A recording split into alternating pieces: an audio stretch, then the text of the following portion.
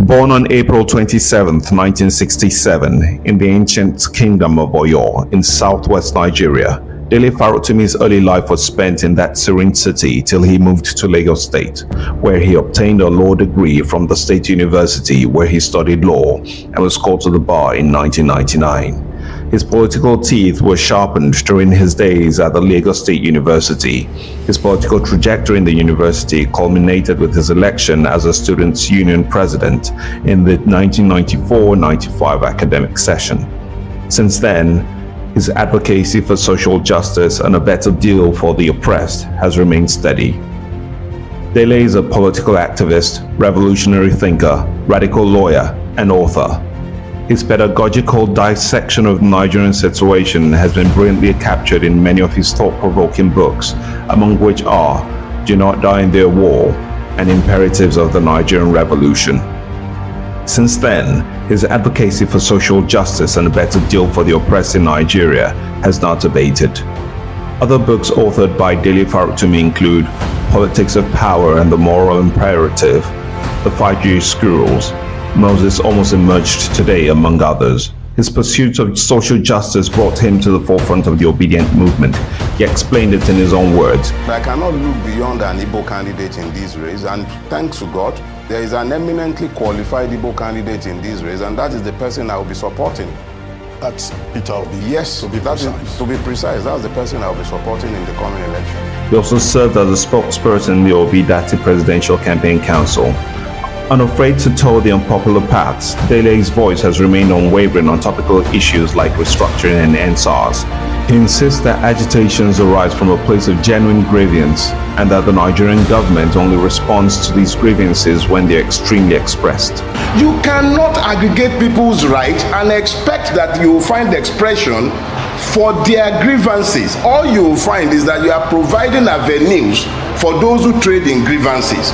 Speaking on the NSAS memorial a year later, Dele, who had earlier rejected the Lagos State governor's invitation for a peace walk, blamed the continuing rot in the police force on political leaders. The Nigerian police is deliberately staffed so that they are able to keep it on leash and make it complicit in the serial crimes of those who rule us. Dele Farotimi has been a consistent voice for all oppressed people in Nigeria. He believes strongly in the revolutionary imperative to upturn the crass corruption that has characterized the Nigerian political landscape and institutes a system where leaders will serve on the basis of the principles of accountability, transparency, equity, and justice. This has been a common thread that runs through all his political treatises.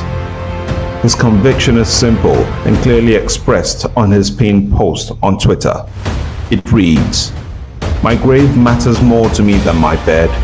I can always lay my bed or have it laid for me. I have no say as to my grave, and it matters more to me than my bed. I will die happily, knowing that I never betrayed my purpose. Take it to the bank."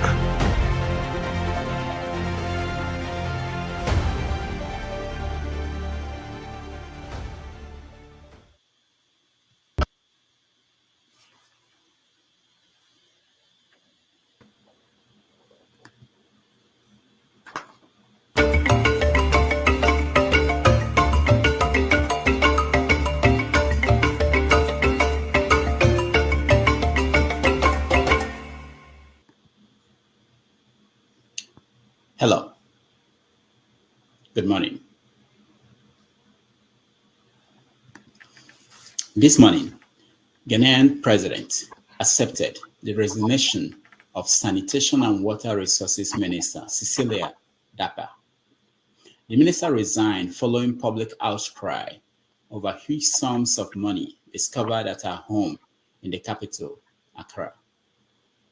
2 of her domestic staff were accused of stealing and stashing more than $1 million in cash, 300,000 euros, and several million Ghanaian cedis, as well as some personal items. The disclosure has caused uproar in Ghana. Many wondered how a minister could have such vast sums in her home. MPs have called for an investigation to verify the source of the money. I intend to cooperate fully with all state agencies to enable them fully establish the facts, says Mrs. Dapper. Meanwhile, in Nigeria, a former governor seen on video stashing envelopes full of dollar bills, bribe money he got from a contractor, is still free, angling to be a minister under Bola Tinubu's administration, or at least the chairman of the ruling political party, the APC.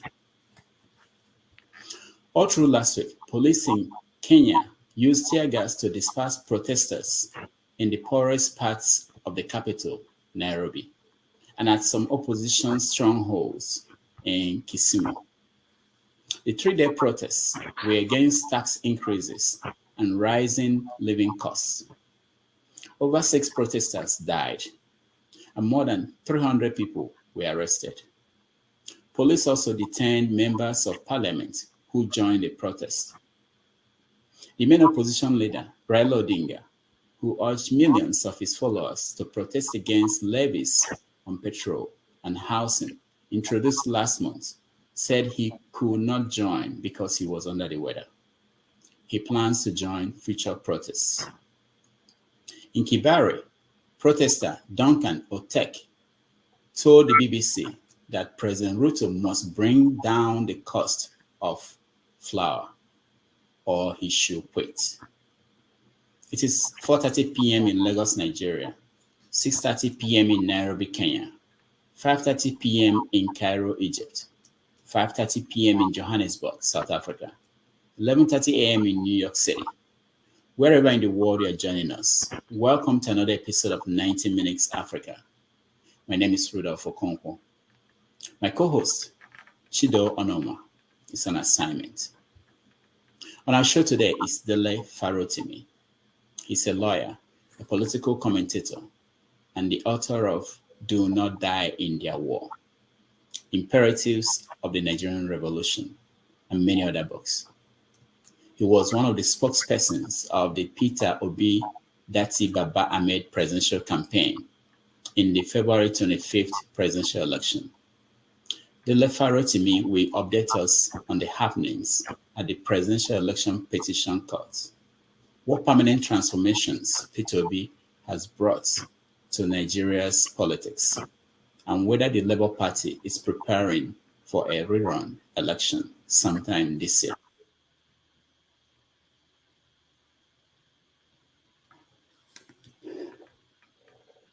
Welcome to the show, Dele.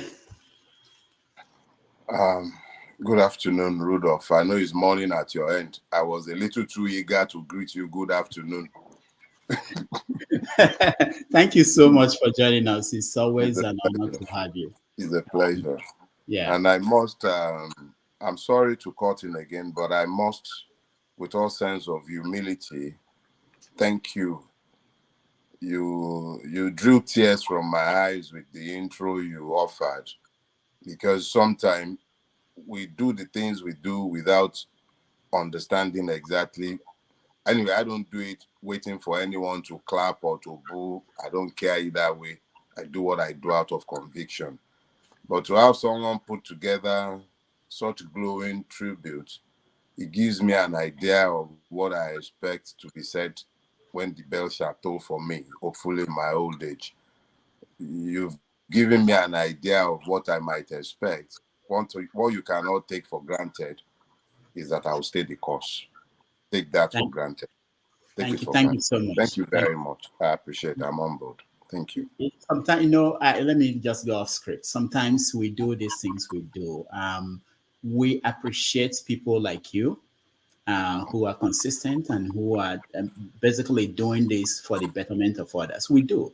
And we don't have time to do this. But I decided on this show that once in a while, when I see someone I know has contributed a lot, that we give credit to them.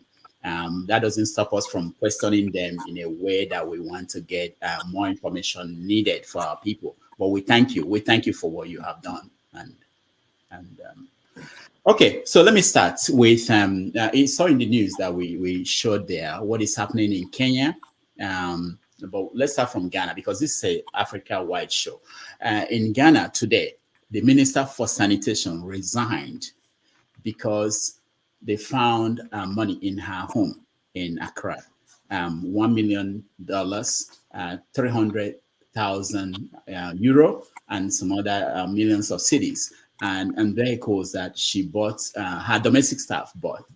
So she resigned, and the president accepted the resignation. A lot of Nigerians, if you look at social media, the comments is, when will something like this happen in Nigeria? Well, Rudolph, I'm sorry, I'm going to do a quick correction. I've been given a lot of credit that do not belong to me. I've authored 2 books, but I have probably about 200 to 400 essays. The reason, all those titles you quoted, they are titles for essays that I have had published, but I've never bothered to compile them. I probably have enough for about 10 books if I'll put them together, but they're all available for free. That's to deal with that question. Now, to answer your question, I have said very often, everywhere I've talked about Nigeria, I've made clear that there is a fundamental problem with the Nigerian state. It is a country that exists without citizens. And it is so because the law does not rule in Nigeria. And because the law does not rule in Nigeria, the citizens are just generally, citizens now are just generally subjects. So you have multiple layers of citizenship. Because you've asked the question in relation to Nigeria, I'll deal with Nigeria before going on to speak to the Ghanaian aspect of it. I recall that when the imp of Edo State, I'm speaking particularly of Oshiomhole, he was specific when he was the chairman of the APC. He said, join the APC and your sins will be forgiven. We tend to gloss over the things that they tell us in the public space. We ignore it. Instead of taking them serious, we ignore them. And I've said very often that these people are by far more meticulous than we've given them credit for. He said so in the open. So because this man has told you and you have found factual basis for what he has said, Akpabio was facing, I believe, 46 counts for stealing. He was being prosecuted as a thief, which is what he is. But Buhari, the one who called himself the Pope of Anti-Corruption, plugged him from there and made him a minister in Nigeria. And sane men clapped. They applauded the saint of Daura. The man institutionalized the reign of impunity, the point where the law exists for some people, but some people cannot be kept below the law. They can only exist above the law. That is why we can't talk about Idisirika. We have normalized evil. But let me see, I haven't dealt with that because it's a whole huge issue on its own. And if I begin to deal with the deodorization of evil that has taken place in our country with accomplices in the clergy, pastors, imams, those who come out to speak against societal ills, who are themselves part and parcel of the ills, helping to deodorize evil and to normalize the madness. So in Nigeria, you cannot have any such outrage, such as the one you are seeing in Ghana. In Nigeria, they would have told you, he's our son. Oh, he's a Christian. Or no, he's a Muslim. Oh, he is from my ethnic nationality. And is he your own money? Is it that they are thief or is our thief? That is the way we deal with these issues in Nigeria. I'm not suggesting that that is the way it should be, but because of the way you have asked the question. So that question, you can't bring that Ghanaian context of understanding of the issue into the Nigerian situation. You are seeking to compare apple and pineapple. The Ghanaian society has not been lost to abnormalities. It hasn't become amoral. Ghanaians have not become amoral. They still have a sense of revulsion. They still understand that they are citizens. They expect the law to apply equally to all. They have not normalized evil to the point where they have become numb. The Nigerian has become numb. We've become excusers of evil. Even from the pulpit, you hear pastors preaching in normalization of evil. You hear imams rationalizing evil because the other person is Muslim, woman. So at the end of the day, there are two different situations. To now speak specifically to the Ghanaians, the problem with accepting or becoming accepting of evil is that you become deadened to its effect on society, and then everybody become acculturated to evil, just the way we have become acculturated to evil in Nigeria. The longer you tolerate evil, the more you become like the child or the man or the woman who is spraying perfume. And then he stops smelling it because his senses have been deadened by proximity to the particular fragrance. He then thinks he's not, I don't have enough perfume on me. I can't smell my perfume. So he brings out the bottle again. He sprays some more. But it becomes offensive to everybody, just as we Nigerians, unfortunately, not as individuals, but as a collective, we become a reproach. The Ghanaians must not allow this to sail. And Nigerians must find a way to refuse to accept this to continue. But there are two different situations. One society has become acculturated to evil. The other is just beginning. But it will be lying to itself if it imagines that evil is not already resident amongst them. This is how it's not just starting, but this is how you discover, and you either treat the cancer or it festers. Thank you. The other story out of Africa that we mentioned at the beginning was what happened in Kenya last week. People were on the streets protesting, especially the very poor, because of increases in taxes and in cost of living. Yeah.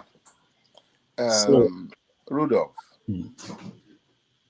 I salute every strata of Kenyan society, from his government to his law enforcement agencies to the citizens themselves and the opposition party. Government must exist for the greatest good of the greatest number. Politics is about disagreement, and protest is the inalienable right. The right to protest is the inalienable right of citizens in democracies. I do not know the local circumstances of the Kenyans, but obviously the people are protesting against the economic policies of the government. But that is what politics is about. The opposition party is supporting the people who are calling for protest. That is what politics is about. It is about contestation of ideas. We might agree on a policy position, but disagree on the funding of the position. We might disagree on the policy instrument by which we would achieve the strategic objective over which we have agreed. Kenyans are exercising their rights as citizens. The government has a duty to explain to the people why they have to pay those prices if those prices must be paid. The opposition that is seeking to exploit the discontent must move beyond the sloganeering to also offer alternative policies with which it too might run in the coming election. That is the beauty of democracy.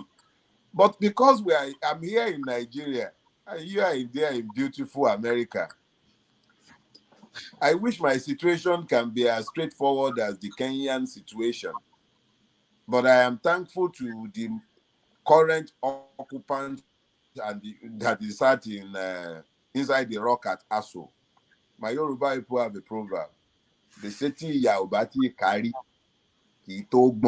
that means that when suffering has not been democratized, it is almost impossible to find the consensus for resistance. Because now the suffering is going around sufficiently. Whether you are a Yoruba that is Ronui or a Yoruba that has Ponu, whether you are normally a normal, whether you are Yachukudi or you are Damberibe, whatever you might care to be, everybody is chopping the breakfast in Nigeria currently, and I am hoping that in the coming days, we will find the capacity to speak in much the same way as the Kenyans are speaking. Because if we do not find the commonalities of our affliction behind which to unite ourselves, the Nigerian political class are systematically enslaving us, and our situation is already worse than that of either the Ghanaians who are bleating, sorry to use the word, over pittances. Because those are pittances. The children of any one of the miscreants ruining Nigeria will spend that money or probably have it underneath his bed or so in the trunk of one car or the other. It is no big deal in our own space. It's an everyday thing. That's more this chicken feed. And for the Kenyans, that they can even protest without having scores of people murdered in daylight by security agents. Oh, I'm sorry. I think they reserve their brutality for the like of MNK when they kidnap them to send them to Nigeria.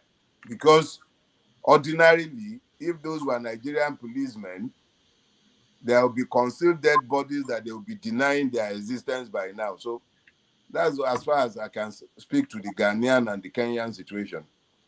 All right, thank you. I know that we have limited time with you today, so I'll be quick and get some questions through before you go.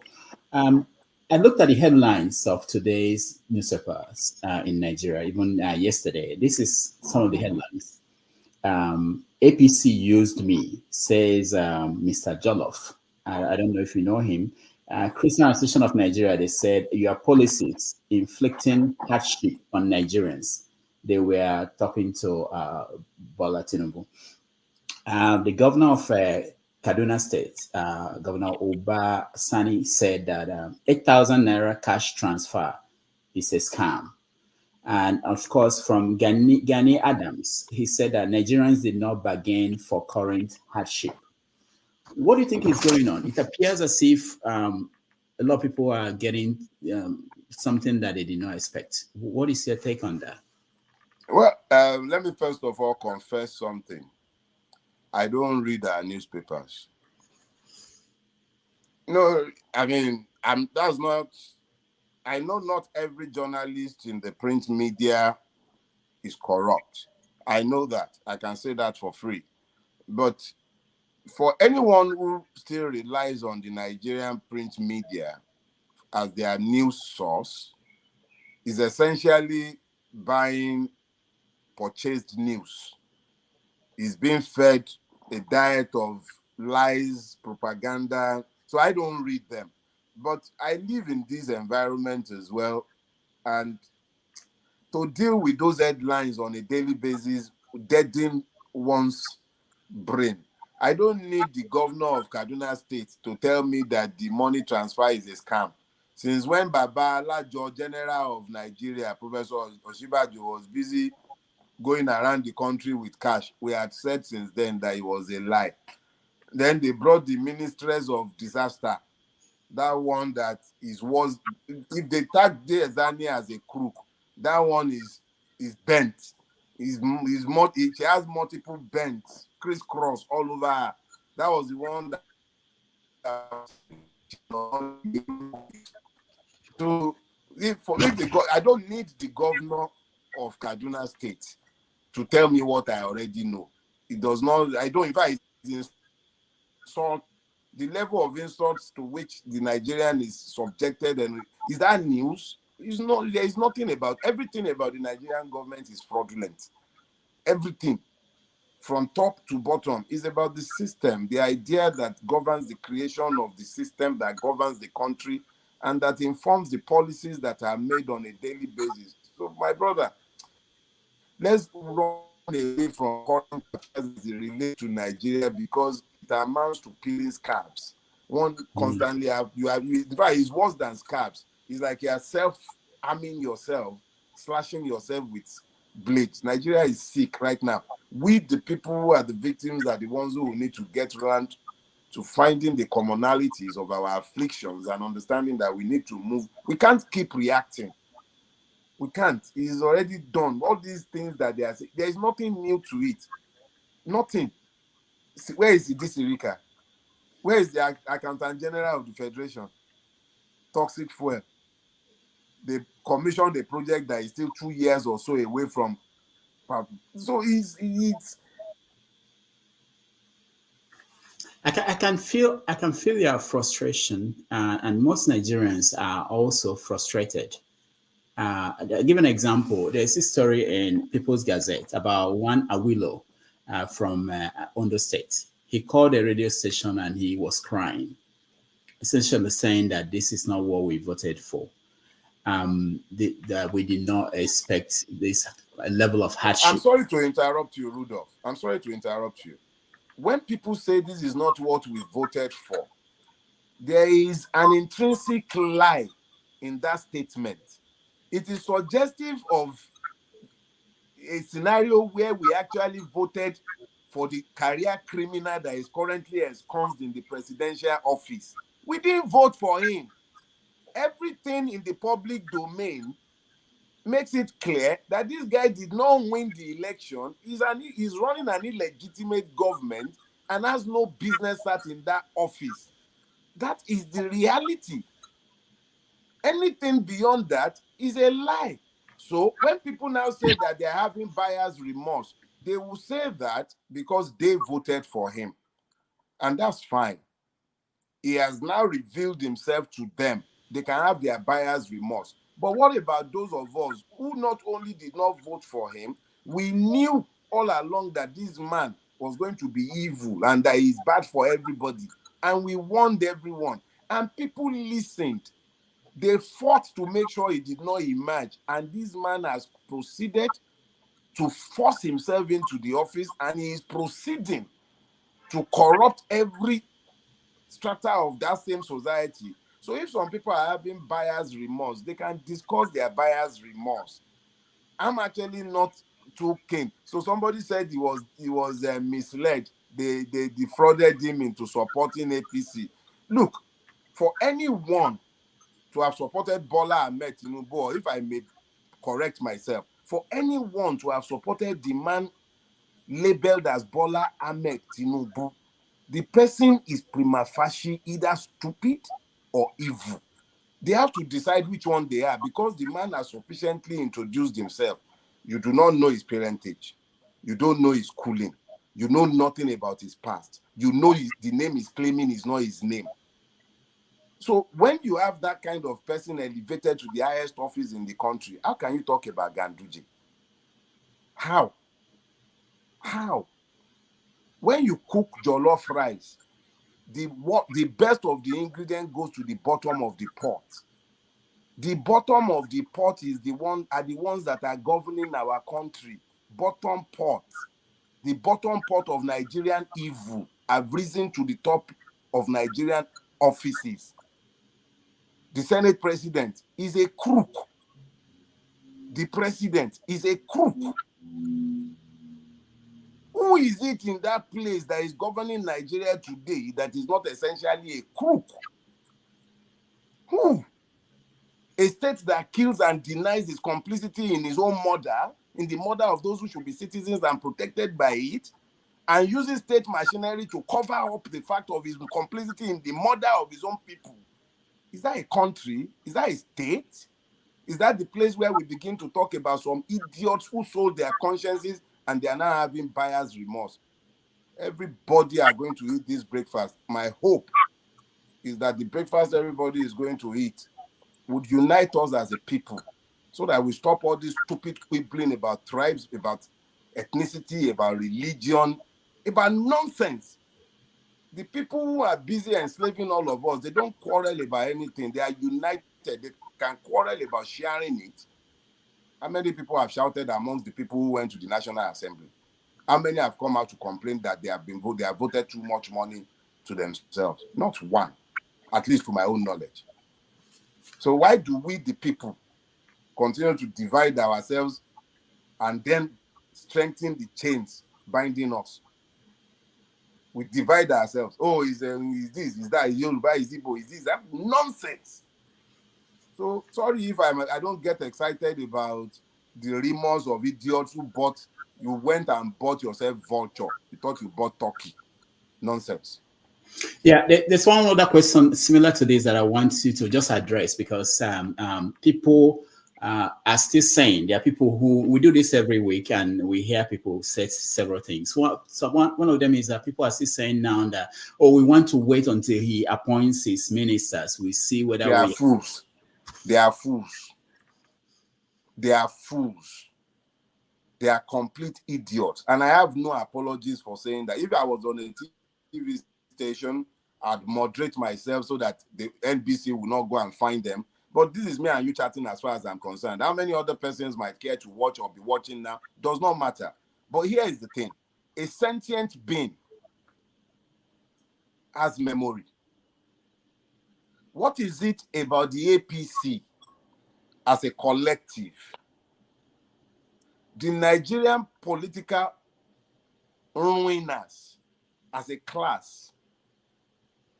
What is it about them that would inspire anybody into believing that the worst that could have become the president of Nigeria, a career criminal, is the one that will now appoint those who will lift those that he has helped to enslave out of their enslavement?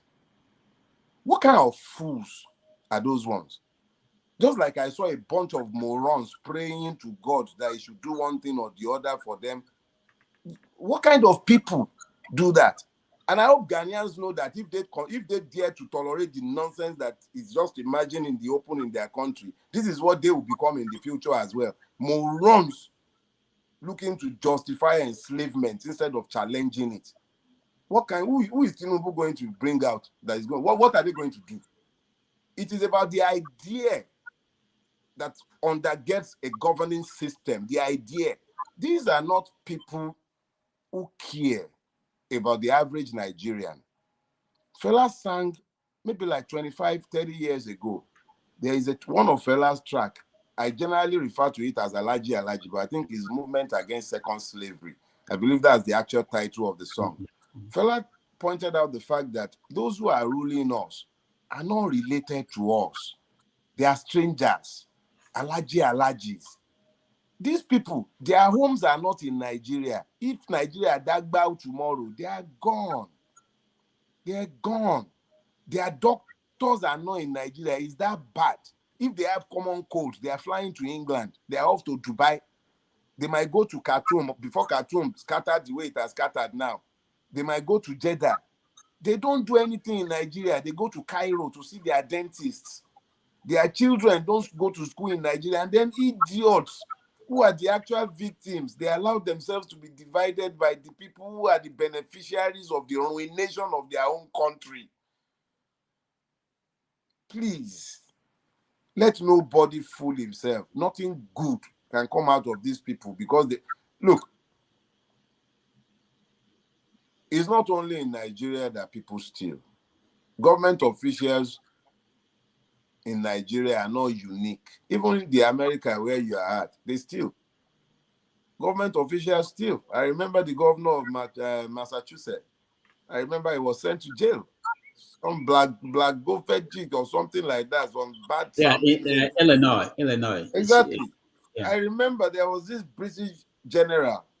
They recalled him from retirement to come and face a court martial because he drew 50,000 pounds more than he was entitled to in child education benefit.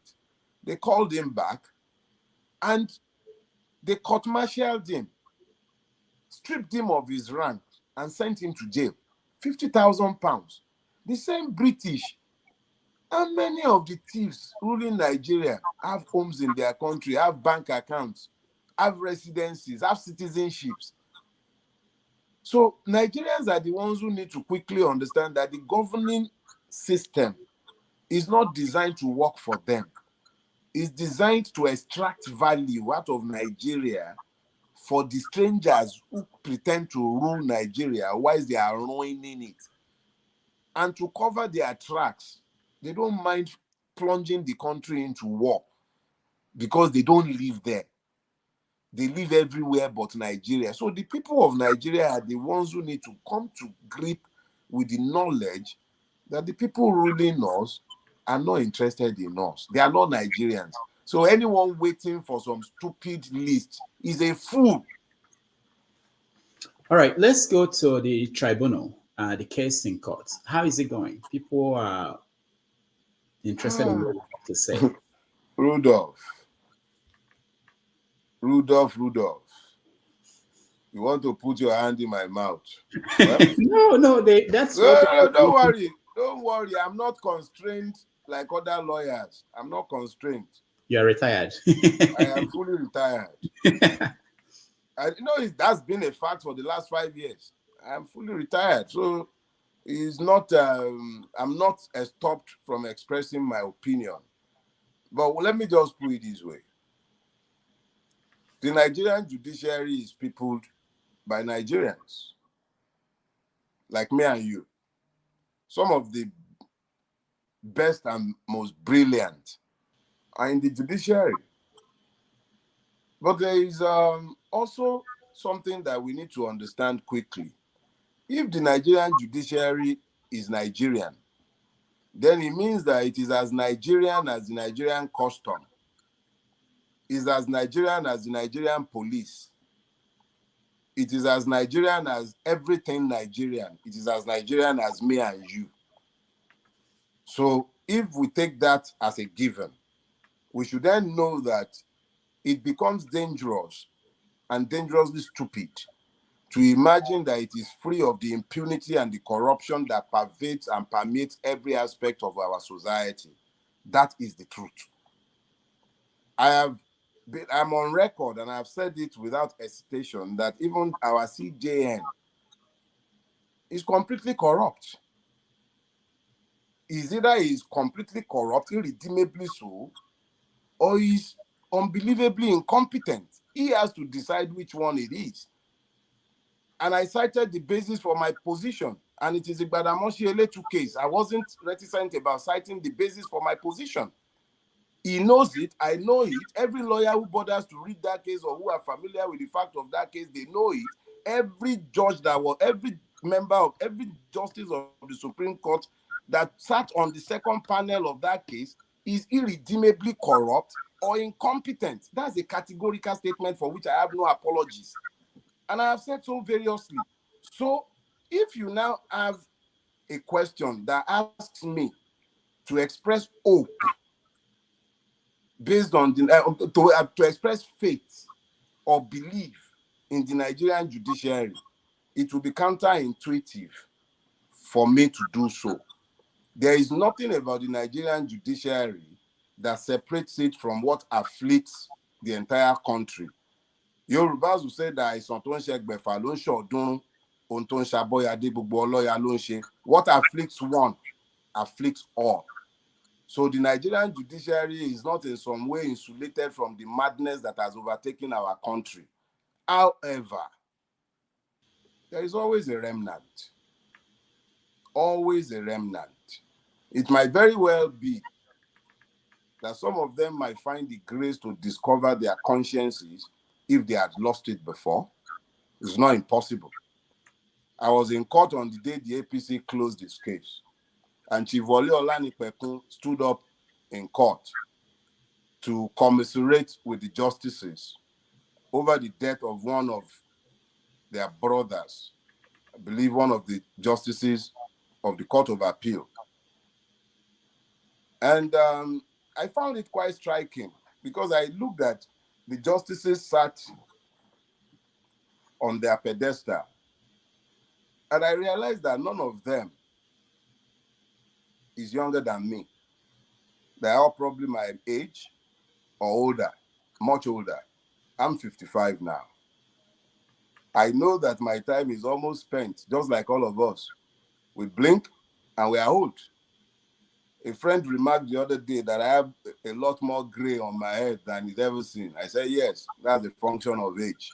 All of a sudden, the grays on my head have remembered that they need to run and catch up. So these justices will not live forever. They have the opportunity to decide how they wish to be remembered by history. I sat down here, you spent all of 3 minutes, and you had me all tearing up in front of your camera.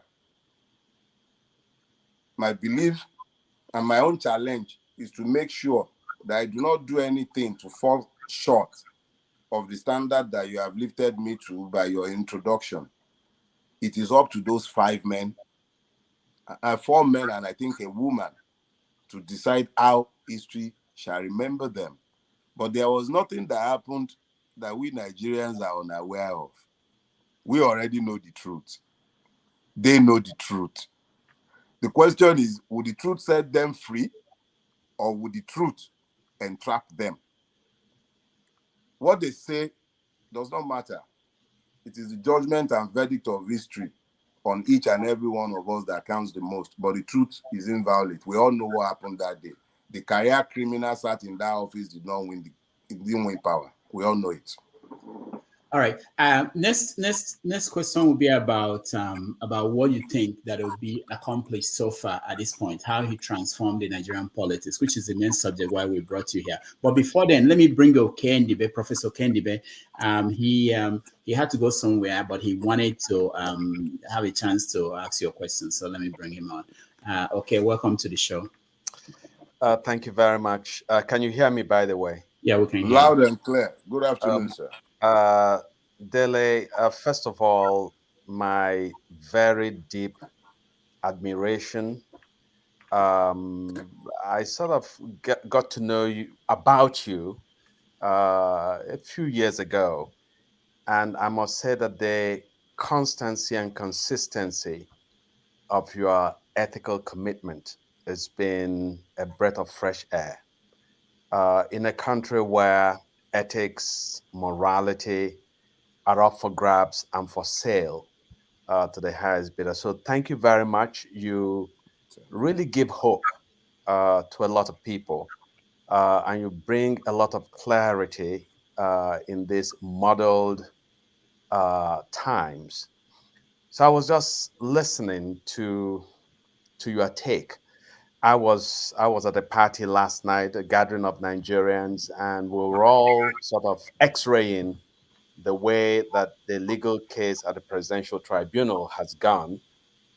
And so the ultimate conclusion was that the APC and INEC did not cover themselves in golden colors, but that regardless of this, regardless of the strength of the petition before the courts, that everybody expects the justices to just move on, do the wrong thing, and just, in a sense, validate impunity and fraud.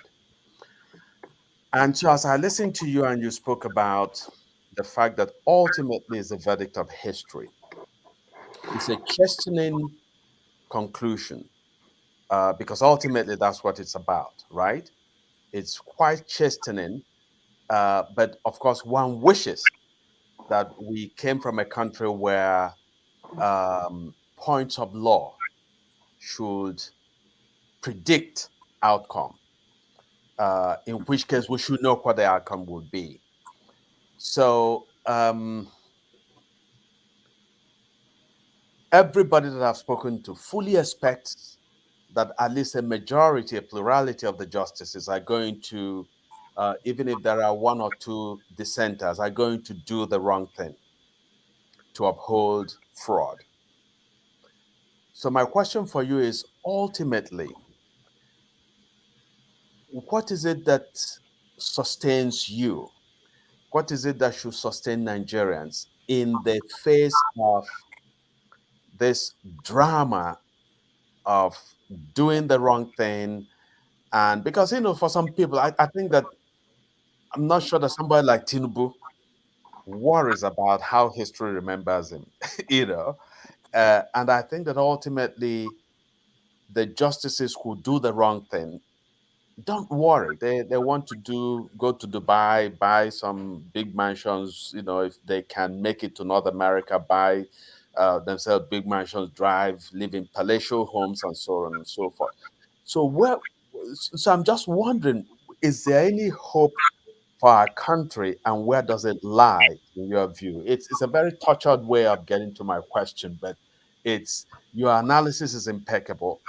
That ultimately it's how do these men and women who are on the bench want to be remembered by history? But in a country where history doesn't count, is there any other um, do we have any other kind of purchase on the situation now? Okay. Thank you. Prof, it's indeed a great honor to have you speak so glowingly of me. I am very grateful, sir. Thank you. You are most kind. You are someone I have read for years, and I have a lot of respect for your work. Thank you very much, sir. Thank Thank you. you. I have two questions as far as I can see. What has Obi done to affect the Nigerian political landscape? And then the second is the one that Prof has asked in many ways. Mhm. And I would answer, what sustains me? The belief that regardless of how long it takes, the truth will always win. Mhm. I Yes. have not found a single instance in human history Yes. where the truth has lost. Mhm. Yorubas have a proverb. They say, "Òtítọ́ ló máa lékè irọ́." It's such a simple sentence, Mhm. simplistic almost in its ramifications, but it is a truth that cannot be impeached. Our proverbs are essentially, they are more spiritual than didactic. And when you say "Òtítọ́ ló máa lékè irọ́," it says the truth shall prevail. That's what you have said. The truth shall prevail. It's not about always or sometime prevail. It's about it shall prevail.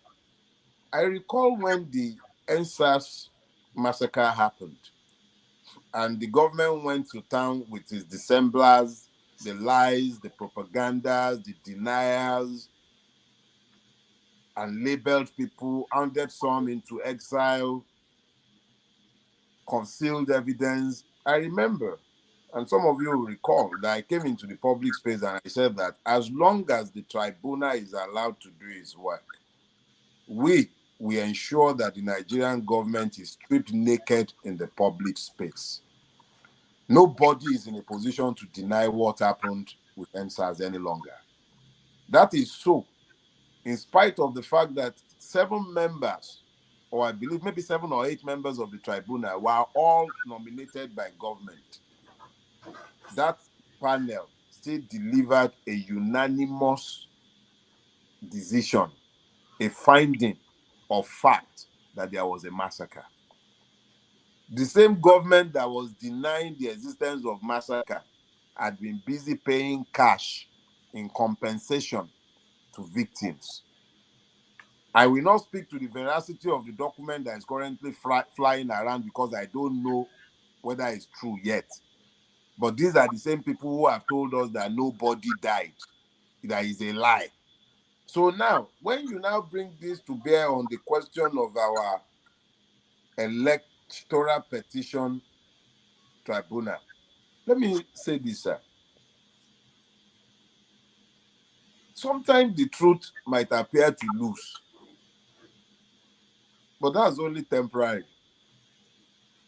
The person standing on top of the truth is a mortal.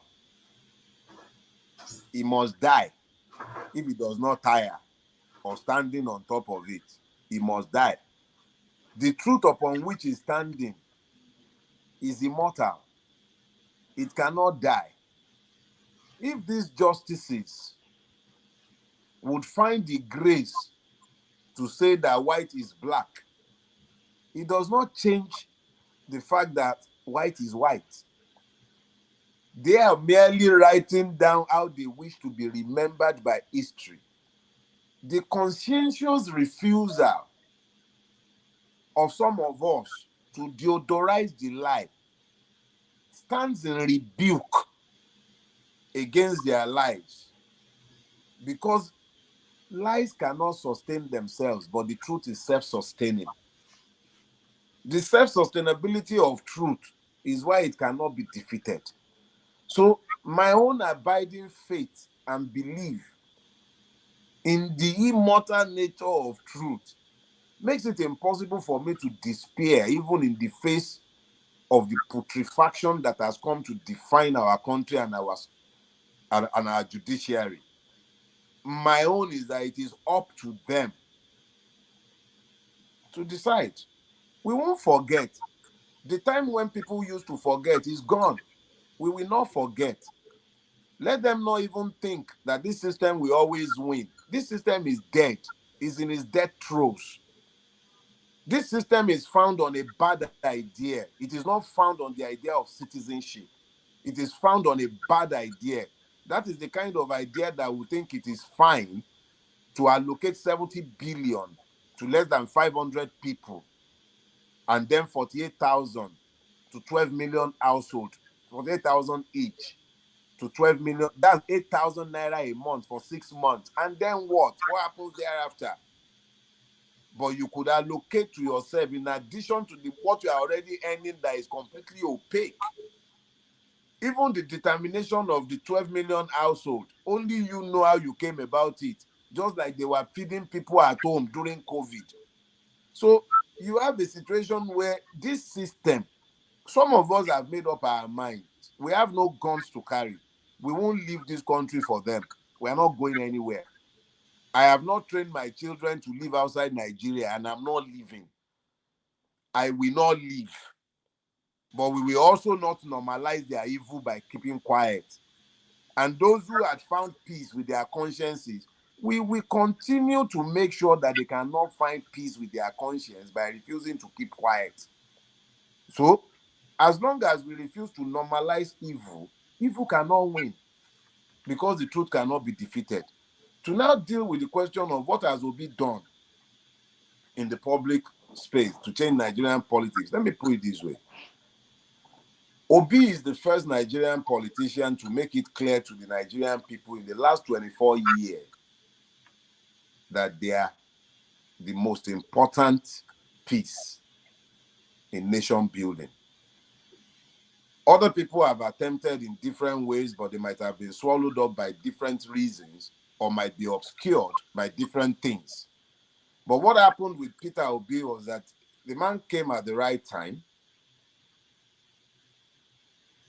He was the right man, but the time was also ready for him. Time will not allow me to deal with all the reasons why he was the right man, but I'll deal with some of them and then explain how it has affected the political landscape. Peter Obi comes from the disadvantaged, institutionally disadvantaged. Those the Nigerian state have used as the proving ground for his many evils against the people of Nigeria. Those are the people from whom Peter Obi came, the Igbos. The Igbo people of Nigeria have been the proving ground for every one of Nigeria's evils, until they have experimented and completed this usage against the Igbos, normalized it by using the hatred of other nationalities against the Igbos to normalize that evil, and then begin to extend the same evil beyond the ethnic line into class line, because it was always about class. It was never about ethnicity. But it was hidden behind ethnicity because it found acceptance in a larger pool of humanity. So, a member of the institutionally disadvantaged rose as a champion of all, because every Nigerian have become marginalized and disadvantaged by Nigeria. So, His candidacy found resonance in those who were earlier referred to as the North, as though they do not exist as humanity. The people of Kaduna, Southern Kaduna, the Bauchi people who had long been silenced and who had lost their voices. The people of Borno, vast parts of Borno, parts of the Plateau, Nasarawa, Taraba, Benue, places that were once blithely referred to as though they had they didn't have identity. And then it came at a time when the hubris of the Nigerian ruining crash had led it to believe that the politicization of religion had been matured to the point where they could blithely declare that Muslim ticket is the way to go. They aroused the passions of those for whom religion was a matter of ethnic identity, the Northern Muslims. Religion is not just religion for the Northern Muslim because it is rooted in their history. Those who used to be the slave stock of the Fulani conquerors of Northern Nigeria, who were not governed but left alone so that they might not become impossible to enslave, because in Islamic jurisprudence, if you conquer a people, you Islamize them. If you Islamize them, you cannot enslave them. The Fulanis ignored to conquer, built garrisons around vast part of what you call Middle Belt today, and used those garrisons as raiding point for slaves, which fed the empire that arose after the jihad. And that also fed the Kanem Borno Empire itself, even though it predated the jihad. Slave trading went to a new level and it became systemized. Up till today, the records for slave trading in the Kano Emirate. Sanusi himself said so. Records dating back like 200. So let's be clear about something. What Peter Obi did was that he came at the right time.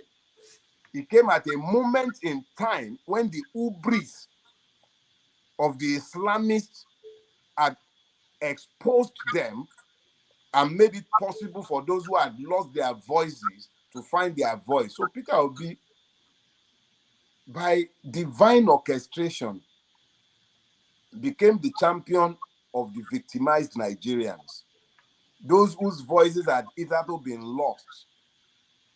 So a coalition of Nigerians disadvantaged, Nigerians oppressed, the hopeless, a motley crew of those Nigeria had forgotten, came together and rallied around his candidacy. And to make matters even more interesting, the man is himself an uncommon politician, because how many Nigerian politicians can come out into the open and say that, probe me, you find one thing.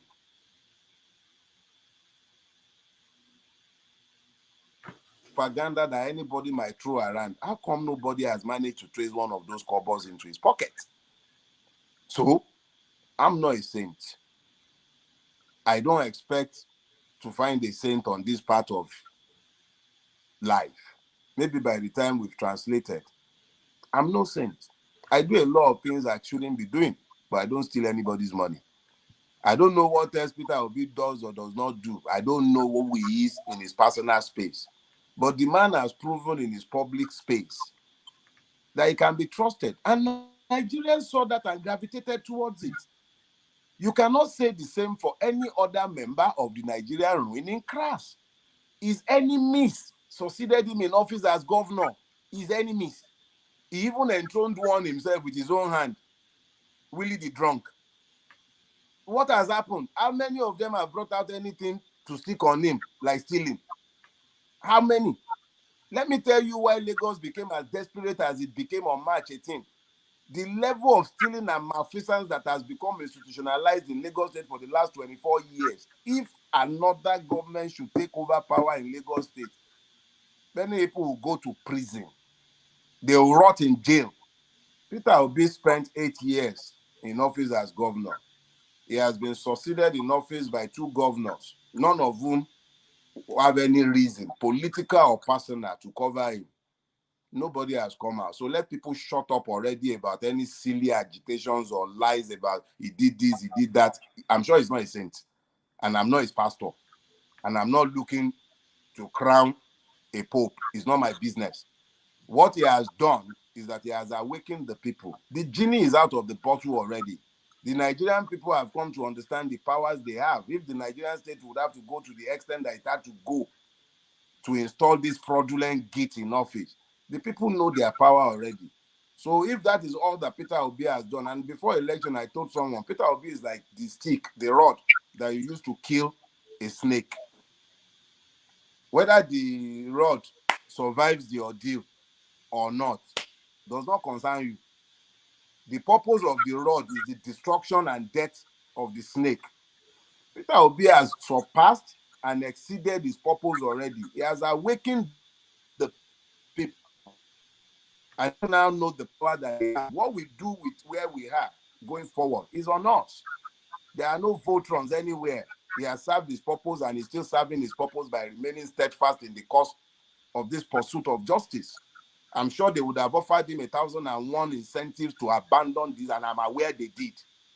And the man has stood steadfast. Let me quote him in one of his retorts to one of the bunches of miscreants who have been seeking to press him into stopping. Over my dead body. So please, there are several of us who have resolved that madness in Nigeria will only be normalized over our dead bodies. We will carry no guns, we will throw no stones, but we refuse to normalize evil, and we will not keep quiet. She dead ni. We died before we were battered. If we didn't die in the womb, we will never be battered. A day will come when we have to be battered to the next stage. That's what you call death. If it comes, let it come when it comes. But let it be said that we died for truth.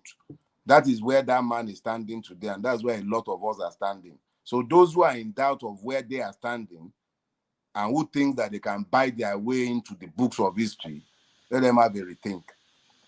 We are here. That's what Peter has done. He has raised an army of those who are willing to die for the truth. Wow. Thank you so much. So, Dele, this is wow. It's you have spoken. When I asked you the question that I did, I asked you with a measure of despair. I dare say that your response has lifted my spirits. You know, after 18 years of writing a column for different Nigerian papers, I experienced, dejection and something close to despair. But all the years, I've always told people that I'm not optimistic about Nigeria, but I'm always hopeful, because hope is a choice, and I make the choice to be hopeful about Nigeria. Given the objective factors, one cannot claim to be optimistic. But actually, from what you said, there are actually grounds, perhaps, to be optimistic, because more and more Nigerians are choosing to declare what they know to be true. And so I just want to thank you again for the witness that you bear. And I'm going to actually, I was headed out someplace, but I'm going to cancel it and I'll just sit and listen to the rest of your presentation. Thank you very much. I'm a big, big fan. Thank you very much, sir. You've been most kind. Thank you, sir. All right. Thank you, everybody. We're going to let in our audience. We have only, unfortunately, they won't like this, but we have only 22 minutes. He has to leave at 6 p.m. exact. So I will bring you in. If I bring you in, just question, no preaching. I know you like our guests, but just go straight and just a question, please, so that we can get as many as possible. So, Dele, do you want to take one at a time, or you want to take? What I'll do is I'll try and limit myself to spending not more than 90 seconds in responding to each question. But I think it's best that the questions come one after. Let them come and I answer. I'll be answering each one. Okay. All right. So, Michael, welcome to the show. Your question for Rotimi. Yeah, I Yeah, know. thank you. You know what I did here now. No, no. Thank you. Okay, bye, Dalo. Dele, I'm one of your fans. You know, I admire you so much. The truth will always win. That's all I have gotten from you. The truth will always win, no matter how Always. long. Thank Always. you. Thank you for being who you are. Thank you. Thank you. All right. That's it. I guess you don't have a question. Thank you, Michael. I'll take you out and bring in Ovia. You are next.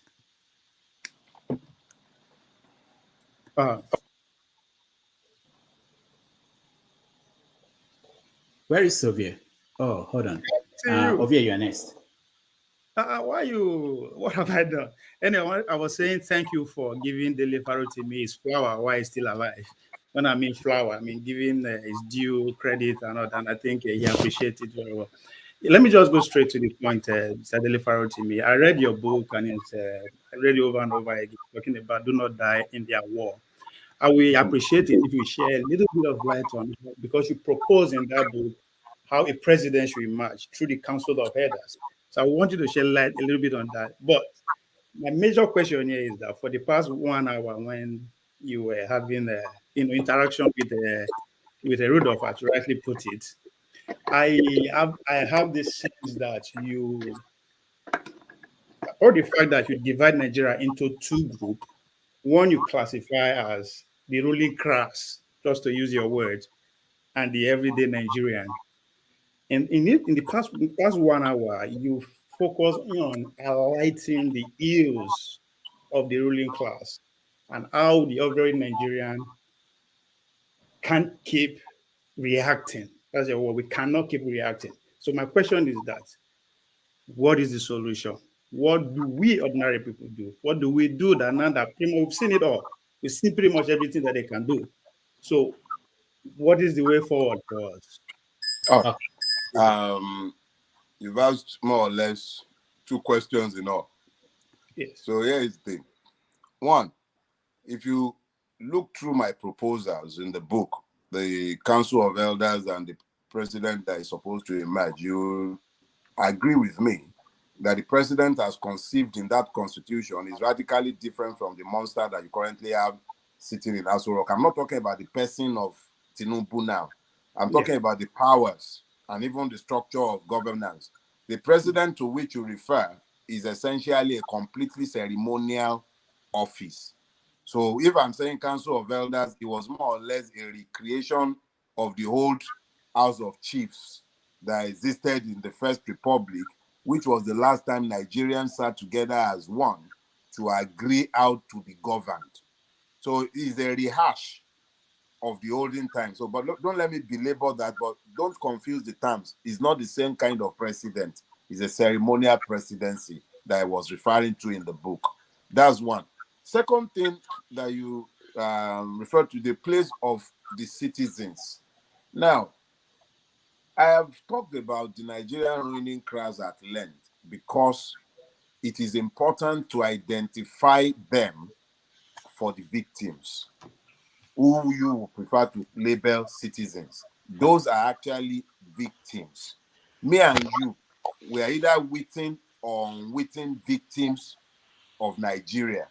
So, what I have proposed for the victims of Nigeria is relentless education so that they come to the point where they can tell that the persons showing them their supposed enemies are actually their true enemies.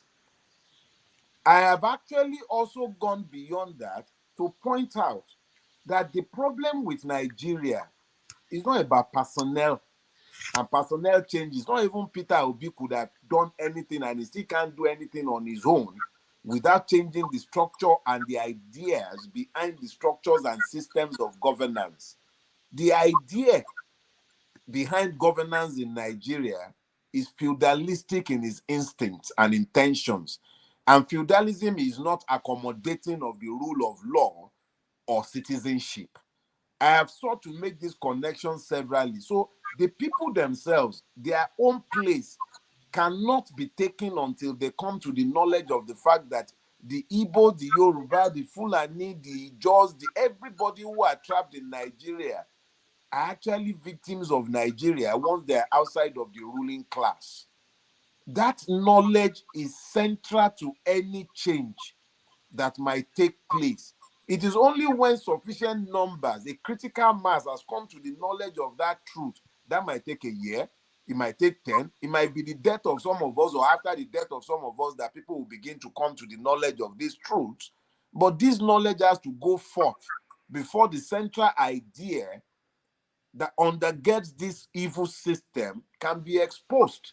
It is only then that the Igbo man that is agitating for Biafra will be able to see that Oji Uzokalu and all the other Igbo men and women in Gige, or for all of them who are benefiting from this system, do not want the Biafra that you are seeking. And until you have dealt with the centrality of the evils of Nigeria, you cannot resolve the night. So I've taken more time than I planned to. However, you cannot excuse the Nigerian people from the complicities in this evil, and I have never done so. I have focused on helping them to identify their true enemies, but I know that several other persons are also focused on harnessing the unity that is emerging, and they are thinking of doing things with it. I am also in the course of thinking, and I don't want to speak until I am done thinking. Thank you. Thank you so much for that answer, and thank you, Ovie, for that. We're running out of time, so when you come in, please, one question only. Find the best of your question. It's unfortunate he won't stay long, but he promised that he will come back again. So find the best of your question and ask that question. I'm going to bring you in. Show, you can bring yourself in. Come on, come in and then ask your question. Show. Show is one of our moderators here. Show, are you there? I know you are trying to come in. If not, I'll bring forefathers. Forefathers, turn on your camera. Show, okay, Show is here. Show, go ahead. Yes, I've actually got no question. I was just helping with the moderation, but Okay. it's a privilege to speak to you, Edmond Dele Farotimi. Really appreciate your work. Thank you for all that you do. Some of us actually, do appreciate what you do.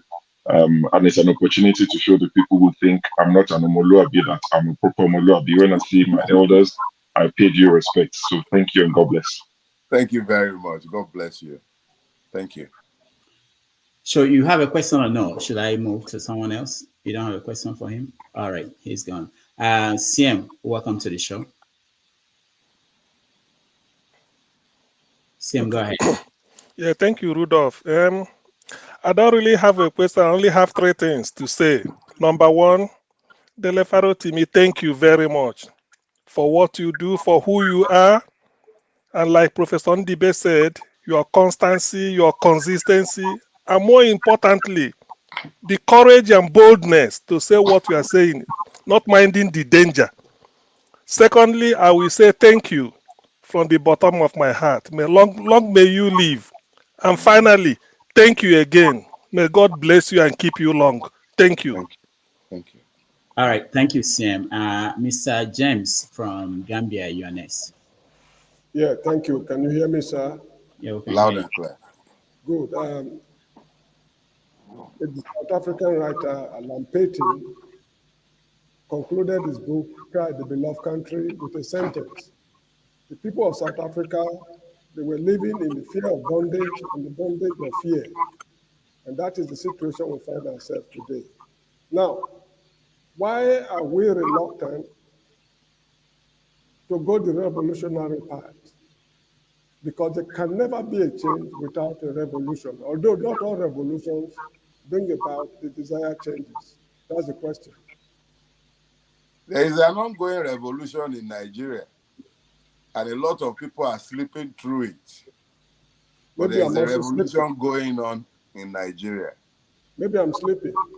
No, sometimes it is very easy to miss the tree because of the forest.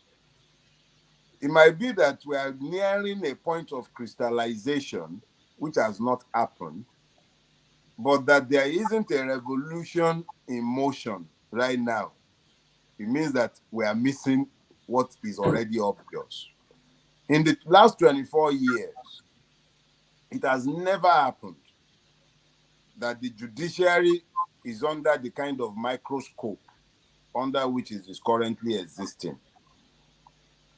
In the last 24 years, it has never happened that the people are as awakened or quickened as they are today. The system is already defeated. It is merely trying to make a zombie out of itself, and that is why you have this level of impunity required to keep it alive. That is a sign of how badly bruised it is. I'm not suggesting that we are anywhere close to a resolution, but one thing you can take for granted is that the age of silence in deodorization of evil has ended. The capacity of the Nigerian state to shape the narrative is lost. The people are telling their own stories in a way that they were unable to tell it before now. And we are normalizing demanding answers from the system. We've gotten to a point now. I was in a meeting earlier today, and we agreed, all of us in the meeting, we agreed that the best we have managed to do is to respond to an evil system. And in responding, we have bruised his noses, but we've not managed to defeat it, and it's not dead. It's nowhere near dead. But what is a revolution? It means a turnaround. Nigeria has never been closer to a turnaround in the last 30 years. The last time we were this close was in 1993. I was old enough to know what transpired in 1993, and I say it without equivocation that since 1993 we have not come any closer than we are in this moment. Now, why did we lose it in 1993?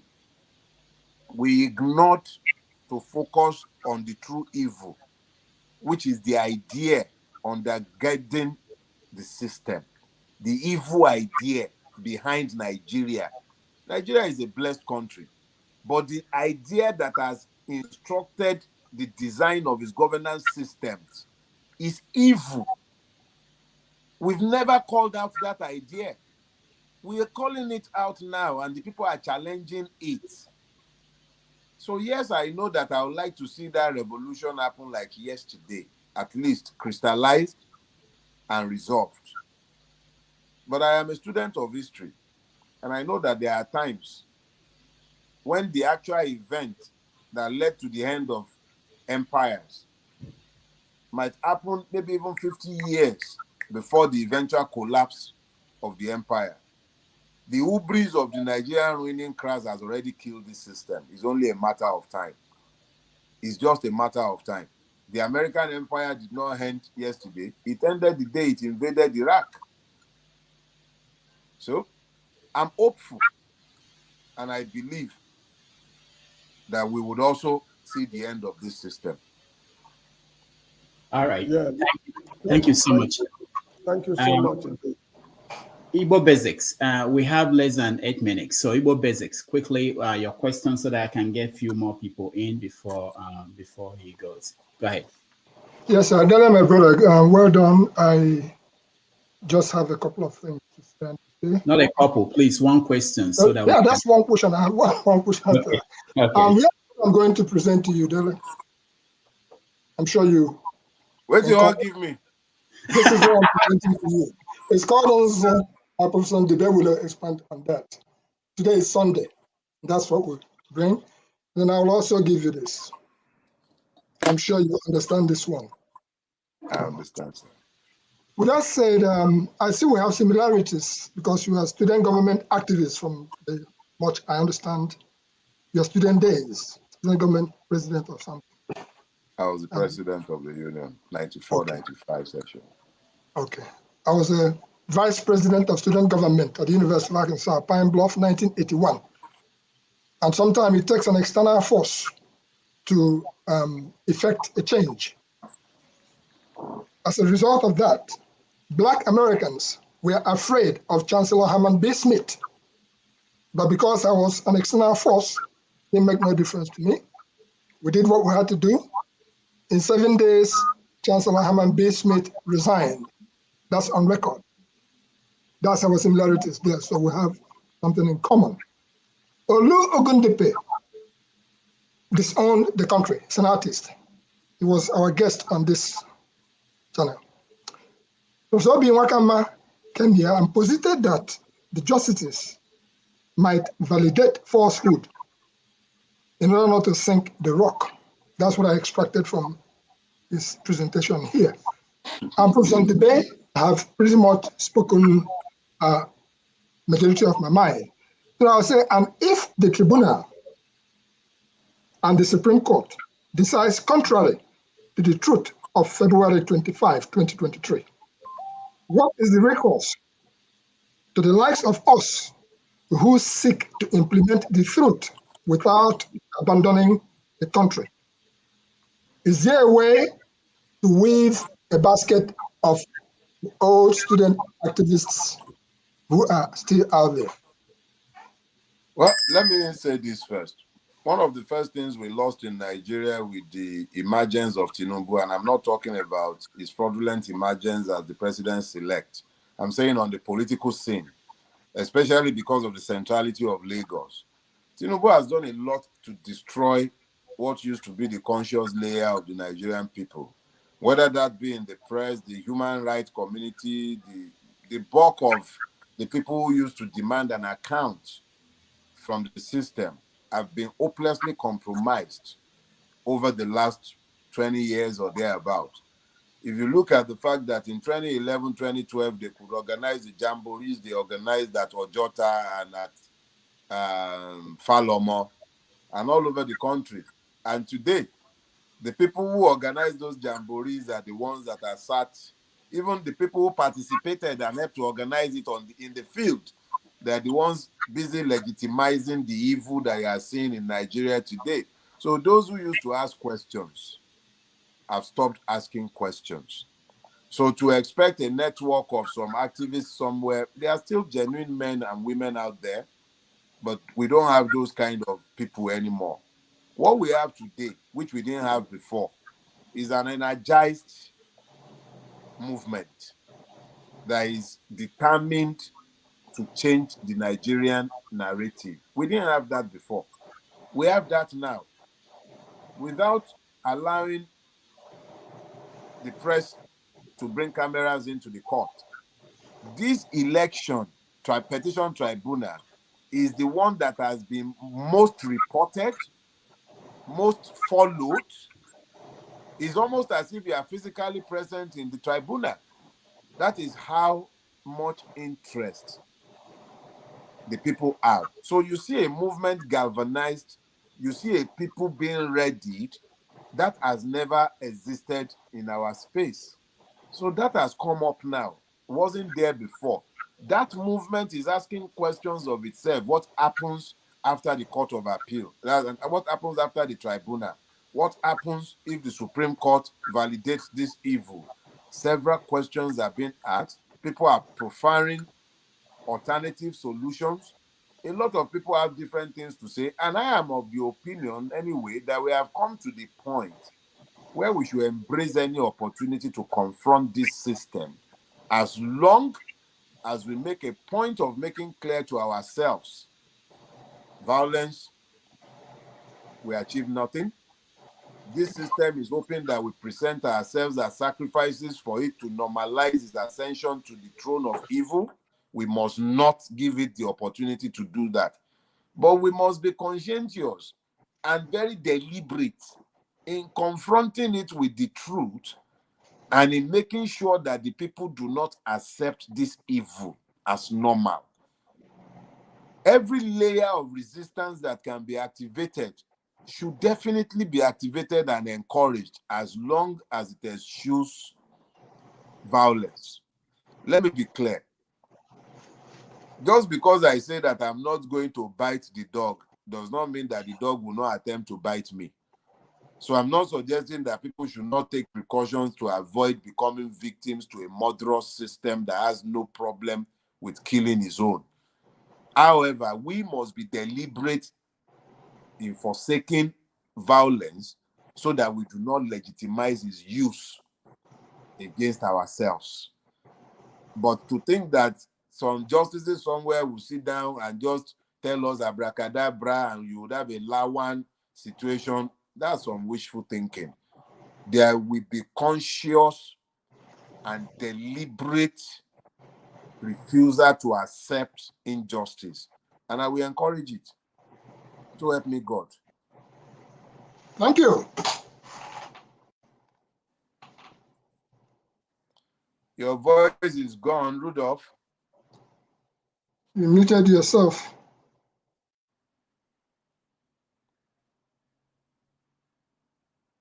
You are mute. Only you are hearing you. Technical hitches.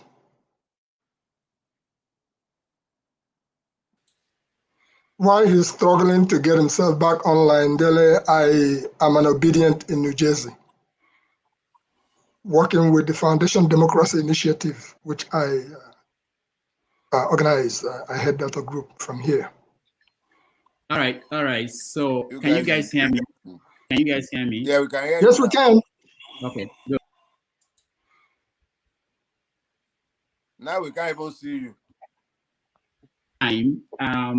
So unless you want to spare just 1 minute or two, forefathers and scribe, please. It's a chance to talk, please. Greetings, Rudolph, and special greetings to the respected guests. There's an echo. Okay, go ahead. There's still an echo. I think it's from Rudolph's end. Yes, it's from my end. I will resolve it now. Have they had you? You can just mute your mic.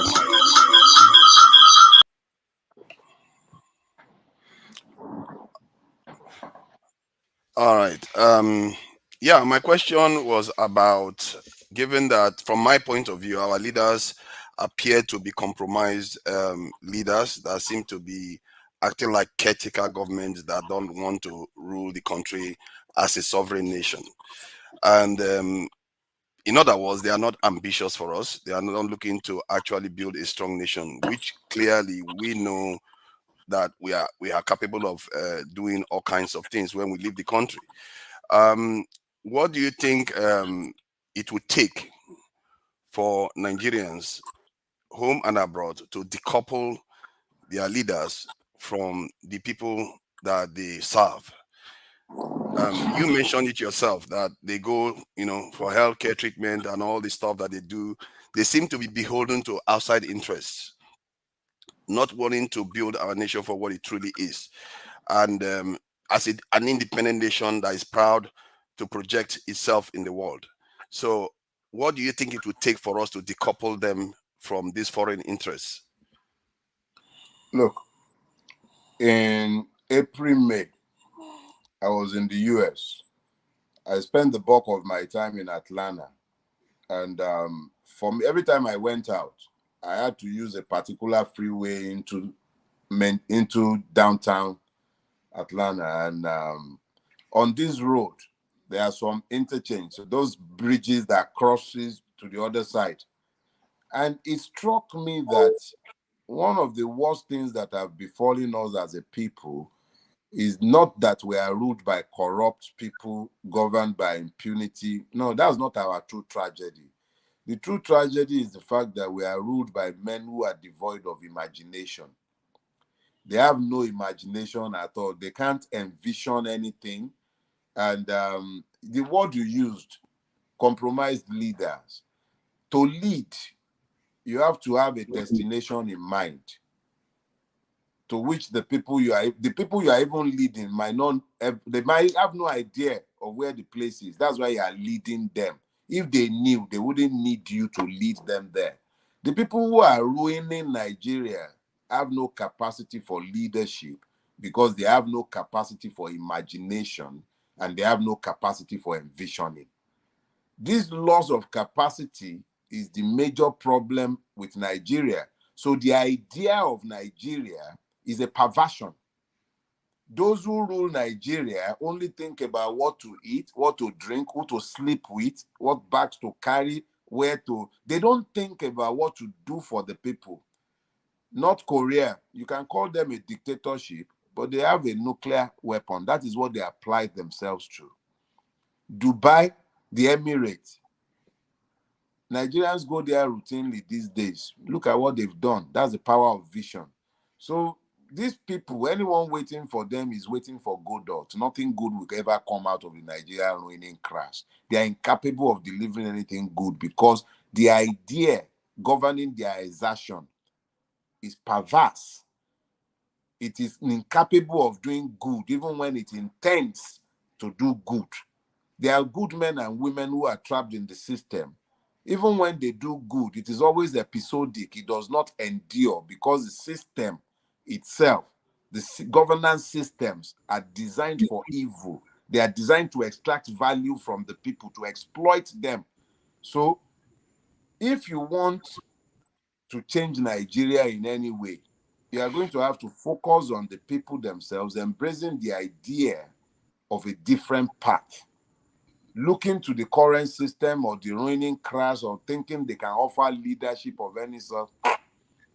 Why is it that they can't even think of make electricity steady in the country? That basic thing. Tinubu has been building Lagos for the last 24 years. The Blue Rail Line, 16 years. They can't deliver that. Lekki Epe Expressway, they've been building it for the last 14, 15 years. They've not finished building it. There are potholes all over it already. That is the kind of idea behind the exertions in governance in Nigeria. So to look to this system to deliver any hope or redemption is a stupid, most asinine thought. So anyone who is interested in changing Nigeria, look to the people and look to building new systems based on ideas that are found on vision. That's my belief. All right, thank you. Yeah, over time, so it's all right. No, we're over by 5 minutes. So quick one. He has to go. Dele, please. You will like this one. Seriously. Please. Thank you, Mr. Dele Farotimi.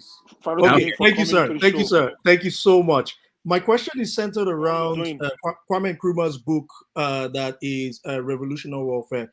There's a quote there that says, you can measure the degree of the tendency of revolution by the degree of political awareness of the women, or somewhat of the downtrodden and things like that. And in the recent political history of Nigeria, we've seen the rise, everything that you've been part of. My question to you, and this is a Nigeria that clearly benefited from the abdication of the Alake of Egbaland and many other women-led things. And I review the obedient movement, and I'm like, I don't see that energy. In order to see, in order to kind of say, like, to match it to the march to independence. So, would you agree with me in this, sort of like idea that I have, that maybe there was that maybe inclusion of women, or what I mean, like a lot of the women to sort of like shadow what happened prior to independence. Would that have been maybe something that would have helped a little bit in the obedient movement? Because to me, the obedient movement seems like NSAS 2.0. Let me tell you this, my brother. Remember when the question was asked, I said, we are witnessing a revolution in slow motion. There is one happening before our very before. In that movement, you have an Aisha Yusuf. In that movement, you have a Rino Douala. In that movement, you have a DJ Switch. You have multiple persons who are acting in different spheres. Most of these people, they don't know anything called Labour Party. Some of them have never canvassed anyone for political office, but they are working in different strata, seeking to awaken the consciousness of the people. What has not happened, which I agree with you completely on, is that there hasn't been a conscious and deliberate attempt at organizing women at the grassroots level into viable political units that are then capable of speaking. If you have cells at the grassroots level, at the market levels, like the ones that you'll be referring to, then it will become more evident because they can then speak more in concert, if you may. However, I think it will be misleading to think that this does not exist already. What is missing is organization. I'll show you something that is missing in the lies of INEC in Lagos State. People can go and verify this on their own, look beyond anything that Labour Party is giving you, go to any independent observer of the last election. On the 25th of February in Lagos State, Tinubu lost in every local government in this state, in spite of the fact that market women were routinely forced out into the street to come to his campaigns, in spite of the fact that the trade unions, and I'm talking about trades, as in mechanics, barbers, tailors, all those people down there were forced, systematically forced into expressing support for him. Danfos, Keke, they had to paste his poster and everything on their cars and their Kekes. He still lost. The figures that we have in our situation room suggested that the man received less than 15% of the votes in Lagos State. He lost. This couldn't have been possible without these women supporting the candidacy of Peter Obi, for whom they voted in record numbers in Lagos. So we should be careful about how we extrapolate some of the figures and the imageries that we'll take out of this electoral cycle. I'm not suggesting that we are where we should be. We are nowhere near, but we are not where we used to be. And the future is much brighter than it has ever been in terms of building revolutionary consensus in the Nigerian space. Thank you. Dele, thank With you. these few words of mine, I hope I have managed to confuse or convince you. So no, you always deliver come to Jesus moments. That's your specialty. So can I greet Dele before you go, please? Can I greet him? Dele, thank you so much. Yeah, Henry, greet him. I know you're a big fan. I understand. He understands that. Dele, thank you for everything you're doing. Thank you for standing for the truth, standing for fighting for the truth. Thank you. Stay strong. We're going to get our mandate. We're going to make that country big. We're not going nowhere. We're going to make that country great again. Thank you. Thank you very much. All right. Thank you. Thank you so much. Yeah, I appreciate it. Thank you very much, everyone. God bless you. Thank you, Dele. Thank you so much. Thank you. All right. So we're we have okay, we hang out. Okay, are you hanging in here for a while? Are you going trying to get out too? Oh, you're trying to get. Let me lay you out. Okay. All right. Good. Okay. So okay. Don't run. Just. All right. Okay. I think we're back. Sorry for everybody who didn't get a chance. I'm really sorry. He couldn't do more than the time. We went over by probably how many minutes? 12 minutes. He had to be somewhere else. But he promised to come back. I will make sure that he comes back. I will hold him to that. Mr. Rudolph, yeah. When he come back next time, those guys who say something before he left, they should not come back first now. So mark it now. I totally support you. I totally support you, Henry. That's what I was gonna say. Forefathers, scribe, they will not ask any question. Even though they will not ask any question. We'll get them out, yeah. But we have okay here. So can you guys interrogate okay on for a minute? I know you have to go. I want, because okay has a podcast and he wrote. Okay, go ahead. Who wants to take on okay first? I have a request. Mr. Okay, this is my second time encountering. I've been following your publication too. I'm extending an invitation to you. Will you be a guest on my platform?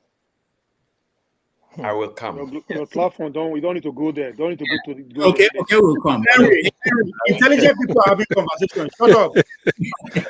All right. So let me go to Austin. Rudolph, you answer me yes. I will get a contact from you later. Yeah, you talk to me later. Yeah. Thank you. Okay, Austin. Yeah, thank you. Yeah, Austin, go ahead. Thank you, Dr. Rudolph. Thank you, Prof. Thank you for being here. Like when I listened to Dele Farotimi, before I started listening to him, I listened to Mark Obia on Arise News this morning and switched over to Dele Farotimi. It has been a delightful day. I can't but to remember the words of this oppressed woman in the Gospel of Luke 11:27 that says, when Jesus had finished speaking, he said, Blessed is the womb that bore you and the breast that you suck. I am so glad that we have voices coming up. And that reminds me of what Luther said. He said, the oppressed people cannot remain oppressed forever. The yearning for freedom eventually manifests itself. So if we can continue raising these voices, if anyone thinks that what we do here, what these wonderful people are doing, are wasting of their time. I mean, no one is great more when he is alive than when he died. People like you, Prof, people like people like Dele, people like Wako, they don't know what they are doing to humanity now. Because one day people will say, yes, all of you spoke in support of these people, but these people were outstanding. But I have a problem listening to Luther again, where he said, injustice anywhere is a threat for justice everywhere. Would there be a time in Nigeria that somebody will come to tell us and say, I mean, the finality of the Supreme Court is a challenge to me. Because if the Pope could go to Canada and kneel down and say, we are sorry for what we did to you people, and he is going around apologizing, would there be a time that the Supreme Court of Nigeria will tell us that what we did with Hope Uzodinma, what we did with Akpabio, what we did with Lawan, we are sorry for what we did with this list. Thank you. All right, thank you. God. Okay. That's for you. Unmute yourself.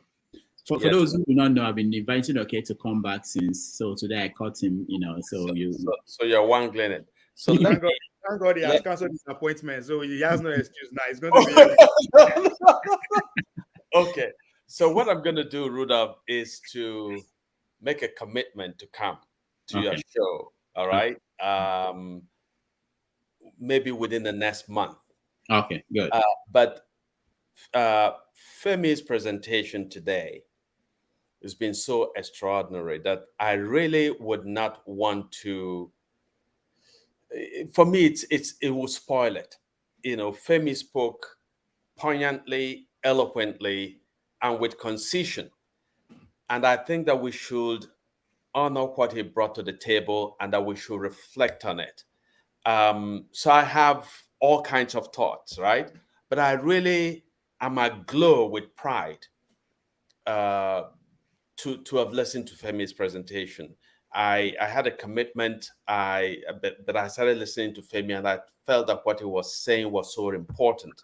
So that's what I'm going to urge, that all of us reflect on what Femi said. That Rudolph, I know you've been trying to sneak me in, right?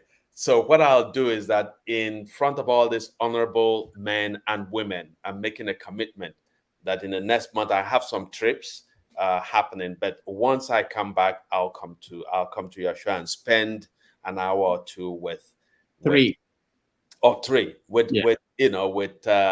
Henry and Augustine and Prince and Mazi. And so Mazi, I'll come to your show as I committed. Yeah.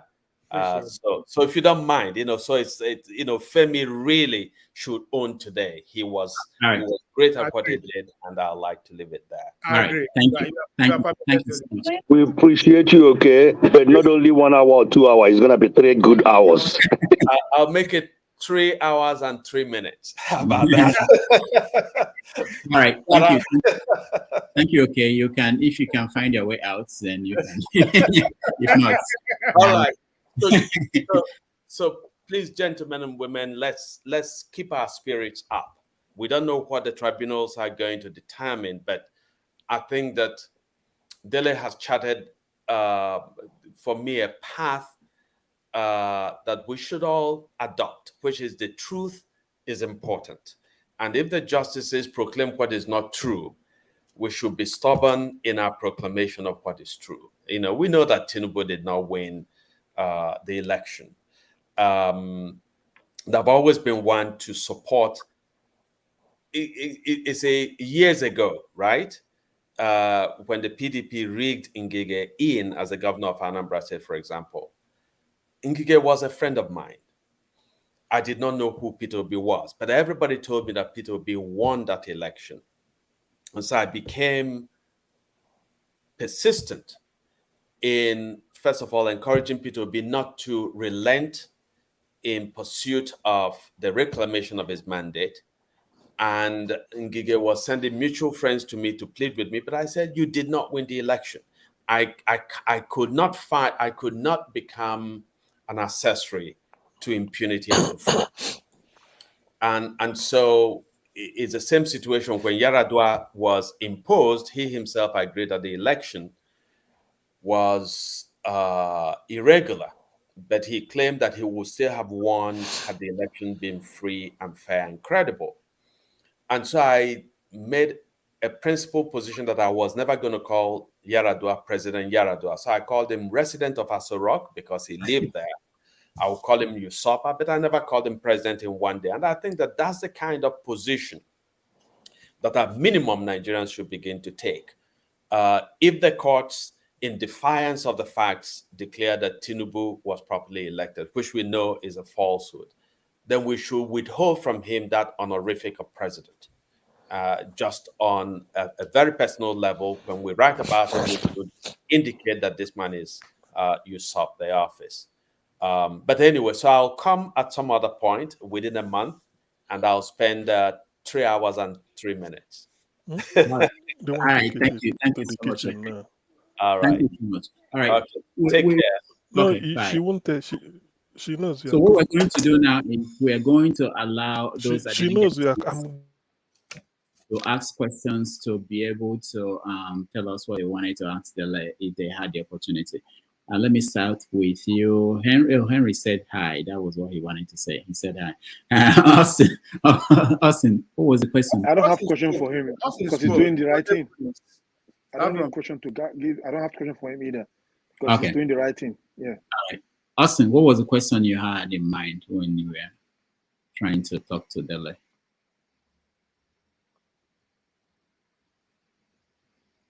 Austin, you can hear me. All right, let's go to Prince. For me, I was gonna ask him what his impression is about our traditional rulers, because it seems that most of them go to Aso Rock right now, and we all know what it entails. It means that definitely, while they are sitting in the in the office talking, something is going on in the trunks, or some promises some deal are being made. Which I believe that if they have nothing to hide, why all these meetings, at least they should be able to respect that office and know that they are non-partisan, and they should, instead of siding one part or whatever it is, they should remain neutral in all, in anything about politics. That's why I just wanted to ask him about his impression there. That's all. All right, thank you.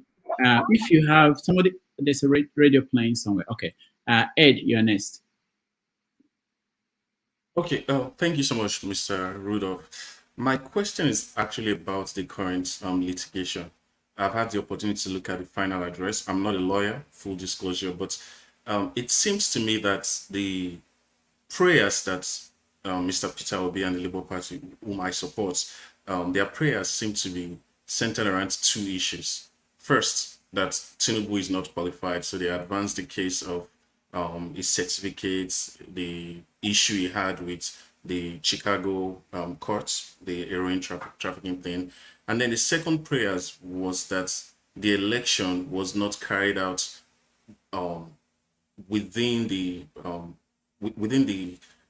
ambits of what is expected, or like the regulations that INEC set by themselves. So I really did not see where they're arguing for him to be declared as the president. So I'm trying to like look at those two prayers. So should there be a case where maybe the judge rules favorably with respect to Tinubu being disqualified? That means that the next highest vote getter, who is Atiku, might be sworn in, because there was no litigation from Peter Obi to Atiku. And then in the case that the judge says, let's void the election because there is a lot of irregularities, that means we have to do a rerun. So I'm just wondering, in which of these situations will the mandate be restored to Peter Obi, as so many people are expecting, and what is the Labour Party, which he represents, doing to manage people's expectations? So I'm not a lawyer. I just need like a clarification on these issues.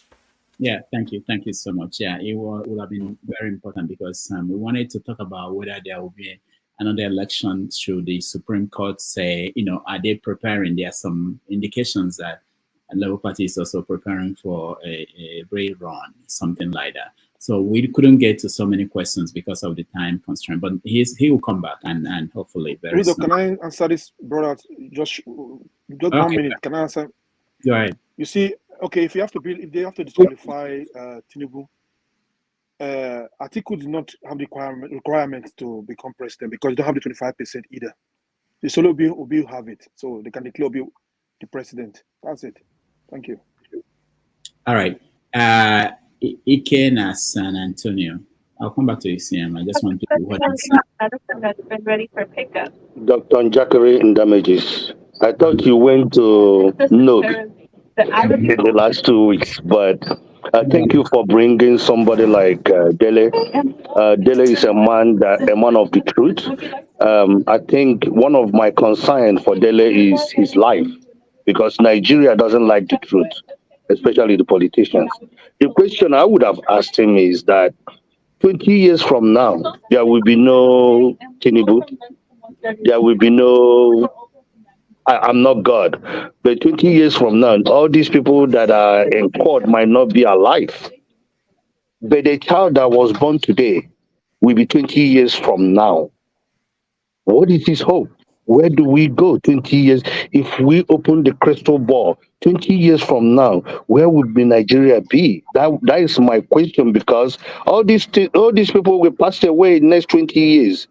I'm not God, though. I don't play one in the TV. But all of them will not make it if you add what they are now. But where do we go? The kids that I have, that will be 20 years from now. The kids that you have, 20 years, your grandchildren, the people that will be grandpa by then. Where do we go? How can Nigeria withstand what is happening now? That is the question I wanted to ask him. Very good question. Nigerman. And by the way, next time put me on the line, though, because I came in on time. Oh, yeah, okay, all right. I didn't know how we did that. Yeah, go ahead, Nigerman. Yeah, good afternoon, good evening, everyone. Great.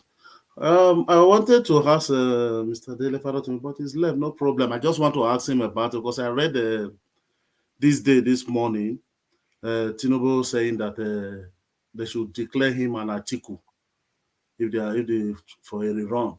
So, because according to the Constitution of the Electoral Acts, because if it said when there is a second election, the first highest number of votes and the highest number of states, because Atiku said Atiku have, according to INEC, Atiku have 19 states, and Labour Party have 16 states. Because if you look at the highest number of states, Obi have more number in states than Atiku. Atiku may have 25%, but in the way Obi win in his majority of the states, he have highest number of the total votes cast. So automatically it's supposed to be within Obi and Atiku. But I don't know why APC now, nobody said they should declare in. But that is, the own way of what he says is not the law. But that is what I was just wondering. Why will you now be dragging Atiku? Is there, because all these people, you don't understand their plan. Because they will just throw something in the media to confuse people. Because normal, according to the constitution, supposed to be who are the highest number. Because maybe like you're in the States now, you win with, maybe they are cast 200,000 votes. You have 150. Maybe the other person may have 70,000. So you are the highest in the States. But it's supposed to be the number 1 and the number 3. Because it's only two people that have highest number according to INEC, 8-point-something million, if they want to go for a run. But it's now saying that they should declare him an Atiku for a rerun. That's what I wanted to ask him. Wow, is there any, how does that come to his own mind? All right, thank you, Nigerian. Ify. Good morning. Yeah, how are you? To be honest with you, I'm tired of talking about Nigerian part. Honestly speaking, I don't. If you ask me now to ask you a question, I don't even Mr. Rudo, we are not hearing properly. She has to speak louder. We are not hearing properly, please. Yeah, Ify, your audio is not very loud. Can you hear me better? Yes. Go ahead. I can hear you, but it's yeah. Go ahead. Can you hear me better? Yeah, go ahead. Okay. Mr. I'm in Nick? a room that is echoing, so Yeah. that's why. So I said I'm tired of talking about Nigerian politics. I mean, it's not that you are saying something and you are seeing any positive effect of what you are saying. I don't know what else to ask. I don't have any question because I'm tired. There is nothing positive that will ever come out of that country. It's not a question of I rebuke it in Jesus' name. There is nothing to rebuke, but it's a question of reality because that is what is going to happen. So we just have to understand that. I said it here that Buhari, we will be asking for Buhari to come back. People already started asking for Buhari to come back. So this is where we are today. 5 years from now, it's gonna get worse. It's not gonna get no better. So I want everybody to put on their seatbelt. Fasting is so tight because we are about to see Shege Promax in the next few weeks, if not years. All right, thank you. Mr. J. Yes, thank you. Let me respond to Mr. Benjamin, then I return to you two. If the election is adjudged unfair, not credible, and it is annulled, it means that the entire result is not dependable. It's equally annulled. Therefore, all the contestants, I think there are about 16 or so, they have to face the electorate again. They cannot exclude some because the election was annulled and allow others to conduct the first or second or whatever the law is. That is the way I see it. And one unfortunate thing is that whenever we are analyzing these election results, we are using the results, the flawed results, which are not challenging in court. People are saying X won 25%, this is not win Abuja. It is based on the falsified results. If you conduct an experiment with falsified information, the result will also be falsified. We cannot be, it's not dependable. So what they should do is to cancel the entire result. All the 16 or 18 contestants should face the electorate again. I think that is what I have to say. Thank you so much indeed. I'm going back to YouTube. All right, thank you. Number 6 field. Yes, good morning. Thank you. Thank you, everybody. Thank you, Dr. Damages. Thank you. Well, I was extremely satisfied with Dele. I really don't have a question because he attempted the question somewhat. But it's you I wanted to reach, Dr. Damages. How can I reach you? Just send an email to drdamages@gmail.com. Okay. I'll share it with the private chat. I'll share it with you on the private chat. Yes, please do.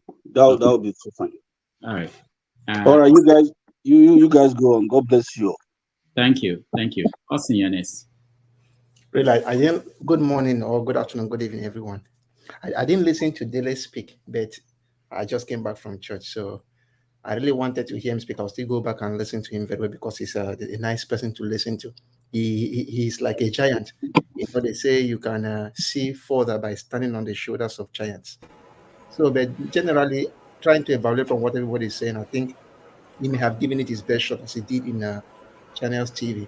But the only thing I want to say here is that they always say the old man is blamed for not talking, and the young man is blamed for not listening.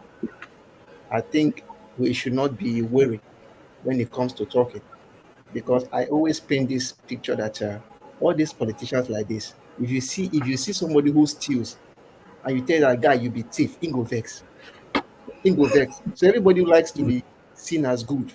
So the more you bring out these politicians, the evil they do, you will see them trying to hide, and sometimes they will try to hide by doing the right thing. And that's why you see, if you use the hashtag on looking at the judiciary, I think I love that. So that judiciary know that, look, we are seeing what you are doing, and if you do the wrong thing, we'll call you out. So I think for me, we should keep on knocking on their door, always and always. And as I said, for me, Tinubu is there. I don't know how the judgment is going to go, how it's going to move. But for me, I don't really see Tinubu as Mr. President because he doesn't merit it. The process did not, the process didn't go very well. And one last thing I wanted to say about this is this to all of us. You know, Nigerians, we are a replica of our leaders. Our standard is so low that we misbehave all the time.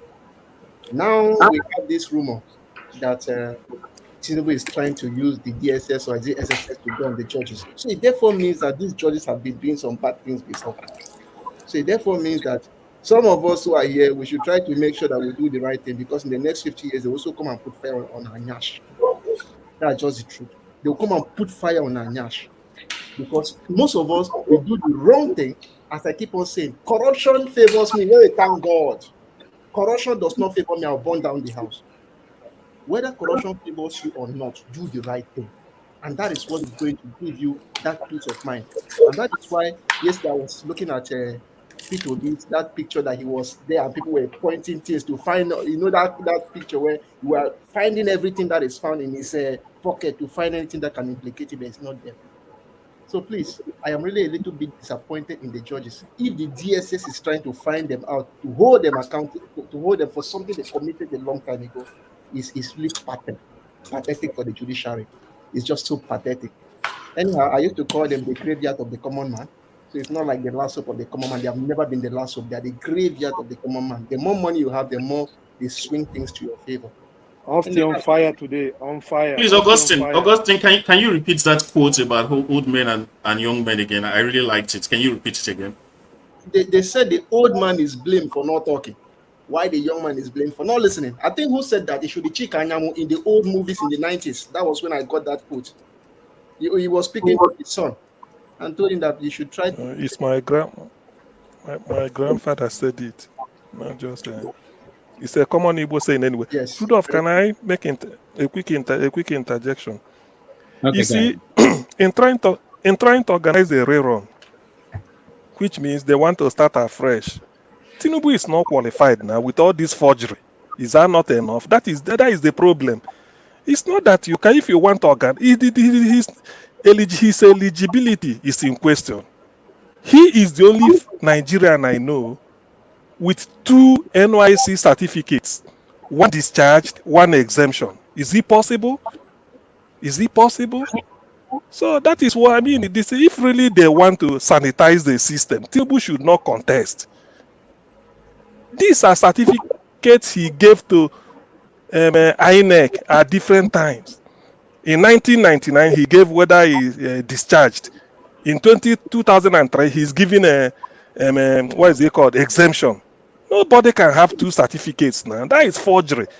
On the basis of that, it should be removed, because people are losing their offices based on forgery, on forged certificates, like the one that happened in Bayelsa.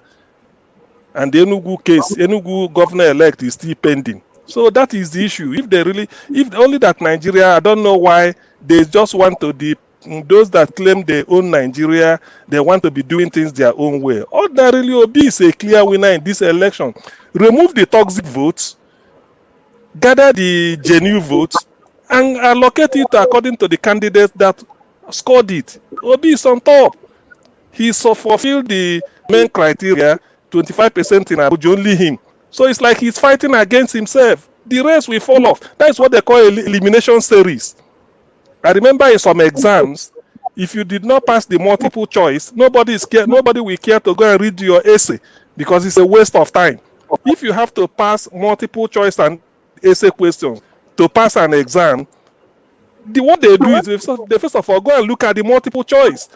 A, B, C, D. If you pass that one, then they screen those that pass multiple choice and go and read their essay and see if they pass through, they pass them. So if you can't get 25% in Abuja, already you've lost out in the first leg. Before they will now say who has scored 25% in FCT, it's only one person. Then you go and count the genuine votes allocated to him. That's because the winner. It's a straightforward case, but Nigeria want to complicate issues and then try to think as if we know democracy more than the Greek and the Americans. We don't. So that is my own contribution. I hope they are listening. Thank you. Let me correct something. You see, if you go that way, CM, it will not favor Labour Party because you have 180 days. If you go first, let's fight for the 25%. You have to fight that one separate. Before that one, it may take 3 more before they decide it.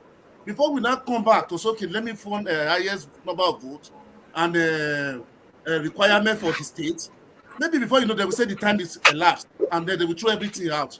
So who made the law? They can change the law. Doesn't matter. CMO, let me say something. I beg. There's something. Let's go by the rules. Everybody on the talk. No, there's something CM said I wanted to just talk about, especially those who are teachers here or those who are taking care of people like fathers. Look, if you read somebody's multiple choice, the first 10 questions, you feel me say go fill the last 10 questions. I beg. The same way you read I said the entire, there are 2 papers. Maybe the paper 1 is multiple choice, paper 2 is essay. You must pass paper 1 and paper 2 to pass. So instead of wasting your time reading voluminous essay, go and look at the multiple choice that is easy to mark. The moment the person passes it, if there are 10 people, you go and screen their essay and they read their essay. You know that they stand a chance. That's what just not to waste time, because there's no point reading both things. But CM, that's not how it goes, though. CM, that's not how it goes. Hold on. Let's go to Triple Man. Yeah. No, EKSF. Okay. Greetings, Dr. Rudolph. Greetings, everyone. Okay. You guys are on fire. Anyway, I'd like to say a very big thank you to you, Dr. Rudolph, for bringing Dele Farotimi to the show. He's a man that I really admire so much. He's a man that I follow a lot, everywhere. I pleaded with him not to be claiming the retired lawyer. He's the only one that always say retired lawyer. So, but anyway, nonetheless, when I said a number of times that Nigeria is a fiasco, a captured state, you can hear it all from the analysis that Dele had given, has always do. A very straightforward man, and it's a joy to listen to him, a voice of truth, a man with honor. We don't have too many of such today in the country. So I just want to show that gratitude, and there is a lot that everyone has to say, and I also have quite a number, but let me give others a chance for now. I will come in later. Okay, thank you so much. Let's go to KJ. KJ. Okay, thank you so much, Dr. Rudolph, and everyone in the panel. Thank you also for bringing, choice people who the media should be giving space to speak. people whose mindset is capable of changing the society in which we are all concerned about. You know, the both guys who spoke, the guy who spoke after Dele was also somebody I admire so much. I followed him, you know, for long. I followed Dele too for long. I read most of what he has spoken about. And the reason why I think he keeps putting retired lawyer is to prick the conscience of people in Nigeria, especially those in the judiciary, so that they can stand up and do what is right. Not because he doesn't love law, but sometimes, just like some of us, we decide to hands off from, you know, doing certain kind of job in Nigeria because it doesn't it doesn't carry any more weight, especially journalism. If you don't write according to the dictate of the people in or report according to the dictate of people in government, you are ostracized and given all kinds of names. God help you if you are Igbo. If you're not Igbo. If you are Igbo, you are termed IPOB, Biafra agitator, and all kinds of names are given to you. So this morning, I totally, in fact, I look forward to it since yesterday night. I enjoyed, I watched from the background, I listened to all they said. And I want to say that those things I raised are points we have discussed here one time or the other. You know, some of us were made fun of when we said those things. But today, the state capture thing is gradually coming to a conclusion. And you see, the news coming out of Nigeria that there's a move to make sure that judges don't do what they should do, it's not new. It's always been there. You know, that is why some very powerful men of God can't even speak. We know also that their hands are not clean, you know. And so when a time comes for them to defend their parishioners, they're not able to speak, you know, because when they do that, you know, their secrets will be released. And just like Austin said, we should always try as much as possible to have our hands clean so that when the time comes, and like the scripture says, the devil comes, he scans through you, he finds nothing on you that he can hold you. And so there's nothing that will deter you from being able to stand for the truth. Just like Dele, if he was not somebody who has a clean hand, by now, a lot of things will have come up to say, look at what he's saying. But because they've scanned him back, forth, and all that, and they found nothing to hold him. So they have no choice but to listen to him when he speaks. And they are so afraid of him when he goes to speak. In fact, one of the things that you notice in Nigerian media is that if you are invited, I begin to make a choice. Make your point, and it's detrimental to government. The so-called interviewer is the ones who start trying to shut you down by saying, you know, you can't say that on TV, you can't say that on this, you know, you can't call this president stupid. Who told you I can't call this president stupid? He's stupid. Who told you I can't call him stupid? If he doesn't want to be insulted, then he shouldn't get into the office. We put him there so that he will work for us, not for us to become, you know, the other way around, you know, for him to now turn us to slaves while he's the master. So I think I enjoyed so much, and I thank you, Dr. Rudolph. I know that it was not difficult, it was not easy to get him on, but you did that. I was waiting for you to say, sorry, he can't come on because he's so busy, but you were able to do that, and I appreciate it. Thank you very much. Thank you so much. I think we covered everybody's initial. I've not submitted my reaction. I just Okay. Go ahead. Yeah, I think thanks for bringing it anyway. Before the election, Dele Farotimi is somebody that I follow with so much keen interest. I pay attention to his space, like the way I pay attention to Professor Noam Chomsky, Thomas Sowell's, and the rest of them. That's how I view him in that lane, even though they all have a different entry into the public discussion and public intellectual space. But when he decided to go full into partisan politics, I was like, man, this guy. Because I see him that somebody who have more influence, being in that general space, but even see playing his political gimmick on the ground. But when he come out fully, I kind of lost interest because even the way he talks and everything became political, which is the space he found himself. But listening to him today bring me back to that Dele Farotimi that I used to follow with keen interest, because I asked him a personal question. The question I asked him was for my own growth, and he did not just answer me. but reaffirm my belief on what is the way forward in terms of the general masses. And he said that we just have to keep enlightening them, educating them, and that actually means a lot to me, because I hold that belief for a very long time. And again, Eddie, thank you for your question. I think that question, I will run with it. I have to take it to places that people who are more advanced in that to actually that's answer that question, because you said something. You said Obi did not what's the word you use? Did not. I mean, I couldn't see clearly that his prayers was to be declared outrightly as No. What I understand from your question, correct me if you're wrong. You said Obi did not sue Atiku. Yes. He also did not challenge Atiku. Yeah. And you said if its numbers will end up being deducted, how is the runner-up going to be another? So I think that's a very no, I didn't say one.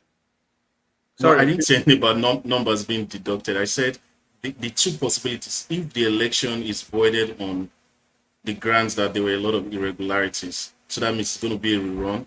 Otherwise, if Mr. Tinubu is disqualified, which was part of his prayers, right? That means the next highest vote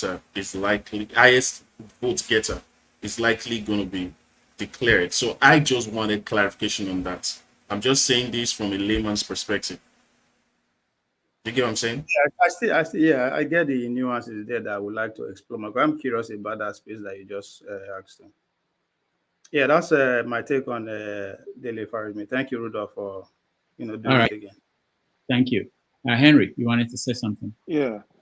One thing I really pick from Mr. Farotimi, it's not the politicians. Before he came to support Obi, I think he did a lot of research about him. He found out that this man, there's no corruption case against him anywhere.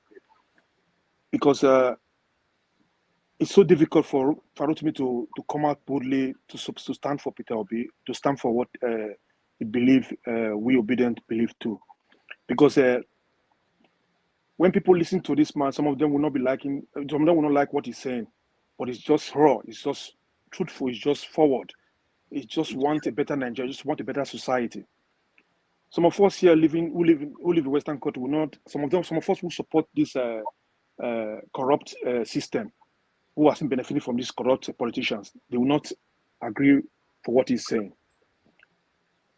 You see, for him to say he's a retired lawyer, because he can stand to criticize the government. But if he's still a lawyer, he will not have this right, what he's saying right now in your program, to talk about the so-called corrupt virus that's going on in that country. So when I see him talking, you will not be tired listening to him. You will not be tired of listening to Dele when he's talking. There are some programs where they invite him to Channel TV or the Arise TV. I always listen. If I'm not watching it live, I listen to him. Because what you want from that country is a better society that's working for everybody. And that's what I'm looking forward one day. My time. Not when I'm gone. I want to see it on my time. That the country will be working for all Nigerians. The common basic amenity the Nigerian people need, just 24 hours electricity. The government, the system cannot provide this for these Nigerians. That is so alarming. When we sit here and say PDP, APC, Labour Party, or BDO, or this, we're just making fool of ourselves. What we need is just a country that's working for everyone. Nigerians are not getting social system. Nigerians are not getting a social welfare system. When you live in the Western country, you're having all these things. But everybody that is talking about better Nigeria today, they want a better country. If he Dele stay aside, said, you know what, I don't care. My family, I will take my family to the Western country. He will lose nothing. Obi will do the same thing. He don't lose nothing. He just understands Nigeria is still going to be suffering. So we should try to support what is right. We forget about our own interest. For those our stomach self-interest, maybe you're getting from politicians, whatever. We should follow the right path. Look, if this Dele is a corrupt man now, a corrupt lawyer, nobody will listen to him when he's talking. He stands tall when he's talking. If you have anything against him, come out. But you don't have nothing against him. You people, yes, when you talk the truth, but you try to make a better path so that people will remember you for standing for the truth. That's it. Thank you. All right, thank you so much. Let me also announce that next Sunday we have David one day coming. We will talk about what happened to him in Zimbabwe. And there was an essay he wrote that was very interesting. That was why I invited him. He was talking about the problems that the flaw of the Igbo people. He was looking at it from an outsider's perspective. He pointed at some of the things that the Igbo people are not doing well that is impacting them when it comes to political participation in Nigeria. So we're going to have that conversation with him next Sunday. The other guest that what's the article's title, if I can find it? I don't reckon. I'll find it before the end of the show. I'll send it to you.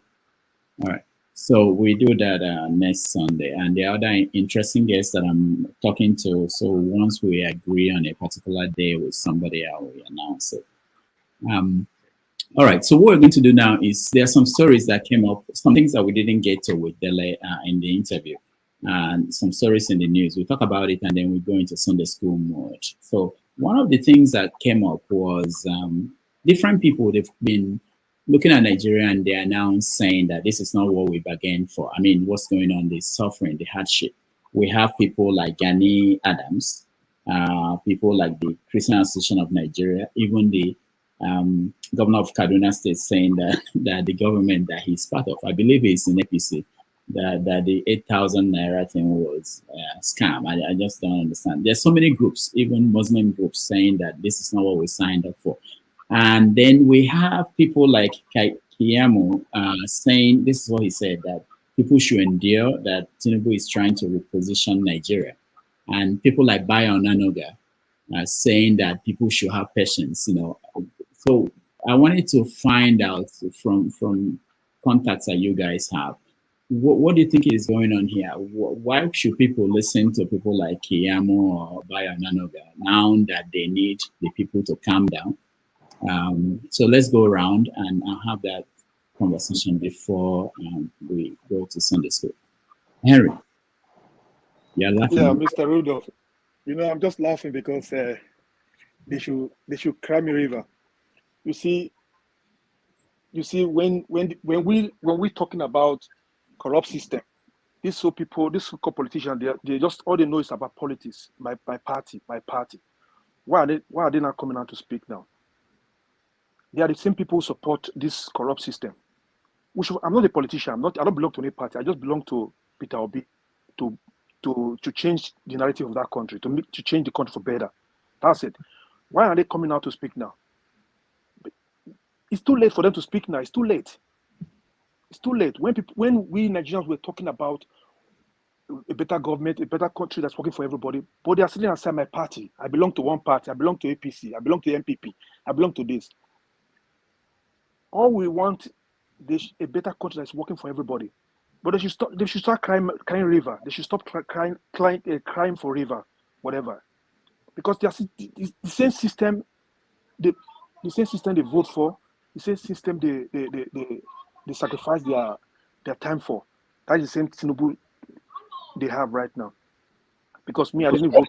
My parents didn't vote for Tinubu. My friends didn't vote for Tinubu. And Tinubu is not my president. I will never be my president because they did not win the election. Thank you.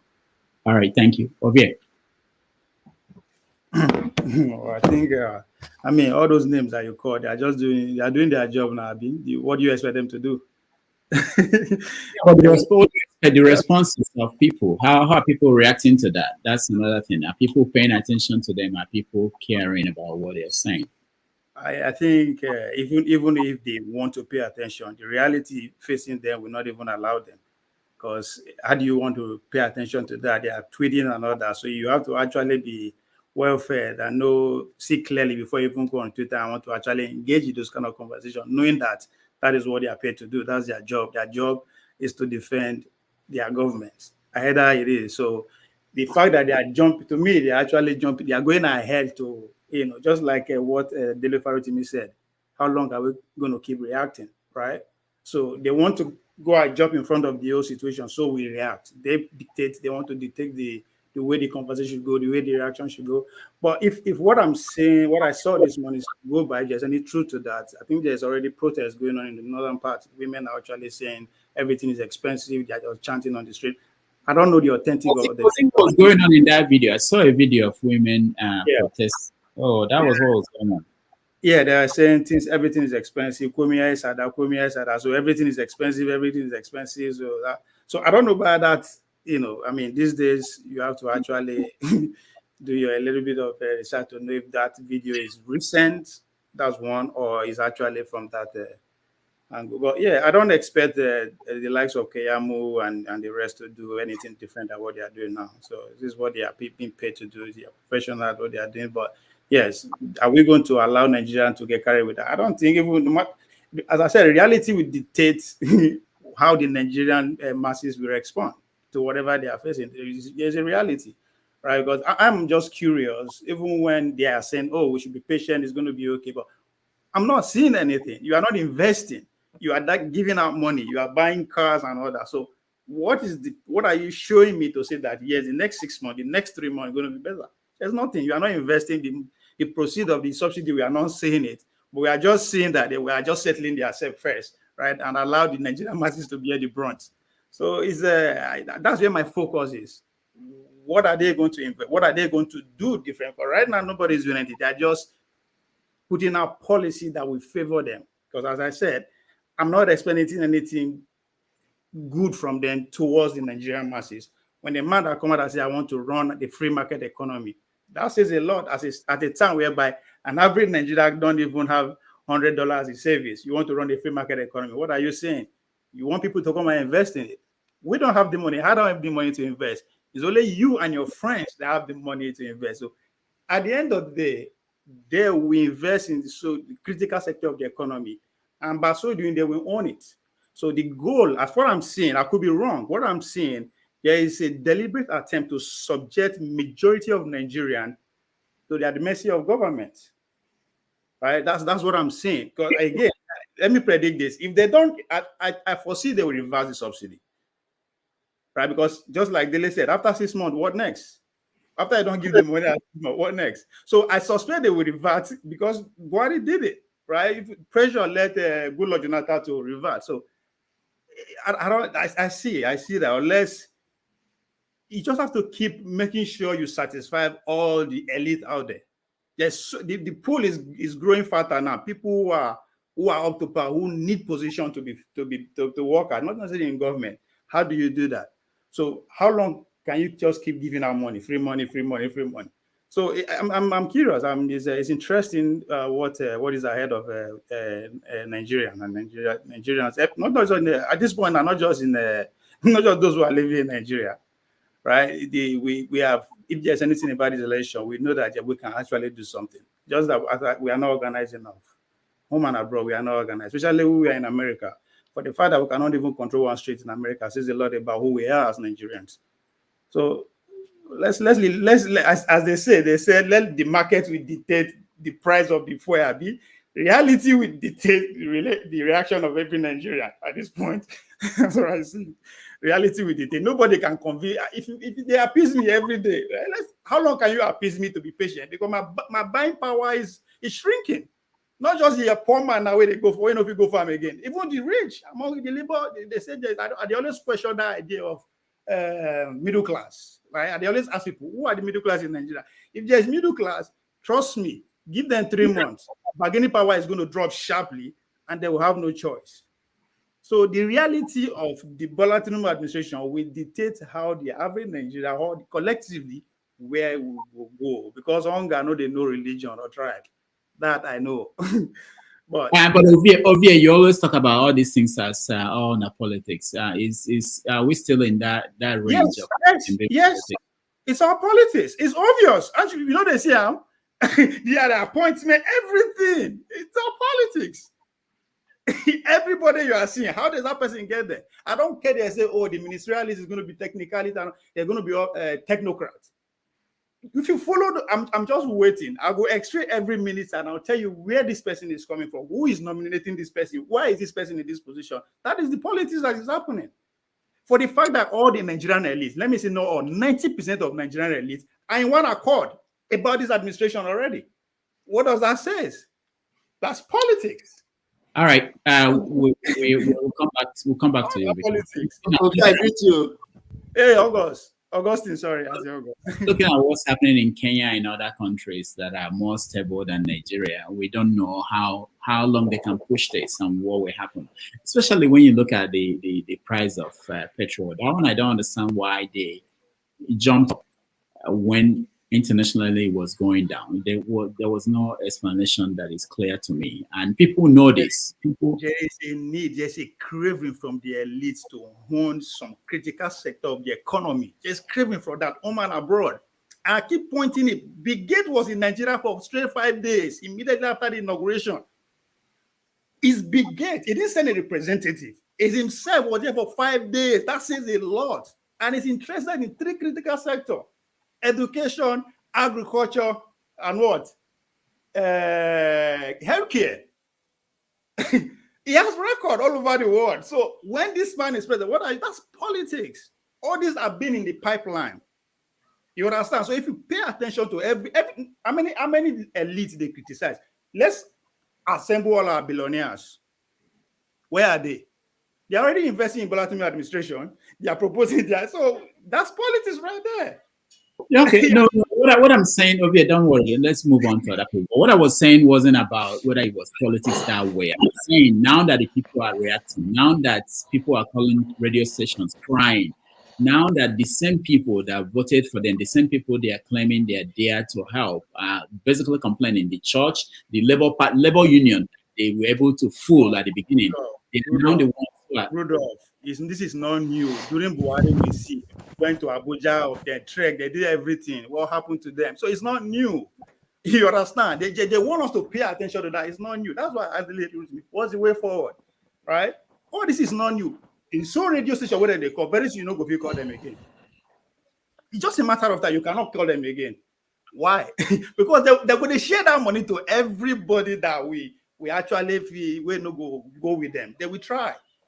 So that's what I'm seeing. As I said, I could be wrong because I'm not seeing any investment. I'm not seeing anything that say, okay, the next 6 months is going to be better. I'm not seeing that. So what am I saying? Right? All right. Okay, let's hear from other people. Sim, what do you think will happen now? You know, people. Okay. Yeah, the thing is, the good thing, although there is suffering in the land, but the good thing about really this suffering is that those that voted for Tinubu are crying more than those that didn't vote for Tinubu. So that is sort of my analysis. The people that say they are Baptist Agbado, they are crying louder, even revealing secret, how they did everything to make the man win. But they didn't. Sorry, they didn't know that. They didn't know that they will join in buying petrol for 700 naira a liter. They thought that, you know, they will say people that voted for Tinubu this way, filling station. So that is the thing anyway. But it's really a very sad situation Nigeria is in. Something must have to give, definitely. I agree that if this subsidy is not reversed, Nigeria may go up in flames. I say this because I identified earlier that apart from fresh air that is free, the only thing Nigerians benefit from their government is maybe petrol. Not really because they buy it directly to use, but because the petrol may appear cheap, the transport fare will be cheaper. Then if you have a better pass my neighbor, you use for your barbing salon, maybe with 100 naira, 200 naira, you barb your hair. But now, if the petrol price goes to 600, 700, you may not barb your hair for 500 naira anymore. The Okada you normally take for granted to drop you at the next street, it will change. And all those things. So that is why fuel is like the lifeblood of an average Nigerian. We don't gain anything from government. So the subsidy, not that removing subsidy is bad in itself, but in trying to remove subsidy, that's like what Dele Farotimi said. That's what they call imagination and vision. Why do you talk of in the 80s? We don't talk about all this. Refineries are working. Nigeria has no business not having a functional refinery. There is no excuse for that. They could have all this money they are borrowing. I wouldn't be see. I would have supported a case. Let's say Obi comes in now, which is quite sure, which is what I'm hoping for. He will say, "Let me take. How much will it cost to build or to put up a refinery? The fastest one. It will cost also $1 million. You carry the money, borrow, dump it there. That is the meaning." By the time we tell Nigerians that the contract, the money has been paid, just like he did with Innocent. He wanted Innocent to supply buses to Anambra State. He went to Innocent, asking how much. Innocent said about how many billion. Obi carried the state money, billion, dump on Innocent. Within 1 year, Innocent supplied him over 1,000 buses, something like that. Like he said, and the cars, different one. So this is what Nigeria needs. We need a refinery. How much? If you are borrowing the money, you dump it there. Then everything is like somebody giving you contract and paid you from beginning to the end. So you fire on 24 hours, day, night, because it's important. So you tell people that because when you borrow money to build this refinery, you know the market is there because the people will buy the petrol. Under a year, 2, 3, 4 years, you recover the money and you pay off the loan. So, but they don't want this one. All they want is to be taking money from subsidy. Now, when they remove the subsidy, thinking that things will work out, now look at the level of suffering people are going through. I'm not against removing suffering, subsidy, but there should be alternative. I mean, you have to. Right. If you want to deprive me of the dirty water I'm drinking, you have to give me a clean water. If you fail to give me clean water, I will react. So that is the issue. Hold on, let me play this video from the north. I cannot verify, yes, but it appears as if everybody is confirming that it happened or is happening. This is video.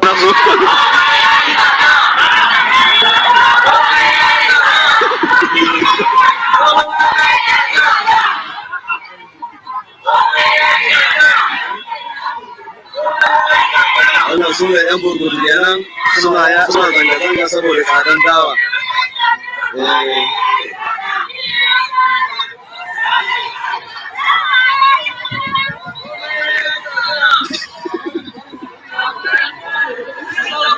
Suna kuka dawa ya yi tsada saboda 'yan gurgudu. Controversy corner.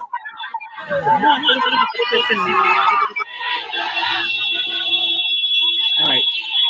Who understands how? What are they saying? Who can speak to us? You're just saying everything is expensive. No, everything is expensive. That's all. That's their chant. Okay. Everything is expensive. Everything. So it's pretty much like a message. Hey, man, everything is not hard. Yeah. But let's see people grow from there. It's just that maybe because the North started it, it will be nationwide. It's also expensive everywhere. So I'm in sympathy with the people. It's just that the government lacks imagination. This is not how to go about it. You could have put some. I mean, I don't mind because there should be alternative. Okay, now there's no amount of salary increment that can cushion this effect. There is no amount of salary increment. It's because of the wicked regime of 8 years ago. You couldn't even set up one refinery with all the trillions you gathered, borrowing money. Accountant general left with how many billion? Now with pension money, stealing money left, right, and center. Not even a single refinery. I mean, I can't blame the people for reacting. The suffering is too much. Nigerians are not a producing country, oil rich. We have no business importing petrol. There is no justification. I can debate it anywhere. We shouldn't. If it breaks down, you build another one. You get it repaired. Why are we a sovereign nation? Now look at the mess Nigeria is in now. Everything is grounded. People are talking of, okay, where is the railway in Lagos that they be building for years? It could have been a case of, okay, those in Lagos might say the rail is working. No alternative means of transport in Nigeria unless the donkey for those in the north, or you trek. If the petrol is expensive, there's really nothing. Fuel is like the lifeblood of a Nigerian. After fresh air is petrol, because everything revolves around petrol. Everything. So I do not. There's no. I can't excuse. I can't. It's unbearable. I sympathize with the people. It shouldn't have been like this. It shouldn't. We shouldn't be saying this. When you remove the subsidy, you get the money. Okay, where is the money now? If you have said you remove the subsidy, you put it in a refinery maintenance. People might endure. Say, okay, is that what is happening? But it's not. It's not. So Thank you. Let me come to you, Austin. The question is this. The big question is this. This man has been running for president for 20-something years, and all these issues have been discussed in the country that you know what will happen. You basically know what will happen if you do this. This is what will happen. Why is it a surprise to them? Why is it that they said we're giving out 8,000 naira? They didn't know that it was too ridiculous, and they announced it. Why did they do that? Now they are pulling back and saying we're going to do something else. Are they living in the same country that you and I are living in? I don't understand. Help me. They say a lazy workman always complain about his tools. When you are lazy, you complain, my hammer is not good, my chisel is this and that. That is a problem. I want to go back how we used to do it when we did not even know the white man. Let me go to the Igbo region. When the Igbo wants to take a decision, he will tell the chief priest to consult the gods. When the chief priest consult the gods, will this thing I want to do be in accordance with the gods or not? If he says the gods are in agreement, he passes a judgment and everything goes well. In the days that things don't go very well, maybe he passes a judgment and doesn't listen to the gods surely strike back. Now, let's come to the normal academic sector. Before I want to do a research, I will do review of literature. What has been done? How has it been happening? History repeats itself over and over. If you do an experiment in a particular way, you have some particular results. And that is where I fault this present administration. They take decisions without looking at the consequences or listening to how it's supposed to be, or try to research to find out how it's being done. And when they take it now and there is a repercussion, let us reverse it back. That is not how it is done. And that is now where you have people who think that school na scam running an economy. It doesn't work that way.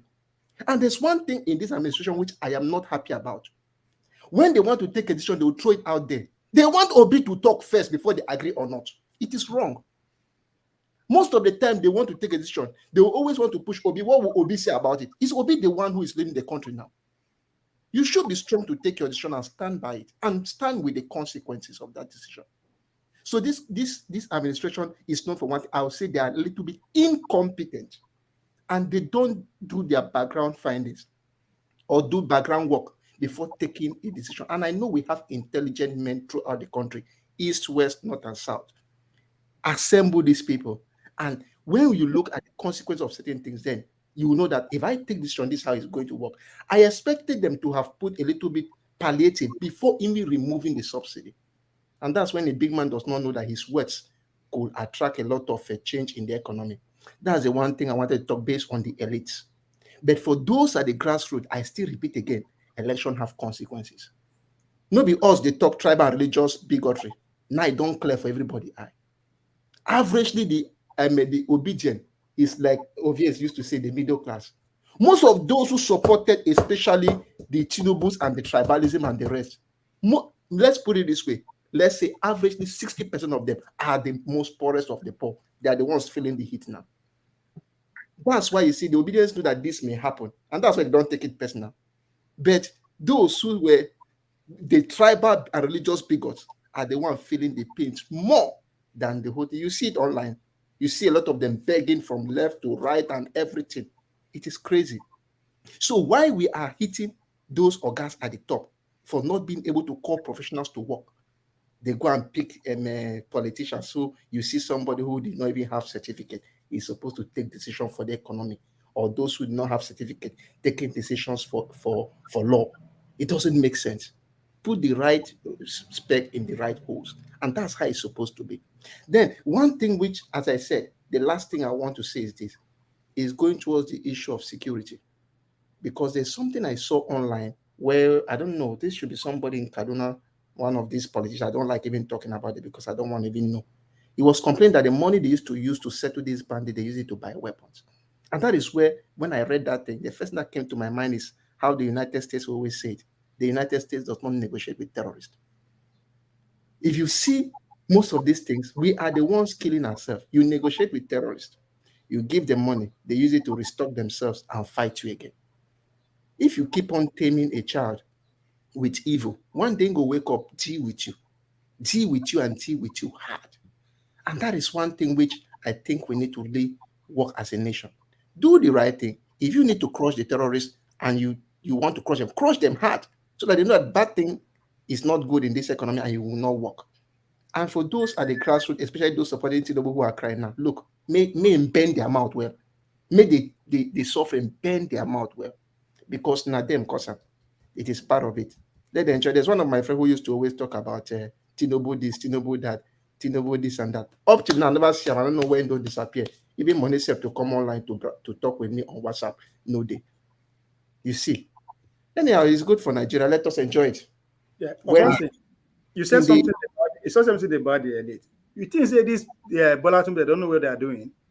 They don't plan this thing for long. Remember, now World Bank give them money they can't share. So they know exactly what they are doing. And again, they understand Nigerians. That's why they are playing as if, oh, they don't know. Because they know say Nigerians.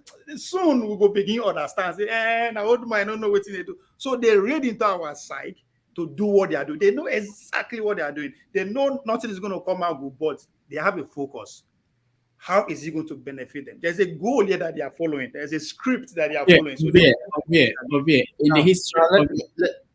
the history of Nigeria, we have instances where they have failed. What you're saying is not applicable in all cases. There are many cases where they thought they subsidy removal. It's been on their coffin for a long time now. So I go say they don't know what will happen.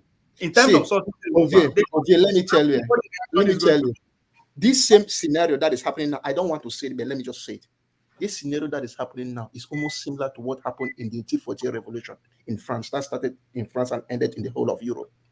If this thing they are doing now, look, if Tinubu has a way to make Nigerians give them small money and make them happy, then steal what he needs to steal, he will do it. Why? If they are quiet, if Nigerians are quiet, he will thief well and go his way. But the point I know is happening in this administration, they don't even know what to do. They don't know what to do. They don't know the techniques to take. No, on how to appease other Nigerians. Hold on. We have to get going. They know how to make their money keep the tripling. But how to actually calm Nigeria down? That's what they are confused at. That is the problem now. That is the incompetence I'm talking about. Because if there are people who can do the job, you can have a way of throwing the crumbs to the people, keep them quiet, steal your money, and go. Then I say they know they're competent. They know they and it's not about this time. It's not about coming. It's a difficult thing, really. They can't. I don't think they have enough money to deal with this issue. They don't have enough money. They are under duress to remove the subsidy. Were they under duress to remove it? Yes, not from every Nigerian. We know say we don't make the removal of it. We didn't ask for it, right? They sold it to us. So this is what they are doing. That's why I say I know what they are doing. They sold it to us. Nobody we ask for something removal. And then tell us they come, we go take this in away. And we don't ask them why. They say, oh, and they know what they are doing, Rudolph. Okay, hold on. Let's hear from forefathers, and we go down to Ed. Forefathers, go ahead. Yeah, thank you. Greetings, everyone. I guess where do you start from? Everybody's lamenting the woes that this government has inflicted on Nigerians, and it's funny, the protests going on in the north. I'm a bit curious where the guys are. I guess when the men join, something is serious in the north. Let's watch out for that. I think the only salvation for this current government is currently the approach they are taking is not going to work very well. If they don't fix the security and fix the refineries, there's going to be serious problems, because those two fulcrums are the basis for a growing economy. Because the reason why our energy sector is not working is because of a compromised system. I was just watching a program on the TV today where an official was saying our systems are compromised. In South Africa, just how many days ago, about 10 trucks were burnt supplying food, and the government don't know who did it. And in different parts of the country, and they said it's like economic sabotage. And we don't seem to understand the games that goes on in the world. And the reason why they were having that discussion in terms of Nigeria, it was about gasoline, the fuel that jets use. It turns out that there's water in the fuel now, and so is the danger that an aircraft could fly and crash because of water in the fuel that the aircraft is using. And they said, why is it that they are not tapping the fuel straight from the source? They said because when they put that, the pipelines are compromised, and then they start supplying it using tanks, and all water is in the fuel. Nothing functions. Then the guy went on and said, they have to protect those things. This is what I've been telling you people. If you don't protect your assets, your country is going to be crippled one way or the other through sheer negligence or petty theft. Because I even hear that they even steal oil from transformers. Is there nothing that is not being eaten up in Nigeria? Oil from transformer is being stolen too, to go and fry something. It turns out that it's a toxic oil, but people don't care. They will use it to fry whatever they need to fry. The system is not functional until you fix your security, so that when you fix it for a while, at least the culture picks up, so that things actually start working.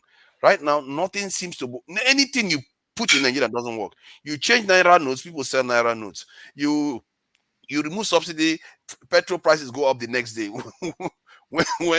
when there was still subsidy on the petrol. Nothing works until people actually take charge. And I fear, according to what Ovie said, that these leaders are compromised. And that's why I asked the guest today about this, that these leaders are compromised. It's clear. They don't have any ambition for us. They are like caretaker government. If you look at the way they're even organizing the African Continental Free Trade Agreement, it's almost as if they are not doing it for us. They are doing it for some other people. They are preparing for other people to come in. Are you surprised that Bill Gates came in and within how many days they're talking about Nigeria relying on genetically modified crops? Crops we are not into genetics yet. They are the ones that make the crops. Why are we planting their crops on our land? They don't take permission from Nigerians. I keep saying this stuff. Until the citizens become more and more aware, we need to educate the citizens to start taking charge of their own country.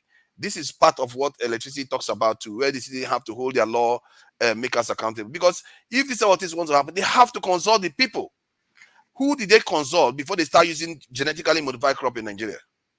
It's like we are just passengers here for the ride. That is what is going on. Until we start taking power from the center, I've said it before, if you want to fix Nigeria, you fix the security, transparency, then the democracy system, our democratic system needs to be very, very advanced.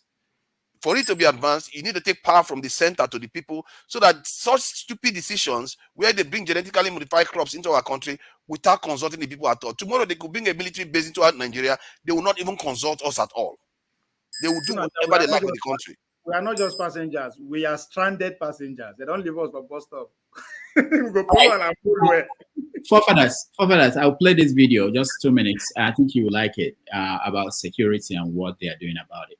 And then we will continue with Ed. Rudolph is up to something.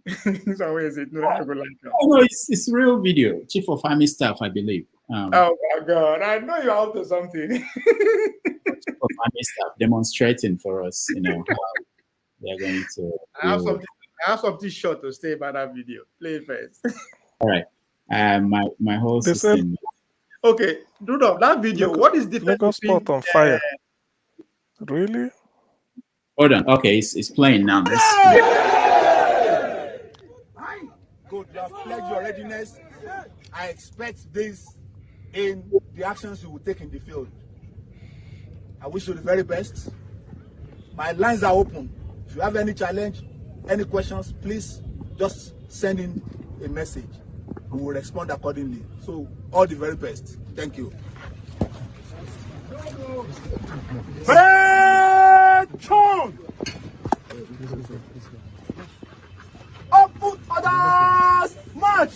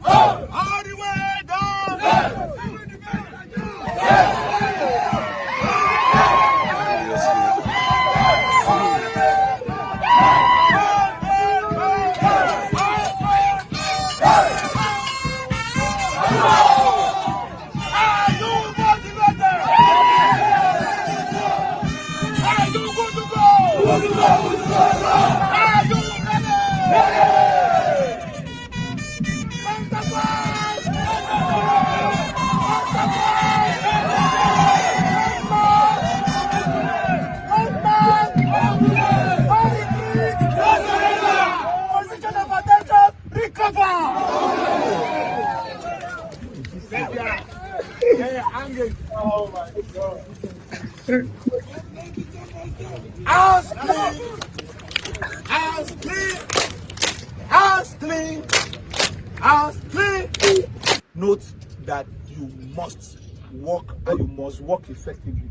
We must see the result in Plateau.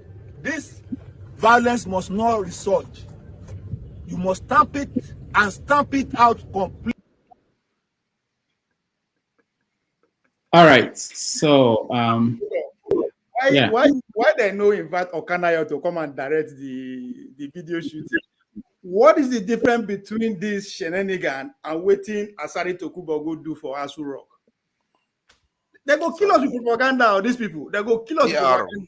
What is the difference between this and Asari Tokubo making those allegations in Asu Rock? It's the same. These are propaganda. You say you want in front of your enemy. Okay, calm down. Let me see if forefathers, are you impressed now? Are you happy? We need that 5,000 times over before I get impressed. That anything short of that is propaganda, isn't it? They are not serious. So I'm glad you agree with your view because the numbers, because it has to be spread everywhere, and like that pipeline that is supplying fuel for jet aircraft, they need to be protected. We don't have the people. They are not there. It's just simply not there. This is why our country is messed up the way it is. If they had enough of people, you will see things will improve. For me, it's an economic investment. You're not concerned with the charade, you're not concerned. No, I'm not convinced. I'm not convinced. What I want to ask is how many of these people we see here are part of the repentant Boko Haram, or are they in different squad?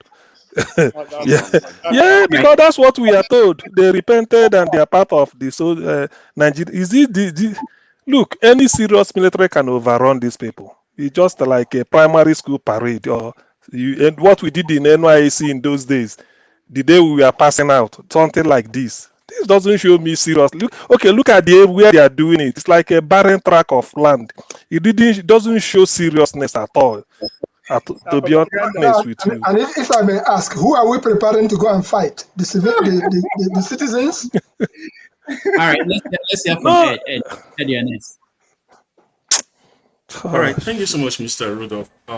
I really don't want to say a lot about me. I don't know what to say about the military. I think I'll leave that to forefathers and everything.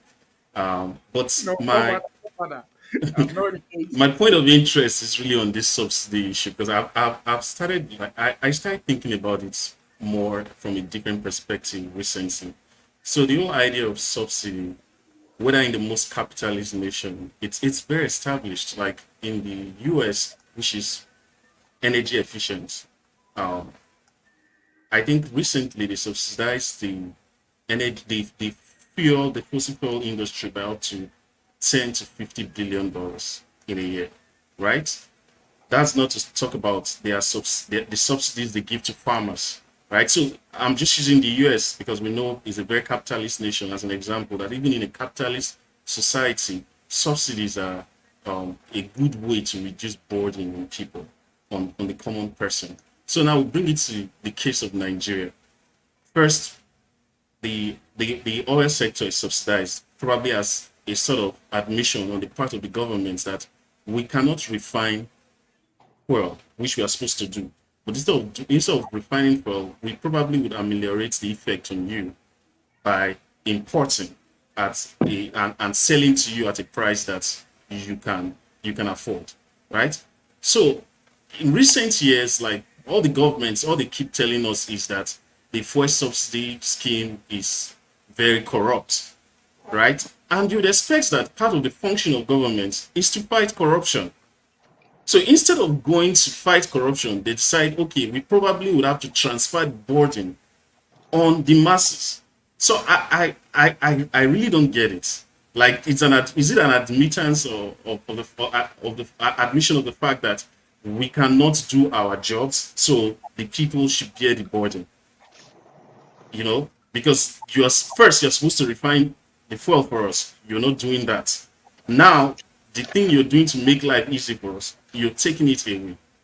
So I just find it hard to really wrap my head around it. I know a lot of people are saying that's the good thing to do. But it's like an admission of the fact that our government cannot fight corruption by their own admission, right? And in that case, the burden should not be transferred to the citizens, right? There should be a way, as in CM has rightly said, okay, probably they should put that money into refining our oil locally to, you know, promote cottage industry in refining oil locally for us and things of that nature. But instead, they are saying, no, we don't want to do what our job is. You guys should bear the burden. We're not seeing a reduction in their salaries. We are not seeing any sort of austerity measure on the part of government, any way to trim their own costs. But it's like, no, the civilians, you guys, it's like the story is like a case of a man, you know, the man has a family. He refuses to secure his house, and then bandits come, and then he tells his children, you know, you guys should just bear the punishment. You guys don't worry, as in sit on the floor, let the thieves, let them flog you, let them rape you. First, you're supposed to secure the house for your children. We didn't do that.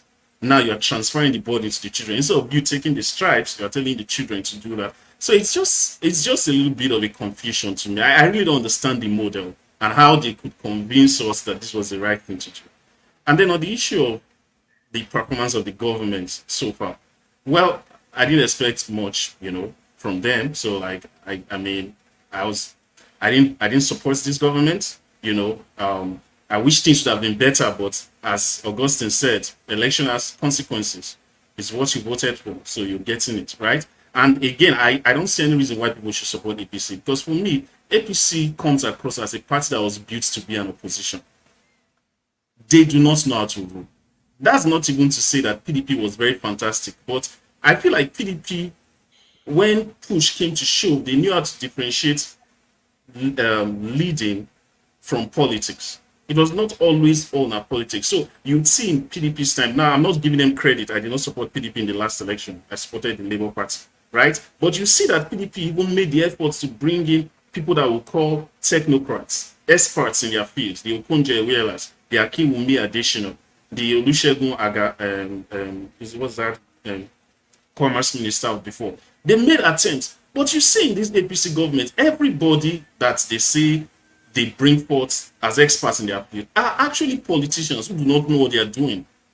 All they know how to do is to just create narratives, right? So I don't know, anybody that votes for APC, they'll get what's coming for them. So I really don't have too much. As bad. PDP had more about 8 years at least. They didn't fix the power supply issue. Look at the country. It is true. I agree with you, but I'm saying that marginally, PDP showed some, like, if you read books like Reforming the Unreformable by Okonjo Iweala, you'd see a lot of efforts that government, led by Obasanjo, for example, made to at least create some dent in our global debt profile, right?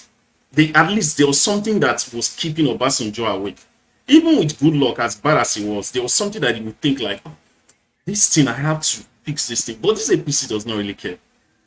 That's just what my conclusion is. And that's not to mean that we should go back to PDP. I'm just trying to say that if you do a comparison, there's a marginal, and then PDP was more like a nationalistic party. Yes, they were like a diverse group of criminals. We can agree on that. But APC, everything that's wrong about our national psyche is what they promote. They use religion, they use tribalism, and you know, it's, to me, I don't know. You get what you ask for. That's just my point. All right, thank you. We have to be quick so that we can get people who are in the studio, and then there are people who are waiting backstage. So, Igbo Basics, Yanis. All right, I cut through the chase. My children actually dragged me to a movie yesterday. That movie was called an Oppenheimer.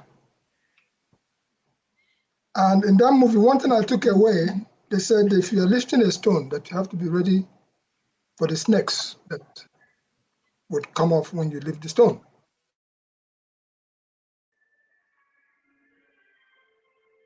Yesterday was Saturday.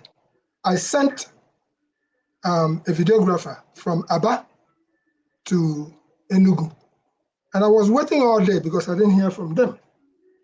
when I finally heard from them, here is what the report was.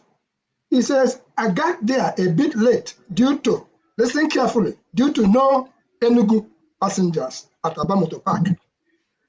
The bus was filled with miscreants going nowhere, but I started coming down one after the other.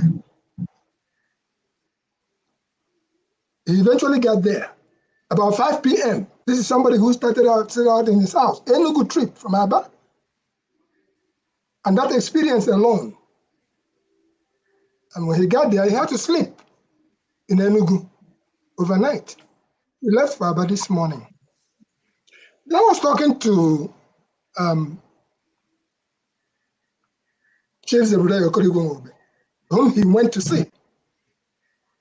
And the report that he was giving back is very there, that he has never seen Nigeria like that before. People are going nowhere. Trips that used to cost less is costing 3 or 4 times, or in fact 7 times more to just fill a car to get to one destination or the other. He says that there comes a point that the farmers cannot move their goods.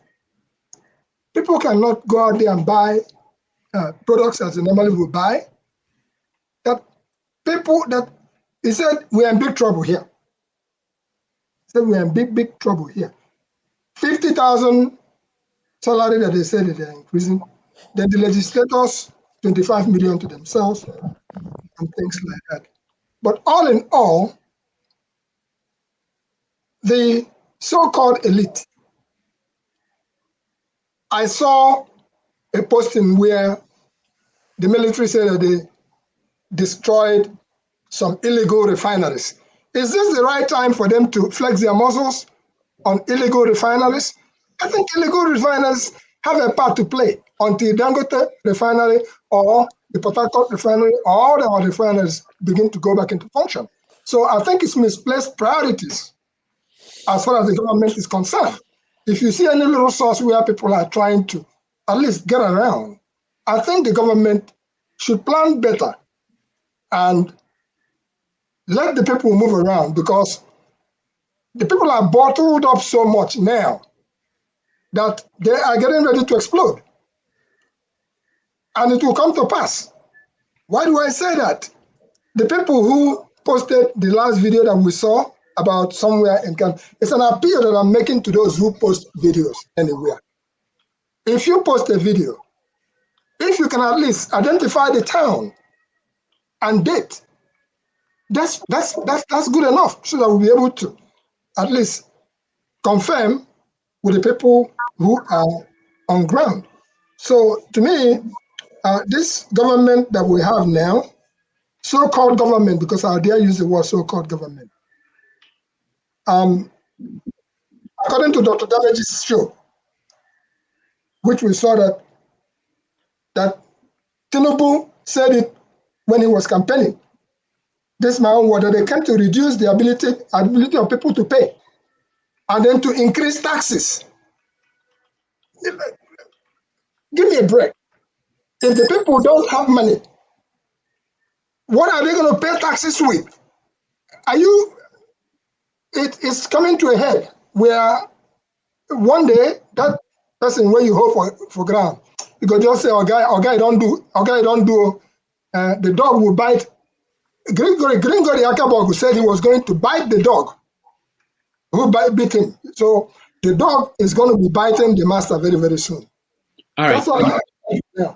The people on ground are suffering, and this government should, as a matter of fact, replan the so-called subsidy removal.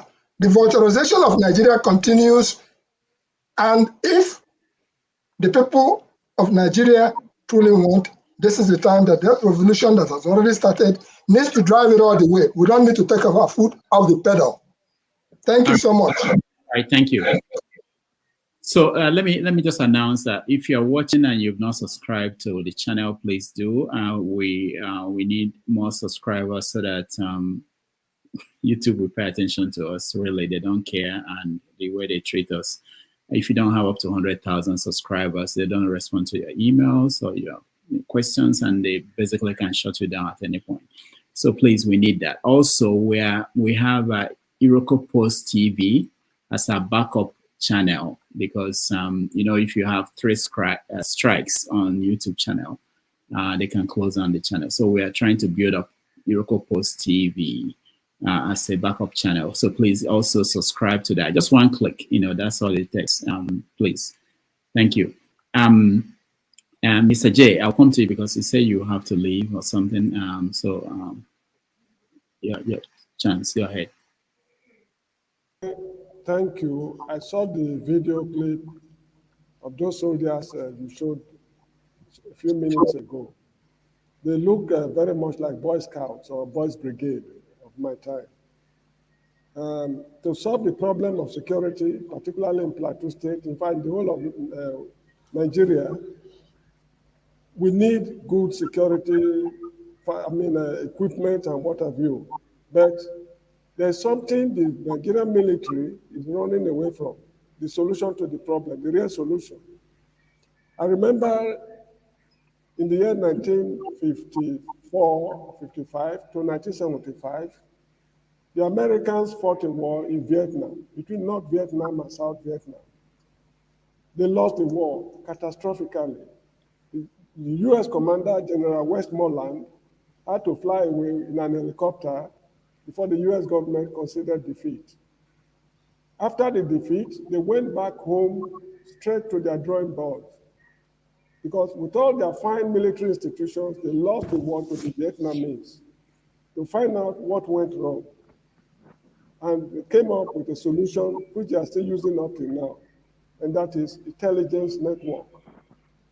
The Nigerian government is refusing to develop the intelligence capability of the country. Wherever Americans are fighting, be it in Iraq, Syria, or wherever it is, you see US military personnel acting as fake reverend fathers, fake journalists, and what have you. And they first do their groundwork. After doing their groundwork, then because America subsequently developed their air power, they bomb hell out of the place before the ground troops will move in. Now here we are in Nigeria, you have the so-called SSS and what have you.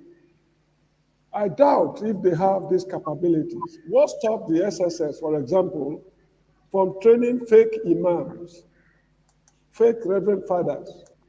They have that. They have fake reverend fathers. Yeah, what about fake imams? Are you getting Tinubu me? is There's ahead nothing of the wrong. game. Yeah. Tinubu is ahead of the game as per fake bishops. Tinubu is There's ahead nothing of wrong. the game. There's nothing wrong if the security agents have fake Jehovah's Witnesses. You understand me? Preaching from door to door with Jehovah's Witnesses literature while gathering information. You get the point I mean? So when we are tired of saying we are tired of this problem, we will know what to do. One thing they should know very clearly is that the country is disintegrating. Right now, we have no standards in any institution in the country. The country is completely finished. What we are just doing now is to build on the ashes of old Nigeria. If we are not careful, we'll be talking about post-Nigerian republics. Thank you very much. All right. Thank you, Mr. James. I know Man of Prestige is here and electricity. Let me go to co-host General. I don't know the rest. I can't see the rest of the name.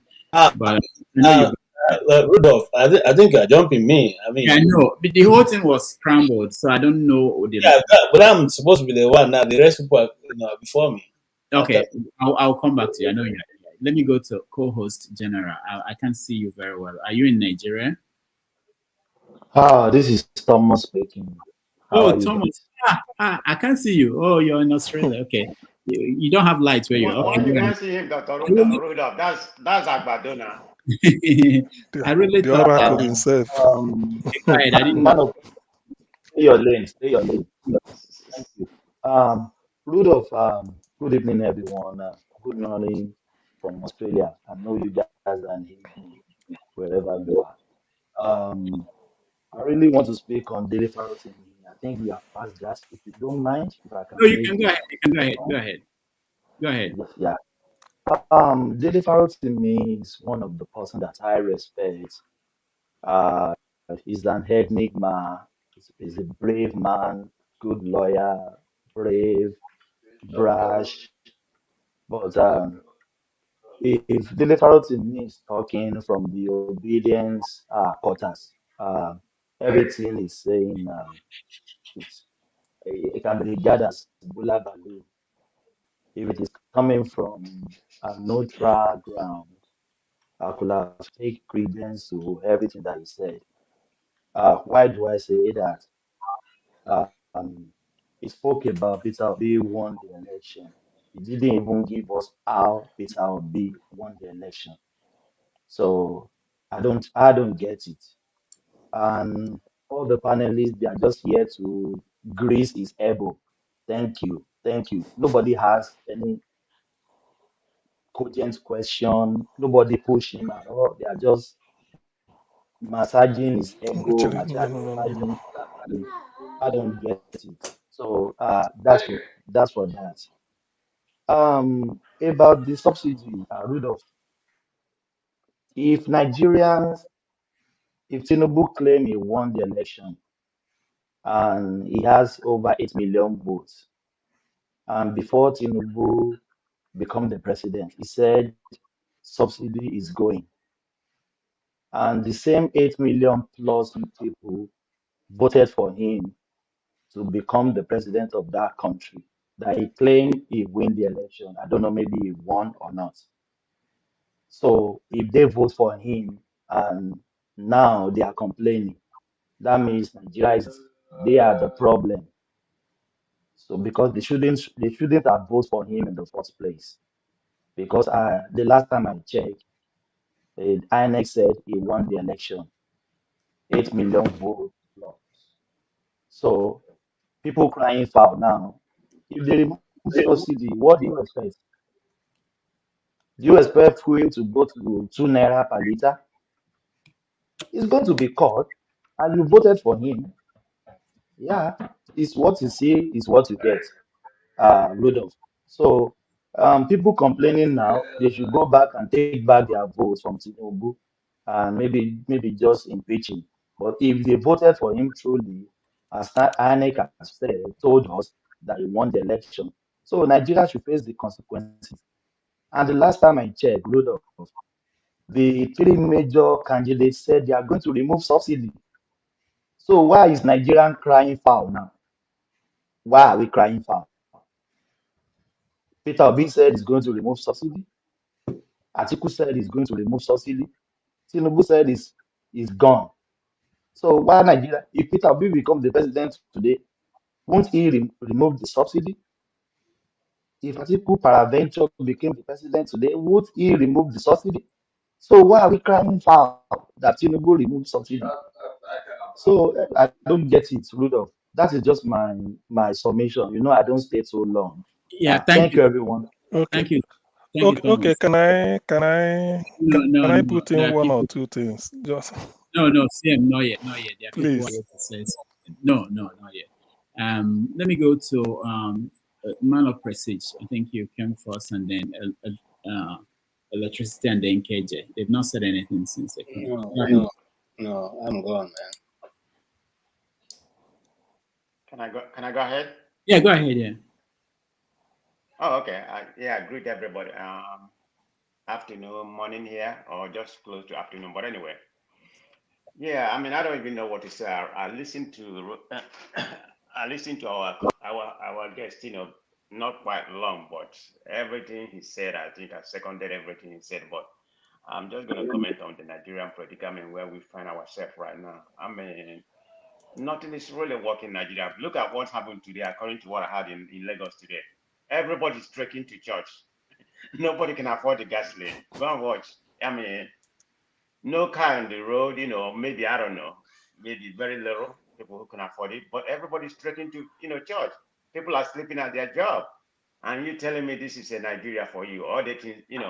all the so-called corrupt people. Look at what the guy, I'm only going to focus because everybody has spoken, about what I was going to say. But let me focus to a different area, which has to do with Nigerian corruption and some other things. That guy called Bashir Ahmed, as in former Buhari aide, was so much focused about what Davido tweeted. He wasn't even the one that started the tweet. And now it's an uproar about religion. They use this religiosity to capture Nigeria. I mean, the guy never really focused about what he did, how they embezzled the Nigerian money. He's only focusing about what Davido tweeted, about the music Sunday, which is nonsense. So it's a war right now between some Muslim, not all Muslim and Christian. That's what's going on. I don't know if anybody follow the space about what's going on Twitter right now all over Nigeria between some Muslim. I'm not going to say all Muslims. So this is the same thing they used to capture us, about religion. It's going on right now. What is it different? I mean, he never talked about the corruption, how he embezzled the money. I think his name is Rashid Ahmed. He was former Buhari aide. All of them, they don't talk about what he's supposed to be talking. All they talk is nonsense. Now they are bashing the video because of what he tweeted. So I don't have that much to say. Everybody has said about Nigerian situation, which is a headache to me. So I don't like to get into detail. Until we get out of the mess we are right now, just not heading in the right direction. So maybe when another subject come up, I can comment. Thank you. All right, thank you so much, man of prestige. Let's go to electricity next. Thank you very much. Good morning, good afternoon, and good evening all. I think it's let's move away from the fuel subsidy removal, and let's move away from palliative. I'm glad there was not much talk about palliative, so let's move away from it. Let's also try, where possible. This is Rudolph. This is an appeal to you, if you can, and let's try to move away from the executive arm of the government, because the executive is not our problem. Thomas said something very. I know a lot of people just don't say it's a Tinubu man. Okay, that's it. I understand that, but he said something very profound that almost all the candidates campaigned on removing fuel subsidy. Unfortunately, they didn't come in as a president. If they had, let's say Peter Obi, for example, at what point would he have removed the subsidy? Is he going to fix the electricity before remove the subsidy? I mean, before removing the fuel subsidy? So he made a very valid point there. Let's focus on the legislative arms. If we take what is happening in the US and in the United Kingdom, where the legislative arms or the lawmakers are often put under checks and balance, it doesn't matter who is there. Whether I vote for Tinubu or I don't vote for Tinubu, once he becomes president, his responsibility is to be the president of all. And that was why when Body was there yesterday talking about people voting to allow to those who voted for the senators or the lawmakers should only be allowed to take him out. And I appreciate what Mr. Okoro actually highlighted. When Body come next year, I will highlight what Mr. Okoro said, which group is he working for? Because I went back to look at the Constitution and spoke to few people who understand the Constitution better than me. And so he needs to answer. Let's try, and if we need to be calling out names of the lawmakers on a live show and the constituency they had, then I think that will go a long way. We can start from there. It's about solution now. Let's be realistic here now. So it's about solution. And if there's going to be a protest, I think we should channel our protest rightly. Take over. I mean, I'm not using Donald Trump word the way he said in respect to January 6th, where they went to invade their parliament or wherever it is. No, but it's high time we start to back at the right tree. I keep saying this every day. We are backing at the wrong tree. The executive is not our problem. Rudolph, if you don't put checks and balance on your channel, are you going to blame your panelists, if I may ask you that question? Rudolph, I'm asking you a question, please. Oh, what was the question? If I don't, I was looking for what the question is, if you don't put checks and balances, if you don't put rules and regulation on your channel, and it starts going AYL, are you going to blame your panelists, or you'll be held responsible?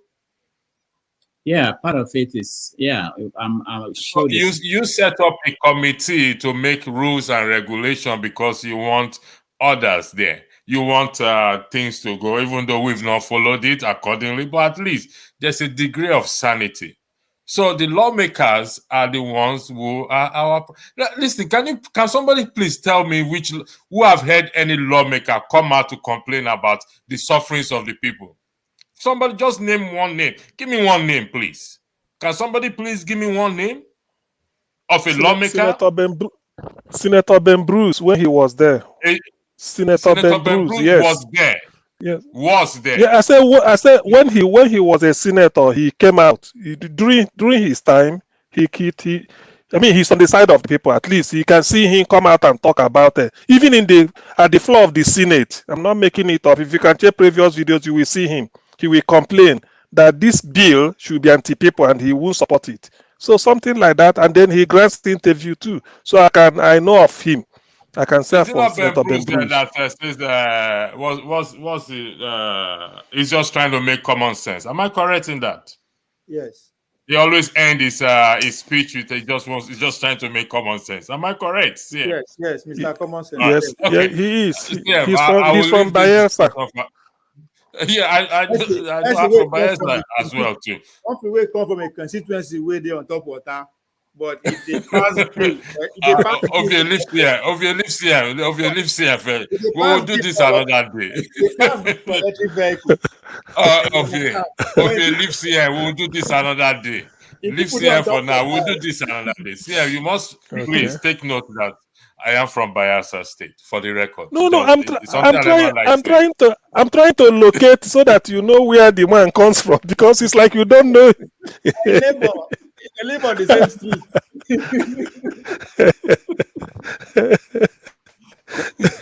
So please, this is an appeal. This is an appeal. If we can if we can change our focus.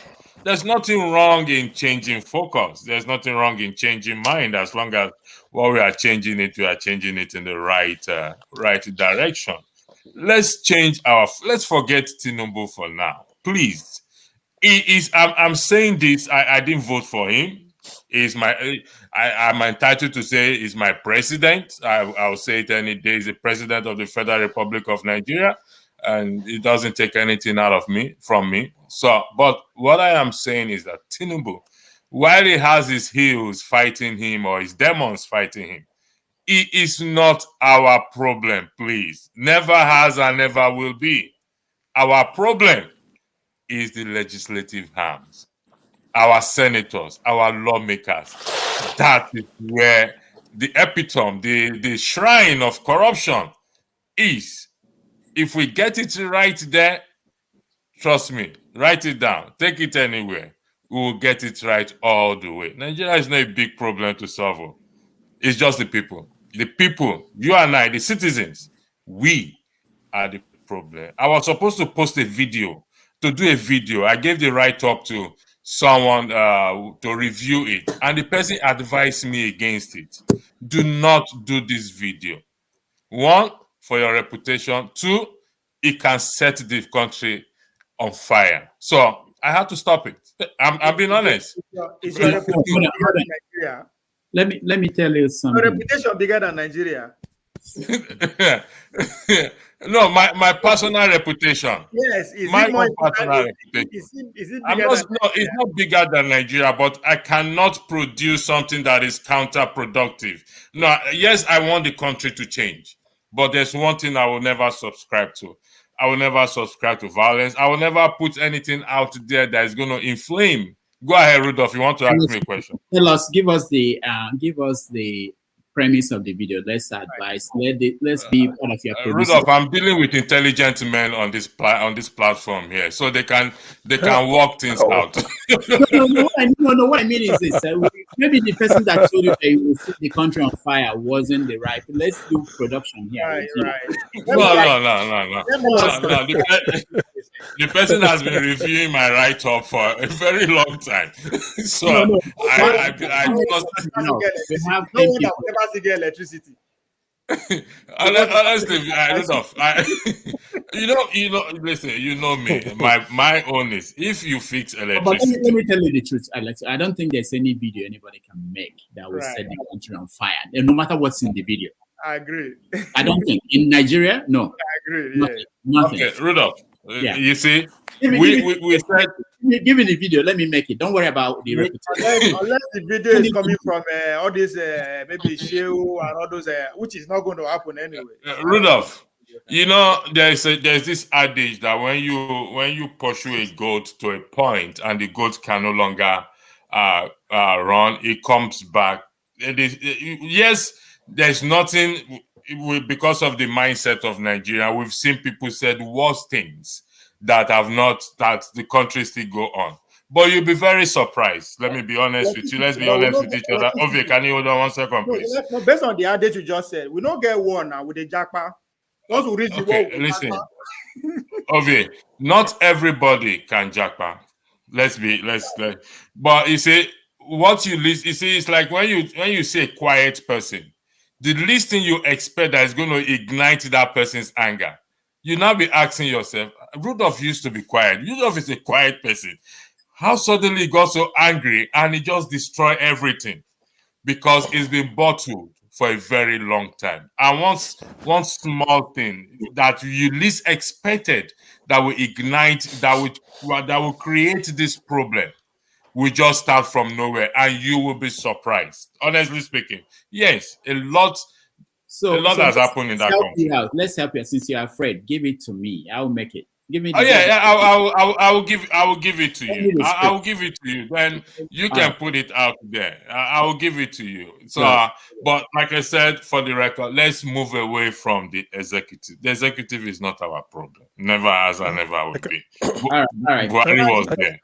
I'm curious. So I can review it for free for you. I can review it for free for you. Because quiet, but the video is about you. So if I give it to you to review it, then that means it's not going to see the light of the day. All right. Let's hear from someone, guys. Let's hear from. Okay. Okay. Hold on. Let's hear from Niger Man and then OC that just joined us. Prince, I don't know if you're here or you're not. Okay. Because sometimes when we want to come to you, we won't see you on screen.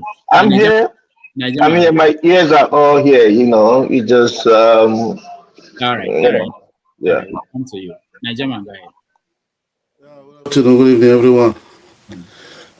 Nigeria with Wahala every day by day. Now God will help us. Like what Dele Farotimi said, exactly what I said yesterday when we are here. We have to forget something, what is the name? This all progressive criminal party. All these party in Nigeria, all of them. All these people, no governor, all these people. From the 1999, just check, since the democracy, any of them that have good record. The problem we have to do, we need now. Fine, we know if Bitcoin, he said we remove a subsidy, but he said half, 50%, but it will still take time. We will still have to be paying the criminal subsidy. But that is not what we need. I think we have to speak and start calling people. All these one people are trying to bend it, it will be better. People are crying, people are dying. Fine, this is what they vote for. But the main people who are suffering now, this is not governor, it's not everybody affected. Both big man, both poor man, both no middle class. People have to be, how these people are just trying to tell people. Some people want to defend the APC. They want to defend this side. No. Criminality is criminality. President that we have now, fine.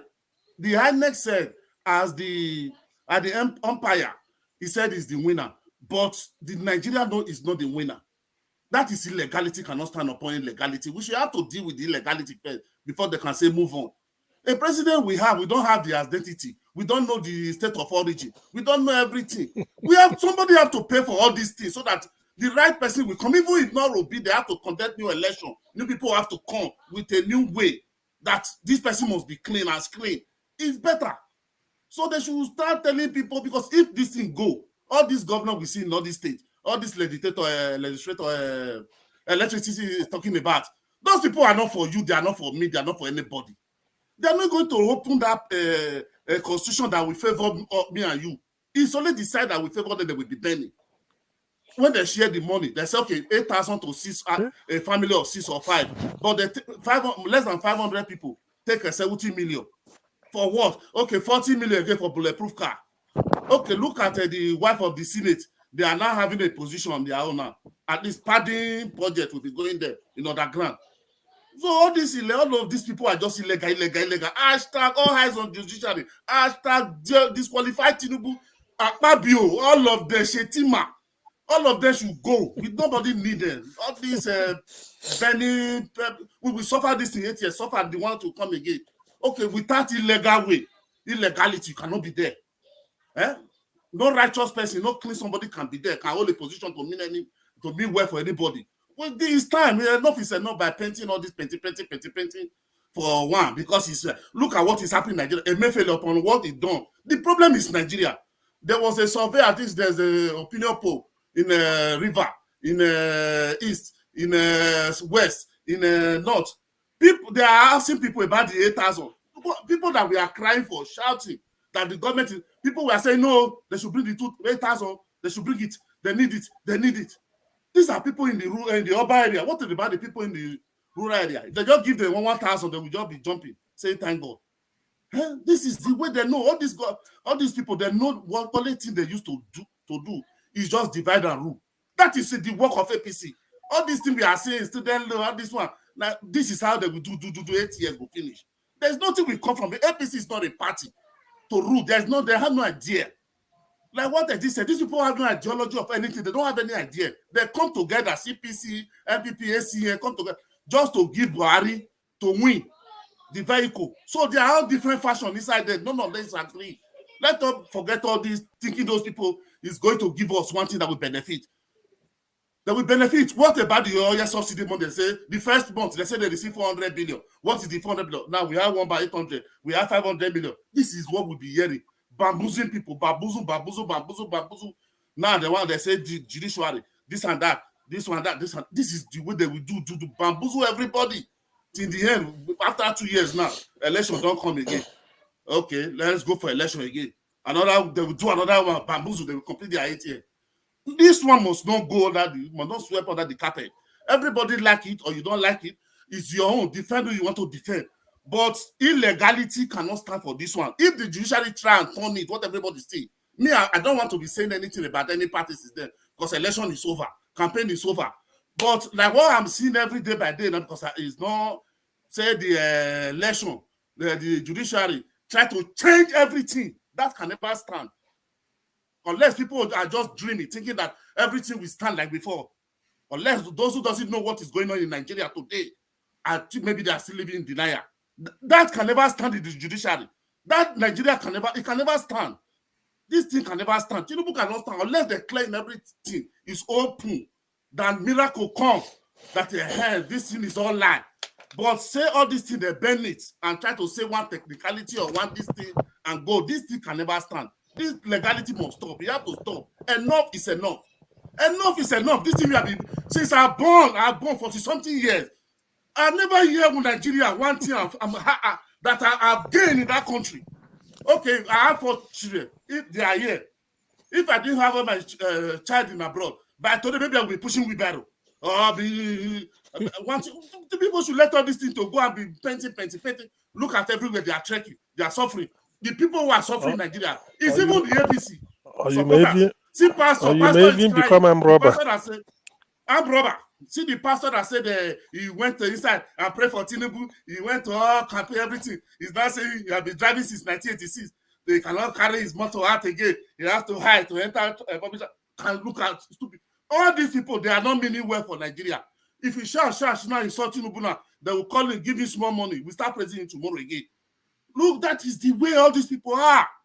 That nobody should be believing all this. That's why they said the Obi, they are Obidio, they are Obingo, they are yes, because FFK, Ruby Abati, when you were listening to the Babati, when you have never been in the politics, when Ruby Abati will talk, you will say, oh, this will go to save the citizens. Look at the country where everybody identifies itself as a masses, not citizen. Nigeria will be calling their own self in their own country, the masses. Do you know the meaning of the masses? You don't even say we the citizens, we say we the masses. This is what they recognize you with. So what is somebody will come and bamboozle everybody? No, it's that. But Tinubu say this one. Tinubu say that one. Don't say that one. We don't. Poor man, I don't want to hear. You said it's your job. Nobody should pity you. So I don't want to hear you remove fuel subsidy. You didn't remove fuel subsidy. All I want to know, let me buy fuel cheap and have a good life. If you cannot do it, Oga, come up for that. You are a mystery. You are not to know. Hashtag all eyes on judiciary. Let Tinubu live there. It's not by force to rule Nigeria. It's not by force. People are dying. All these Agbado, all of them, all of them should go and die. I don't want to respect anybody again because the respect is over. They should stop all these things and face reality. Not any legislator will do anything or electricity. They don't mind you. They don't for them for you. Those people are who are they going to talk illegal? We're not going to be talking to illegal. All the look at election petition in all over the court. No one is challenging anything tangible. My result is not like this. The result is like this. The other one is forgery. The other one is this one. Who is going to check and balance on who? Those people have to go and dismantle. And the real people begin to come in. That is only the way. They are not, if you like, go and remove them. Or let them want that person to go. If they don't want it to go, you cannot do anything. That is my own. Please. All this enough is enough of all this painting, all these people bamboozling. May I respond to No. Is it possible? All right. Not yet. It's all right. It's all right. Yeah, so I want OC to weigh in. OC, we've been discussing, I don't know how far you've listened to our conversation, but we've been talking about how the country is going and how people are feeling about these policies being put in place, and whether Tinubu, who started running for president for a long time, whether he's actually ready to be president, because it appears as if he did not anticipate some of the things going on. All right. Yeah. Okay. Thank you. Thank you for having me. And I feel like it's been a while in this platform because as at the last time, I remember Ovie was not a Mazi at the time, and he had Kwankwaso's pictures at the behind. All those things I got now. So it's like that was when he was playing politics. Now we're in the war front then. Yeah. Anyway, that's good. But to get to the matter that we're discussing at hand, it was very interesting listening to the perspective of our brother Mr. Electricity, when he talked about the fact that the executive is not the problem, where the problem lies is in the legislature. I think what he did was have diagnosed the problem, because absolutely, the legislature is a big part of the problem, but you cannot talk about problem with the legislature while ignoring the executives. I've said it many times that the president of Nigeria, whether it's Jesus Christ that comes in, is not going to effect any drastic change because things have gone down so bad. So whoever, whether it was Obi that emerged, or Tinubu or Atiku, at this initial time, things wouldn't have changed much because it would take years to get Nigeria back on track. But there are certain things that the president can do, which is first and foremost to set the moral tone of the country. That is the biggest job of the president. Now, when you have somebody in this day and age with all the number of Nigerians living in multi-dimensional poverty, and then you're traveling around in a convoy of 100 vehicles or more, especially when we are talking about oil and scarcity and all those things, the PMS and scarcity and all those things, what you're just telling us is that it's business as usual, because you don't even have the mind to to at least let the people know that you're sensitive to the kind of suffering they're going through all this while, And then you also forgot the fact that every principal officer in the Nigerian legislature, at least at the federal level, all of them owe their position to the president. Of course, we know Akpabio. Akpabio is a guy who is a fugitive for justice. The only way he could have been in that position was because Tinubu wanted him to be so. So you cannot discuss the malady going on in the legislature without the unseen hand of the executive playing that role. Even before Tinubu, you know what happens during Obasanjo time when Chubo Karibo and his group wanted to assert some independence, but they couldn't, because whether it's at the federal level or at the subnational level in the states, the executive, they are the one that determines basically what happens at the legislative level. That's just the way. That is why the Nigerian president is the most powerful president anywhere in this planet. They can basically decide if tomorrow Tinubu doesn't like doesn't like Akpabio, all he needs to do is gather some legislators, give them some money, and he'll be out. So that's basically why they are more or less a rubber stamp to the executives. So you can't say, oh, the executive is not the problem. They are the number one problem before anybody else. If they said soon, then let me finish. The legislators will follow. Now, coming to some of the steps that Tinubu has taken, we talked about the 8,000 naira palliatives. So I keep saying in Nigeria that the people that were entrusted with the position of leadership don't know what to do. Is that they just don't want to do the right thing. It's not rocket science for anybody to that sending 8,000 naira to anybody in this day and age. What is he going to do? He can't do nothing, And then before you talk about the logistics of who gets it, how is it shared, and at the end of the day, it will just end up being one of those palliatives that we had that was locked up. All these people cornered it, and it was all locked up in the place till during the answers they started to break it down and all those things. But assuming none of those things happened, there is no way 8,000 naira is going to make any dent on anybody's life in this country at this point in time. So I'm 100% convinced that they know that, but it's just one of those things for the optics, just to appear like, okay, we're trying to do something and convince the people that they're trying to do something. Tinubu knows there in there that thing is not going to work in any way, shape, or form. So all this. So in the summary of it is that we haven't been lucky to have anybody in position at the highest level of government who's ready to do the right thing. All they're interested is in the politics of sustainability, how they can sustain their position, and how in the next political decision they will be able to do this by making sure that whoever is the chief judge or the chief justice of Nigeria is somebody they have in their pocket, to know that the principal officers in the legislature are somebody in their pocket, all those kind of stuff.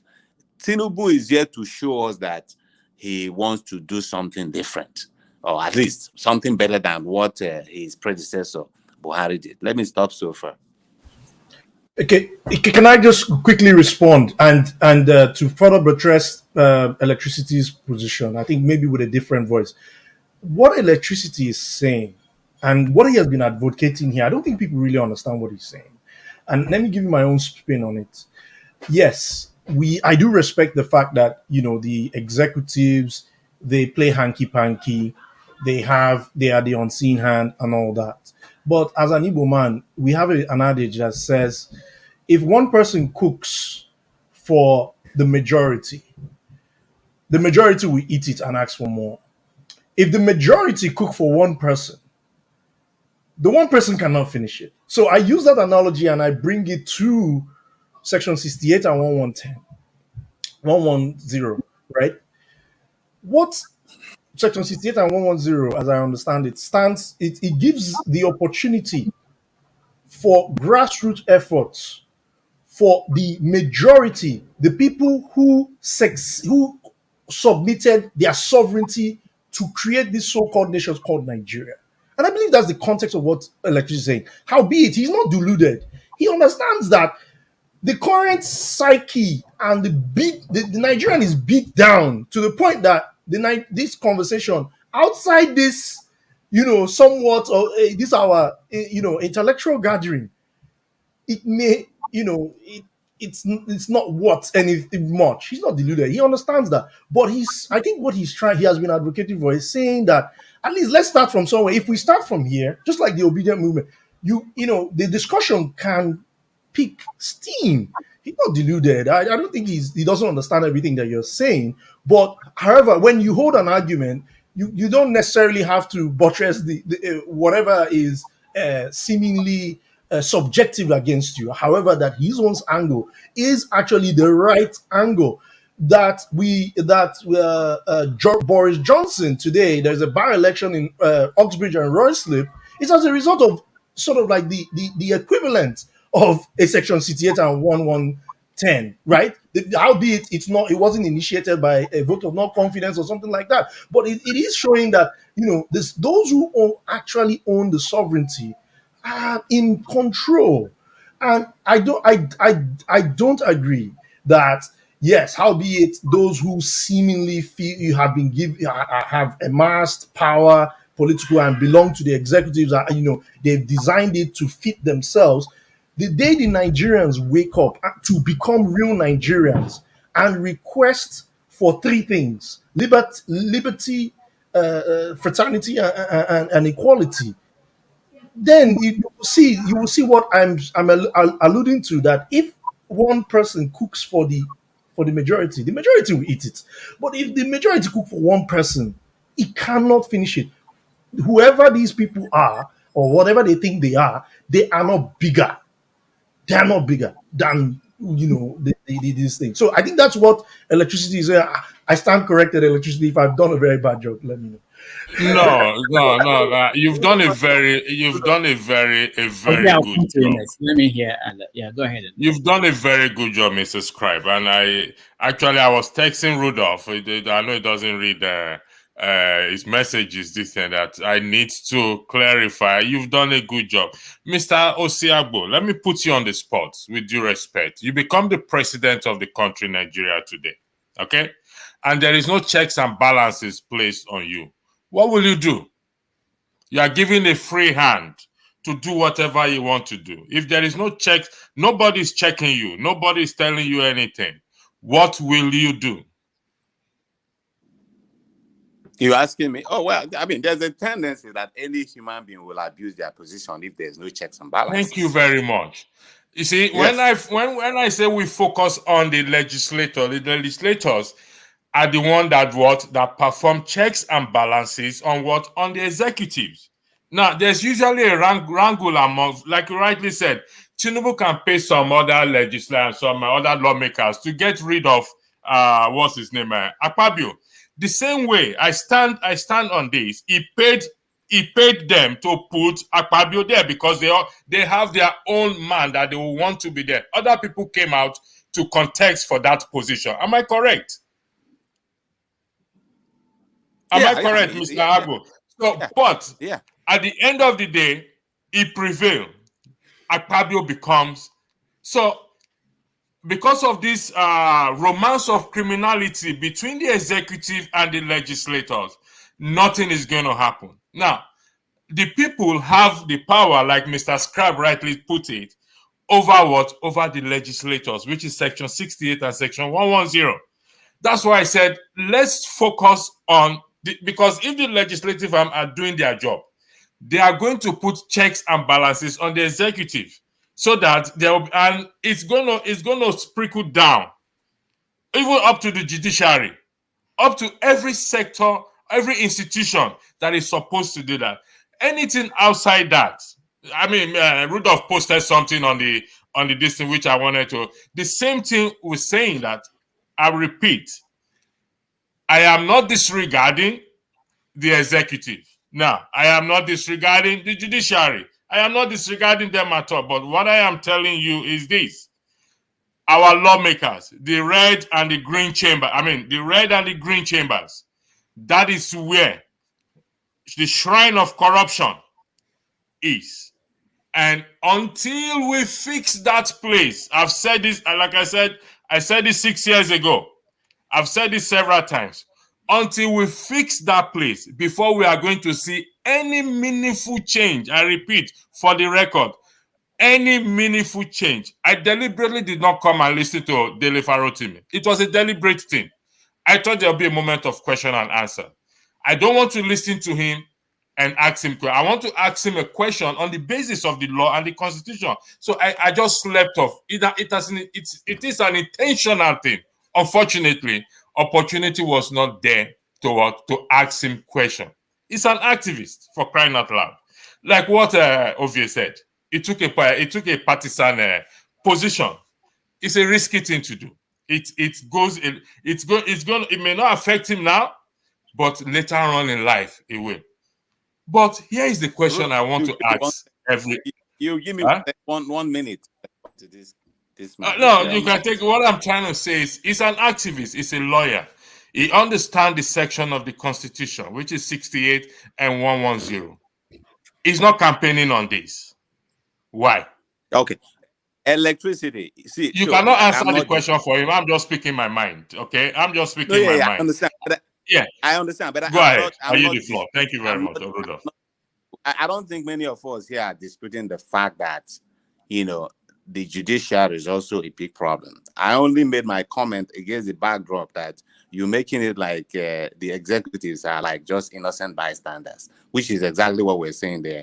They are not. And I'll give you an example. See, you talked about, solving the problem, that if you solve the problem of executives, they will be able to take care of if you solve the problem of the legislative arm, they will be able to take care of the executive. That's fine. I think what we're arguing here is the chicken or the hen, which one comes, the chicken or the egg, which one comes before the other, But I'll tell you one thing, just drawing from Obi, what Obi did in Anambra State during his tenure. Okay, Obi came in, okay, of course, he inherited the legislative branch that is drawn from Nigerians, very, very corrupt. But he came to the scene and said, hey, look, guys, this is not going to be business as usual. What did it focus on? The cost of governance. So that when somebody in the legislature says, oh, okay, I want this thing to happen, I want you to assign this kind of security votes or to do all this kind of stuff, he will put a stop to it. Not just the legislature, but everybody around. And that's how he came with that Akara, that and those kind of things. But at the end of the day, what he did more than anything else is to tell everybody, hey, there is a new sheriff in town. It's not going to be like that. Because I'm telling you that it's much easier for one man that powerful, which is either the president or the governor, to rein in on the legislatures than the average Nigerian who is pauperized, who can't do anything. Anyway, let me stop so far, but that's the point I'm trying to sorry, let me do a rebuttal. Rudolph, I'm sorry, I'm going to yield the floor. Electricity, please. It's just a rebuttal. Just a rebuttal, please. I'm appealing. Mr. Nigerman, I'm appealing. Just a rebuttal. In respect to Peter Obi, please, I'm appealing. Peter Obi was there for 8 years. Okay? This is what you should put into consideration. Okay? When he left, what happened? Corruption continues. He did not address the issue of corruption. Yes, it's a man of transparency and accountability. When he left, he said, I left certain amount of money. And when the next governor came, the money disappeared. He was asked a question on live show. What is his position in respect to the money he left that has disappeared? He did not weigh in on that. No, I respect the man. But let me be honest with you. If you and I, Obi is just one man. Like what Mr. Scribe said, Obi is just one man. If you and I, if the numbers of people could not fix... This one not go anywhere. See, let me tell you one thing, electricity. Like you are saying something, you are going to... We are talking about federal now. Let forget states. No, I'm doing a rebuttal with due respect, Mr. Nigerian. If you listen to me, I'm doing a rebuttal to what the man said. Okay, sorry. I'm not responding to you. I'm responding to Osiagbo, what you said. Yeah, I want to ask you a question, my own, please. Okay, go ahead. Ask me your question. Mr. Rudolph, please, I'm sorry. Let me just give you what's happened in this cycle now. No, ask me the question. If you want to speak. If you want to ask me a question, ask me a question. Yeah, I'm talking to you. I just I want to come from that aspect. The executive, when they want the executive, when they want the Senate, the red and the green chamber, what did the executive did? He choose that the president choose. This is who he wants. But go and look at the constitution of the Senate and constitution of the green chamber. They add their own constitution to choose their own leader.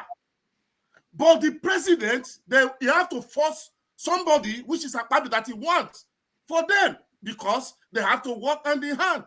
So what you are trying to say, that's what I'm telling you. Without the executive, okay, look at the other arm of government, the judiciary. If the judiciary now said, okay, go and arrest so person, go and arrest the EFCC chairman, go and arrest the AIG or the chief of staff, who will implement the order? Is it not the executive? That was okay, now you, police, go. But they will never do that because they are all together. They are all together. That is why I'm telling you, the head must be sanitized.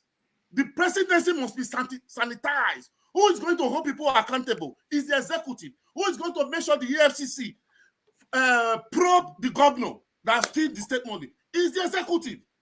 Let me tell you, you understand? The head must be when the president is innocent, it's not of corruption, he doesn't have any baggages. Nobody will challenge him in anywhere. He's doing the right thing. But when you have corruption, you have everything. You want to come and challenge me in my state? I will open your nyash. I will use black. So what is your question, Mr. Nigerian? What is your question? The question is the executive that had the problem, not the legislative. That's not a question. You are making a statement. You are not answering the question. You are making a statement, and for the record, you are affirming what I said, what I've been arguing about. And so I really am confused as to your argument. I said I want to give you a scenario. I said I want to give you a scenario of what happened. No. You said you want to ask me a question. That's what you said. It's on record. Not a scenario. And you are affirming my argument. That's okay. Now we have to end this here. Let me. Obi wants to say something, but I can actually. For you, electricity, I know this is something like a pet project, and I've said this in private and I'll say it in public. Okay.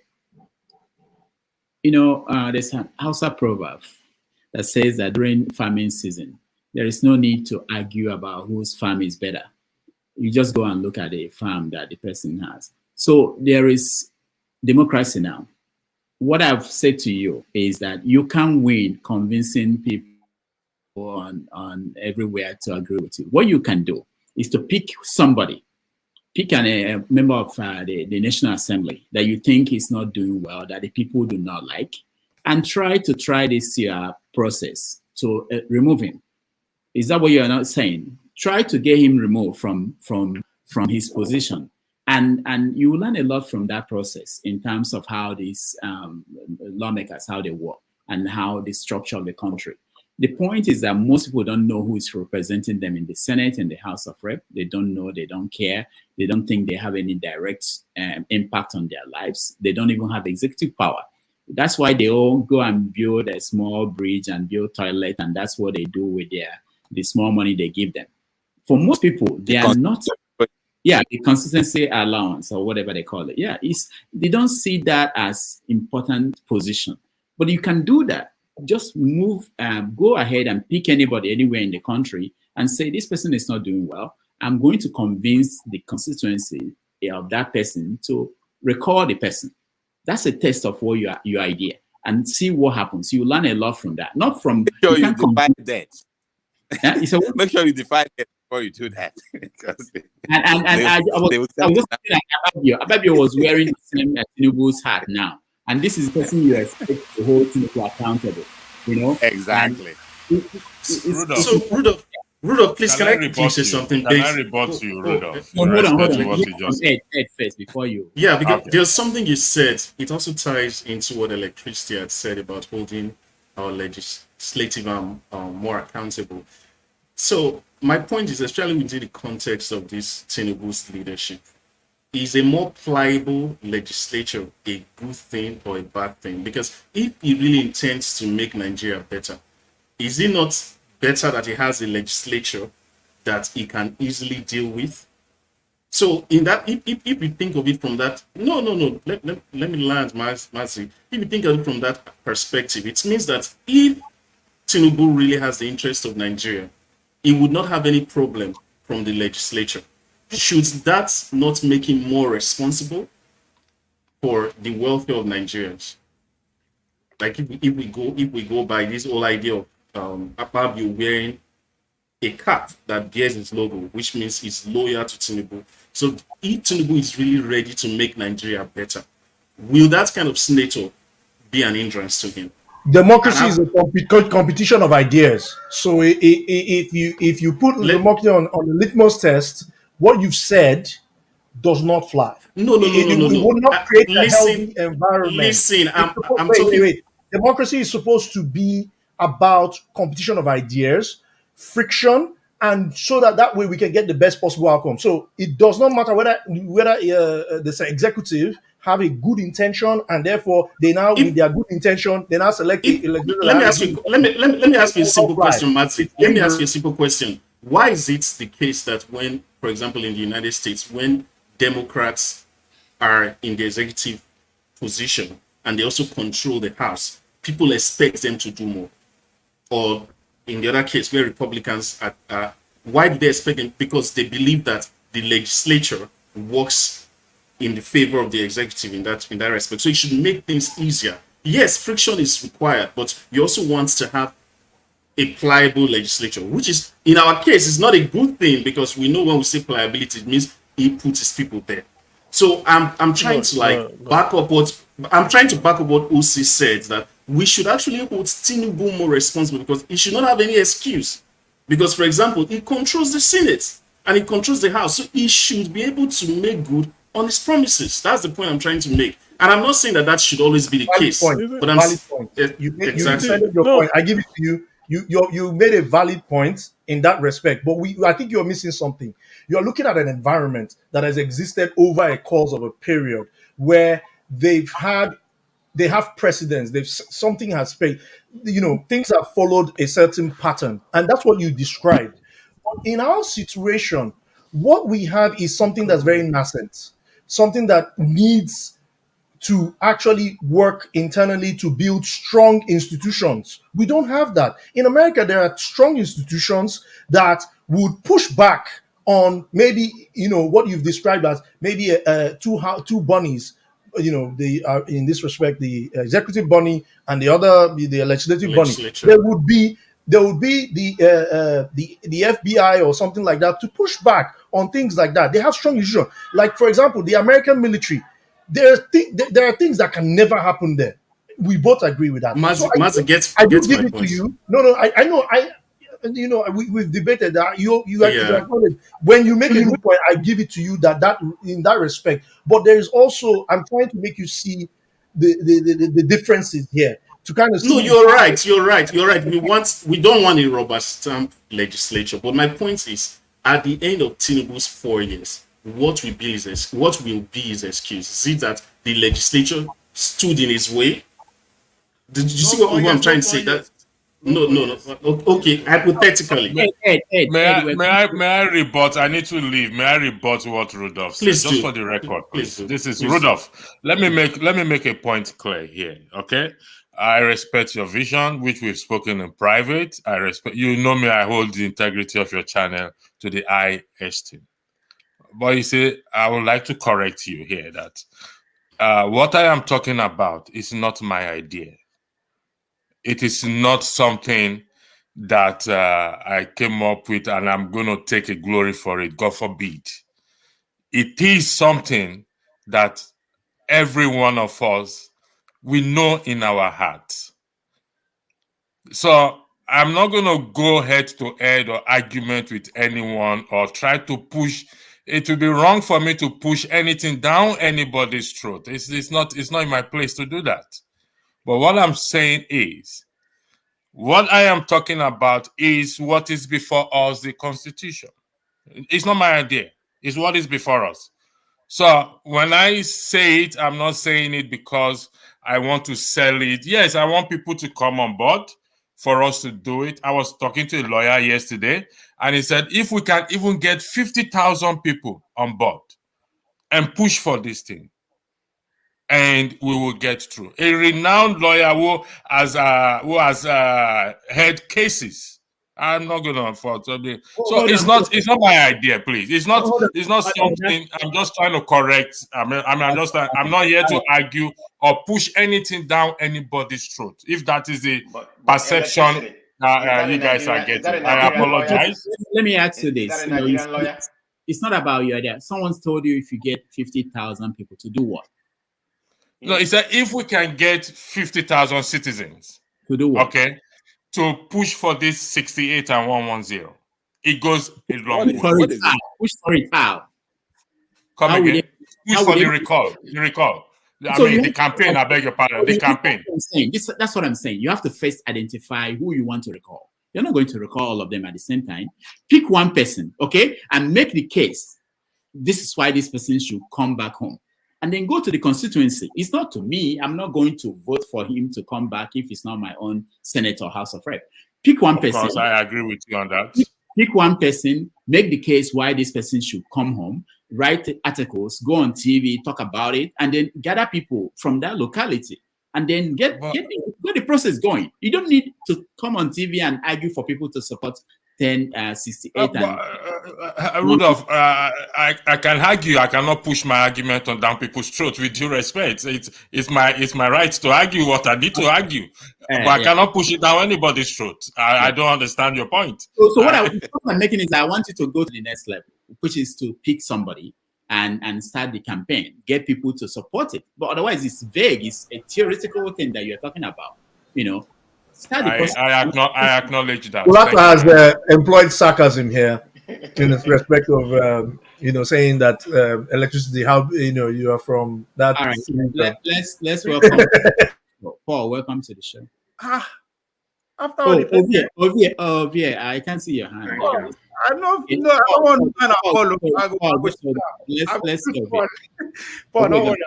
I'm not going to stay long. One thing I observe now is if this is Nigerian Parliament, we're not going to get one bill pass. If just us like this, we're not going to get one bill pass. But I think what Mr. OC and Titi are saying is the same thing, right? It's just that electricity is talking about the ideal situation, what should have been, right? We are supposed to be practicing democracy, government of the people, by the people, all those good stuff. Right, but what Mr. Ossi is saying, is describing, is the reality. What I would describe as a plutocracy, a society whereby only the people with great wealth and income govern everything, and that is where Ossi is coming from. That the president, the way it is reality now, is very powerful. It is very, very hard for we, the ordinary people, to do anything about that man who is sitting. Not just Tinubu, any president at all, but the Senate, the legislature can do something. They are the only one that can take him out of that office, right? But that's a long, and that's another thing again. In our situation, we have to also bring the Supreme Court into bear. We are not thinking about that because the efficiency of our constitution is as good as the efficiency of our Supreme Court, because now then if we interpret them. And that's where I kind of reason with Kulata again. Go by the advice that Rudolph is going. Go to the state level. Impeach the state governor first via the state house. I think that is cheaper. That one can be achieved because what you are asking for is going to cost a great deal of money. How are you going to get 50 people to start giving that campaign? That's a lot of money. But let's take it to state level because now the same process, Abi. We have state house legislator who checkmate the governor and all that. Let's take it from there. If we achieve and impeach one governor, after all, what is giving Obi and his follower minds? Supreme Court don't give them justice before, right? That belief, say the official achievement is there.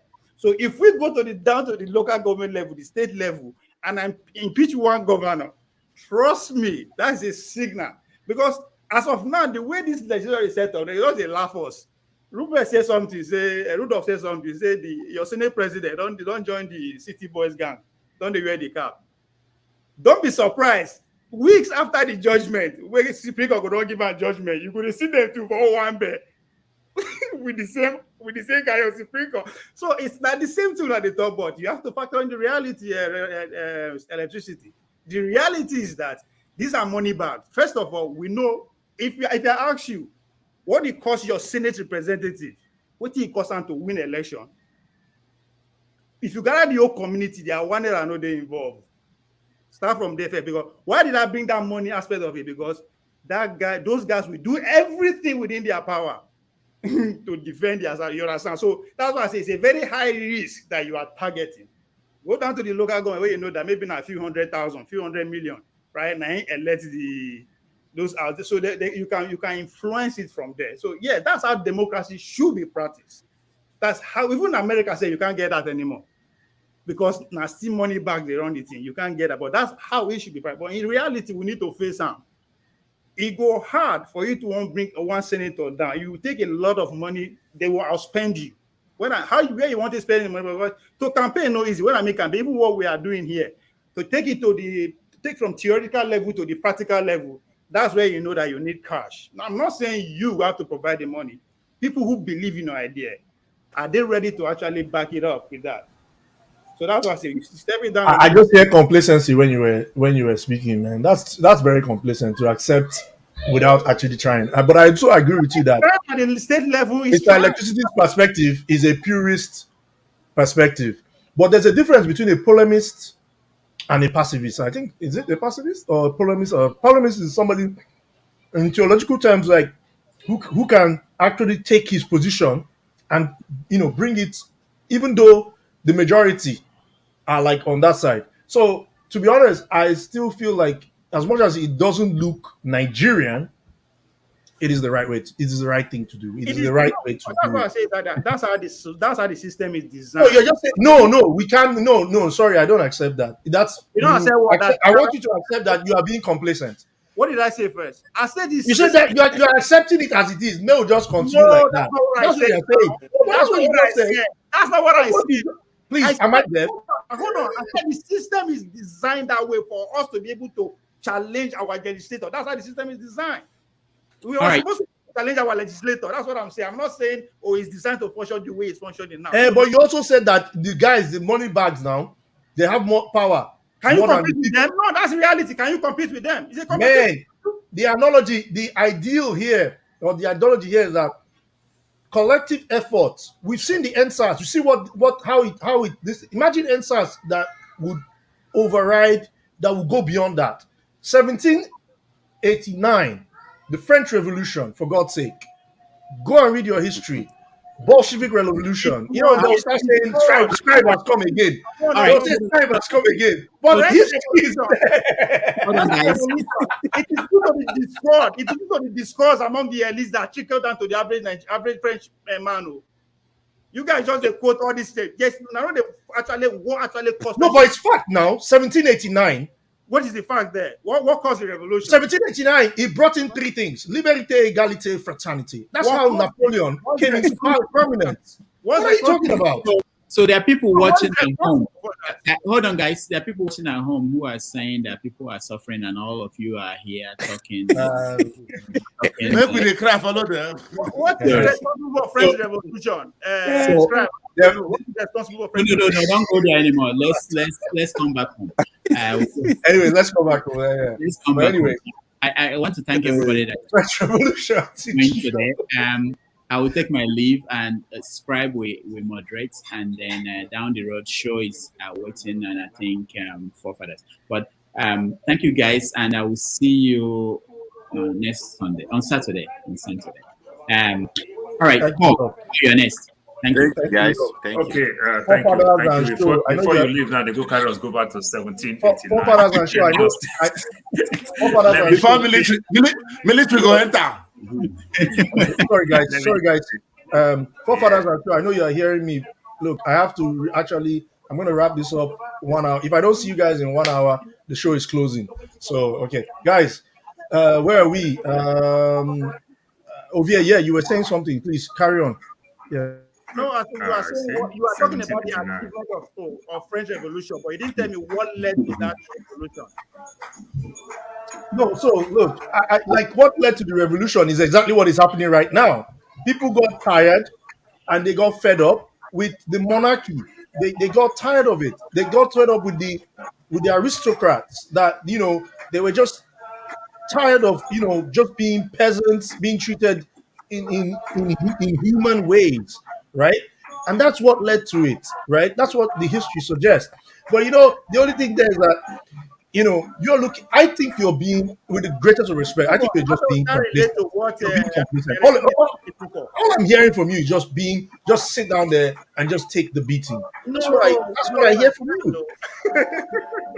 That's not what I said.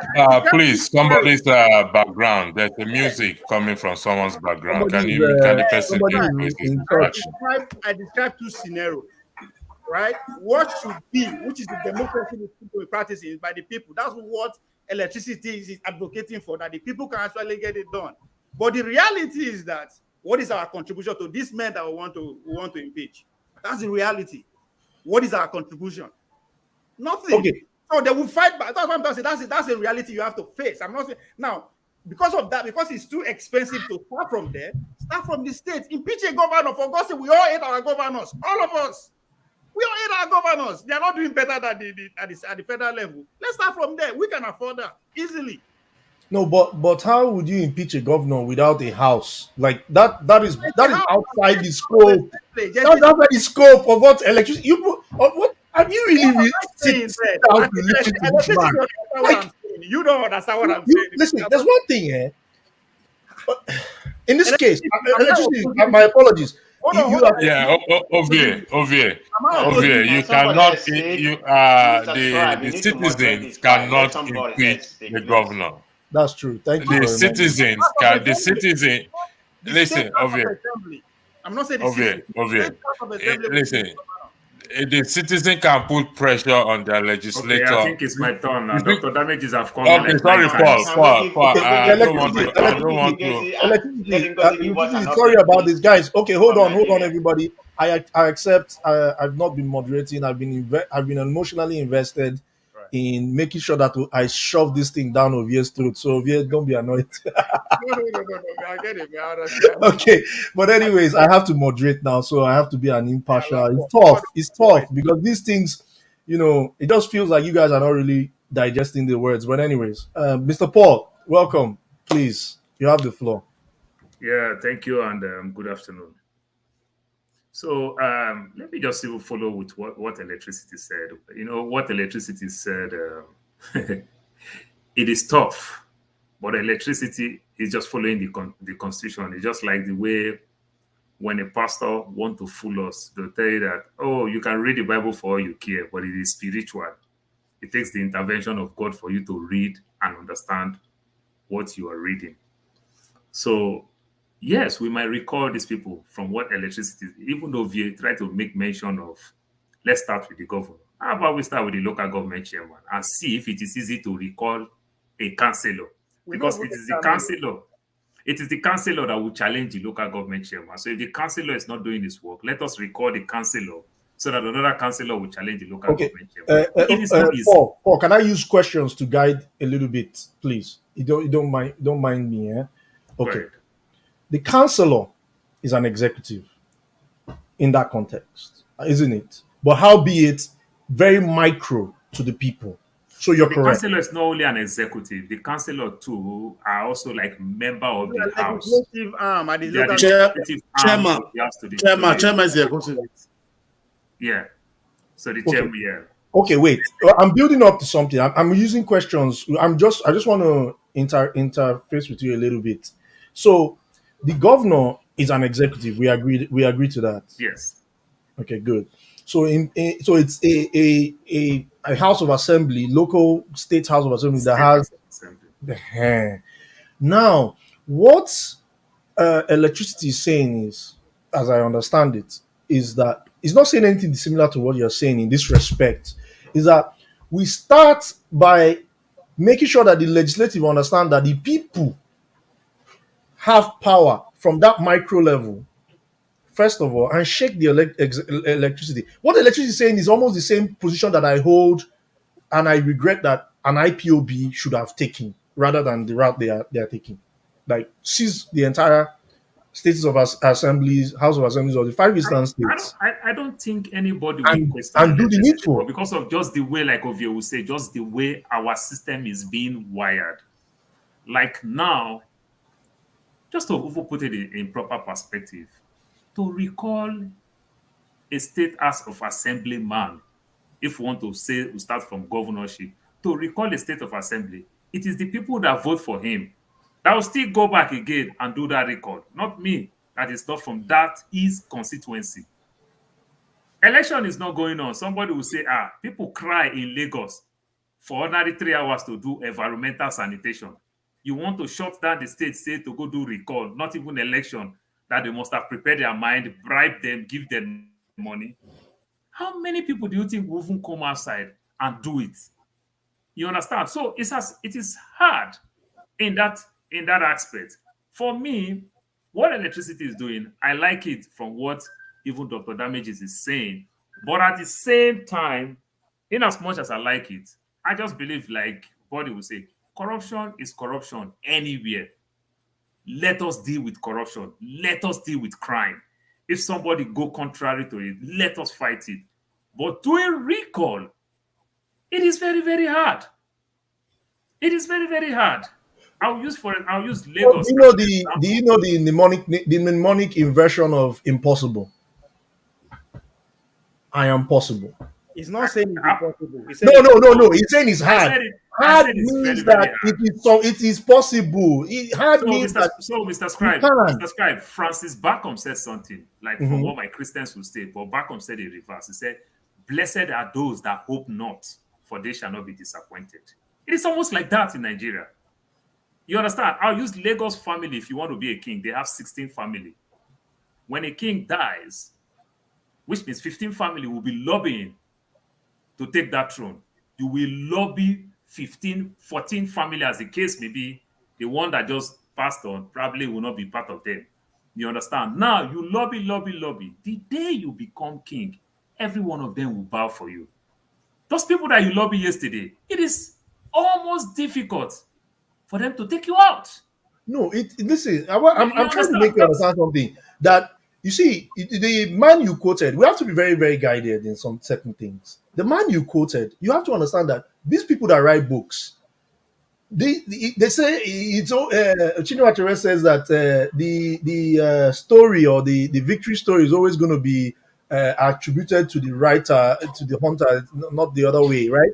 You have to understand, sometimes when you are using quotes, you have to kind of, what is the context of that person? Where is that person coming from? So I beg to differ. So you know my context now, because we're okay, wait. I want to say something about I'm only using the writer as a contest. All of us did. Most of us here are engineers, right? Wait. Most of us here, some of us here may have done engineering, maths, differential calculus, and all those kind of things. I mean, that thing is difficult when you try it. But now, like, if you ask anybody to go back and pick it up, it's still difficult. But at least because you've been through it before and you passed it, you kind of, there's a mental plasticity in your head that would give you confidence, as opposed to somebody who's trying out for the first time. That's the context of what I'm trying to describe to you. That yes, it looks hard, but it is possible. Now, I don't think nobody said it's not possible. I don't think anybody said it will never see the light of the day. Or what is the problem? All I hear is complacency. No, but what I'm saying, from my own perspective, Mr. Scribe, from my own perspective, that's why I said crime is crime anywhere. Corruption is corruption anywhere. We can deal with it from that face. And we can equally deal with it from different angles. Look, the police and the fire service, they do the same job. The police protect lives and property. The fire service protect lives and property. Police investigate and come in. The fire service fights the fire and investigate what caused the fire. We can do it in both ways. I'm not condemning it. I love you, Paul. I love you, Obi, but I beg to differ. I still don't see what people are saying. Then, Mr. Scribe, understand Yes, in sir. Nigerian perspective now, when you use the I see word you, Ngozi. contest, I'm coming to you. when you use the word contest in Nigerian perspective, a doctor in the US who ordinarily, if no corruption, no nothing, a doctor in the US makes money more than the president of Nigeria, will leave his profession and go to Nigeria, say he want to be a senator, knowing fully well the duty of a senator is to make laws, is to legislate, is to make laws, is to also do what electricity is telling you, checks and balance of the executive arm. A doctor know that. But when this doctor is campaigning, watch his campaign very well. He's campaigning, I'm going to bring you water. I'm going to develop my community. I'm going to bring development to my community. When he entered power, he's not doing that. When you challenge him, the same doctor will tell you, I make laws. I do checks and balance. I am not executive that will come tie your road. Do you know why he's telling you all those things? Because when he was coming to power, this is what I'm saying about the legislative arm. When he was coming to power, he didn't come for any of those purposes. He only No, came but sorry, sir. What you're to saying make is money. it's actually indicative of how we've been wired to think. All I'm hearing from you is just two things: complacency and reinforcing the neuro nonsense plasticity and all the things that we've been wired to believe. That's what I'm hearing from you. We've been wired in certain ways to accept these things. Scribe, But anyways, I have to move on. There is a lady among us. And there's a lady with due along us, please. respect. Let the lady go first, please. Let the lady Please, go there. Please go ahead. I don't want to sound like she I'm helped going our on. argument last time, so I will always give her a floor anytime. Anytime she's there. Yes. Gozika, I'm sorry, Ngozika, Mr. please, Scribe. I go ahead. apologize for that. No, I do. Me too. I apologize as well. I'm not doing a Electricity, good are you job. scared But of anyway, Ngozika? we'll try. Why are they playing Ngozika?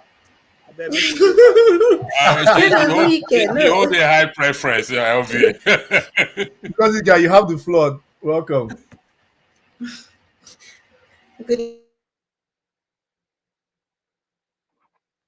Ngozika, just the walk out. Ngozika, we can't hear you. Oh, Nigeria, see what Nigeria costs. Oh my God. You know they come up for it. We need to record the internet company in Nigeria. We need to record them.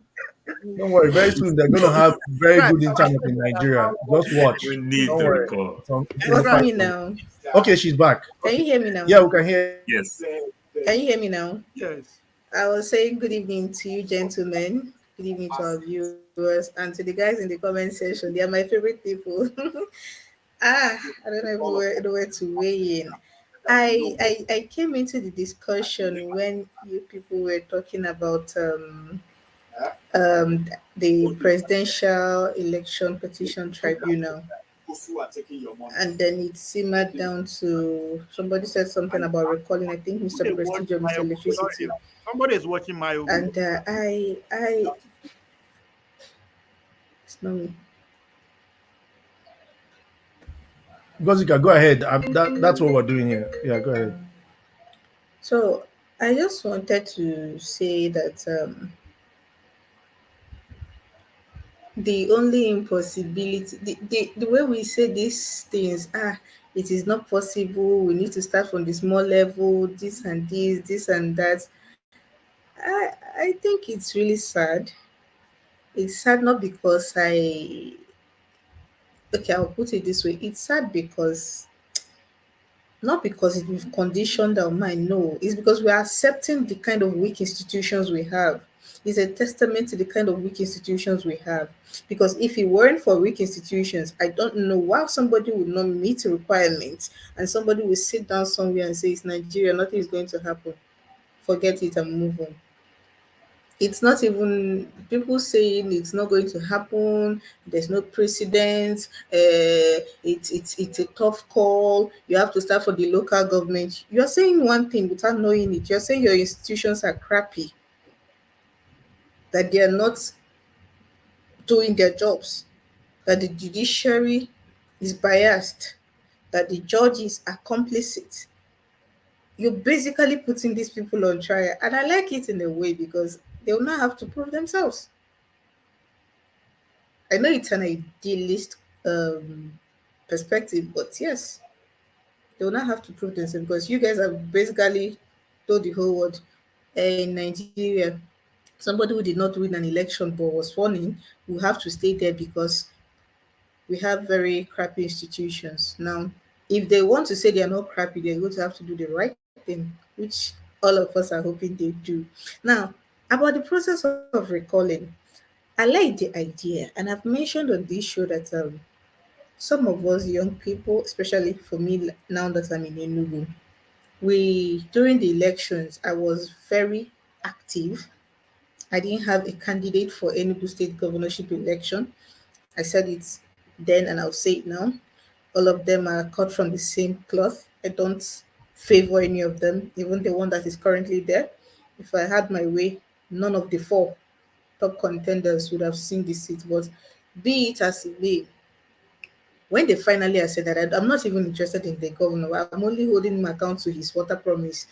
The people I and some other ones are beginning to try to interact with and put pressure on and to form some sort of pressure group are the guys at the State House Assembly and the guys at the Federal House of Rep and Senate.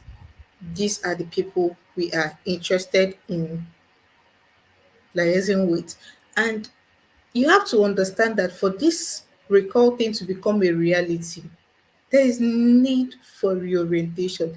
The average person, I'm sorry because I remember which guest schooled us on the usage of the word average. The average Nigerian on the streets does not even know there is a process they can recall these people. They don't know. It's the truth. They don't know. So while I like the idea of recall and everything, I think we are still a long way off from there. It's not impossible. It can be done, but I think what we should be doing now is continuous voter education. That okay, you voted. There's another part of voting, holding the people you voted to account, and the way to do it is by making sure that what you send them there to do, they are doing it. And if they are not doing it, this is what you can do. Most of the people that voted don't know there's anything they can do. They just believe that once these people get there, it is goodbye. So we need to do continuous voter education. And this is where I want every single one of us to take part in it, just the way we took part in the election. I'm just wishing every one of us would take part in it because during the election, you might not have told your people who to vote for, but you were discussing it with them. All of us suddenly turned political analysts. We were discussing these things with our families that usually would not have interest in politics, and we were making them see the nonsense. But now we've suddenly backslidden. And I'm saying this is not the time to backslide. This is the time to continue what we started, to keep people informed that if the people you send they are not doing, you actually have something to do, and this is how to do it. So that is it for the recalling process. I'll use the mic now till we are on to the next topic. Please, the next topic I would have wanted to see, I don't know if you people have touched on it because I joined the show late, is the video 001. They are dragging 001. What's happening with It the was video? this same yesterday. It was just yesterday that was saying that some people that claim that they are a religion of peace and they are the epitome of tolerance were threatening somebody at the riverbank that was doing her thing peacefully with stones. Now the same set of people are at it again. They are dragging 001. What I did don't. 001 do? Who is 001? Sorry, I 001, don't understand. Davido, like Mr. Scrib. Are you living I'm out not there in in your Europe? generation, man. I don't know. I'm an old man. Can't you see the word gray? I This don't know. is You think, this I is mean, do you think I listen slander. to? Honestly, like, do you This think, is apart from, slander. You will not listen, take it. jazz music, when you go outside jazz and classical music and then regular fela and things like that, That and is then so maybe dinosaur now. That mandators, and I'm being sarcastic. I know who Davido is. I've listened to his music, but like, I'm not bothered. I have kids, man. Like, I'm not really going on social media to spend time on Davido. What is it? I'm struggling. I don't know what you're talking about. What Please, is all? can I Please, quickly say something before we get into this Ed, topic? please, you Because have the floor. yeah. So I wanted to clarify something because I probably was misunderstood. So I was actually responding to Mr. electricity's initial point. So his initial point was that we should not hold Tinubu responsible. We should be more concerned about the legislature. So I was responding as, no, that was what you said. You were like, oh, let's stop talking about Tinubu. We should be more concerned about the legislature. That's what you said. So I was actually responding to you like a common Nigerian, or like an average Nigerian, rather. Sorry. I was like, my own thoughts was like, okay, why should we not hold this man responsible?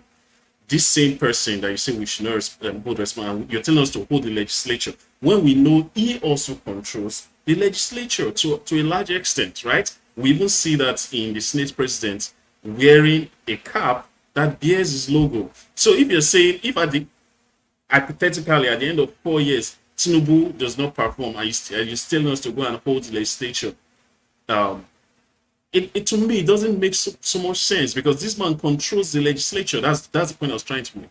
Okay. Not to say that it's a good thing that the legislature is within his control.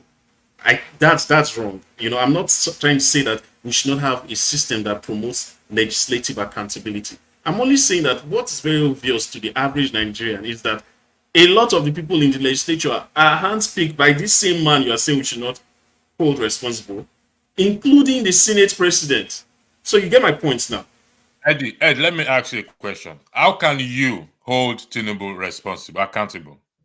You as a citizen. No, we're having a conversation. You say we should not talk about Tinubu. So, like, what I'm saying is that we should talk about Tinubu.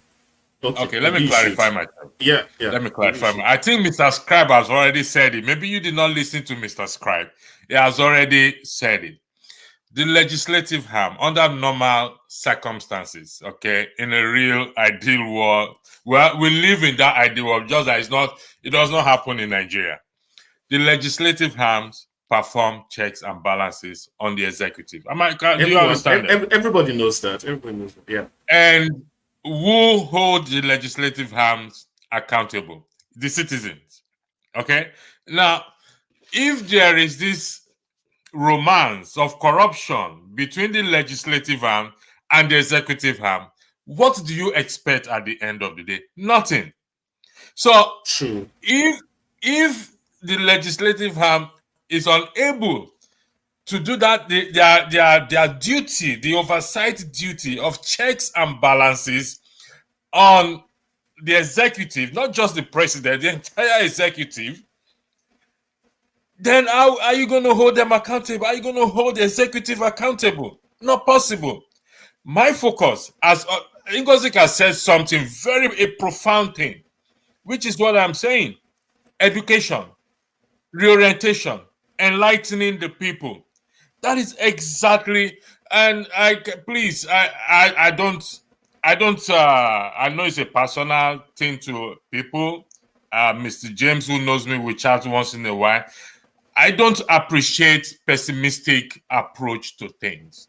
If we are going to start taking pessimistic approach to things, I keep saying there's no point, because we may be facing life issues, personal life issues on our own. Are we going to approach that life issues with a pessimistic attitude, or with an attitude of it is possible? Let me find a way around this thing. Let's find a way around this thing. Let me find a way around this thing. That is the approach I want us to take in this matter. I am not under that illusion that these people don't have the wealth. Yes, they have the wealth, they have the power, but for crying out loud, the greatest power still belongs to the people. And we've not, I repeat, we've not tapped into that power. And that's what Ngozi is saying, buttressing. Actually, I wanted to flip something. I wanted to buttress a point and flip it around by asking her a question, but she's not here. So that I'm not excluding the executive from any blame. Like I said, Ed, if we make you the president of Nigeria today, and nobody perform checks and balances on you, they give you that free hand, I bet you you carry Nigeria and go and leave it on another planet. Yes, but on the other side, if I have good intentions, it might make my work easier, right? So that's the point I'm trying to. No, I'm not supporting the lack of accountability. I'm as in, you are on the optimistic plane, which I am also. But I also believe that optimism does not necessarily detract from realism. I'm just like trying to point out that this is what the average Nigerian thinks. Like, oh, why would you say we should not hold Tinubu accountable? Oh, because of people that are in the legislature that he himself speaks. So that's the point I'm trying to make. So, but that does not detract from. I apologize. I really that does apologize. not detract from your point. That does not. Okay, no. Okay, go ahead. I'll come after you. There's Niger man. They apologize. It's not that one person somebody is being pessimistic, right? There's one thing I learned as a professional athlete, and I learned it the hard way, that you don't go for competition until you are ready. You only go to competition when you are ready. You don't go to competition because there is competition, right? You go to a competition when you are ready. So that's now, if we do at a small scale impeach our governor, that message that you are trying to send the whole Nigeria with years and thousands of campaign, it will go to them direct. Because the truth is that the only person that who can take out the president is the legislator. I'm not saying we should not go there. I'm just telling you the reality on ground, the hurdle you have to go through. It is, if you are trying to send a message, it is easy. It is more easier if you start. I mean, you understand what I'm saying? Electricity. You are from a small state, not to boycott your state. No. You are arguing. You are arguing against yourself. Let me point it out. You are saying we should take out the governor. A governor should be impeached first. Am I correct? Yeah. And to impeach the governor through the same process. Through the same process. And to do that, you need the legislative arm to do that. Is that correct? From the state House of Assembly. From the state, from the state. Because when I reference legislative arm, I'm not just talking about. I'm talking about the entire country, states, wherever they are. Everybody's arguing with you. So I agree with you. No, so you need the legislators to impeach the governor. The same correct. Way you are advocating, yes. Now, for the legislators to impeach the governor, okay, they must have a certain degree of moral standing for them to say, listen, this governor, you're going out of hand. We've lost confidence in you. Okay. Now I understand where you are going. Let me hold on. First, we are saying we should call a senator, right? Our own senator as a state level is the legislator. Let's impeach one state House of Rep first. That is what I've been saying, because it's like the president. You and I cannot impeach the president.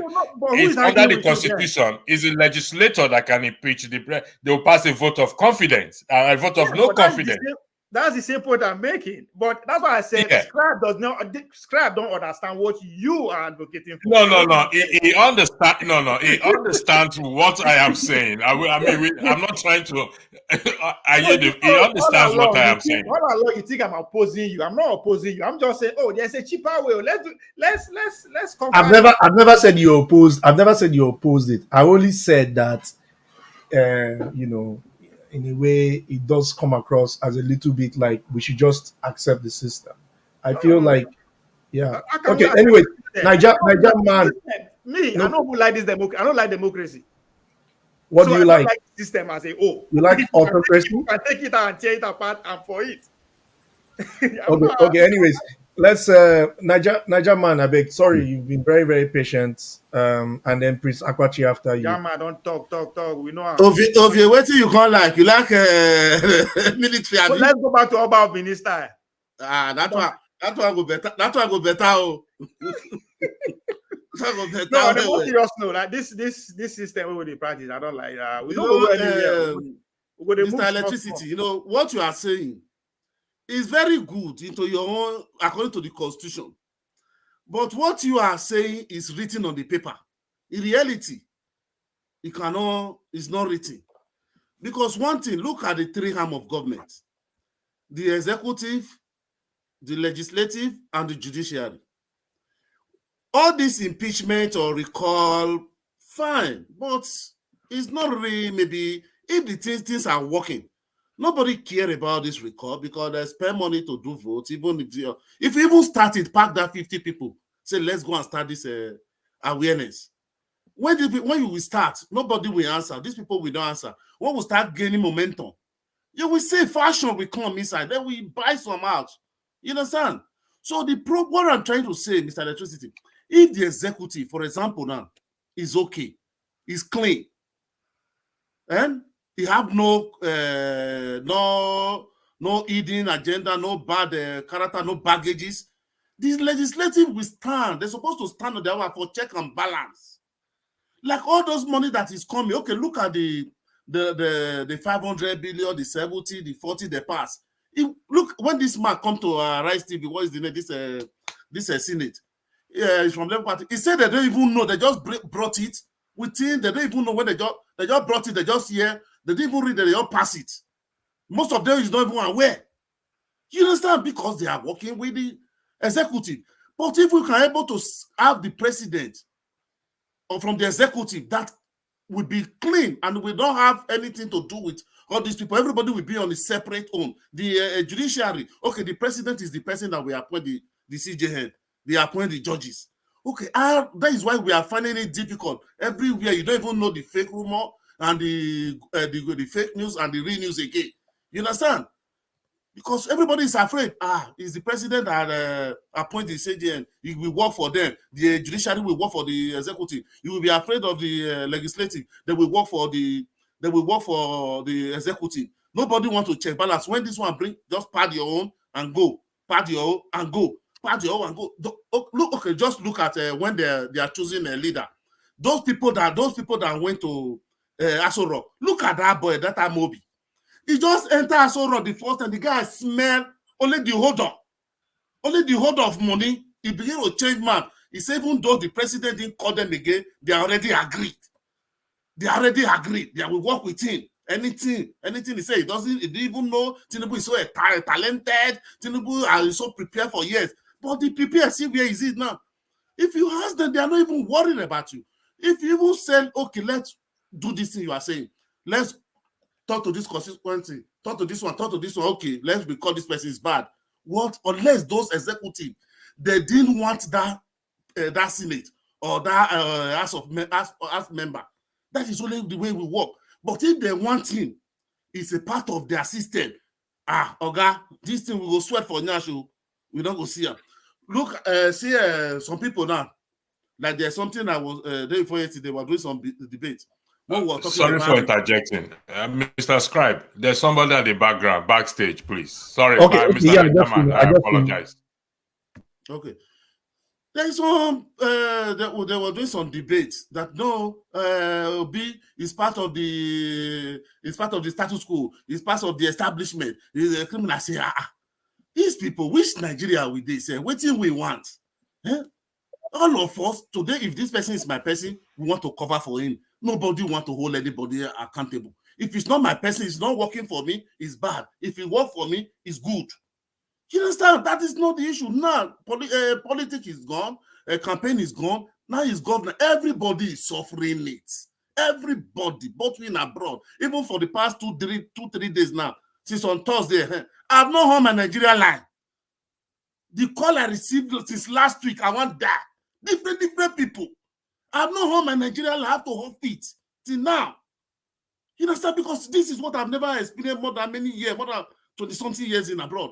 But the world is coming since last month after this election. Something will just call you. Problem that I'm even thinking I have my own problem. You understand? So that's why I'm so angry now, because this is not by politics or by tribe or by all these things. What we want, honestly, because we can come out in a mass for this Tinubu now, because if it didn't emerge, this illegality didn't happen, the judiciary stand and save the democracy. There's no legislative that will come and have a forgery document, give to INEC. Oh, look at what INEC said. INEC is telling us they never aware that Tinubu was having for future in America, that they are not aware that he was having any fake certificate. That is the word I have to present saying. Is that something? Because why? All stand, all go, every time. Because if somebody is there, the president is okay, the executive is okay, it will help people. People there, they will not stand. If Buhari was real, he come in a clean way, good way. Do you think Buhari will wait and see all this shenanigans because it's his own party? That's why you have to support. Go, let me go on my own. You understand? But if you come in the clean way, we know, no, this is 40, this is 40, this is 40. No, you cannot stand. You have to do. When they has IBB during this election, after the election, they has IBB. Ibrahim Aram said, arise, they interview that lady Ngozi. He interview IBB, he interview Gowan. IBB said, he said 96 million voter registered, 87 million voters card collected. He said the election, the voter was 25 million. He said if it was him, he should have said they should go for a runoff because the population is 8 million plus not supposed to produce a president. Supposed to have to 40 to 50% of the total vote of that 87 million, which is true. How can 80 million people will be telling you, oh my God, oh God, please. I'm sorry, I don't want to go back.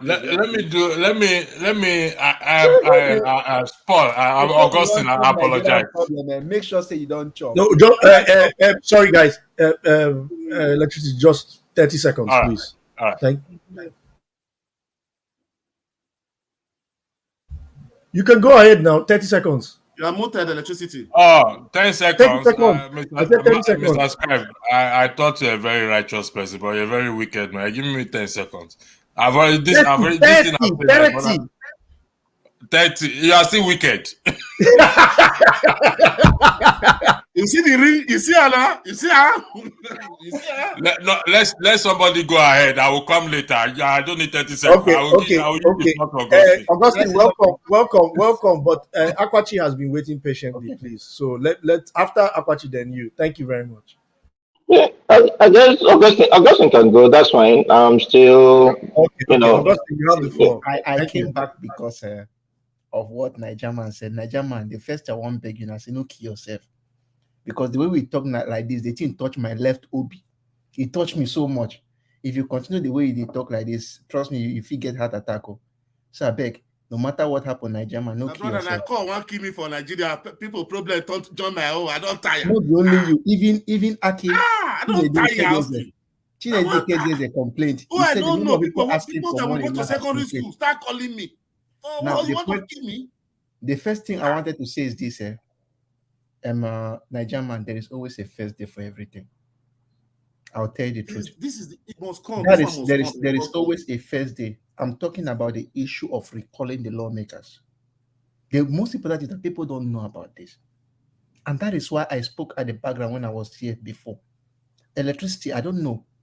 If it's very good, I would like you to read the Constitution and read it hard. Then come one day as a guest official and teach us most of these things.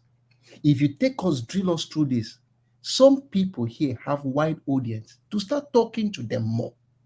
And I'll tell you, the more people know about all these things, the better. Okay, look, one thing that made the 2023 election very, very peculiar. There was massive PR, especially online, social media, to make the people to know that their votes will count. And that is why most of them went for the voters' card. I'll tell you the truth, these people are not immune. They are not immune. It's like, I will not say that because the status quo is like this, then nothing can be done. It's not true. They are behaving like that because they know that people don't know. They first, like this issue now, most of the judges, all of us know that they were corrupt. They are corrupt. But the thing don't they hurt them because people, they look eye now. People, they took eye for the matter. So that's the problem. If these lawmakers know that their nyash still don't open, power is sweet. Most people want to stay in office. So they want to stay there, do the right thing to stay there, even just to make you feel as if we are doing well. So that is the most important thing. That's why I wish that somebody who is a lawyer, especially, or somebody who is very grounded in the whole thing. Me, I can't say I'm grounded in it. That's what I want. The truth is that I want to learn about that process. If I learn about that process, you start bringing your people closer. And once the students know, or maybe the young people know, they'll tell their parents. And before you realize, they'll tell us that this person is not doing well, we need to recall him. And when they get the necessary signatures to it, it will happen. And the president, once the first one happen, there you go, not everybody will sit up. So I don't believe that something cannot be done. I don't believe so. I believe that everything has a first day. Electricity, please. One thing, I don't know. How can I reach you? I want to discuss something with you. I don't. Maybe you have an email. I'll put my number in the private chat for you. Okay. Now, I want to say something. So, EB said, if you choke eye too much, they go poke your eye. Let me tell you. Scribe said it here. A man can never be bigger than his kinsman. It's not true. If the whole community cook for you, you cannot finish it. So, how many you want kill? How many you want maim? How many? The one where they don't do obedience and the rest, are they not still waxing strong? So there's nothing one man can do. I keep on saying it. We are 200 and something million people. Those committing these atrocities are less than 5 to 10 million. They are less. So waiting they won't do. How many military won't kill? So come on, there is even the military who told you they are not tired. Or you think that press up they were doing like that, they have eaten that money. They are not. No, the bulletproof car is for the military people that they gave all that padding and So the point is that even the military, their children go to the unity schools. They will pay higher school fees. Yeah. So it's affecting everybody. It's not like the military man or the policeman. Before the election, there was one video I saw of the military man saying that when I try to vote well, because anybody will not put, if he give me order, now which I give order, what I go do. So them also know that they are not living well. I served in the military barracks and I saw the shit they go through. I'll tell you the truth. I felt so bad when I finished serving at the military in my NYC. A Colonel Mohammed offered 3 different times to pay for me to enter the NTA. Everything, he must make sure that my name enter. I told him I'm not interested because I know that during our time, most of us we served him well. We served them very, very well. We're about 5 of us. Only one agreed, and the man like that I'm talking is a lieutenant in the army. So the point is this: even them are feeling the heat. So there is no way you tell me that nothing can be done. Something can be done, but I just say we won't do it. And the point that we are not doing it, why? Because we don't know. Ignorance now the worst. They say ignorance is the worst you can ever do. So if we know the thing first, okay, maybe we know the information first. The next thing, what will you do with it? Then that's another ballgame. Okay, kudos to electricity. I believe there's a video. August, maybe you were not around. But I know electricity hosted a session. I didn't attend like here. I think I was listening in the background. So I think we'll find that video and then we'll share it with you. But yeah, you're right. It's constant. Benjamin Franklin says the price of liberty is constant vigilance. Constant vigilance connotes educating, talking, like the things that we're doing here. We can't just allow our freedoms to be eroded continuously. I mean, it's not good. But anyways, my watch is over, and there's no other bigger man to come in than Dr. Sho. So please, I have to attend to some personal things. I really enjoyed the show. I was going, Augustine, I think, Omori, welcome. So Omori is the next person, and I think everybody should have had their turn by that. All right. Oh, you were watching though, so you know. Yeah, I wasn't for the last 5 minutes, but just before you leave, I'd like to say thank you again to you for Thank you, sir, for your contribution towards the books. I mentioned yesterday. Just in case some people missed it, I mentioned yesterday. I ordered a copy for myself, and that arrived in 24 hours from Amazon. But Rudolph explained to me that he's posted personally 8 copies. So, and somebody in the comment section today mentioned that they received theirs, because I did ask people to confirm when they start receiving them. So yeah, I think Yemi confirmed in the comment section that he received. I like to believe he or she, I think is he, received his copy. For the rest of the guys, please, when you do receive your copies of Rudolph's book, this American Life Self, please, just let us know in the comment section so that people would actually, believe that we are men of our word. So Mazi, Scribe, thank you for contributing towards the books. God bless you. All right. What were we discussing? Is it still recalling people back from... We were where we were. Leave my professor, leave my Kenneth professor alone, please.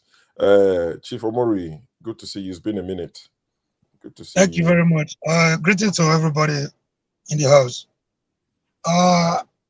It's been a while, You took a break from Niger? No, not really. You can't take a break. When the house is on fire, the man cannot sleep. So we will not be here. We are doing the little we can behind the scene. You know, I just want to, I don't know if my brother is still here, electricity. It's there. Yeah, please, I just want to make some little contribution to the point you raised, that the executive is not the issue. Executive is the main issue. You're trying to downplay, by saying executive is not the issue, you're trying to downplay the power of the Nigerian presidency. I don't know whether, I'm not sure you live in Nigeria. As somebody that I was in the opposition, I also took a risky dive into the murky waters of Nigerian politics. So I can tell you, executive is all the problem we have in Nigeria. So if you try to say, I see, in principle, in writing, they say the three arms of government are independent of one another.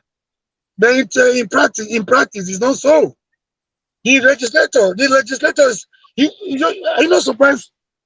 Were you not surprised at the way Bobby emerged? Okay, let me just give you some examples that will buttress what I'm trying to say. Because of the lackadaisical attitude of Buhari, and some people call it the laissez-faire attitude of Buhari, Saraki was able to emerge through the back door, right? If it was on a passenger, that could not even happen in the first place. And if it happened without his knowledge, there was no way it could happen in the first place. They will not stay there till the next, for 1 week. They will be out. They will do everything humanly possible to remove them. So they were able to stay because Buhari was a different politician. He has his own problem. But he also has his own, he has the way of doing his own politics. He allowed them to stay. After all said and done, the Sarakis of this world, the Dino Malayas of this world, what happened to them? Were they able to? They did not just lose their seat. They lost their state to the opposition. So, what am I trying to say? If you say the presidency is not the problem, the power of if you talk of the power of the Nigerian president, I don't think any other president has it in the world except a dictator. So, what we need is just sincerity of purpose. A man that will emerge. There's a saying that you want to look for the problem of the rotten fish, go to the head. I'll give you another example. As soon as Buhari emerged the first time, because of the perception, people had about Buhari, because of the diagmo between 83 and 85. Were you not aware that ministries and departments of government were returning their excess budgets to the coffers of government? Why? Because they felt, oh, the anti-corrupt man is here. So this one would not allow, it's no longer business as usual. People didn't know that Buhari was going to be worse. So what we need is just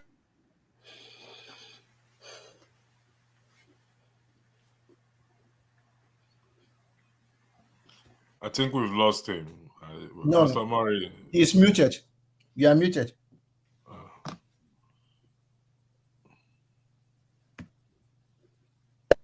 Sure, we're not hearing you either. Sorry, I'm muted myself. I'm muted and I was telling him he's muted. Yeah, go on, Omori. We can hear you now. Sorry. You've muted again. All right. Sorry. Yeah, go on. No. Can you hear me? Yes, we can hear you now. Go on. Yeah. What we need in Nigeria is just that man at the center, the president. He saw everything, isn't it? Let nobody deceive you. Do not be deceived by the constitution. The president of Nigeria is the executive and he is the judiciary. He is the legislature, he is the everything. You know, he has the yam, he has the knife. He cuts wherever he want to cut and however he want to cut. So let nobody deceive you. Let's not come here and deceive ourselves like, oh, constitutionally this is how it's supposed to be. Democracy we practice in Nigeria is different from the democracy in the Western world. So what I'm trying to say here is, as soon as Buhari emerged in 2015, the politicians were already making the adjustments. Civil servants were already making the adjustment. So people were already about running away from the country, thinking that it wasn't going to be business as usual. What we need is just a man with sincerity of purpose, willing to do the right thing at the right time. Everything will fall in place. So to say, if we're talking about a con, Can I even shock you by telling you that if Akpabio commits anything tomorrow, people are you trying to mobilize, educate the people of Akwa Ibom to recall Akpabio. It will not see the light of the day because so long as the criminal godfather is behind him, you go nowhere. You go nowhere. So this is even now it's even a longer process. We just need somebody like a Tinubu trying to say, gentlemen, it's no longer going to be business as usual. Enough of this nonsense. You saw people, being held accountable for their, for their misconduct. Let me even shock you. Instead of Tinubu saying the society is over, I started Tinubu to, wake up to bring other people that were responsible for the atrocities committed by society scam. There was a panel that was set up to investigate that thing. The people that committed those heinous crimes, they are still around. Nobody is going to prison. Nobody is being held accountable for what they committed. Even the criminals that were on the sideline before, like my brother from Edo State, okay, the bodies of this world, they have started coming around because their real man is at the center, center of power. It's an opportunity of them again to gain recognition. So, if it was the other way around, like a no-nonsense man, such people would be finding a way to leave Nigeria, either by hook or by crook. So, if you say Omori, can I interrupt you a little bit? You're going too far when you talk about Igbinedion and Ibori. What about the one, the person they call Eleyi? You know who is Eleyi? Eleyi is dubious Dakpo of Ogun State that was siphoning oil money without even supplying. And he's the right man, he's the right-hand man of Tinubu. So there's no, going to all those lucky Benedi, the other one is another thing. He will not do that. I just said, let me remind you of that. Yeah, thank you. We are saying the same thing, yes, sir. If it was a different person altogether, such people, those people that committed such crime for the past 10 years, you cannot go, if you don't go to some from 1960, people that, been in the corridor of power for the past 10, 15 years, by now, most of them will have been looking for one way or the other to leave Nigeria. But because of the man that is at the center, the godfather of all corruption, the godfather of all crime, it's giving them opportunity, to show their ugly faces. Because an opportunity for them to loot again. See, if not for somebody like a Tinubu, a president like Tinubu, how will a public of this world emerge as the Senate president? So, this is a gang of criminals ruling you. So people expecting this man to do miracle. I don't know how they see. A leopard cannot change the color of his skin. People that are expecting miracle from this man, I don't know. They must be living in, not on this earth. They must be living somewhere in Pluto before now. This is somebody you know very well. Everything about Tinubu is criminality. Everything about Tinubu is criminality. Those that he can work with are criminals like him. Tell me your friends, I will tell you who you are. So, if people are expecting, miracles to happen overnight, certainly not from Tinubu. It's just going to be business. It's even going to be, when Jonathan was there, we felt, every other person except Jonathan. But when Buhari came, we started missing Jonathan. Now, I'm very sure Nigerians have started missing Buhari already. We thought Buhari would be the worst. So, people are expecting Tinubu to turn things around, to change overnight. Who are the people he's working with? By the time his list of ministers emerges, you will be very surprised to see. Angels will not come from heaven. He's still going to work with, look who is the chief of staff. Somebody that left America because of, dubious activities. He embezzled the client's money. His license for law was sit in America. He went to Nigeria and became our speaker. That is the chief of staff. A senator, do you know the atrocity Akpabio committed when he was the NDC in charge of NDDC? So that is the Senate president. So expect more criminals around Tinubu because those are the only people he can work with. Talking of we should hold our legislators accountable. How? Where do you even start from? Where do you start the record process from? It's going to be nothing but effort and futility on the part of the people. A total waste of time. Thank you. I rest my case. Sorry, Mr. Shaw, can I have the floor? Is it possible? Sure. Do all panelists agree to that? Please go ahead. It's fine. Unfortunately, Mr. Scribe has left. Actually, okay, buddy, go ahead. What do you want to say? You object to? I've been watching all this while since morning underneath, So all right, go ahead. It's buddy. because of the poster you raised concerning me. That's why I purposely came on the show. Okay, all right. The first one, the first question you asked yesterday, that you hacked, that you said that you quoted one Okonkwo or Koro. Mr. Okoro asked which group. I've answered that question yesterday. I'm not speaking for any group. Whenever I talk, I'll speak for myself. All right, thanks for that clarification. And then the second question, the second poster you raised, maybe you can look at it objectively, look at it over again.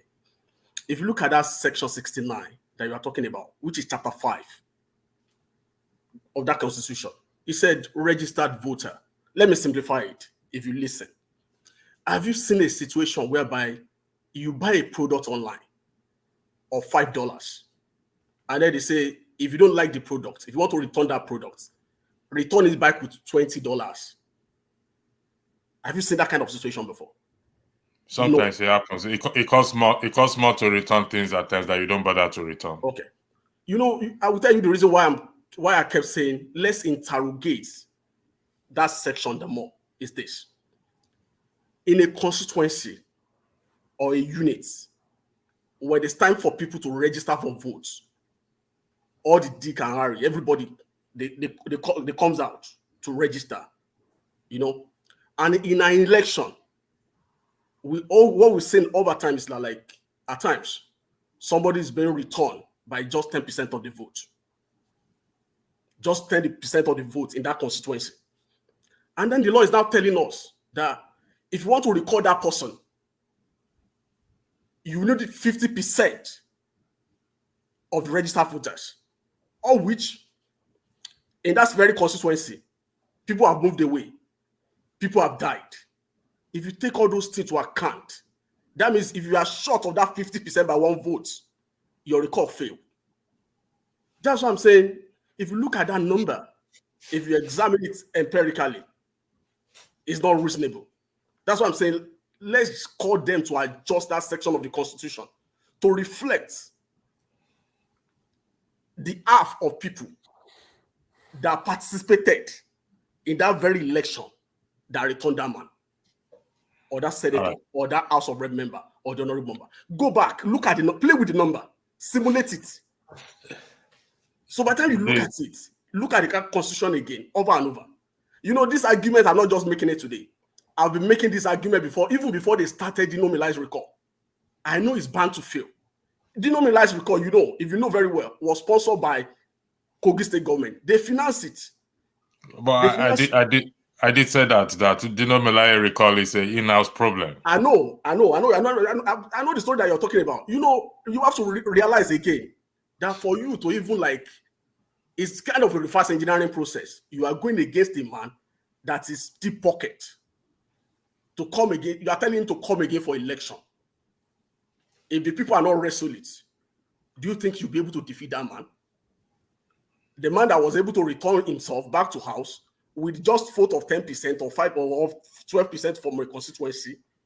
So that's why I'm saying, let's come back again. Let's look at that section of the Constitution. Let them amend it. Let's work with the number of people that voted in that particular election that returned that man. That's simple. If it's 25,000 people that returned the man to election, we require half of 25 or half of 30,000 people. That's what I'm saying. I'm only trying to simplify it. I'm not speaking for senator. I'm even making the case complicated for them, making the case easier for the Constitution. The Constitution is open to interpretation. That is your own interpretation. No, you can interpret it. You can it is open to interpretation. Do you agree I'm not interpreting. I'm calling for amendment. I'm not interpreting. I'm calling for amendment. You're calling for amendment. You stated that in a constituency, it is people. Some people must have moved away. Some people must have died. Is that correct? Is it also possible that when people move away, people also move into that same constituency? And when people die, yes, people who are living. How often do they update voters register? They don't update recall, it's an history. They only update voters register weeks or a month close to election, not close to that is incorrect. Let me correct you on that. Let me correct you on that. Okay. I registered in 2011.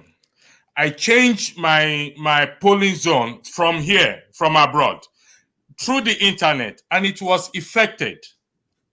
So you have oftentimes spoken about, let me finish, I'll allow you to talk, please, with due respect. You have also oftentimes spoken about this perfect data system that we have. You've often spoken about it. You go there again. Okay. Yeah, so you cannot come now and kick against what you've spoken. No. So, let me finish, continue. please. Listen. Here it is. Even to amend the constitution, you need the people, whether it is 25,000 you said or 10,000, to tell their constituent leader who they've elected to go to the floor to raise a motion. Yes or no? Am I correct? You don't need anybody. That's the fact. Go and check it. Okay. Can you? Let me tell you what you need. Let me tell you what you need. Amendment to constitution can be raised on the floor, either by the executive or by the parliament themselves. Once they have a bill, for that amendment, what they normally do, they send it to state, 36 state House of Assembly. When they look at it, they vote on it, is when it become a law. Mr. Body, in the present context of Nigeria that we are discussing, if you are honest with yourself, do you think any legislator at this point will seek or will ask, will raise a motion for amendment of a constitution that favors them? Be honest with yourself. No, I know what you are talking about. You understand what I'm talking about. I'm only saying, listen to my point. You are missing my point. My point is this. The status quo right now, it's an order that is very difficult to cross. Check it again. I say, play with number. People can reason with us. I disagree with you that it's difficult to cross. I disagree with you. Okay. In your constituency where you voted, in the units where you voted, where you particularly voted last election, let's look at it. What is the number of voters registered? I don't know. What is the number of the turnout? Is it up to 75%? The turnout was, that's a very good point you just raised. You see, the turnout was very encouraging because... Not encouraging. Put no. Hold on one second. If you ask me a question... I'm a number person. You know, you're a number person. I'm trying to tell you, I cannot place a particular figure on it, but because I was there. So I can tell you, I was there. You know the first question is this.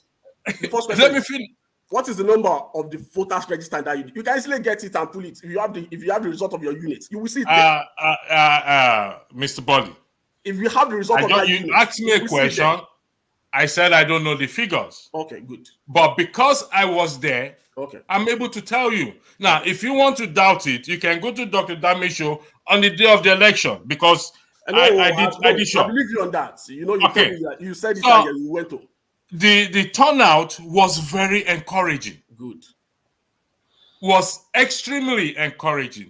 And that is what I felt that even Peter Obi or any activist, human rights activist, should have capitalized on to say, here is people expressing their hope. Let's tap on this hope to see, even if we fail in this particular election, peradventure we fail, we can see that the people actually want a change. So let's tap on this hope and let's see how we are going to push this hope to effect the change we want. That is the reason why I voted for Peter Obi. Do you get my point now? I get your point. I see the same point you're making. I see the same point you're making with that constitution. I got you perfectly. But what I'm saying, I got you. Let's try. The numbers were high. A lot of people registered to vote. Unfortunately, they did not pick up due to INEC bureaucracy and everything. Most people did not get their registered their voters card. On that day, one thing will ever live with me. On that day, I think I'll place the woman's age as 80 years old, for just for argument's sake. She told me, my son, show me Papa, Pikin, and Mama logo. Okay. Now that should tell for an 80-year-old woman, because I was there, so I can make this argument. There was this elderly man who could not walk. They held him to come there because people want a change. And that is where I say most activists, those so-called activists, failed to tap on this hope that the people have, that they want a change. We should latch on the same thing to like carry out the process, whether it will fail or not. My fear, I understand you perfectly now. My fear is that like if we are short of that 50% by just one vote, the whole referendum fail. You understand that? I think you understand that. That's just if my fear. If it failed, listen, body, if it failed, we'll rise up again and repeat it. Okay. I think you get my point. If it failed, let me ask you personal. Have you ever attempted something in your life, or personal life, that is failed, and you did not try to attempt it You'll again? be the first girl to marry now. Of course, everybody. Now, God bless you, Sean. The question is let's move away from this pessimistic approach. I've taken time. The day you mentioned it, I quickly called the number out, section 69. Even Sean was trying to correct me that 50. It's 69. I thought it was 68 because it is 68 and 110, but 69 is repeated in 110. So if we are going to look at it, it's 68 and 110 or 68 and 69. So can I just have a quick this thing? I think both of you have a point. It's not. I think what electricity is saying is that even if you fail, I can see the possibility that you can build on that actually, because you now have the database yourself of the people that actually registered the previous time.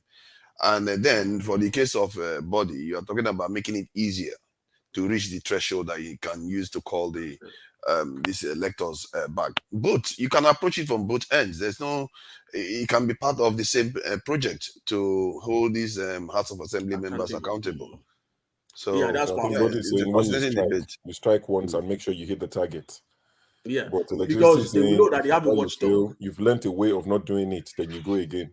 Yeah. Yes, you both want the same thing, and you build on what you've just done, even if you feel, because you have numbers now. You now know what's the lay of the land, and you can build on that and come again next time. And there's no time limit. How many times are you allowed to attempt to get as an assembly member? As many times as possible.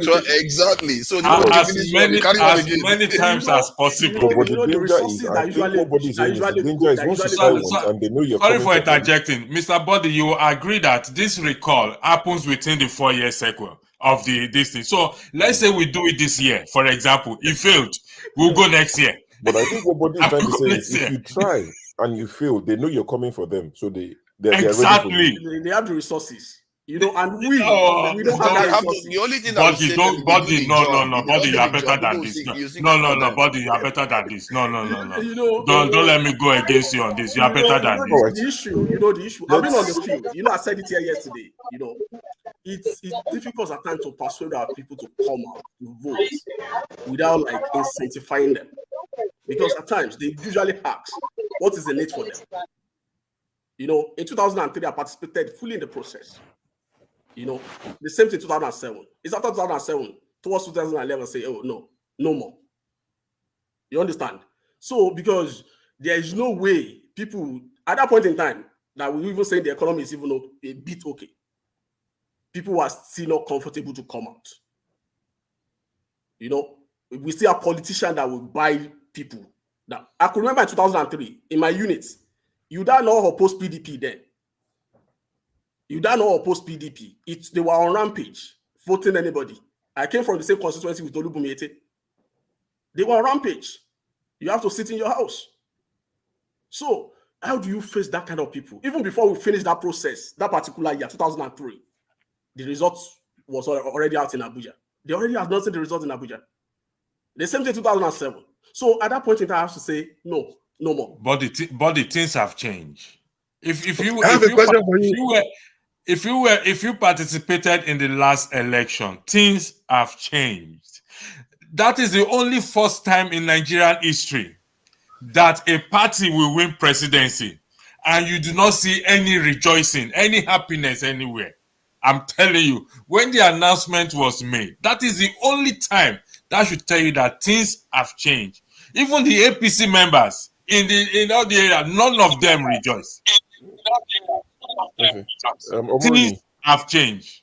Are you the Let's floor? bring the people in. So, Omori, we'll come to you for your quick question, but we'll go to forefathers and then to Folidi. Oh, sorry. Let them Yeah, pass me. I have a. I don't exactly know the center of discussion at the moment. Where's the second comment from? Yeah, something is recording. Buddy, I think you should mute yourself. It might be Omori. It's Omori's. Omori is the one that's been asked the question.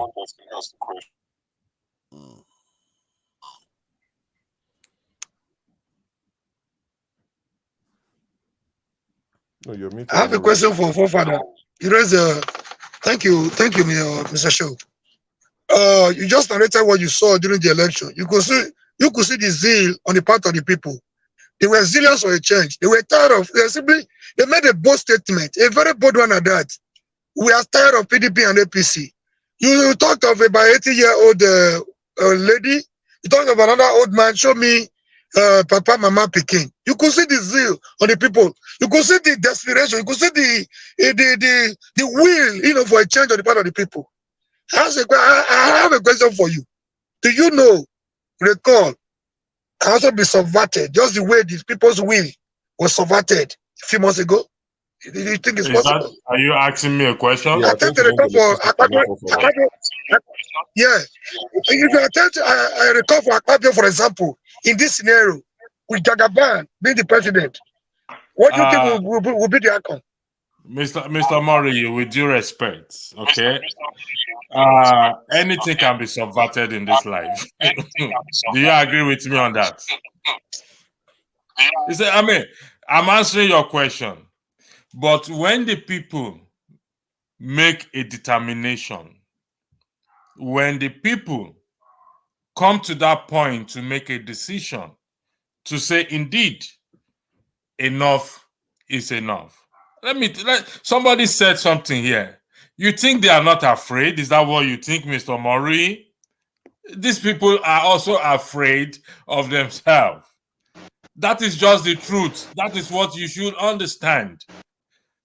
If the people rise up, the Nigerian people rise up today and say, indeed, enough is enough. Mr. Murray, nothing can be subverted. I am telling you this. Just the same way you will tell yourself that if somebody has oppressed you to a certain point, you tell yourself, you know what, to hell with you. Kill me if you have to kill me. Enough of this oppression. The people will have to rise up to come to that point.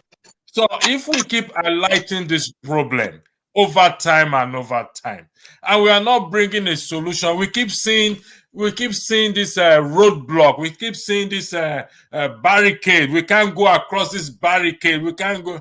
For crying out loud, people do fundraising. If the people, after all, people raise funds for Peter Obi, for crying out loud. They raise funds in abroad. People gather in abroad to raise funds for Peter Obi. So why can't we gather together and raise funds and educate the people in Nigeria? I'm asking this question. I said it here before that we sit on a privileged position, we in diaspora. Why can't we go raise me for whatever they call it and raise funds as Ngozika clearly highlighted and reoriented? All we're saying is education. When we keep pushing this education, people will have a change of mind. Why can't we raise the fund? Why are we coming out and saying, oh, these people are mightier than us? Are you suggesting that evil will forever overcome good? No, Most of us have experienced personal challenges, particularly those who leave Nigeria and come to diaspora, even where there is no hope that they are going to have paper to stay. They keep hoping that one day, things will be declared, things will favor us, things will change, we look for every means to make sure that we establish ourselves in the society. Are we suggesting that is not possible in Nigeria? And as such, we will keep pushing, and we'll keep pushing this narrative of impossibility, this narrative of we cannot do it. Are we saying Nigerians are animals, that they are not human beings that have a mind that they can change their mind? After all, a lot of people changed their mind during this past election, and they voted for Peter Obi. Unfortunately, things do not go the way we expect it to go. Are you saying those who changed their mind have given up? No, they've not given up. After all, some people are still pushing. They are still pushing for the judiciary to do the right thing. That means they are still in their right mind. So please, gentlemen, let's call a spade here. If we want a change, let's push for it. If we don't want a change and we just want to come and sit down here and look at forefathers' glasses and Dr. Show's beers, fair enough. Diamond glass. Diamond glass. All right, thank you. Honestly speaking, I really don't understand. I am sorry for taking much time, but please. Yeah, that's fine. It was a passionate plea, which is appreciated. Anyone, a playwright, an Irish playwright, that anyone who cannot change their mind cannot change anything in life. Anyone who cannot change their mind cannot change anything in life. I mean, yes. I think this is the whole point of having this platform. Mr. Mori, we'll come to you in a second. I think it's the whole point of having this platform, so we can engage each other. You know, there are days we'll come and argue about whatever, and there are days we'll have constructive, disagreements like this. I'm sure, based on what you've said, some people, you're changing their mind already, and some people are still with, Mr. Mori and a few others who think, you know what, the giants we're facing. I saw you as a preacher of the gospel. You almost went the route of the guys who went to spy on the land. We saw them as giants, because I'm a church boy myself. So I saw you were going to go there, and you quickly don't let me start preaching to them. I'm a church boy. Anyway, we'll have dialogues, we'll have different opinions back and forth, and people will learn. You convince some people, and some people's mind are already made up. But Mr. Mori, we'll come to you for 5 seconds, then we'll go to Folly B. I don't want us to lose him because he's been coming in and out. All right, thank you very much. If there's anybody that believes in what the people can do when they come together, I think I'm number one. At a very tender age, we had the courage to face the military dictatorship for Abacha and Abibi. So when I graduated from school, I had the courage to tell the PDP enough of this nonsense. They would tell you to your face then, either PDP or no other thing. They would say PDP share the money. If they shouted PDP, no other party. That was what was happening in my area. So I had the courage at that time to bring a party to my area. We did not just, organize the people. We won an election. Though we never sat in office for one day. That's another story for another day. If there is anybody that believes in what the people can do, I'm not sure you watch me. In most of the opportunities I had to talk about the possibility of removing APC and the PDP and sending them into political oblivion, if you watch me, I was one of those that believe a change is possible. I still believe a change is possible. But we need to come together as a people. We are too divided along religious line, along ethnicity. That is the bane of our, unity. So we need to come together as a people and tell these people they are our common enemies. We need to tell them, call the criminals the way the criminals that they are. It's not a question of we know it's a criminal, you know it's a thief. But my thief is better than your thief. But we come together as a people to see ourselves as all victims of the Nigerian system that is not working and hold our common criminals accountable. We go nowhere. It's not just a record. Yeah, I could remember vividly. We've seen a lot of things in Nigeria. We've been through a lot in Nigeria. There was a time Nigeria military will take over. Nigerians will be celebrating. We celebrated the military takeover. Now, the politicians have succeeded in destroying Nigerian military. So we're not expecting that. So the solution will still come from the people. But we need to come together the more. The agent of say a sense of feeling, this is a holier than thou attitude. We are better than the other people. They do it to the other. See, we the minorities of minorities. Someday we will rise up and hold you major tribes in Nigeria accountable. The Yoruba, the Igbos, and the Hausas. Because you guys are not giving us a good example. This will be a discussion for another day. Right. You guys are not giving us a good example. You think Nigeria belongs to you? No, there are other people more than you people in Nigeria. So the agent of saying, if it's not Yoruba, it's not Hausa, it's not this. Our division cannot allow us to come together and hold our position accountable. They are easy to defeat if the people can come together. That's why they will do everything possible to divide us. And we are gullible to fall for their trick. All right. Thank you, Omori. Pansat, I can see your comment that you say showcase my comment on Omori. This is your first comment I can see. I think a few people have complained that some of their comments are not coming up on YouTube. In fact, someone sent a message thinking that we've censored or muted a comment. I had to explain to them that we've not done anything. So I think YouTube is just having a mare on a Sunday evening. So Pansat, whatever comment that is, your previous one, I didn't see it. I've looked, I couldn't find it. The only thing I can see is the one asking me to show your comment. So if you send it again, I would be more than happy to show it if it's not rude. Because with you never know. Folibi, thanks for your patience. Welcome, my brother. What have you got to say? Yeah, good evening, my brothers. And where are you joining from? Yeah. Folibi is joining from Nigeria. I'll always be Yeah, looking I forward don't to want have a kind of conversation with Nigerians. So So any where are you opportunity I joining have from? to join you guys to have a conversation with you is a privilege to me. And I think as this structure, Nigeria need us more than ever. The country needs us more than what we've been having before. Has been partaking in the process from the beginning, and maybe at times we are trying to be. The network is quite poor. Okay. In the meantime, that is a Milocon network. Yeah, we'll go to Michael. Michael, I mean, if you're not ready, there's no rush. We can always come back to you. You're ready. So unmute yourself, please. Yeah, I'm ready. Yep, please speak to us. Yeah, I'm joining in from Lagos. Yes, sir. Good evening, gentlemen. Good evening. The speaker before the last person that was talking about educating the people in Nigeria, raising money to educate the people in Nigeria is one of the solutions to break the stronghold of the so-called political elites that are delivering nothing to the Nigerian people.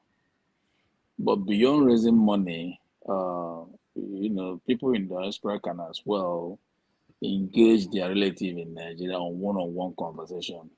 It will make more impact, because what you do not know does not bother you. Because the majority of Nigerians have not had the opportunity to travel outside Nigeria, they wrongly assume that that's the will of God, that Nigeria will remain this so.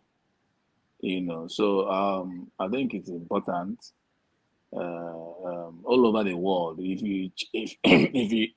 you check some of the countries that have done well in recent time, is actually the talent of their diaspora that uplifted the country. If you take China as an example, if you take India as an example, if you take Philippines and so many other countries, it is the people in diaspora who have acquired more experience, knowledge, and probably wealth, are the ones who rescued their home country. And this idea that some of the guys in diaspora want to live and die in diaspora is wrong. No matter whatever amount you are throwing back to Nigeria, it will not make any impact if the country is not working for everybody. It's a wasted resources if you are just keep sending money for consumption. If the country is working for everybody, the money can be converted to productive venture instead of consumption.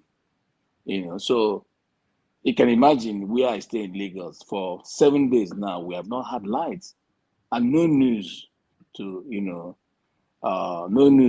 why it is so. For 7 days, no light. So you can imagine the kind of country we live in. No light, and the authorities that provide the light have not had any official news about what happened, why there is no light for as long as 7 days.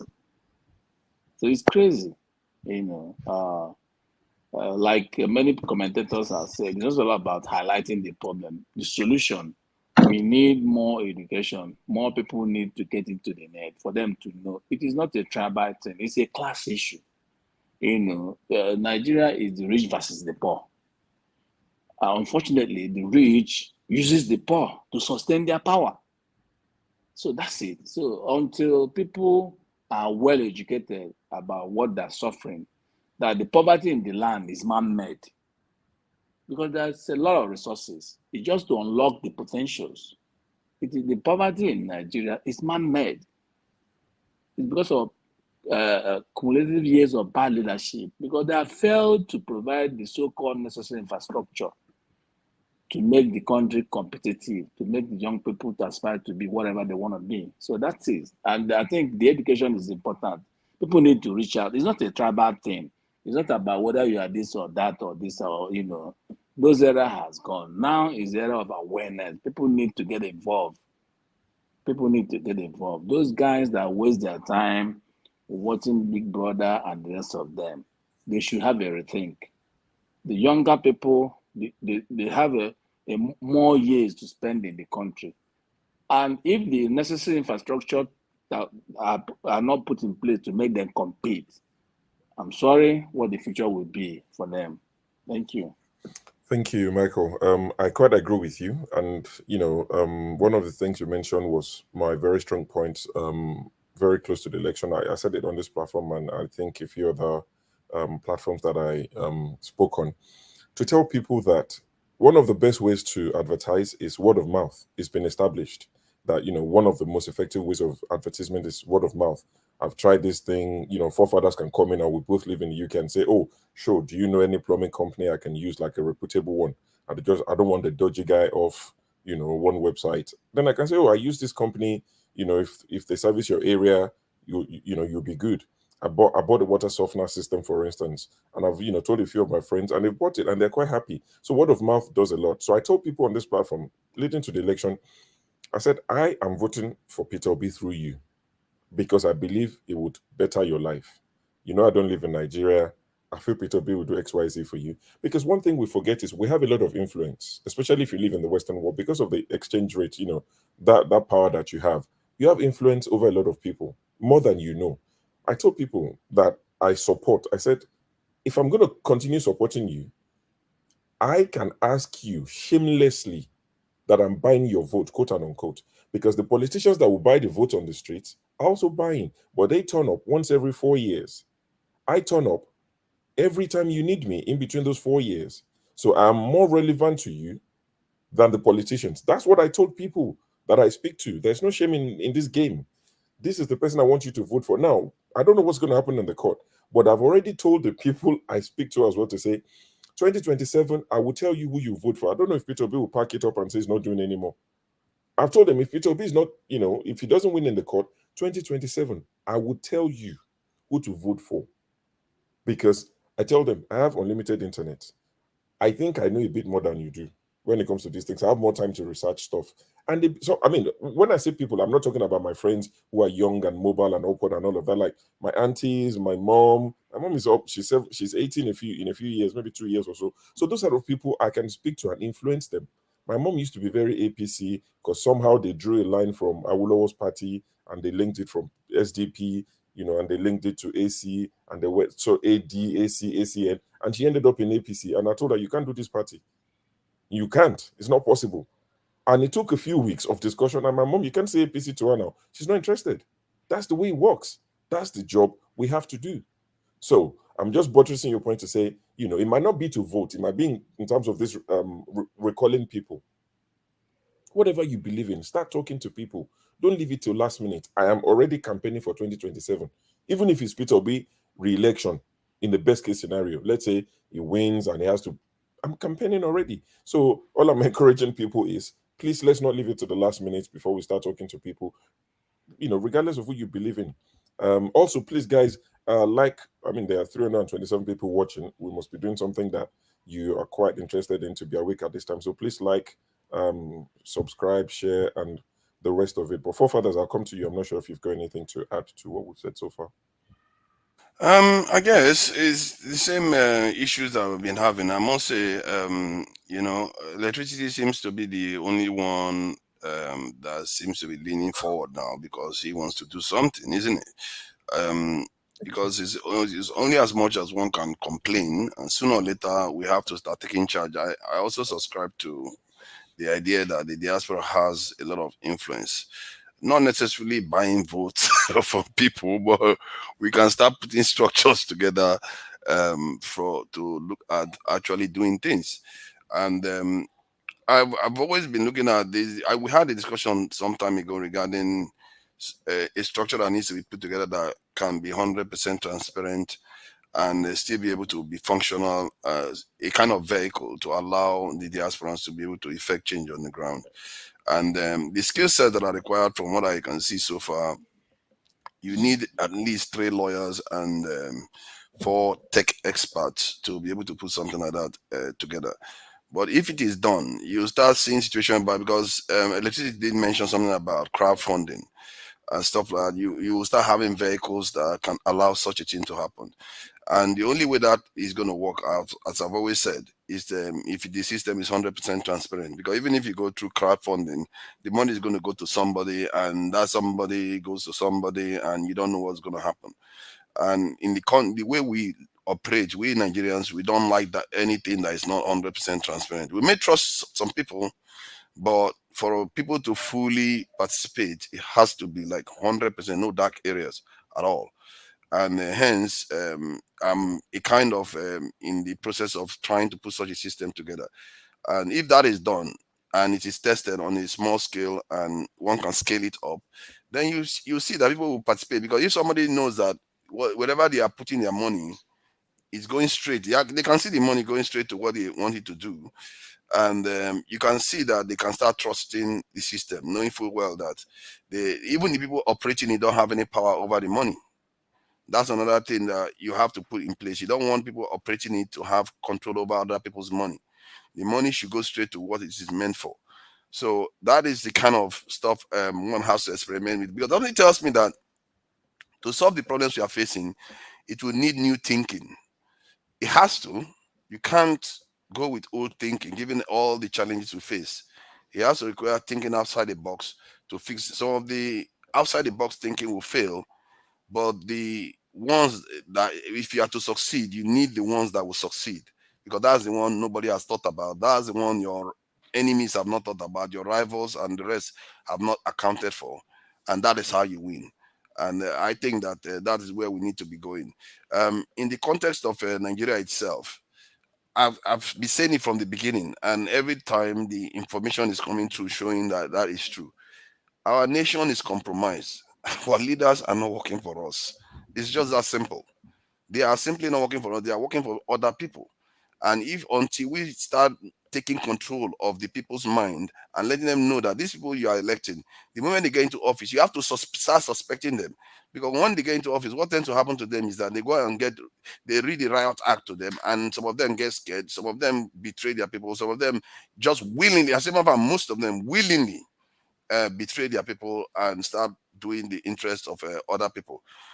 Until we start confronting these realities, we are not going to be able to fix the country. It's not only corruption that's causing the problem in our country. Corruption is not enough. The nation is bleeding. That's what is causing the problem. Even this country, you think they don't have corruption? They have corruption. It's just that their own corruption is within. You know, money is still circulating. It's making the system less efficient, but it's circulating. But in our own context, we are bleeding. You can't treat a patient that is bleeding. You keep bleeding, you keep giving the patient injection, and sooner or later, the injection you're giving the patient is going to be poison. Until you stop the bleed, we have to stop the bleed, and the people have to start realizing that when they see their leaders traveling overseas regularly, it's not for their own purpose, because the people that their leaders are going to are too far more powerful than our country.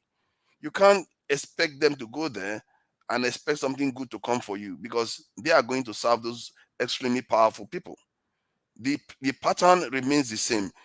I can't this thing overemphasize it. Look at Kenya that is having problems now.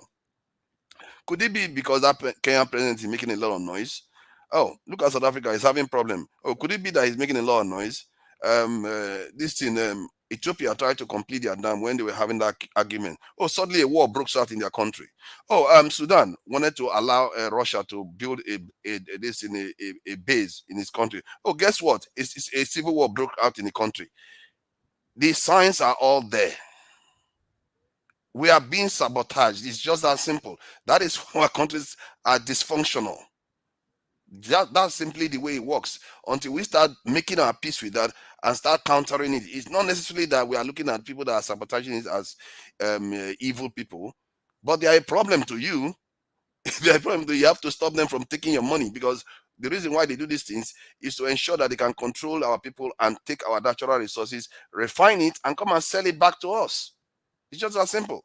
And it's an economic power. They use their military power and security power over us to gain economic control over these territories. For me, one other area that I'm really very, very paranoid about is when you start hearing that they are beginning to come and inject our people with medicines to test out vaccines, like the type of vaccine they are testing out now for this malaria.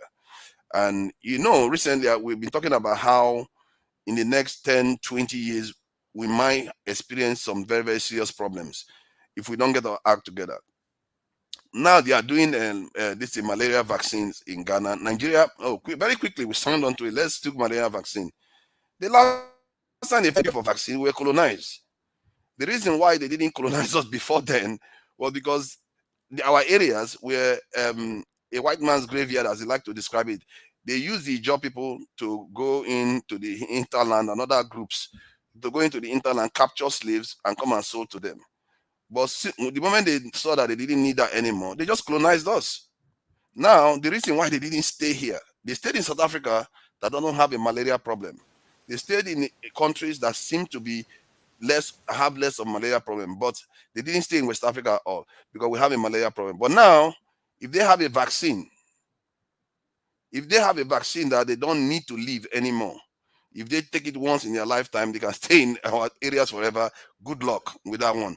Now we are an option. There's climate change going on now. Their areas might not be that nice in the 10, 20 years anymore. Who says a people that want to go and colonize Mars will not want to colonize the Earth, or they want to colonize Moon, will not want to colonize Nigeria or other parts of Africa? If you take yourself for granted, believe you me, the consequences could be very, very grave. And I think somebody mentioned something about the people that are going overseas. I think it was a Nigerian that said that. I think that point is worth repeating, because we think just traveling overseas is benign because it's just us that are going. It can be very, very devastating. You just don't know it yet because you are living a single life. You're not looking at it over time. And if you go overseas, you procreate, and the chances are that your children go on to procreate with Europeans. You stand basically you're dying, but you just don't know it. In 10 generations, you'll be gone. Since you don't control your genetic flow, in 10 generations, you'll be gone. I'm surprised how quickly that happens. Ask yourself, when you have a child with an Oyibo person today, what is it? Is it not 50-50? Oh, that Oyibo child, half Oyibo child, go and marry another Oyibo person. Oh, is that not 25% of you left? Do that 10 times. You'll be shocked. There will be nobody that looks like your mom again in 10 generations. There will be nobody that looks like your granddad again in 10 generations. That is what you are doing. And this is why other people recognize this. It's not because they are evil. It's just that they want to preserve their own people.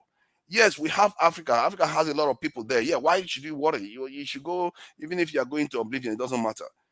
But when you go there and you serve them, eventually, sooner or later, because you are one of the best minds that are living in Nigeria or African countries, you are one of some of the best minds. You are ensuring that your country never grows, while you are ensuring that the rivals, their country, they continuously keep growing, and it's going to backfire on your country eventually.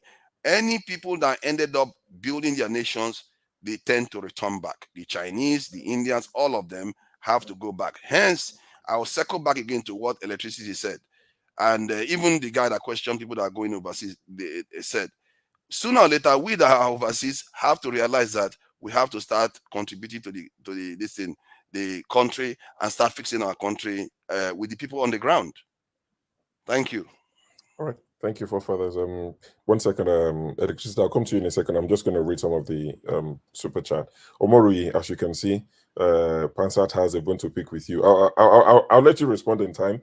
But Pansat, yeah, Omorui, that's fine. You'll respond to Pansat if you want to in a minute. But Pansat, we see your super chat. Thank you for the super chat. Thank you for the support.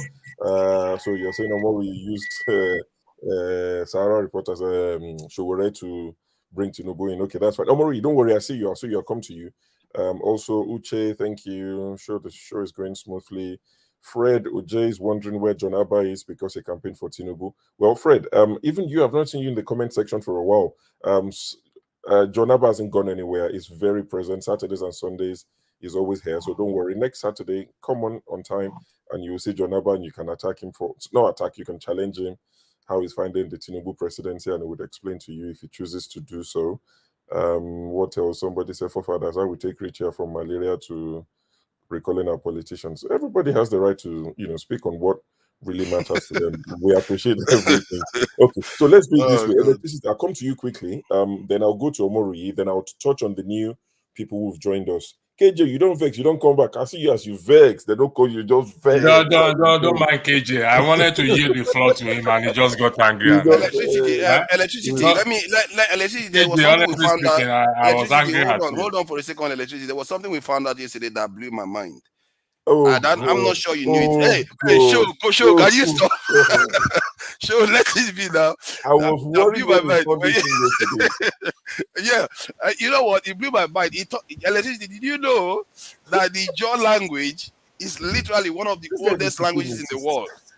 Like, it's older than all Yoruba, all of them. It's older than, I didn't know that before. Did you know? I didn't know that until now, but thanks for the education. It makes me feel. Oh, stop it! The reason why I was happy to hear that is because of what the other people in Nigeria think of them. I just don't like it. Let's leave that in later. Let's leave that. Listen, in signing off, just to highlight what forefathers said in respect to the GoFunding this and that. Earlier when Rudolph spoke, I told him it is not my idea, it is our idea because the country belongs to every one of us. Now, in terms of trust, I'll start from Shaw. Yes. Shaw, do you trust Rudolph up to this extent of transparency in finance? Yes. In money? How about you, forefathers? Trust him up to a point. I don't trust any human being 100% too. Okay, listen. It's just an experiment. Okay, let me argue. Let me argue that every one of us here trusts. I trust Rudolph. Trust Rudolph. So it is a point now for us to say, okay, Rudolph, we want to use your channel to do GoFunding in the diaspora. Check with him. In terms of this campaign. I thought he would agree, but check with him. I know Rudolph, when it comes to money, Rudolph doesn't say support us with super chat. Rudolph doesn't listen, this is a different thing entirely. But it's people's money in Rudolph's care. Speak to him about it and come back and tell us. No. This is listen. I don't need. Listen, like I said, it is not whatever we are.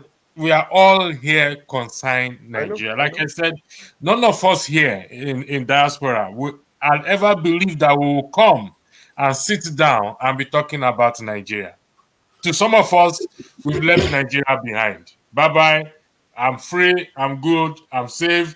I'm everything. But like forefather highlighted, we are dying gradually. We are wasting away. And our children are actually also, some of them are not going back home again. Let's face the reality. Most of them are not going back home again. The reason why you and I can talk about Nigeria today is because most of us grew up in Nigeria. Most of us grew up in it. We have that connection back home. Hence, we can still relate. But our children do not have connection back home. So they don't see anything. What are we talking about? Well, I mean, my daughter will say, Dad, you're going to give yourself high blood pressure about Nigeria. There's light and everything. You see, they've lost that connection. It's gone. I have admitted to myself that, except by miracle, they will say they want to go to Nigeria to stay. But anything outside that, it's gone. And if we don't do something about it, if we don't preserve our like the Chinese and like the Indian, I love the Chinese, to be honest. I love them for that. It's not a race thing or a discriminatory. No, we shouldn't see it in that way. We have to preserve certain things. The Jews preserve themselves. So if we are going to do it, we have to start now. Because why? Change does not occur during election. Change does not occur. This is now. This is the time. Like I sure rightly said, the campaign starts now. We don't wait till 2027 and we start doing this. No. It has to start now. And that is why I said it is not my idea, please. It is our collective idea. And that is what I told Rudolph. I made him to understand it. It's just I cannot impose it on anybody. I just can only try to see people buy into it. I yield the floor. Thank you for having me. Thank you very much. I'm going to call it a night. Have a good week. And Buddy, it's nice. Thank you and God bless you. Yeah, KJ, you owe me an apology for getting angry and leaving, but that'll be for another day. Chino Yerem, I see you. I know you're in Nigeria, but just confirm. Just give me thumbs up if your network is stable, so I can go to someone quickly. Then we come back to you. You get light, you get internet, you feel wait. I know, Omori. It's just this. My brother is in Nigeria. You know, it's a light will go, internet will die, MTN will just shut down. So Chino Yerem, okay, Omori is happy for you to speak. So you know, what's happened today? You carry car, go church, Abi you trek. How you doing? No, we drove to the church there. And praise God, praise God. Okay, so anything you've got to say to us in terms of the discussion so far today?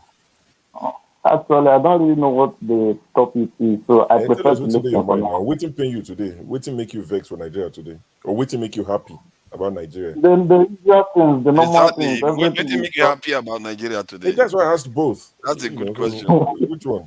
Because I know where it's going to go. Hello? Yeah, we hear you now. We hear you. I said the normal things now. Nigeria is just sorry. They just took my life. I talk about my God. As opposed to play lottery.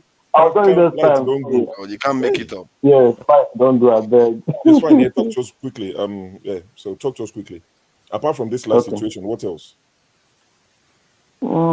Nothing else. Just that people are finding it difficult to move around, and then there is serious hunger in the land. Serious hunger. So do you have less cars on the road, or is it exaggeration? In Imo, you said you're in Imo. Do you see less cars on the roads, or are things fairly? Yes. While driving to the church today, I met cars on the road, but not as usual. Many people I know that normally come to church with their car now walk to the church. I mean, there's nothing wrong in walking if it is deliberate. You know, if you have the choice to walk or to drive. People in America will disagree because those ones, they drive to the bathroom, they drive everywhere. We're not talking about them. We're talking about people who live a healthy life, like in the UK. In the conversation, like not engage them in a conversation. Like some of them that I took the bold step to engage in a conversation, they told me that that kind of stuff. Can't you see the amount that they close? So not that they want to work, rather. They don't have. So it's not like they choose to work; it's forced upon them. Yeah. Well, we can only hope that things get better for our brothers and sisters back home in Nigeria. What we've been told by the presidency is to have patience, that they are doing their best. The question I'm asking is, after 6 months, then what happens? Because this palliative and whatever they call it, and however much it is, even if it's 50K, after 6 months, then what happens? You know, Chino, I hope you have a very good night. Or if you're staying with us, that's fine. You have a good week, and I hope things get easier for you. Thank you. Yep. I think I have to watch from the background. All right, thank you. Omori, yes, you've been called out. KJ, sorry, I'll come to you. It's just that Omori, we've been told that Omori has to apologize to everybody. Thank you, Mr. Show. You see, this was what I alluded to earlier. You see, the problem is not even the few criminal politicians we have. The problem is the Nigerian people, themselves. We are the problem of ourselves. You see, somebody wants me to apologize now because to him, he felt I voted for Shogore instead of I supported Shogore instead of Obi. And this was the same Omoroji that was everywhere saying that Obi, in the midst of Atiku and Tinubu, could be likened to that biblical two criminals with Jesus Christ at the center. So, and even at that, somebody wants me to apologize for supporting Shogure. The only candidate that said subsidy is the only thing the masses are benefiting from. Shogure was the only person that said subsidy with a man and he will sustain it. But people have removed subsidy. But maybe in a different, approach, with a different approach. So he wants me to apologize for, exercising my inalienable rights. This is the problem we have. So his own candidate should have been imposed on me. He didn't even know what I voted for. I knew Shogure. See, Shogure, I've known Shogure for more than three decades. So now Shogure will be a president in the last dispensation, in the last presidential election. Was he anything near, but he has been consistent over the years. I used every opportunity to stop them from insulting Shogure, and now he wants me to apologize to him. I don't know. I don't see. We have a long way to go. We have a long way to go until we begin to see issues the way they are. I don't think, as a people, they're not doing enough to take power back from these criminal elements called politicians. So I owe him no apology, even if I voted for Shogure. I used every opportunity I had, every fora, to say enough of PDP and APC. Whether it was Shogure, whether it was the Obio, I didn't just want PDP and APC. So he should be apologizing to people. Maybe if Obi had removed subsidy, maybe the Nigerian people would have suffered the same way. And Mr. Shaw, let me even shock you. Do you know, even if Obi had removed subsidy, and what is happening right now is happening, people like this concert will go to any length to support an Obi. So these things will not help us.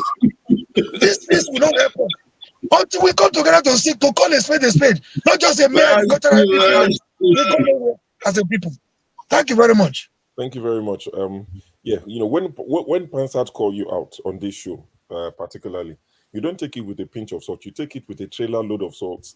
Pansat calls everybody out. Says even Rudolph is a Fulani slave. He's a Yoruba people slave. Me, show I'm the something. Pansat once told us that. I can never forget. Pansat said, me, because I was hosting the show, he wouldn't drop super chat. But I'm happy he's, supporting tonight with his money. Thank you. But one day he said he won't support with his money because a Yoruba man is hosting the show. I said, but the money and the platform belongs to your brother. I don't get paid for doing this. He said it doesn't matter. Somebody now called him out and said, but you said you like Fela music. He said Fela is not a Yoruba man. Fela's son is the Yoruba, but Fela is not a Yoruba person. So that's Pansa that we're dealing with. He's a jolly good fellow. You have to just, you can't take it to heart. KJ, sorry to keep you waiting. We're back with you. Not the problem. Thank you so much. Sure, you guys are doing a great job. Again, I want to apologize for getting annoyed. I have been waiting, really. I was waiting for a long time, but somehow Rudolph didn't understand that, and I need to go somewhere. Anyway, you can see I'm in my wall. This. Don't go and wait in Nigeria. I know if you do hashtag go. Free KJ. See, they've even taken your internet with your camouflage. Wow, that was quick. Let's go to Ed. Can I just quickly address a point that somebody made? Like I was saying that we should marry only Nigerians and stuff like that. Oh, you can call up for that. Oh yeah. He said I was making him scared because of some of the stuff I was saying. I'm not saying you should marry only Nigerian, but you have to marry based on equal kind of relation. It doesn't have to be perfectly equal, but if it's only one-sided, that one side is advantage, then it's going to what will happen over time is that desirability flows only in one direction and you will lose out. There's a reason why the Neanderthals are not here. It's not because they were just killed. It probably was due to procreation, and you see the remnant of their gene is about 1% or so in Europeans today. So you have to. We created a vacuum. We are the weak group here. I'm not blaming them. It's like a good lion is meant to be able to, dispatch an antelope just fine. We are the antelope in this contest. I'm sorry to say.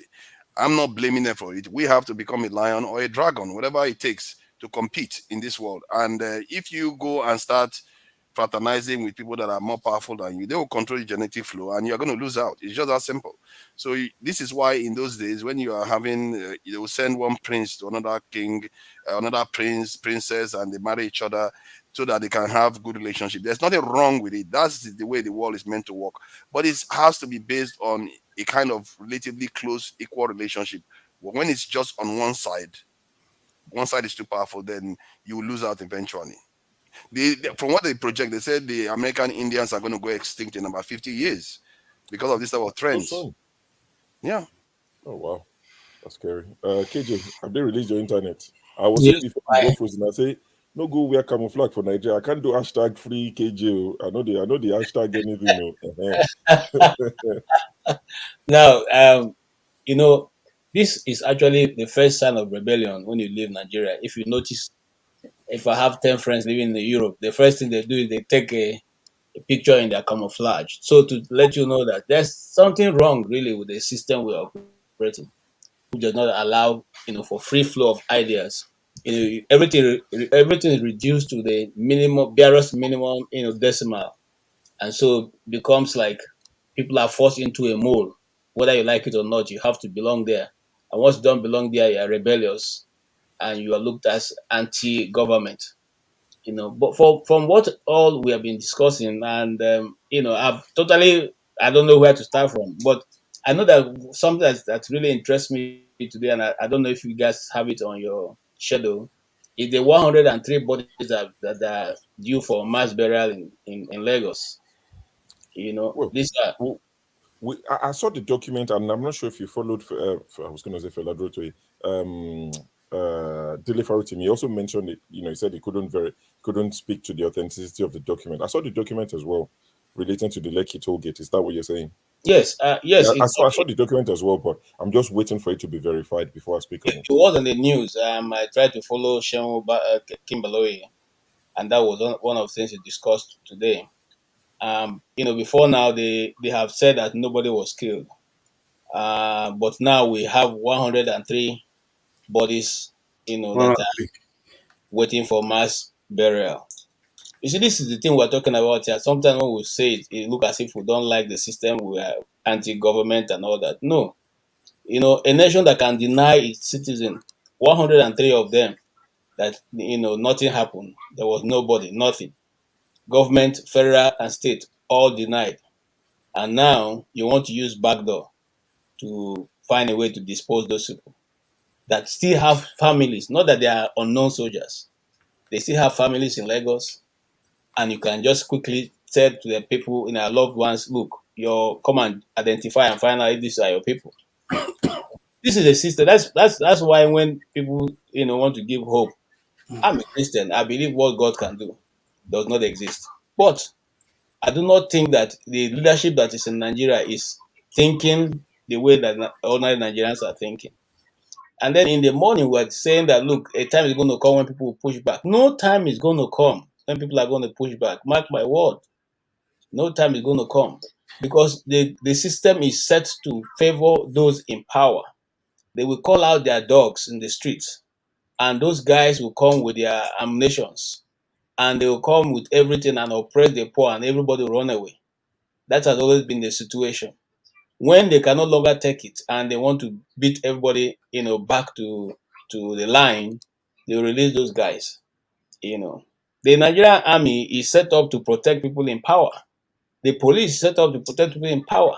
It's only in Nigeria that the army will keep issuing statements, and even without any act of the National Assembly, decides to deploy themselves to states and go and do all kinds of dances, whether they are python or crocodile dance.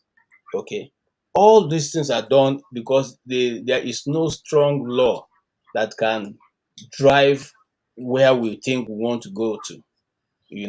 Tell the truth, and let us use ourselves as an example. If I was Tinubu's age, right now. Do you think what with my foremost thinking is how to wake up and see that Nigeria gets better? No, I don't think so, because he has gone beyond that point. All right. And so anytime we look at people who are 70 and above and we're thinking of making them heads of state or president or whatever, we should also think in that end. Because at this time, the people are taking it slow. I'm not wishing him death, God forbid, but they are taking things slower than forefather, than anybody who is younger than forefather. They're taking it slow. They don't have it, they're not in a hurry. Okay, but if you bring a vibrant young man there, and I'm not necessarily talking about Peter Obi now, he will see why things should move and why Nigeria should be at a competitive level, not where we are now. We don't, just like somebody said, we don't need to be taking handouts from foreigners. We have more than enough resources in Nigeria to develop Nigeria to the level that we want it, but it's not going to happen. Okay, look, let me tell you something, sure, and before I round up, which was the contribution I wanted to make in the afternoon earlier on. Now, we Sorry, have... one second. Foley, please, I'll come to you just after KJ. Foley, just hold on. I can see you're in Nigeria. So we'll come to you after KJ. The refineries we have in Nigeria, I bet you, okay, all of them have gone out of the initial contractual agreement with the manufacturers. That means that right now, any component that is there, you can be fabricated. If you take those guys in Onitsha to those places and they look at those things, they can fabricate those things and get those refineries working. Everybody knows this. They know it. The government know it, but they will not do it. They keep awarding, turnaround maintenance for years, and nobody knows what they're turning around and maintaining. And if it's not been turned around and maintained, and since it has already been broken down and it's now, ready for vulcanizing, why don't you call in those guys who have been fabricating all kinds of things in Onitsha and say, look, do this for us.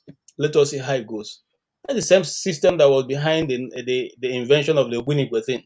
The scientists in UNN got together and said, look, we can do this. And they did it in less than 3 months. What stops the Nigerian government challenging the scientists in Nigeria? Go to the refineries. We want this thing to work in the next 2 months. Get those things working. Do whatever you need to do. If that machine, you cannot fabricate it, can you change it? Can you remodel it? People are remodeling cars right now to gas in Nigeria. Can those people go to these places and remodel these things? That's how a nation wants to develop things.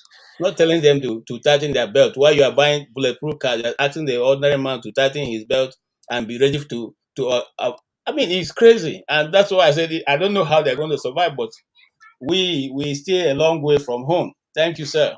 Can I ask a question? Because recently the NLC leader and the unions, they were saying something about being able to convert Nigerian petrol vehicles to gas, yes, which we technically have control over. It doesn't seem to, it doesn't seem to require import. So if it doesn't require import, why has the federal government not looked to shift? The VP mentioned a long it. time ago. Shetima mentioned it, I think two days ago or so.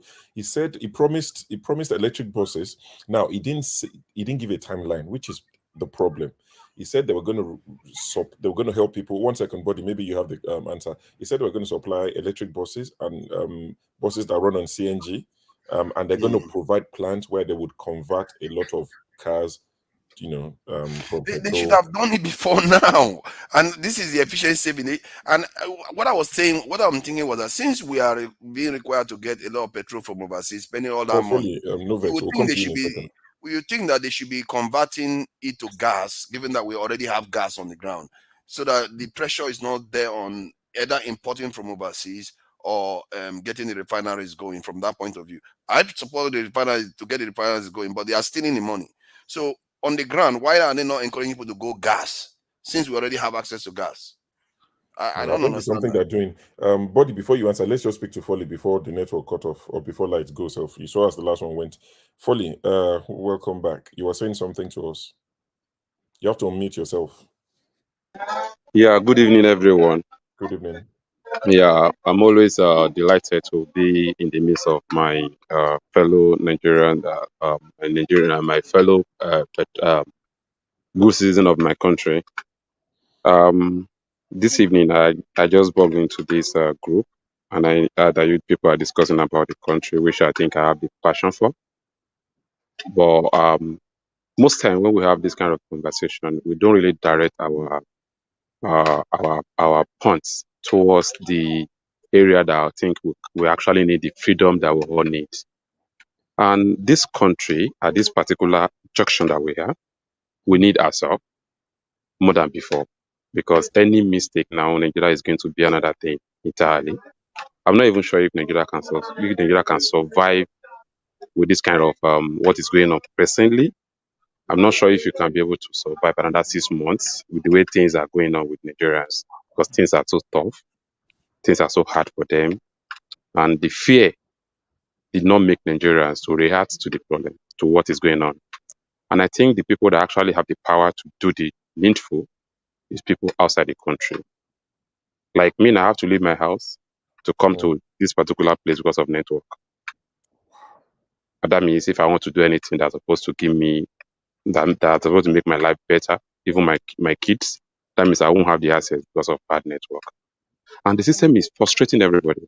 But my point is this: 2023, we miss an opportunity. And before we make that mistake that we made, we actually try to warn our people that there is no way you fight with a pig that you think they will not dirty your clothes. Peter Obi may be a saint among the so criminal, quote unquote. But for him to dine with them, automatically, Obi has become one of them. I don't know if that is how we were saying it as a revolutionist. We believe if this country really want to get it better, that we need to do more better than what we are doing presently. Yeah, we have to do more than what we are doing presently. We need a fresh and a very energetic human being who will be able to tell the people that they failed. Not someone that is still rolling around them, that's still robusting them. We need different things entirely at this particular junction that we have. And that thing cannot happen if we don't really organize ourselves. Because the way the country is going, my enemy friend should be my enemy. There is no way my enemy friend will be my friend. So if I really want to make any change, I really want something changed, I have to do something different from what we have been doing. So it's like we are still following the same trend. Let's assume that the number that will be has during this last election, let's assume that we organize that number of people, someone like Chowore, I'm sure we won't be where we are today. Even if they declare the election, I think we'll still be on the streets, because youth in Nigeria, they are just like an army of lions who are going to a battle, and they allow a sheep to lead the battle. It will lead them to no destination. Everybody will accept with me if that 6 million votes actually belongs to Showore. 6 million naira. 6 million votes actually belongs to Showore, with the energy that people put in place to get that thing done. And the INEC actually go the way they used to do, and this thing happened. By now, everybody will have known what the stage and the situation that Nigeria will find themselves by now. I trust them. They will even try it, because they know immediately youth channel their power towards Obi. These people just relax. They believe they can do anything, because the energy that we bring out during the answers, these guys are afraid of that energy. They are afraid of something like that to happen again, and we miss the opportunity by picking another friend of theirs to come and lead our struggle. And I think that's where we get it from in 2023. And I'm not sure. As I'm talking to you, I'm not planning for 2027, because I'm not seeing Nigerian passing through this same agony and suffering for another 4 years. I'm not saying it. But I pray that one day, the table will turn, like Showore said. But table will not just turn until all of us actually will declare and we will identify the road to take that can lead us to our freedom. So I came here today because of I saw electricity, because it has been in the pioneer of all these things. Like there was a time that I have one-on-one conversation with him. We used to talk, I know his passion. I know what he believes. So I believe that there is nobody that can survive, that can save Nigeria except people who are outside the country. Because here, they've conquered everybody. Fear will not allow anybody to say anything now. Even we that were trying to say something here, we are just doing it out of fear. But one day, everybody will die. It's either even if you reach 120 years, you are going to die one day. But it's better you die for something that worth dying for. Your country is worth dying for. In case anybody don't say it, if you have a country that you know after you left, you will leave something good behind you. It's worth dying for than for you to die without making any impact. Okay, I think what we are here for is to come here to make a change when we see anything wrong. Even if you don't get it done at your own time, people will mention your name that during your time, you saw, you fight, and you left. That it's not like you just come and you did not fight and you just die like that without making any impact. Even talking about death here is you can die anytime. Portal can kill you, malaria can kill you, hunger can kill you, you can die at the hospital, kidnapper can carry you and kill you. Why can't you stand for something better? Why are you afraid of death? Okay? Nigerians are afraid of death, yet the death is running around them every day. It's going around them. I lost two brother within 2 years because of lack of hospital. They have the money, but there's no good hospital to take care of their health issue. And I lost them for the system. So if someone like me today is not afraid of being killed or whatever, that means I don't know what I'm doing yet, because as I'm talking to you now, anything can happen to me that will make me not to wake up tomorrow. So what are we living for? Is a kind of Nigerian that we can all leave behind a good society, not what we have presently. Because what we have presently will consume everybody. Either you are outside the country or you are in the country. You have family here. Everybody has families around here. So what we need to do now is, how are we going to organize ourselves to have a formidable movement that can give us the kind of freedom that we all want. Thank you, everybody. It's nice being here. Thank you very much, Olivier.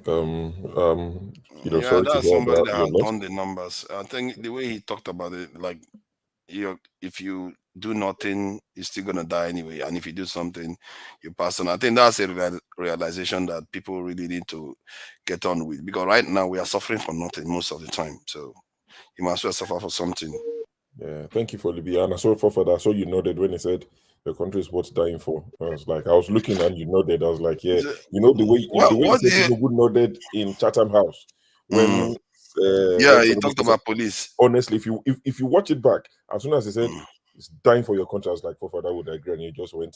Yes. No, because of the calculation is clear. The calculation is clear. Of course, I agree with you. I mean, especially the way he said it, the things he's experienced in the last few years. And like I said, accept my condolences, to your brothers that Nigeria deprived you of, because I mean, yes, people die in the UK and America and all of that, but it's not for the lack of trying. In Nigeria, I lost a friend who had, appendicitis and he died.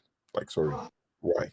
Keyhole surgery, something that you do and you go home same day in a proper place. He died, but thanks for your submission. We go to someone raised their hand. Was it Omori? Let me just add one thing. Thank you so much for for Libby. But I just want to say something, and I'm saying for myself, speaking for myself, as you see me, so if Nigeria is the way it is, I'm not going to die for Nigeria. I said that yesterday night, and I'm saying it again. If you die for nothing. You see, look, let's look at. You're already going to die for nothing anyway. So no, I will die for something. You see, I'm not. How do you mean? How do I mean? I will die for a cause. I know where this is going, but we'll try not to go there just yet. I will fight for a cause. I'm already fighting a cause, and I will stay on that cause. Is it for the US or for your You know where it's going, forefather, so don't don't mind him. He's throwing spanners into the wheel. I don't mind him. Don't worry. Okay, go ahead. Let's see where you're going. What I'm saying is, look, one of the people when we were growing up that inspired us so much was Dele Giwa. I can't get away from Dele Giwa's story. Okay?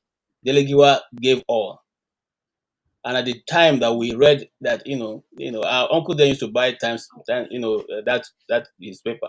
We read that Dele Giwa died from that. Nobody ever asked. Nobody ever try to look for what really killed this man. What has, till today, the Legiwa story ended that way. Even those who work with him began to disassociate themselves and try to run away from, the fact that, they knew anything that So I brought would like about. to respond. Sorry, I would like to respond to that. So what I'm Hey, saying just is, hold on 1 second for Libby. as it is now, what we can do, and like I said, I like Shore. Shore has been one of his followers for a long time. Unless we, the Shore's kinds, the Obi kinds, put away this, this our, thinking that Obi is for them because he was with them before, so he's going to be with them. Until we put away the fact that Kingsley Moghalu he cannot work with Fela Dorotoye, and Fela Dorotoye is too this too. Until we put away that and bring these people together, we are going to continuously be defeated, and they will continue to rule over the space of Nigeria. These people who are there, they are not going to change. So look, the best advice anybody can come up with right now is to how to get these younger guys, the Mogalus, the Shores, to work together. As long as you keep saying this person is this one is that one, this one, can't there be reform? Even the church that we all go to gives you an opportunity to repent. And what is repentance? Turn off from your ways or from your evil ways and do the right thing. Until we do that, we are fighting a formidable team that know what they are doing. Have you ever been where they're sharing money? Did anybody call Yoruba there, Igbo or Hausa there? There's nothing. There's no tribe. It's the kuli, the business connections. That is what is their tribe, and they've been successfully holding it over our necks. And we come and we are the ones saying, if it's not Shore, if it's not this person, if it's not that. No. Let's crash the board. Let's bring everyone on board. And then as the system picks up, we filter out those who we think cannot go with us. We filter out those who we think are dragging us back. But if you keep saying, as if once it's not Shore, no, once it's not Obi, no, it's not going to work. That's my submission. Thank you, Shore. Thank you. All right. Sorry. I would like to shape in some things. All right, make it quick, please, for Libby. All right. When you are talking about Dele Giwa, and I don't know what else you want Dele Giwa to achieve in life. This guy died in 1983. Is it 83 or 84? And me and you are still mentioning his name today. What else do you want from me? There are a lot of people that died after him, even before he died. Their name is nowhere to be found anymore.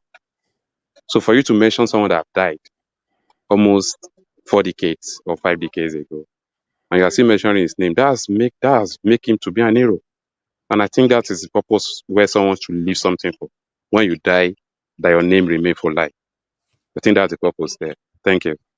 All right. Cheers. We won't have a rebuttal on that. We'll leave it as it is. Omori, you wanted to say something. Once you're done, then we'll come straight down to.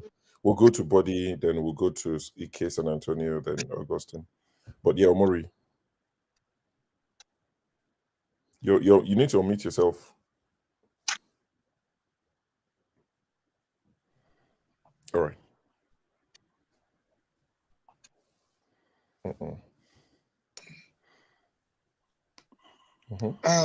I just want to quickly buttress the points raised by the last two speakers. We need one another. This is where, you see, the strength of the team is in the individual, and the success of the individual is in the team. So until we realize this fact, this mindset of the person, this is my own, the other one is not my own, this tribal sentiment, this primordial sentiment, we should do away with them. And that is one of the factors working to the advantage of the criminal politicians.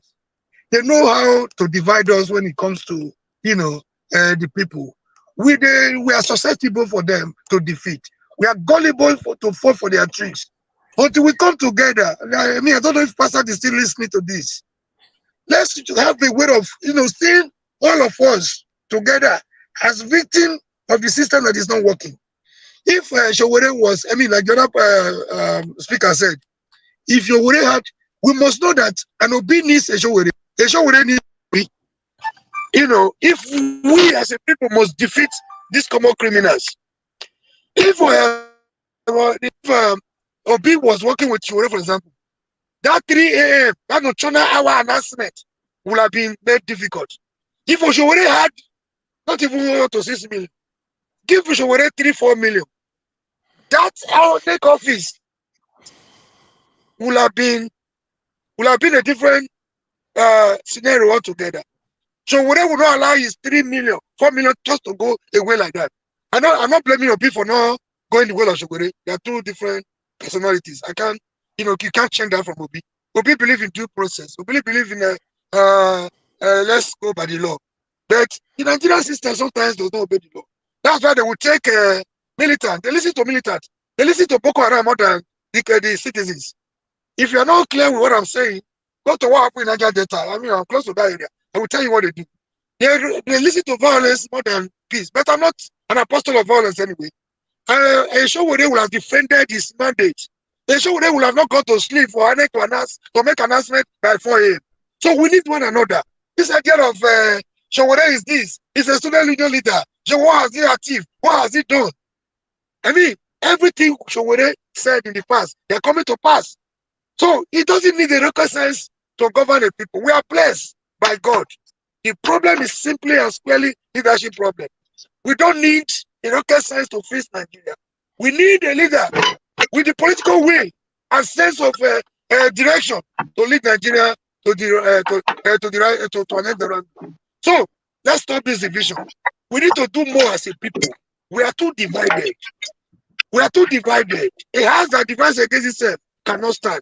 We cannot go. We cannot stand. We cannot succeed the way we are going. Our division along religion, tribal lines, is one of the factors. Taken advantage of by politicians. You could see what happened in Lagos. The first time the people came together to speak with one voice, and that voice was loud and clear. Enough of a Tinubu in Lagos. Enough of this, converting, making Lagos and a private estate. When they saw that the temple was turning against them, they brought in the tribal card, and people were busy seeing it as a Igbo versus Yoruba. This will not help us. We need to do more and come together. Don't scandalize Showore because you feel Obi is small, Obi has handled more businesses than Showore. No, we need one another as a people to defeat our common enemy. Thank you, Mr. Shu. All right, thank you very much, Mr. Mori. That's appreciated. Buddy, we'll come to you. Then we'll take it down to San Antonio, then Augustine. Except for fathers has anything to say, which of course you don't need permission. Yeah. Let Buddy go first. Okay. When there are problems in the land, there's an opportunity which Nigeria is not taking. We are much of gas nation than crude oil nation. We have much gas than crude. So that's what I'm saying, like the issue of the CNG, they should prioritize it. They should bring in the kits to start converting the gasoline engine cars to CNG, which Ogun State governments have started. They started doing something that line. I think now they have a workshop in place. So, and they're promising that in the next 2 or 3 weeks, we're going to have stations whereby cars can go, another auto machine can go and change their stuff as well. Because I've seen Nigeria, I've seen a filling station, a gas station whereby they are using CNG to power their generator to even sell gasoline to people. If you go to Edo State, I think over years now, for more than 2-3 years, they've been using CNG in Edo State. So, but our people were too docile. That's if I will align myself with what Dele Farotimi said the other time. We lack the imagination, and then we can't envision as well. That's the problem. We like to be spoon-fed. Our government is doing badly. If you read the history of America, we have men that built America. Men, there are people that build America.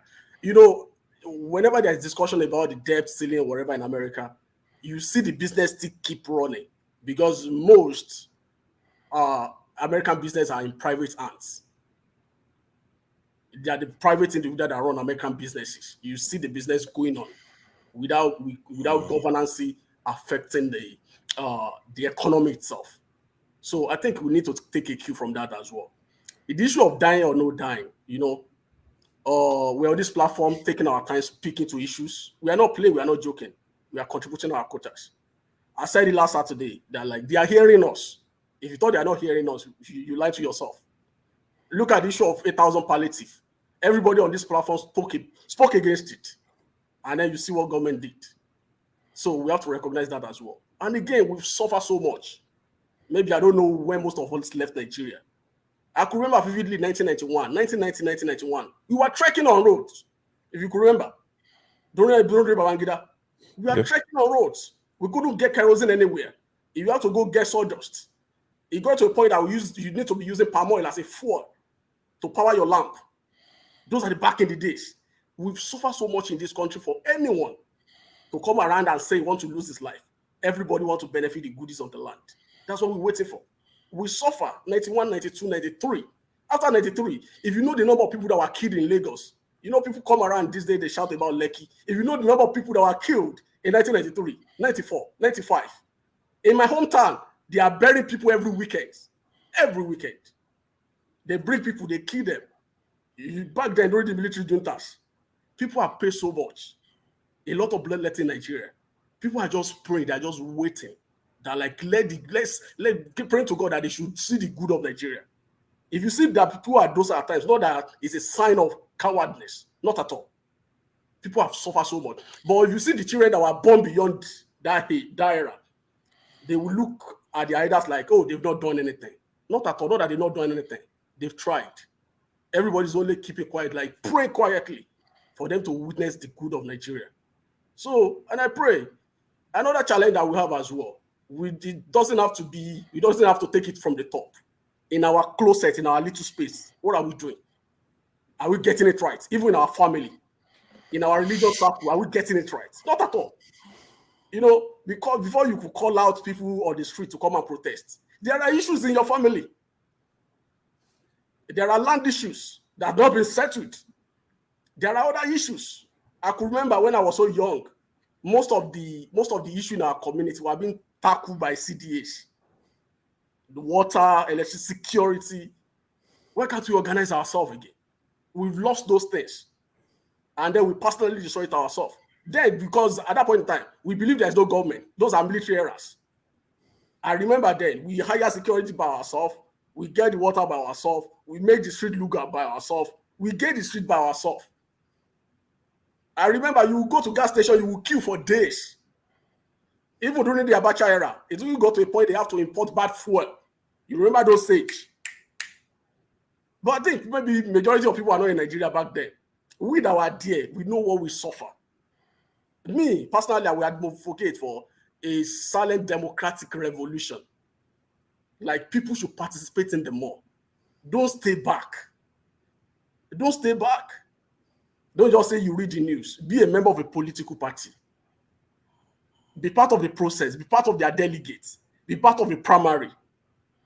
If you are not part of that system, the system will keep throwing all bad leaders. They will only left you with a few choice. Obi, Shore, Kwakwanso, Milokon. Those are the choices you'll be left with. So, because you are not part of the process, you won't be able to scrutinize them. You won't only be making choice between the fear devils. Those are the issues that we are having. So, and at this point in time, that's the point that electricity is making as well. We have to be part of that process. There is no small way at all. Let's be part of it. And one thing again, calling people on the streets is anarchy. I was in Nigeria 2020, aftermath of NSAS. We are still left with those issues. Those cars are still very much there. Businesses were destroyed. We couldn't move. I was nearly attacked. Just getting out of the airport. With no fault of mine. I have no hands in it. You know, the hoodlum took over the street. And if you are not careful, the bad boys will hijack it.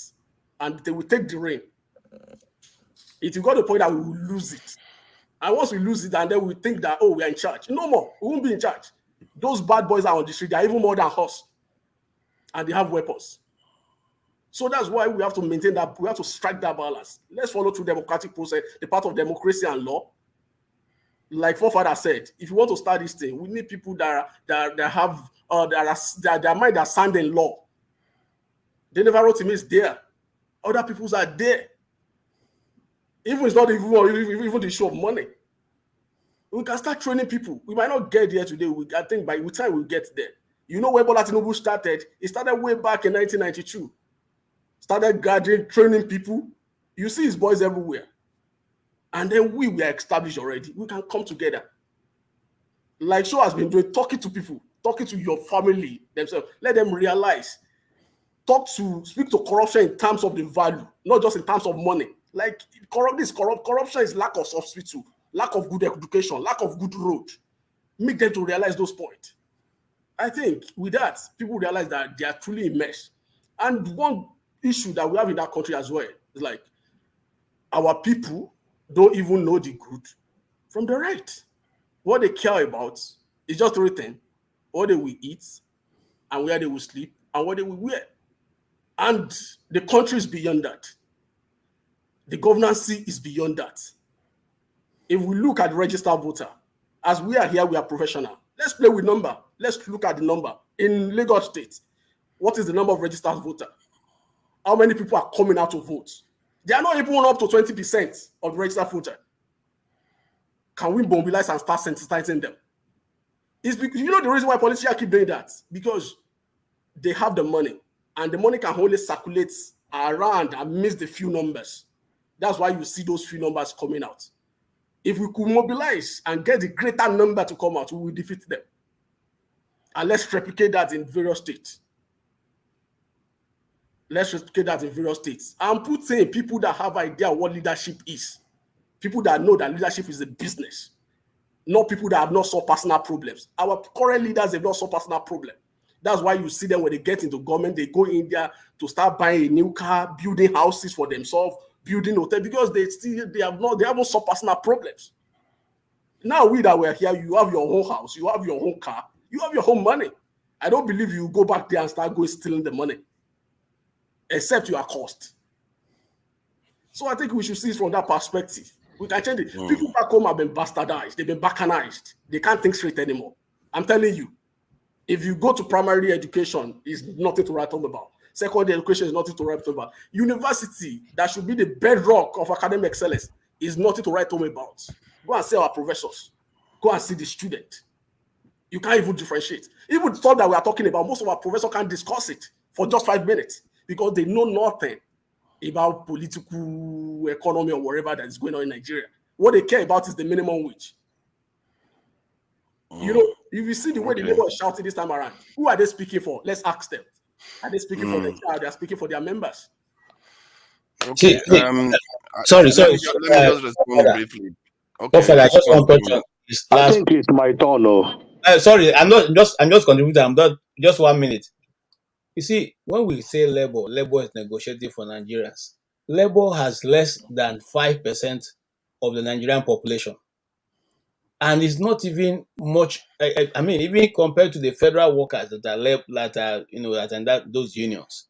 Okay, so most times we defer to them, and they go there and negotiate on their own behalf, and not on behalf of Nigerian people. This is the rogue kind of elements that we have had all this while, and they will always go there and compromise, in the negotiations. So the time has come for the Nigerian people to be the ones to actually stand in for themselves. The downtrodden, those who are, left, who nobody hears from. Okay. And so if we keep saying labor does not negotiate for anybody. Labor is concerned about itself, and its members. And that's all they care about, not about the Nigerian people. Thank you. All right. Thank you. Let me just add something. I think what you said about the people's sacrifice and that we've sacrificed a lot and that something about they don't want to sacrifice anymore, that makes sense to just sit it out and go through democratic processes. I agree with the idea that we want to do these things in a more civil and in a way that doesn't spin out of control, because when you get on the street, the outcome often is not in our hands. I agree with that direction, but the idea that you're making it look like the sacrifice we made before was somehow in vain, or it's a cautionary tale not to go in that direction at all. I think it's not, because what I'm not saying it's in vain. What I'm saying is that people are like, we sacrifice a lot. what people are waiting for right now is to benefit. They are praying that the goodness of that land, they should partake in it. That's what they are waiting for, fruitfulness of their labor. This is why I agree with Folibio, what he said, because you can dig a hole and cover it and call it work, but are we doing it for the right reason? Most of this suffering was inflicted on us, and we didn't even have any specific direction that we wanted to travel. And this is why the point he was making was that we have to choose our suffering. Our inheritance involves suffering. That is all we've got. We have to work our way up. The good thing is that to build it up is we have a lot of ground. We are so low now that we have a lot of ground to build up. But to deny that suffering is not going to be required and difficulty is not going to be there, I think we are mistaken, because the where we are right now, it means that you don't fully appreciate the position we are in. The position we are in is going to be a tough one to get out of. Look at other nations that try to get out of it. They have to go through a lot of problems. To add to one other point you made about the CNG, how they are switching to, they are trying to do switches now, which should have started a long time ago. What I observed from that is that it's like Nigerian government, they seem to be following the American system somewhat. And the American system is like they don't do too much efficiency savings, but why the British does. If you were looking to do something like this, you'll be hearing efficiency saving everywhere. In other words, they want to reduce the impact of whatever cost increase for other people, or for cutting back on budget. If they want to remove, let's say they want to cut the budget by 20%, they would think about maintaining the same level of service by doing a lot of efficiency savings. But our leaders, they come out with plans, but there's no efficiency savings in it. They just come out and they don't even have the courtesy of doing it properly. They just come out, announce it, and let the chaos. It's because it's reactionary. Most of it is reactionary. It's not like they've been looking to cut the deficit subsidy a long time ago. Yes, they want to, but they won't plan for it. Nigeria will want to have surgery. They won't go for pre-op. You understand? They just turn up on the day and say, I want even if the surgery was scheduled then the doctor 5 years ago. Your blood pressure is high. I can't operate on you. Yeah. Did you come for pre-op? That is crazy. Is that way? Yeah, fundamentally, I don't think Nigeria. Let me start by, a lot of time people say America. When they were at our age, they were farmers. They were cultivating cocoa. They were making cotton. When they were at our age. Right now, in our age, no youth want to be a farmer. No youth want to get their hand dirty. I have a friend, he lives in Ogun State. He's one of the wealthiest farmers in Nigeria. He went to school here in Texas and went back home. Even though he get all the credit because he's smart enough to use the government, get all this money that are allocated for farmers and stuff like that. But that aside, somebody was talking about Sowore and Peter Obi. I wish Sowore kind of humbled himself, not being arrogant, was merged with Peter Obi. I don't think all this, because a lot of things Sowore do is radical, which is what we need. But unfortunately, he kind of become tyrant about it and feeling that we were here before Peter Obi. Unfortunately, Peter Obi, the reason why Peter Obi was, people related to Peter Obi was what he did. And there is nobody in ruling class in Nigeria can say, go and verify what I have done. Go and check where I have gone through to get to where I am. I'm going to tell you, nobody in Nigeria know how rich Peter Obi is. Nobody in Nigeria know how rich Peter Obi is. That man is one of the wealthiest of Nigeria, if you don't know. Peter Obi is very wealthy, but he's humble in what he does, and that is why people like him. Yeah, Peter Shore have done his own part very well, but you can't compare Shore and Peter Obi. The temperament and how they do things. Peter Obi is well calculative in everything that he does. Now, let's talk about this government that is ruling us.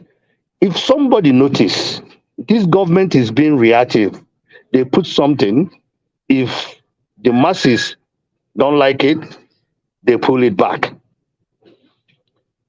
That is not how you run a country. That is not even how you run your household.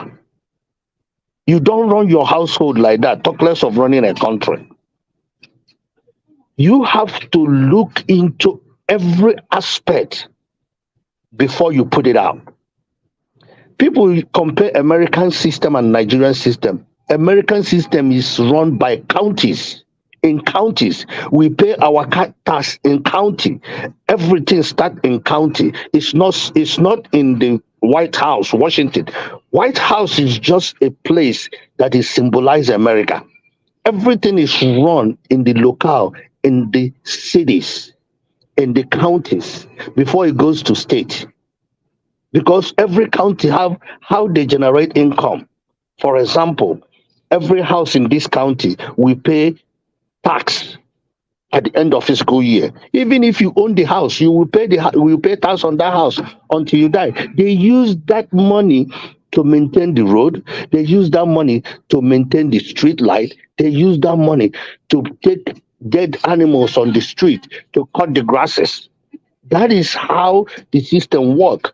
You can't say that in Nigeria because the fools, I'm calling them fools because I'm sorry, no human being in the right mind will go and sit over there and look at what they just did, giving them 70 billion and sit down and justify it. In the present condition Nigeria is on. So the people, one of the things I noticed, because initially one time my cousin says, come and join politics, I think you have a good heart and this, I was like, no, I can't. Because politics in Nigeria is, if you have enough thought, you get to where you want to get to. If you can bully yourself, you can get to where you have to. And I don't have the spirit of bullying. We have, in the 90s, I have a lot of people we are working with Dell, and they have big jobs in Dell. When I say they are running Dell in Austin, Texas, then there was one Nigerian guy. He is the MD in Dell, an Igbo guy. These guys, we say, okay, that time internet is not the way it is now. What can we go and do in Nigeria to go and change lives? Do you know the key thing? Everybody complain. No electricity, no security. And once you come in to change things, the people that you put sand in their gari, they will send people. In Nigeria, it doesn't cost a lot of money to take somebody down. It doesn't really cost a lot of money to take somebody down. And that is what we are lacking. We don't have visionaries, people that have interests of the country. Could you imagine? America, every budget, when they do budget, they think about 10 years, 20 years, 30 years from now. We just borrowed 800 million naira, $800 million, and we're going to share it. And we're going to give 12 million people 8,000 for the next 6 months. Do you know that if he would have taken that money to buy 8,000 buses and give each state 216 buses, and they put it in the transportation, cut the payment, that would be more beneficial than giving this money out. 8,000 buses, that is what that money can buy. 8,000 buses, luxurious buses, and put it 216 in each state and say, put this and see how we can do. For 6 months, let the bus pull in, maybe pay 10 naira, whatever. And people will admire that than this money Nigerians, we are so hardworking. We don't need handout. What we need to put things in place to give us an enabling environment for us to strive. Look at every Nigerian that have left Nigeria. They become what they didn't dream that they will become. Because when you go to Western world, you have that opportunity to excel. Even though there is some people that didn't want to work for it. They went and joined the dubious way.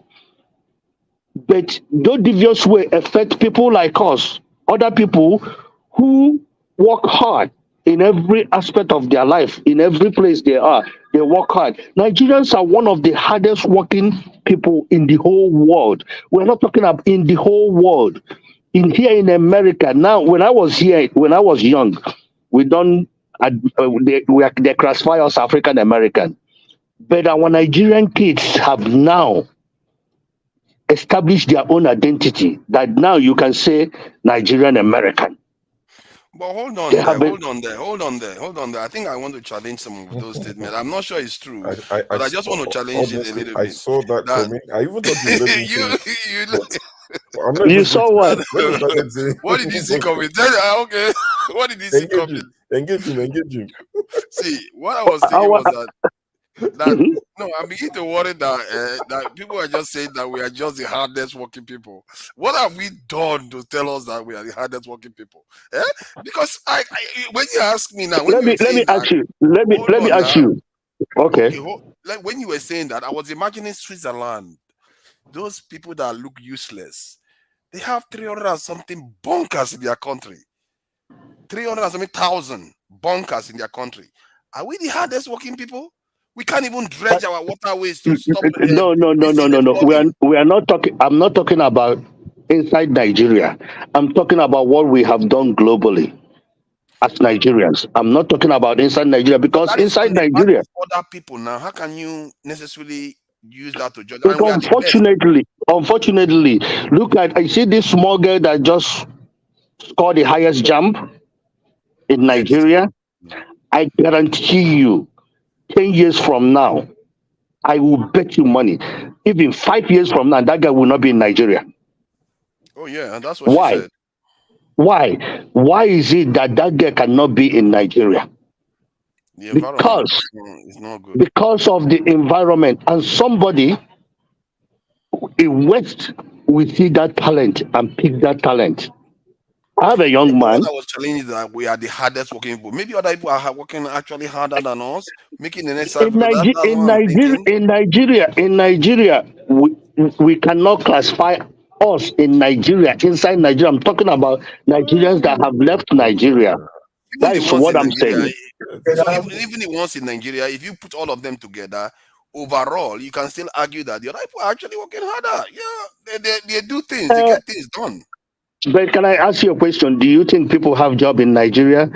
Job will come in and a professor who call himself a professor, before he gives somebody a grade, he will touch her breast and give her a phone number of the hotel or give her a hotel where they're going to go and meet at the end of the day. And if you say that you cannot do that, he will make sure that your life is a living hell. Isn't that why I say we are not the hardest working then? You are saying it's only tied to Nigeria. It's not only tied to Nigeria. No. But if you're a professor in Western world, like I think Augustine, right? You teach, right? You teach. Can you tell a student of yours, I'm gonna touch your breast before I give? It wasn't a pastor, maybe it was a pastor. You're not allowed. Before I give you grade, you can never do that. If you do that in the West, man, you're gonna find yourself in the hot soup. But that's Nigeria. India just sent this. India, they are one of the highest open defecation countries. Like they literally poo on the outside, and then they also have a lot of poverty. But they send people to space. They are nuclear power. They've done a lot of things. They can multitask. But are we? You ask yourself, are we sure that we are the hardest working people? Are you sure? But what did India do in the last 10 years? What did they do? They changed that stigma. They changed that stigma of these people we call Yahoo boys. They created an enabling environment. Every company in the West use Indian people to write the code. That is the reason why just IT area in India generate over $150 billion a year for them. But Ngosika was here said the other. Okay, he go will ahead. Go turn ahead. the Yahoo boys into maker of chip. Huh? Is that not what Tinubu said? He said he would turn the Yahoo boys into makers of chip. Forget about that non-entity. See, when Ngosika was here, we had this discussion where she said a lot of Nigerians are working for people overseas using the internet, and that some of the problems they were having was that they were competing for projects with Indians. It turns out that Indians, even if they have space program and going to Mars, they went to the moon and all the rest, they outcompeted Nigerians in terms of price. No. In IT though, they are one of the best in the world. In terms of price, I'm talking about price, not best. They are willing to outcompete Nigerians in terms of price. They'll take less. That should scare you. No, but remember, in Nigeria, one of the things about Nigeria, if you're in IT, Nigerian internet, Nigerian IP, any IP that is coming out of Nigeria is blacklisted. That is the reason why if they see that you're good in IT and you can work remote, they're going to pick you up out of Nigeria. That is the reason why they give you visa, they give you everything to take you out of Nigeria, because the IP addresses that are coming out of Nigeria is blacklisted. Yeah, but that is not the point. The point was about pricing. They are willing to give the project out. The Nigerians were like, I need $10 per hour. The Indian will be like, I need $8 per hour. And the Indian will get the project. That is what she's talking about. Why not? Because the Nigerians are charging higher for the same job, while Indians are charging less for the same job. Yeah, but at the same time, it's a slightly, if in Nigeria, this is contracts.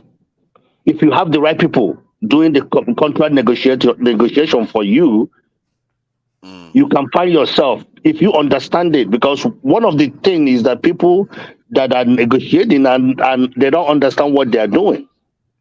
India is doing what they have to do to get their people doing the job.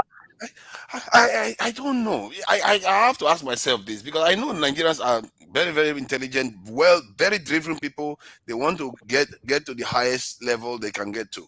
However, if you look at the Chinese, just 10 years ago or so, I saw a video online where they had to put nets between buildings because people walked themselves almost to death, to the point where they were committing suicide and jumping from the top of the building. Now, so they put a net to catch them from falling to the ground. So these people walk their people, and they put drip in their children's veins when they are right, to keep them awake, to be able to read, to go and pass exams, because the competition for top university in China was so stiff. So when we say we work so hard, when I compare how cold these people are in terms of the way they work hard, and the way it's like our own working hard is inflicted on us by corruption, that is true. And all that is not true. That example you gave, in Nigeria, there's people that study with lantern, this light that even when you're reading with it, you're getting blind. So everybody have their own advantage. I used it. my hometown, they call it in Panaka. It's this little thing they twist it and put kerosene, and they twist it and put light on, and you use it to read. So you say that people are being put in IV. That is their way to get their people to get there. But our people are studying with lantern and with that kind of without electricity to get to where they need to get to. So every place have advantage and disadvantage. I think we used to work hard once, because I know that the Benin Empire, they did build this great wall and they did some great things. But as a people now, I think there's something, as a group, we don't work as hard as we used to before in terms of organized, putting work and building something. We don't tend to do that. You live in England, right? Forefather, you live in England, right? Yeah. In England, the Nigerian community in England, do you know how much they contribute to the economy of England? For example, do you know how much you contribute to the tax that you contribute to? England economy. On I'm average, they going to contribute give higher. you. I'm going to give you an example here in America. Just in Texas, we have more than 40,000 nurses that are working, contributing money into the economy of Texas. Then you have about maybe 4 to 5,000 pharmacists. Then you have about 10 to these are Nigerians. We're not talking about every other. And they are the people, the what quote unquote the upper middle class, which are the really the structure of American economy, the upper middle class or middle class, because these are the people that are 6-figure, 100,000 and above. And if you see how Nigerians work, because some of us are working to go and build, I told them that I'm not going to build one. To go and build home in Africa, you build in your village, you build in town, and you do this, you do this, you do this. Do you know that there was a time in Houston, people start dying because they work so much, they go and hit the pole when they're going to work at the end of the day because they have worked 20-something hours, 36 hours to make the money in the name of dollar. So, unfortunately, I wish, honestly, I wish Even Peter Obi won. Do you know how much? I watch it. Let me add now. I watch this program online. It kind of exemplifies the Nigerian tend to behavior where they have this. I think visa on arrival kind of program they call it, and you see the behavior of Nigerians. They like any Nigerian will testify to you that when they go to Nigerian embassy, the way they treat them, and even in the Nigerian nation itself, the way we treat each other. It's like everything is designed not we go to workplaces, somebody will be at their job that they are supposed to do, they will just be chatting, doing other things, or not even show up to work and ask some other person to cover for them, so they just collect the pay. Yes, maybe the pay is not enough, but as a group of people, you have to ask yourself, as Nigerians, we are not working as hard compared to the way other people have. I'm not sure, maybe it's because we are disorganized, that's why we are not working as hard. We don't have any matching order. Maybe that's why we're not working as hard. But in terms of empirically, I don't think we are competing with others. If they tell you how much concrete the Chinese use a year, it's scary. These are human beings like us. They are building and building non-stop. What are we doing with our time? I don't know. When you say harder, I don't know about that. Maybe we are suffering more in terms of the kind of work we do. Like we do mundane kind of tasks, go and get some food, do some work, little tasks. Petrol. When you go to the filling station, there's someone selling you petrol. Yeah, it's not that type of work where you see some people, they don't sleep, they just work 24/7 and they will crash. There are scientists like the ones that build the nuclear weapons in America. These people, they barely see their family. One of them got radiation on his body. The days he had left to survive, he was still working and using himself as an experiment for the next generation, and that guy contributed a lot in terms of the effects of radiation on human beings. This is how my brother, are you going to contribute that to Nigeria? Are you going to make? I will. Are you going to make that kind of sacrifice? Of course. What do you do? No, of course I will. Why wouldn't I do it? It's for me, simple calculation. You're still going to die anyway. Why not do it? What we see as productivity in Nigeria is not what we see as productivity out here in this part of the world. So the point is, in Nigeria, as Prophet has said, sometimes we run mundane tasks thinking that is the peak of everything we can do.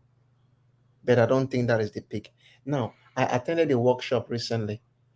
I am in my 30s. So I was looking at the people I was working with. Some of them are children, 21, 22, but if you see how their hands pass on top of computers, you will shock. But yet, I still need to work harder to make sure that you catch up with them and do the whole thing. So what I'm trying to say is that Nigerians have not achieved their potential. What we see as working, it doesn't translate to that development that we need. And we are not skillful enough from the basics. Like now, in my lab, my professor's lab, even in the summers, we train undergraduate students on what we do. So I was thinking that if I am training undergraduate students on skills which I did not even get when I was in the undergraduate, think of what they will do when they get into the PhD or the master's or any other thing, maybe when they get their doctorate. So they start early. And once they start early, they can do things better. But the only thing you see Nigerians have as an advantage is that when they come to the Western world, that small business that was not there in Nigeria, they pick it up and they try to go further or higher. And that's where you see sometimes you see they succeed. But as I said, one of the things that really we are not being trained the way we are supposed to be trained. And that's why I keep on saying, maybe it's about education, that's how I'll talk. You want to be very factual with you. 70% of those in the academia in Nigeria should not be there. And I wish Do you know that my second daughter went to Nigeria. They have to train her how to hold a pen to write, because all her life she was studying with computer. They call me and say she cannot write. So she have to learn how to write with a pen, because everything she have known all her life, and the school that she went to says she cannot bring her computer along. That's very interesting. That's very interesting. That's crazy. Now, the second thing I wanted to talk, why I came even No, to this I'm show, being honest to you. why I came to this show, maybe it was when Foley B was talking. Foley, look, the truth is that a good leader should be somebody who listens. I'll tell you, Sowore has the charisma to be a good president, but in like one important thing, which is the main thing, Sowore does not listen. If there's something I don't know, for me, it's not like some of us have not been leaders. We have been leaders of organization, and we took the organization to the highest level you can ever have. I've been a leader of an organization, and I know that one thing that helped me a lot is listening. You need to learn to listen.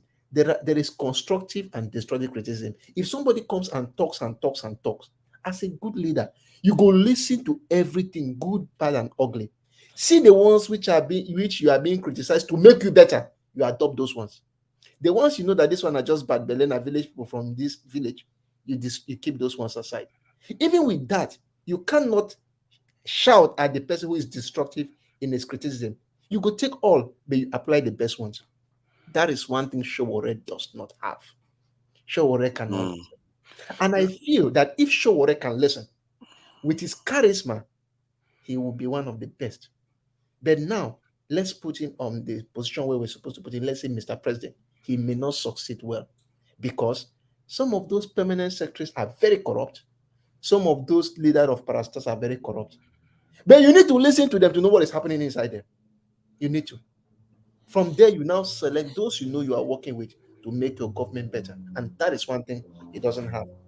And if you see most of the people that are gravitating around Obi, the only thing they do, that Obi can listen. Listen. Nobody knows it all. I will tell you the truth. I don't even know to tell you, you already know. Nobody knows it all. Papa, you are a professor, you're a professor in your field. You know a professor from that person's field. That is why sometimes when you are talking, maybe you are talking law. You will need even somebody who is not even a professor in law, but he has a background in law to tell you some certain things. And that is one thing Sowore does not have. I think Sowore, when I look at him, he sounds, the first time I listened to him, from the perspective I come from, I felt like he too looked compromised to me. I didn't like him. I didn't like what he was saying. He was saying that that mercenary part, I would like, no. Even Russia has learned a bitter lesson. And I just came from, last year or so, was it last year or just last 2 years, where the Haitian leader was basically assassinated by mercenaries and all that. And he's just like, I want to bring mercenaries into it. I'm like, but the mercenaries you are bringing, they're coming from countries that are far more powerful than Nigeria. And you want to bring them to the country, they could recruit people, they could compromise your security like crazy. Then when he was here, he was on this channel, and he went and called Nigerian military mercenaries. I'm like, but by that standard, you want to employ the Nigerian military. The way his reasoning seems to be a little bit faulty. I don't know whether maybe because of what he experienced in the Nigerian jails, because sometimes I feel like he's traumatized a little bit, the way he talks, and he comes across as a little bit unpredictable and wants to be dictatorial to an extent.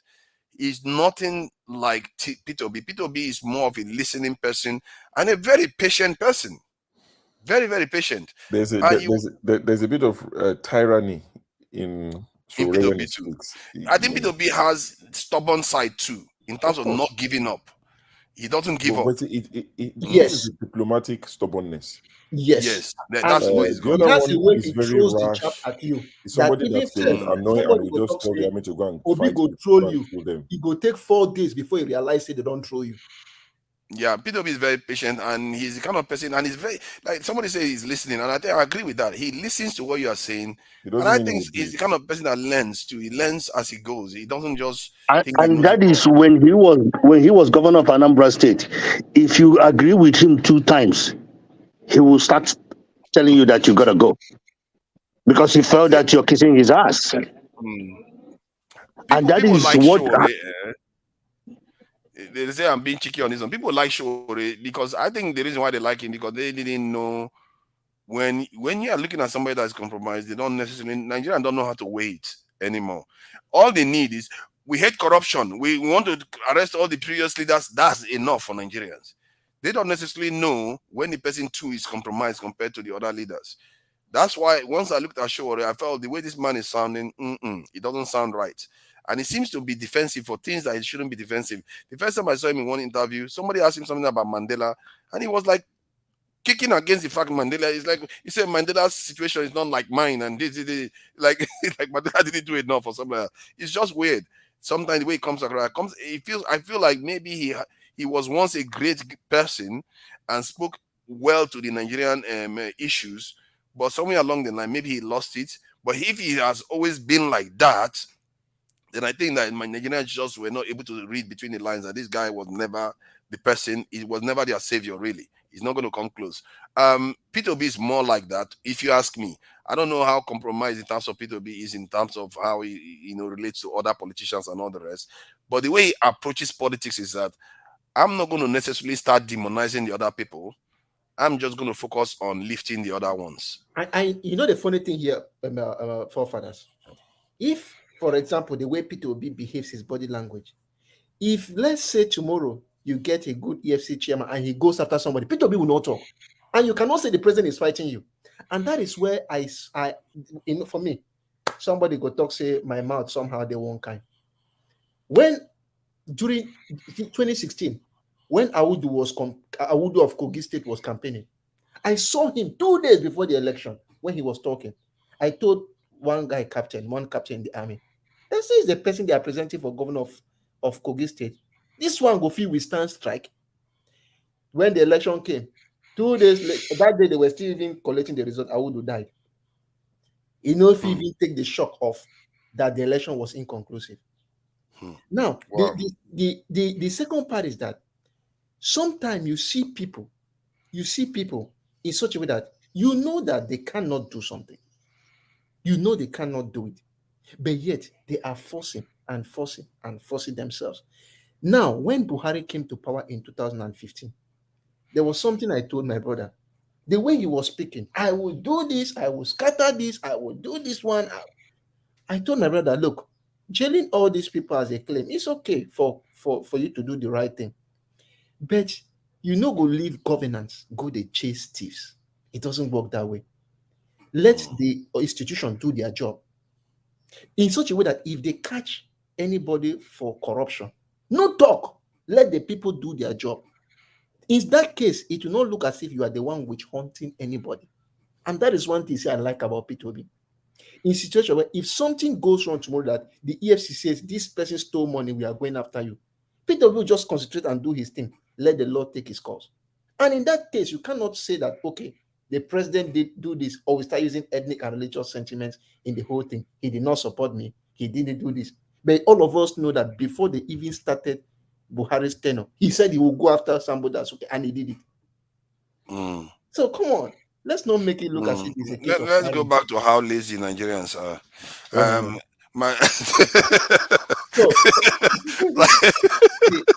hope I'm not going to start sounding like Buhari that said, our youths are useless. They are completely useless. They think they too side for all these things. See, for North Korea, you know what North Korea built? They built an underground metro that is 100 meters underground. I can't even imagine Nigerians even contemplating such a project. Like 100 meters? Are you sure you want it 100 meters? That's too hard. Nigerians don't build stuff. So how can you say we are hardworking?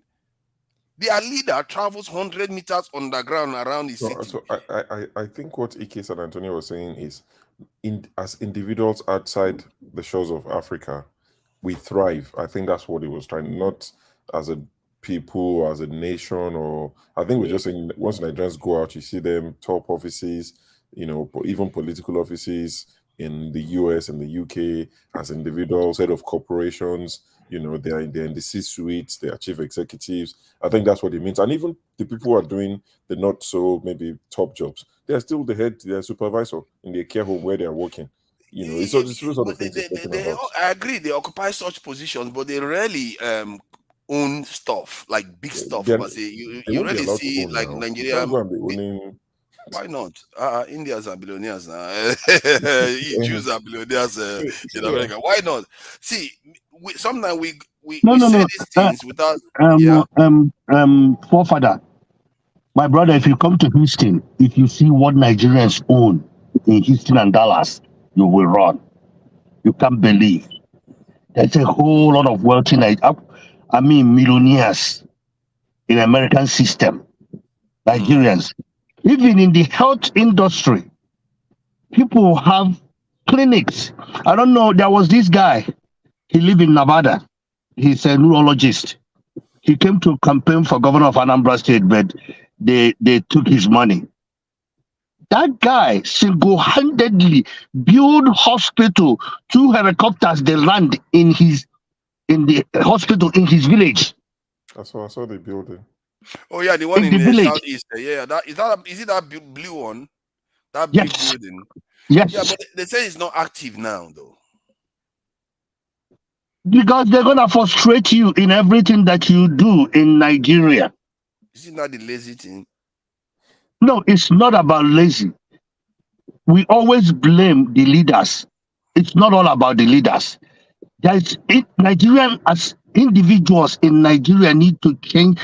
Nigeria need a completely, you know what the Americans call makeover, complete makeover, like stripe every aspect of Nigeria and restructure it.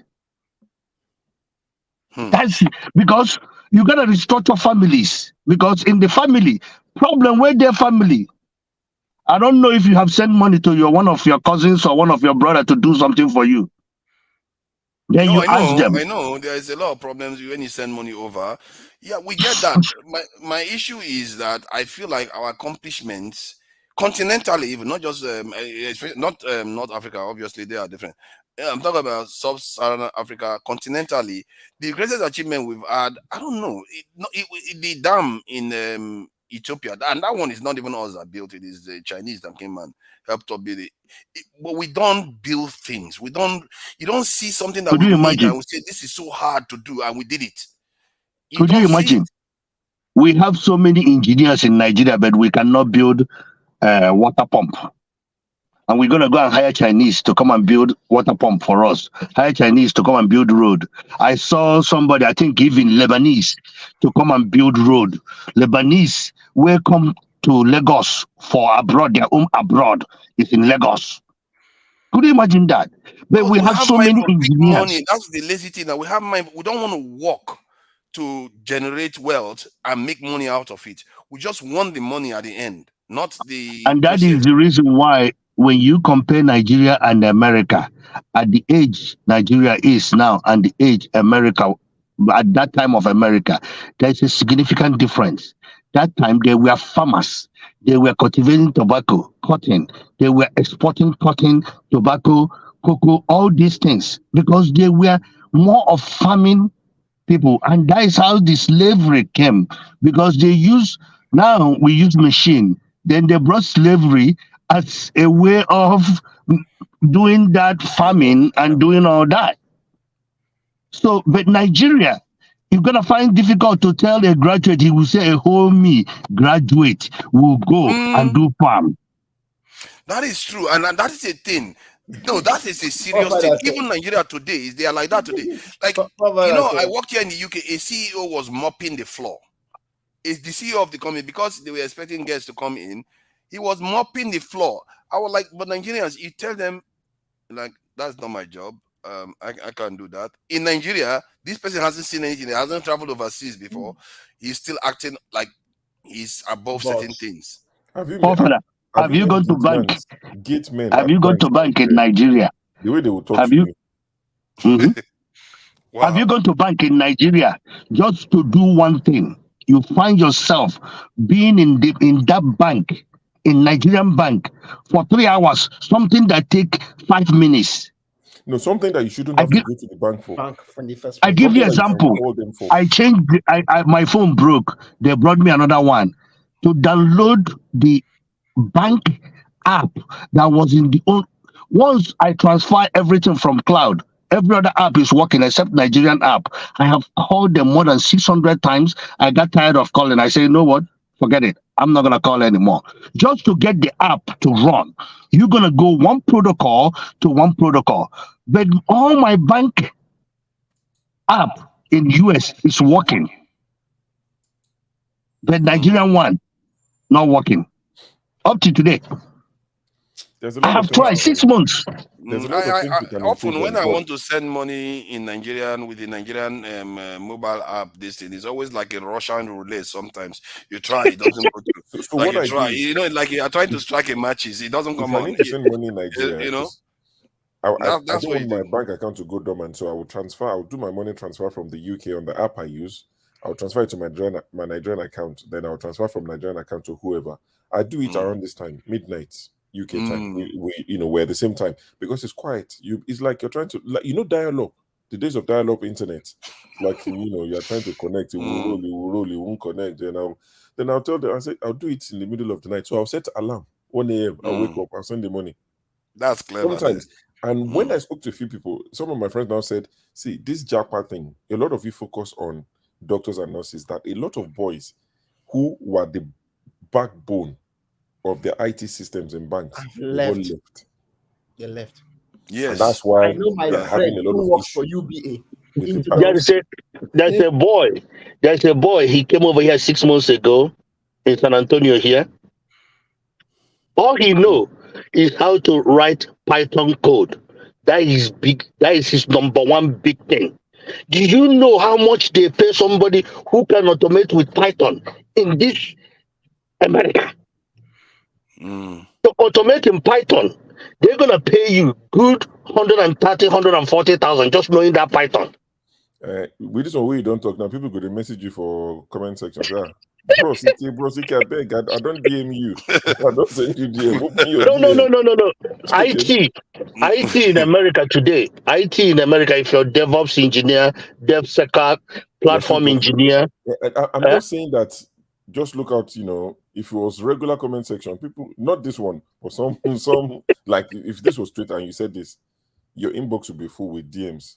Bros, I beg. But don't you think that the Nigerian bank should be able to pay that money too? The Nigerian bank should be able to pay people a lot because Nigerian banks make a lot of money. It's because but they don't want, because the CEO want to take all the money. Exactly, it would affect their bottom line. Want a and what they situation don't where realize is those who do the hard work, the better you make your services, the more money you would make. Thank you. But they those don't who do think the that hard way. work in Nigeria are not being paid commensurate to their effort. I'll tell you the truth. I work for university now. Most of the job now us they do them. But when you reach to sign you small thing, professor we don't know how to even download on WhatsApp. Go they drag things, drag them. That's what look. I don't know what I've said it before. It was some of these things they will frustrate you. That I told them that God no they work again. That was why I decided to say, okay, I take my first shot in the Americas and I got it. And I said it here. I left. The day I left, 2 weeks later, there was an exam. Because when it comes to mobile handling exam, they will call us. Because most of those professors, when they don't compromise you now, as this man will talk, when you touch girls' breast, where you go, they give them orders, they know they agree to listen. They go always want us to be there. Once I tell you, sit down, they go sit down by force. Because this one no the joke. When I left, 2 weeks later, they had an exam. They called, where is Augustine? They don't go. Do you realize that the person who was there said they started getting angry? How could I leave without telling them? I said, look at them. See, so I should come and stay with you. When I want to leave, I'll come and beg you, knock on your door. And Professor, I want to leave. Who are you? So the point is that works with the things people who do the job, the money they give is not commensurate. I'll give you one example. That time where ASU get strike, ASU had strike, that was 26. Which of the strike? You know how many strikers we don't get? Now, so now plenty strike. Now, when the federal government gave money to ASU, there were some professors who had allowances of almost 6 million, 7 million. Now, where did this allowance come from? They will tell you they are taking Chem 101. They are taking this, they are taking this. Now, midday the school, they are not teaching anything. Those positions were covered by either graduate assistants or very junior lecturers.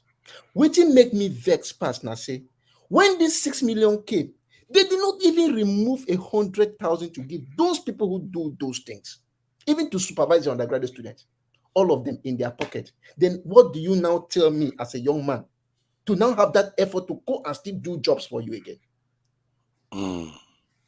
There is some kind of encouragement. Okay, my boy, you have done well because you were the one who covered these courses in my name. You supervised my undergraduate student. You did this for my senior. Okay, take 100,000. Nothing. 1 naira, pintom, santom, boom, nothing. Come on. There are some kind of things people do. You will see that it is crazy. It's really, really crazy. So that's just the whole thing. In Nigeria, your effort is not commensurate with your payment. It's not. And that is why I read that you get teachers in all these private secondary schools, not the biggest ones, that they're paying them 20k a month. And you want them to teach you. Like, sorry, how do you pay a teacher in a private, so-called private secondary school 20k? The 30k minimum, which is still not enough, you're not paying them 20. Anyway, Priceless Iffy, let's check your mic in the work. You are looking for my trouble. We need to check. We are looking for my trouble. You've been looking for my trouble since yesterday. Paul, number one. Now you now number two. Now maybe I will put you in number one. I'm just checking.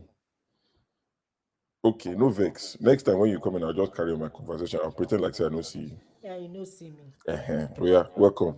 What have you come to tell us? I'm just messing with you. I mean, nothing. I'm just, if we continue to talk about Nigerian problem, we have to. We can't stop. Day and night, and we still don't have solution. Every sector of that country is messed up. You can't even say that this sector is better than this. So Afrobeat is thriving, Afrobeats. Yeah, Afrobeat. Yeah, we are holding our ground there. And I keep saying it, that's because the government is not involved. What impact does it have in our economy? It creates jobs. It might not be much. I think it generates about 1.4 billion US dollars at least. 1 point in Nigeria. Yes, from what I got. 1.4 billion US dollars. Yes, the money we spend to go and watch it. That's the one I've checked. I'm sure it's more than that if you take videotapes. Nigeria, or you're talking about abroad? In Nigeria. Well, I disagree with you. Those boys have money. They see them. Everybody they buy Mercedes. They see their house. I'm not saying that they don't have money. That's not what I'm saying. But my thing is that what impact does it have? It's a small sector. They can only look after only a few. No. It's because you asked that what sector is working, and I said at least I know that this sector is working because it is not run by the government. If it was run by the government, it would have failed. Even this Afrobeat that we're talking about, I'll say that to lead up to this, and I'm quite happy that someone said it in the comment section. Ngosika mentioned it earlier when Scribe was moderating, and he said, he only listens to classic. Me, I listen to everything. Davido and the Arewa people. What did the boy do? He tweeted a song. He tweeted a snippet of a track. I think one of his artists that he signed on to his record label. I don't know the guy's name. Can't remember. But he tweeted a snippet of the guy's music video where some people are dressed like Muslims, the white robe. Yeah. They wore the white robe, men standing in front of a building that, quote unquote, should be a mosque. They were standing in front of the building. They had their praying mat. They were standing and they were dancing. And apparently, to those who listened to the songs, because I didn't pay attention, they said the lyrics were actually not bad. It's nothing, whatever. And these guys were dancing after they prayed. And the Arewa Twitter, they woke up. And they said, a few of them, they said, Davido is next after Deborah. Like people bold-faced tweeting to say, Davido is next after Deborah. Davido, they will forever remember, if he set his foot in the northern part of Nigeria, he's a dead man. And they were, all this sort of back and forth. And I just thought to myself, the mistake they're making is, Davido is not Deborah, to start with. Honestly, they will literally send. See, what they fail to realize is what we've said on this channel and many channels is the elite versus the poor people. They will literally send army to wipe out settlements. If they, God forbid, they killed Davido in one of those places, they will literally wipe out like settlements. You can't touch him to start with. He's not. I mean, God rest Deborah's soul and the other man they killed. Davido is somebody's child. When I say somebody, these other people, Deborah and the rest of them, they did what they did to them because, they're just average man, regular man's child. That's why they were able to do that and get away with it. You can't touch Davido and think you get away with it. No, they would arrest you, and the generations that will come after you, 10 generations, they would lock all of them up. So all this one, I mean, what sort of country are we running where a group of people are threatening somebody and saying you are next after Deborah? But when I keep saying it, I know forefathers, you're gonna come to me now. But when I keep saying, let us go our separate ways, this will never work for us. You think I'm joking. I mean, it's not in as much as I don't want us to divide, but these are the things. How can you threaten somebody because of religion? You're literally saying you killed a man. And say it open wide. They should take the video down. They've given him 12 hours. They've given him 24 hours. I mean, even if they say something about, just like what happened to Deborah, even if they say something, is that the reason why you're going to take somebody's life? And nobody, not even one person, was tried. Even spoke against it. Nobody, even your president, I don't think he said something. Atiku tweeted about it. He had to delete it.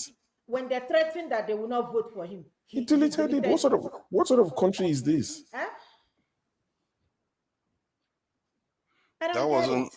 That was cowardice in display now. When he removed that tweet, what every leader should be reinforcing is a common identity, and as a nation, everybody has the right to express themselves and not attack each other. So that one, I definitely disagree with that. But how about our laziness, Ify? Do you think we are lazy people or we are very, very hardworking people? No, I've said it here again. Forefathers, honestly speaking, with no reservation, I'm going to say it and say it loud. Nigerians are the most hardworking people on earth, on this earth we are living. If you like, argue with your computer. If you like, argue with your head. If you like, argue with any part of your body. I don't care. I'm not saying that even when I was going to work, I think yesterday I was talking to somebody on the phone and we were talking about it. I say in as much as we have just very few people that come over here and do some illegal things, actually it was this morning. In as much as we have, very few people that come to abroad and do some illegal things, but I have never seen the spirit of hard work. In fact, one thing I love about us, you might be at work and somebody will say something and you talk. Oh, where are you from? You're from Niger. You will see the joy in the person. The person doesn't even want to care what part of tribe or you are from. Maybe as the conversation gets in depth, then you people will start talking. That is the spirit of Nigerians. I'm not going to lie to you. So anybody telling me that Nigerians are lazy is a lie. If economy is working, you won't see these boys. I'm not trying to give excuses on their behalf. But before, all these things is not common. But just because there is no job. I was talking to one of my friends actually this morning she was the one I had this conversation with. And she said, you know what? That what she will start doing is instead every holiday, instead of her sending her school children to do extra, classes and, during the holiday, she would send them to go learn trade, to go learn something they can do with their hands and start early instead of wasting that money, because she knows at the end of the day, she doesn't have money to sponsor them to go to abroad. So she will do the best to give them the best education she can. So whenever they're on holiday, if you want to go sew, she will help you to go learn how to sew. If you want to bake, whatever you want to do, she will send you something to learn to do with your hands. Why? Because of the economy. She was even telling me the education is useless in Nigeria. You go to school, after school, you won't find a job. And she told me a story about one of her classmates. He's driving a Zikeke, processing to go to Canada to do his master, a graduate, that he's almost towards the end. A graduate, Keke, She told me so many stories. And guess what? When they come here, they do better. They do better. I went to UNN. I remember Nigerians I are went to hustlers. UNN, read accounting. I couldn't get a job. Even where I did my youth service then, the man said he's gonna. We were paid 5,000 naira a month. Okay, during that time, you know. But these people worked us like slaves. Slaves. Even some of the girls there were begging, "Oh, Oga, can you employ us and keep us?" I said, "For how much?" I think then it was about, if they employ you full time, it was about 20,000 naira. I say, "Mike, what is 20,000 naira?" When my sister finished, she went to the same company because the person is from my place. He said, the man said, "Oh, that he will pay her 50,000 naira." My sister calculated transportation and all that. Now that 50,000 naira is what she's paying the workers, her own workers, because she learned trade. She went and learned how to do trade. So a lot of things we have to put into consideration. I hate when people say the youths are lazy. The youths are not lazy. It's the country that made them to be lazy. Let's understand that.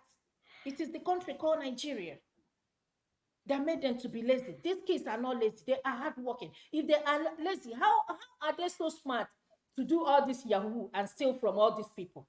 Is it not their brain? Do you know what that brain can do for them? You know, let us be honest. The smartest of all in every country you go, they are Nigerians. Go look at this. Go search them. Before you move from one direction to another, Papa, you see a Nigerian doing something great. But okay, let's say they are doing great things. What you tend to find in terms of the overall population and what they are able to do themselves, it cannot compare to what other people are doing. We have, like, throughout our history from 1960 to today, we've not even accomplished what a small country like North Korea has accomplished. Not even long distance one. We are talking about like small things. I think it's because Lagos spent 14 years getting their metro line. This is 14 deliberate. years. So theirs is deliberate. It's a deliberate effort by their government and the citizens. You know, there's a synergy. In Nigeria, it is the individuals that are working to achieve this feat.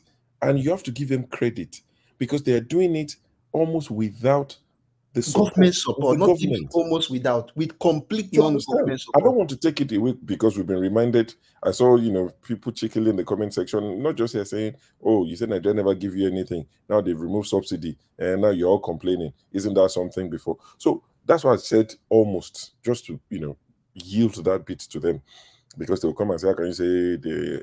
So it's almost like 99% Nigerians are doing it by themselves. But you're talking North Korea, a country that has, they have every intention to be one of the strongest nations in the world. And they are working towards it. Nigeria is different. When the president called the people lazy youth. So, I mean, you can't compare the two. Is it the individuals that built this underground, this 100-meter underground that you're talking about in North Korea? No. It's not by, just regular individuals that built it. So it's different. I think. Look, we get the intellectual capabilities to do this whole thing. We can do it, but the problem is this: the government is not supporting at all. You see, you want to do this thing now. Okay, I'll tell you a simple case. At least when it comes to all this molecular dynamics and the rest, I think I started learning it a little bit early. But I'll tell you, there are some times where you want to do a kind of research, and the professor will slap you for doing it. I'll tell you, you this small boy, why will you do it without telling me? Why did you even learn it? You can imagine when somebody talks to you that way. But you forget that you people, I don't know, if it's in the Catholic Church, we say you are Vatican I. You are those old priests. We have young boys now who can touch the computer and the computer will respond. You can't do it. Your time has gone. Just use that old nature you people used to do it and impart in the new nature of the people now, and they'll become better. But you see a professor Emma telling you that you should not do something because he cannot do it. You learned in the 70s, for crying out loud. We are learning in 2000s or 2000 and something. Come on, let's try to be realistic, for crying out loud. Because you see the way they behave, like gods. It doesn't make sense.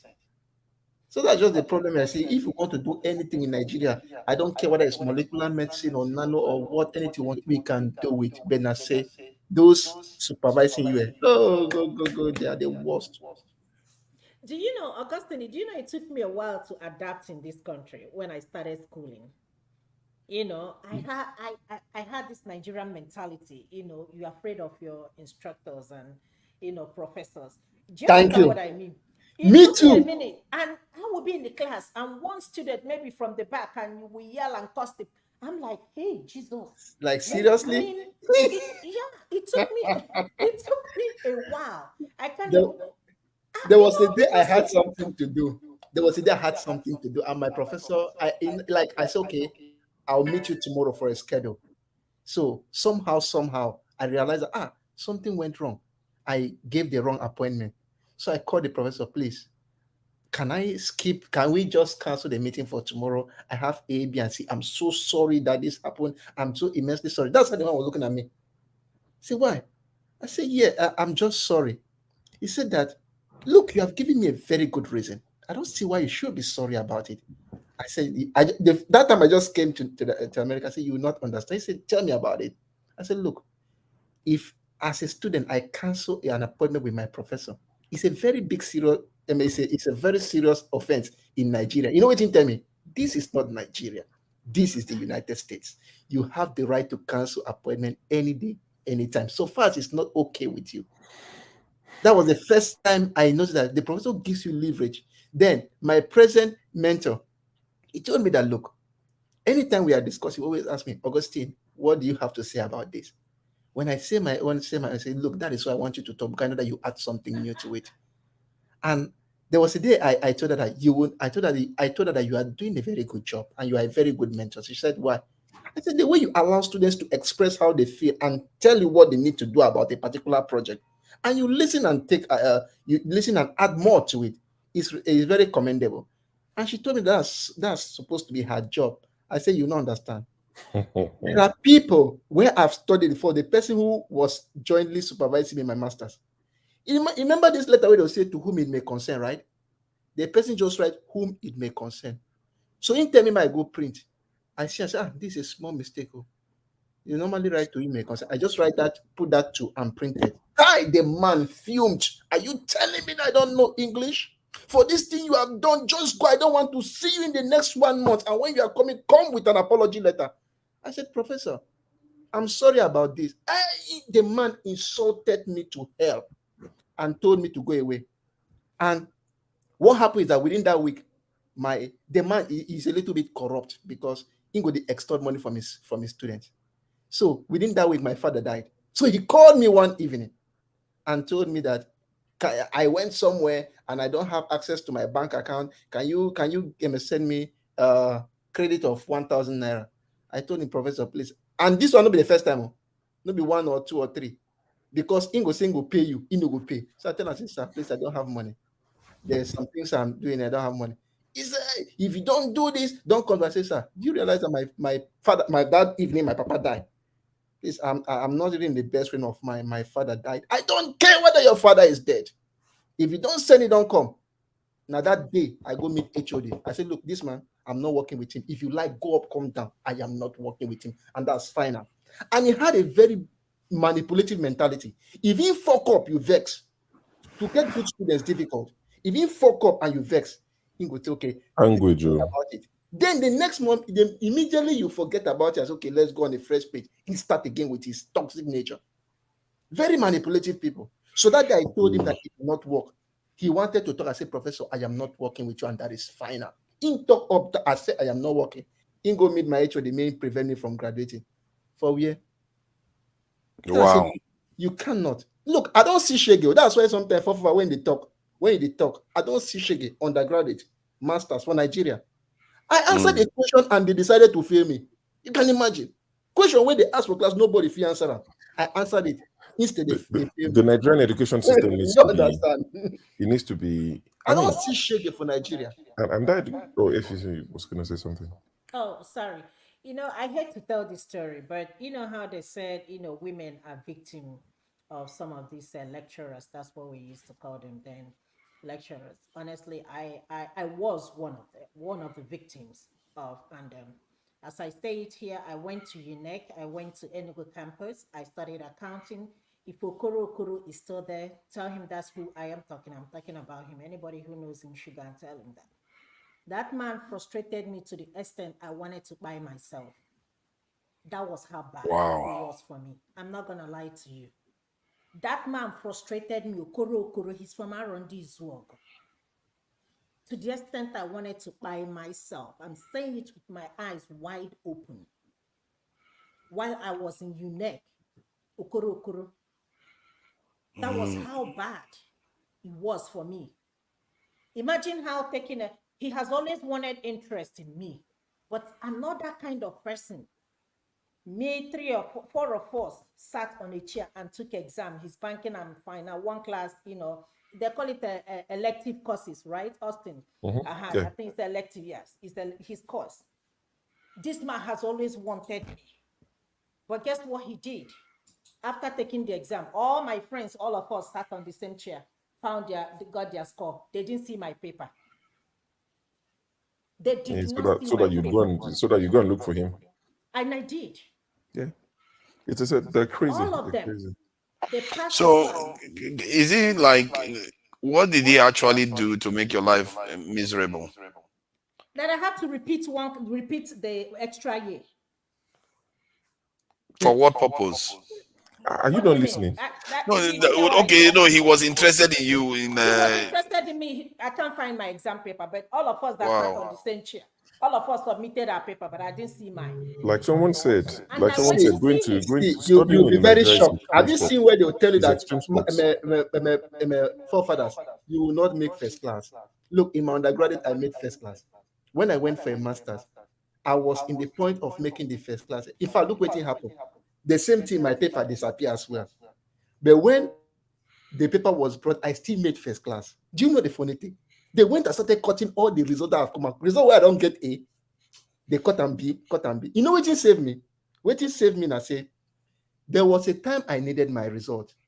So I told them to give me when it was not completed officially. So they gave me the result and I used it. So when they started cutting the results from A to B, I now brought the whole one. Look what you don't give me before, already signed by the department. That's why I don't respect all these useless men of God. The person doing this thing is a pastor of the Redeemed Christian Church of God. Wow. The person who was the HOD is somebody who is seen as an atheist. That one, they don't say no God. If you talk God, self, he will slap you. He's even proposing that some people where they kill their sunlight, we can even dry them, or maybe how can I call it? You know, when you say dehydrate them, then use them as meat for protein, since we don't have meat in our country. The person is seen as the worst atheist. But when he saw what happened, he was the one who picked up the matter and said, you cannot treat this person like this. He fought. If you can imagine, when a professor does the work of a clerk, he had to pick the result, put it by force, and make sure that it was submitted before I could make first class in my math. Father, you don't see. Is it not lazy people? Is it not lazy people that don't understand the importance of hard work? Father, you don't see which Father. Father, you don't see waiting at the talk. They will press your breast before they give you grade. See if your breast is up. Then they will tell you, when I got married, so my wife was looking for a job. Na garage you go sleep. She was looking for a job. When I met her, when she was looking for a job, so I asked her, how much are they going to pay you? This job that you go, whenever you go, they want to see your breast before and see your buttocks before they give you. Then they will give you a hotel room where you're going to meet them before they give you a job. And I asked her how much. When I met her, I haven't even said I'm going to marry you. When I met her, I said, how much are they going to pay you? She says 30,000. That was like 20 years ago. 30,000. I say, you know what? I'm gonna pay you 50,000. Don't look for job anymore. No, but it's crazy. Honestly, some of these things even start as early as secondary school. But you see what? And why do our educational system, especially the teachers, the lecturers, whatever you want to call them, they take a pride in you failing their course? Thank you. For them, it's almost like when they talk, some of them, I've had them have loose conversations like my course is not something everybody can just pass. It's an indictment on you that people are failing your course. It should be your joy that you teach people, you impart knowledge, and they pass. But they're very happy when you fail. In fact, like I said, I saw back at secondary school, I have a friend. Well, not friend, because I wasn't one of those smoking hot boys in class, like knew everything. I was just somewhere in the middle that was called 70. Like my people go 70, 75. Me, I would always find out what's the pass mark. They say 60. I'll be targeting 65, 70. I'm okay. I'm not looking for anything serious. We wrote a maths test. I remember in secondary school, we were in SS2 or SS3. SS2. Because once you pass SS2 into SS3, you know that now you and WAEC get matter. You're not writing any promotional exam anymore. So SS2, one of the boys in school, everybody knew this boy was one of the smartest boys. We wrote mathematics exam, and out of 70, because you would have the first term and the second term, and which is the first term test, 15 marks, second half test, 15 marks, that's 30. Then your actual exam is 70. Out of the 70, I think he scored maybe 68 or 16 something maths. The teachers were not happy. They called him to come to the staff room and sit down in the midst of like 10 teachers and rewrite it, the same exam. Yeah. And I'm thinking, sorry. If you think he cheated, do you think he would have been the only one? They are even not, those guys were not smart. If it was something that he cheated, you think he would be the only one to cheat and score 68? The person that sat next to him, uncle. Why are you happy that people fail what you taught them? How does that make you a good teacher, an educator? Same thing, they carried on to universities. They talk to you like you're still a child. That is, guys are crazy. in this part that part, really, there is some courses you're going to go to in this Western world that is very difficult course. Okay. And the professor will not tell you you're going to pass or you're going to fail. It depends on how hard you work. All you guys experience, you see, this is where I'm different. I didn't experience these things that you guys were saying. You don't go to school? I don't go secondary school. Oh, okay. You see, I didn't experience that. This is university. This is not secondary school. Okay. No, both. It's America. Like GED, where I took in this country, I have 4 degrees in this country. Somebody like me cannot go to school in Nigeria. That is the reason why I tell you. Now people like you, what's this son? What's his name? The sandpaper, what's his name now? Is it Festus Keyamo? Keyamo. Now people like you, they talk when they go China and say you studied from home. That is the reason why. That is the reason why when I look at Nigeria, I say, like forefather is saying, hey, this and that. People like me, if it wasn't America, we wouldn't be where we are today. I have PhD in pharmacology, but I didn't go to high school in Nigeria, secondary school in Nigeria, or university. So when my point is that the people that built America is not you. So what is happening with our people? Is Buhari correct to say the youth in Nigeria are lazy? And that is not true. Yeah. Remember, I go back to what I told you. Nigeria, at the age they are today, compared to the age America was then, if you compared, Americans were farmers. They were doing tobacco, cotton, stuff like that, exporting it. But Nigerians are not ready to do farm. I am an Igbo man. I remember in the 90s, I came to US when I was 22. I'm 52 now. When I was 22, when I came to US. The last time I went to school when I came to US, I was 12 years old. I celebrated my 22nd birthday in America. So, but when I look back at it, I said, could you imagine when I go home and I see Aboro boys that we did Aboro in Opi Wega when we were young? I see them, they are old now, they're still there. Could you imagine if I didn't have opportunity to come to US? The slums where I'm gonna be. 80% of them are dead. The neighborhood where I grew up, 80% are If dead. they control one garage, you never know. If you know they control one garage, But what it goes back again. Why is it that when you leave the shores of Ikeja Airport, because 90% of us left through Ikeja Airport, Murtala Mohammed International Airport, 90% of us left here. Once you left there and you go to Western world, that God have ordained, let me go to Bible, that God have ordained will manifest in your life. It's only few that decided to put their hand, dip their hand in this thing. But because those few do those things, it affects people, everybody, people like you, people like me, all of us. They categorize it. Look at the highest 419 now. The highest 419, the highest con that this man just did, Yakubu Mahmoud. Is it not the highest 419 in the world? Hi, baby. Is it not the highest 419 in the world? It is. And the Western countries are looking at us. Look at these fools. Look at these Mumu people. How can this happen? We spent $800 million, and this is the outcome. You know. Look, see, there are some things in the West here. Sorry, let me just add this. I feel like yes, those teachers were penalizing students that were working hard to achieve something. So it may be a cultural thing that has kind of made us not want to dedicate ourselves to working and building something valuable. But in terms of looking at it in terms of results on the ground, we are not working as hard as other people. Forefathers, You know? okay.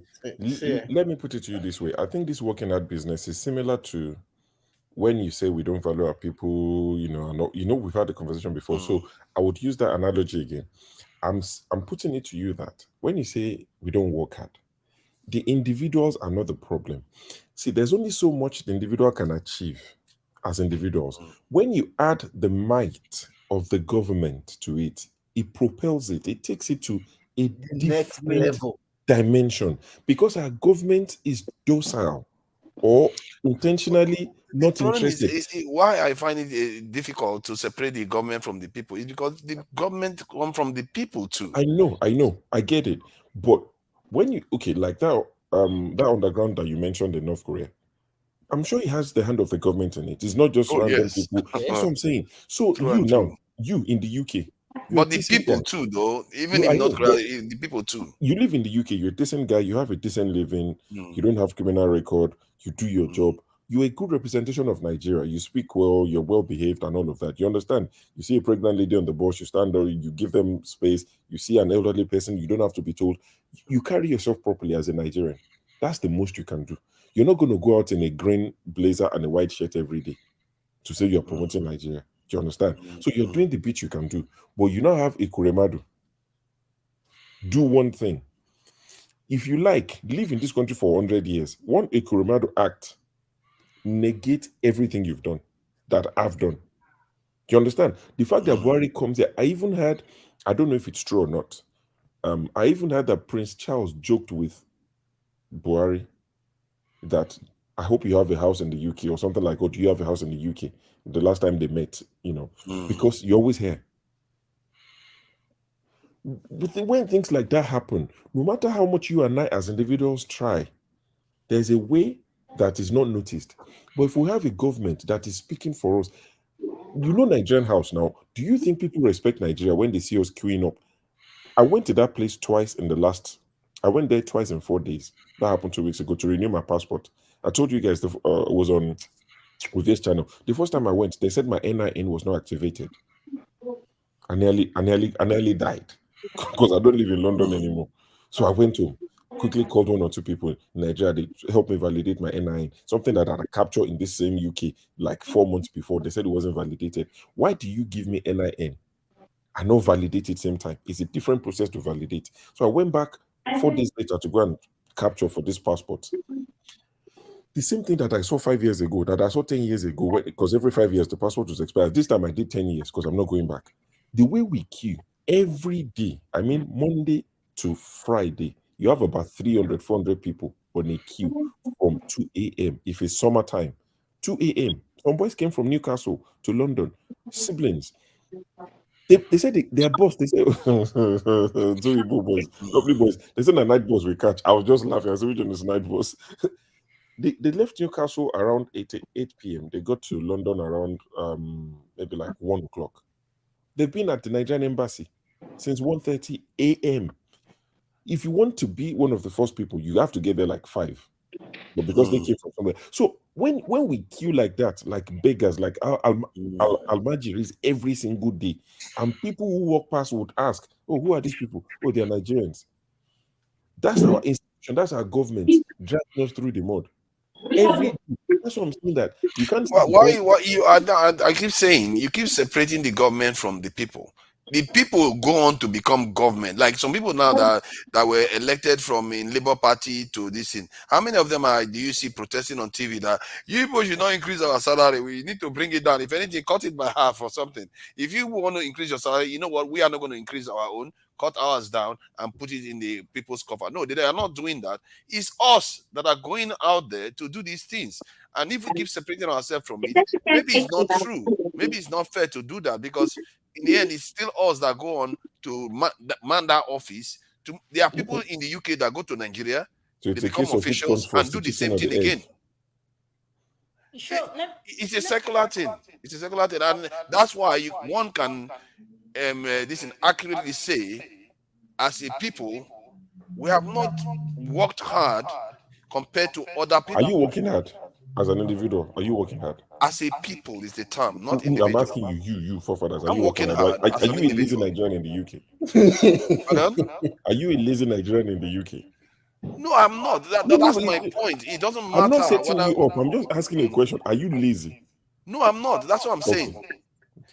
When I said as a people, this is not an individual. That's exactly what I said initially. I said as a collective. But forefathers, there was an example I wanted to give you guys. You know how in Nigeria, when you finish JS3, because my daughter was in Nigeria for a year and 6 months, my second daughter. So she took junior WAEC. And they're telling her that her brain is art-related environment, art. You know, they have the science and art. My daughter was like, you guys must be out of your mind. Art. No, I want to be this. And that she want to be is science-related. My wife did theater art in Nigeria, right? Today, she's a pharmacist in US. But the only thing JAMB can get her, the only way they can put her is to put her in art. I have my wife's gynecology was a banking and finance in Nigeria. She did banking and finance in college, and she came over here and become gynecologist. Whom are the examiners? Hold on. Whom are the examiners in the US? Are they Nigerians? Put Nigerians there and you find out.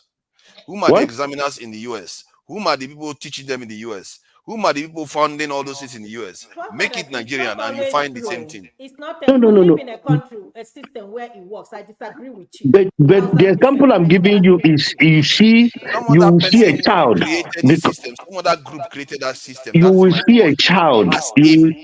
Some other people created the system, not the Nigerian people did that. Hold on, but why is it that when they come over here, when Nigerians come over here, they act right? Because they know that there is rules and regulations that was created by other people. When they come here. So now I think we are getting somewhere here. Maybe what we are lacking is system creators. We don't have people that can create systems that actually work. Can I tell you something? People that created the system that will go and perform are other people that did it. Forefather, if you want to change Nigeria, right? If you're doing something like you're saying, is people. Those people does not have enough money to put themselves in the government. And if they put themselves in government, there is no enabling environment to cultivate that. Because look at the two parties. They don't have, I mean, what everybody was hearing, what is it? The stuff they wrote. What is it? Your manifesto. Manifesto is rubbish. Because you know why? If you ask Buhari, the manifesto he wrote during his election, what did he do with it? He doesn't even know. Over here in America, you have Republican and Democrat. They have a structure. If you become a Democrat, that means you're a liberal. If you are a Republican, that means you're a conservative. And that principle is what guides them. And that is what works every election cycle. But in Nigeria, we don't have that. Yeah, but you see, maybe the hardest thing to create are the strong institutions, like somebody said in the chat, or the system created. Maybe that's even the harder thing to create, because once you create it, then everything starts functioning fine. But clearly, we are proven to be incapable of doing it till now. How can you prove? How can you prove it? Look at the incompetent individual that is. Because all of us are overseas. Incompetent individual that is our president. Incompetent. Tell me what that man can do for you. Instead of being grandpa, he should have been a grandpa and go home. People say, but the American president is a grandpa. Yes, American president is a grandpa. He's sitting over there, but the system is running from the locale. The system is not running from the central. But in Nigeria, the system is running from the central, not from the locale. So that is the difference. And I hate it when people say America, compared to America, this and that. I have heard you say something about the money we spend in America. You can't, if you compare it to Nigeria, it's little money. It's chicken change. But you're comparing, not even apple and orange, you're comparing car and the bicycle. Yeah, but the reason why that is, that's our point. The reason why that is because we choose to buy a bicycle. We didn't choose to build like other people did. Like even the guest today said it now. That even North Korean leaders, North Korea is doing what they are supposed to do for their people. What is it about us? Maybe lazy is not the issue we should be talking about. Maybe there's something about us that is making us not able to build something. Bachelors and masters. Yes, I think what Emeka just told now, Emeka for life. Look, that is just reality. The truth here is this: if Nigeria wants to get the best, and see its citizens work harder, Nigeria should learn to reward hard work from the basic level. From the basic level of doing anything. Now, let me tell you something. When I just finished my NYSC, I wrote, when you want to go for a scholarship, you write your statement of purpose and all those things. The first statement of purpose I ever wrote and sent, I didn't get that scholarship. That was in the UK. I didn't get that scholarship. Then I'm the type of person where I try to recollect anything I do. At the end of every day, I sit down and see what I've done well and what I know I did not do well. The ones I did not do well, I stop them. The ones I do well, I promote them. So when I didn't get that thing, I gathered all the documents I submitted. I had to say, okay, read all those documents. Then I had to go and browse standards of writing those documents. When I learned how to write a statement of purpose, I now saw what I wrote before and submitted, and I told myself, guy, you write rubbish. I told myself, guy, you write rubbish. If not me, the admission office, I will not give you that position. So what I'm trying to say is that the fact that the system saw that what I wrote was not correct and didn't give me the opportunity, it taught me that I should learn to recollect and see what I wrote. The same thing happens with the government. If government can reward hard work, those who are not being selected know that they were not selected based on merit. They will go home and try as much as possible to increase their intellectual capabilities. So but unfortunately, in Nigeria, merit does not work. In Nigeria, merit does not work. That is the problem I've been highlighting. That's the problem. We can run and hide all we want. I don't know what this guy is saying that was flagged. I think it was the one that did masters and everything that was flagged. He's still flagging the same problem. The system that he went and studied and did all those things was put together by another group, not us. If you put Nigerians in charge of America today, we'll find a way to run it to the ground based on the way we operate. No. Or if you put Nigerians in charge of America today, Nigerians are in charge of America with our My mindset. brother, Nigerians are in charge of different sectors in Americas today. No. He's saying We are like, not in charge of the country. So basically, what he's saying is, in fact, I mentioned this when I was at the, when you go to that Nigerian embassy, you start talking to everybody because you get there at 5 o'clock, they don't open until 9. So you have 4 hours of being on the queue, and we start talking about Nigeria's problems and solutions. And people were defending some nonsense. I said, the UK, this London that all of us are in today, this 2023. I said, leave the citizens alone. The citizens, leave them. Take everybody in government of this UK, drop them in Abuja today. Move the ones in Abuja to UK. Let them run the countries for 5 years. It will be the opposite. The things that we don't even know that we have underneath our soil, they will find. They would. Nigeria will be the greatest country on earth, the richest. If we just change leadership. And that's what Forefather is not talking about your sons and daughters that you give birth to in America. He's saying the government. Take Tinubu today and Femi Fanekayode. You guys stop putting Tinubu on this topic. Ganduje is likely going to be a minister or the APC chairman. How? The person that was seen collecting bribe on TV. And it's fine. We have a long way to go. A very long way. That is what I'm saying now, because maybe that is where the laziness is. That we haven't figured out how to put a system that will be long lasting. We have individuals that, like a flash in the pan, they come and go, but they refuse to do the hard work that is going to be needed to put a system in place. Why?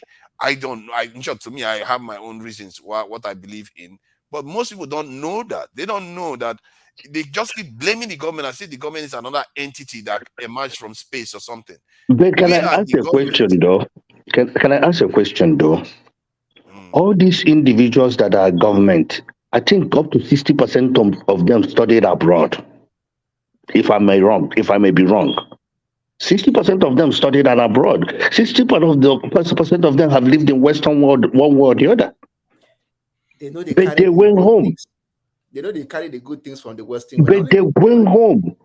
And Nigeria, they went home. And Tinubu said that he went to school in America, Chicago.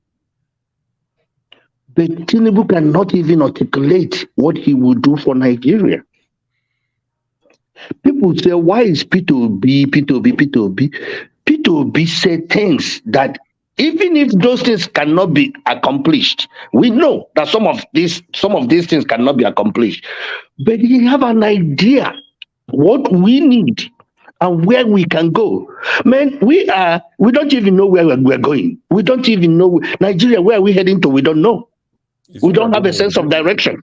The people driving it know where they're going. They are intentional. See, when you say they come to the West and they don't replicate it, if they replicate it, that doesn't work for them.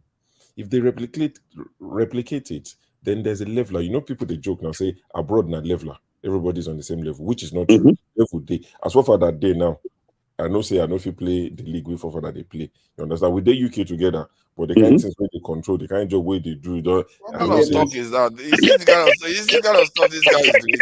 He's just making stuff up. He's just making stuff up. Boy, you don't know what I'm doing. I might be a janitor somewhere. All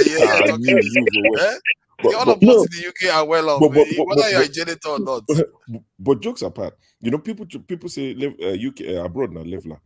And to an extent, it's true because you see somebody who even works at your grocery store in the UK, for instance, husband and wife, let's even say they both work at grocery store, 1,250, 300, maybe 1,500 if they do overtime, 1,600. Husband and wife, that's like over 3,000. They will live a decent life. They won't be poor, they won't be hungry because their children won't have to pay school fees, no medication, no malaria tablet, no drip. All those things are taken care of. Their children, so they can be decent. You earn 10K. Yes, you drive a better car. They might not even have a car, but the public transport is good. So that's the leveler. If our governors, presidents, if they replicate the same, this class divide that they're trying to achieve that works for them, it destroys it. So it is intentional to keep it that way. All this, what you just say, what you're saying now. Do you know about in April? I went to a wedding. It's a current governor. Do you know? a current governor, the son of a current governor was doing wedding here in Texas.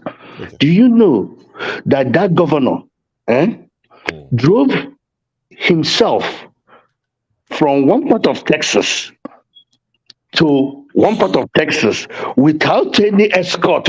He was in one car driving himself. But when he went back to Nigeria, and they showed him on TV coming back from US to Nigeria, do you know the amount of convoy this guy was on? But this guy is one of those people that lived in America, went to school in America. Actually, went to school with my parents. Went to school in America. But this guy, the amount of money that he spent in security, I was like, if somebody really know that you're coming to America, if they want to kill you, they can kill you on the road going to this your son's wedding. But once you arrive in America, you're nobody. Everybody is of equal. Everybody is of equal. But do you think they like that? I don't buy what you are saying that America everybody is equal. Let's not oversell it. America. No, my brother. You can have. Have you seen Jeff Bezos? Have you seen Jeff?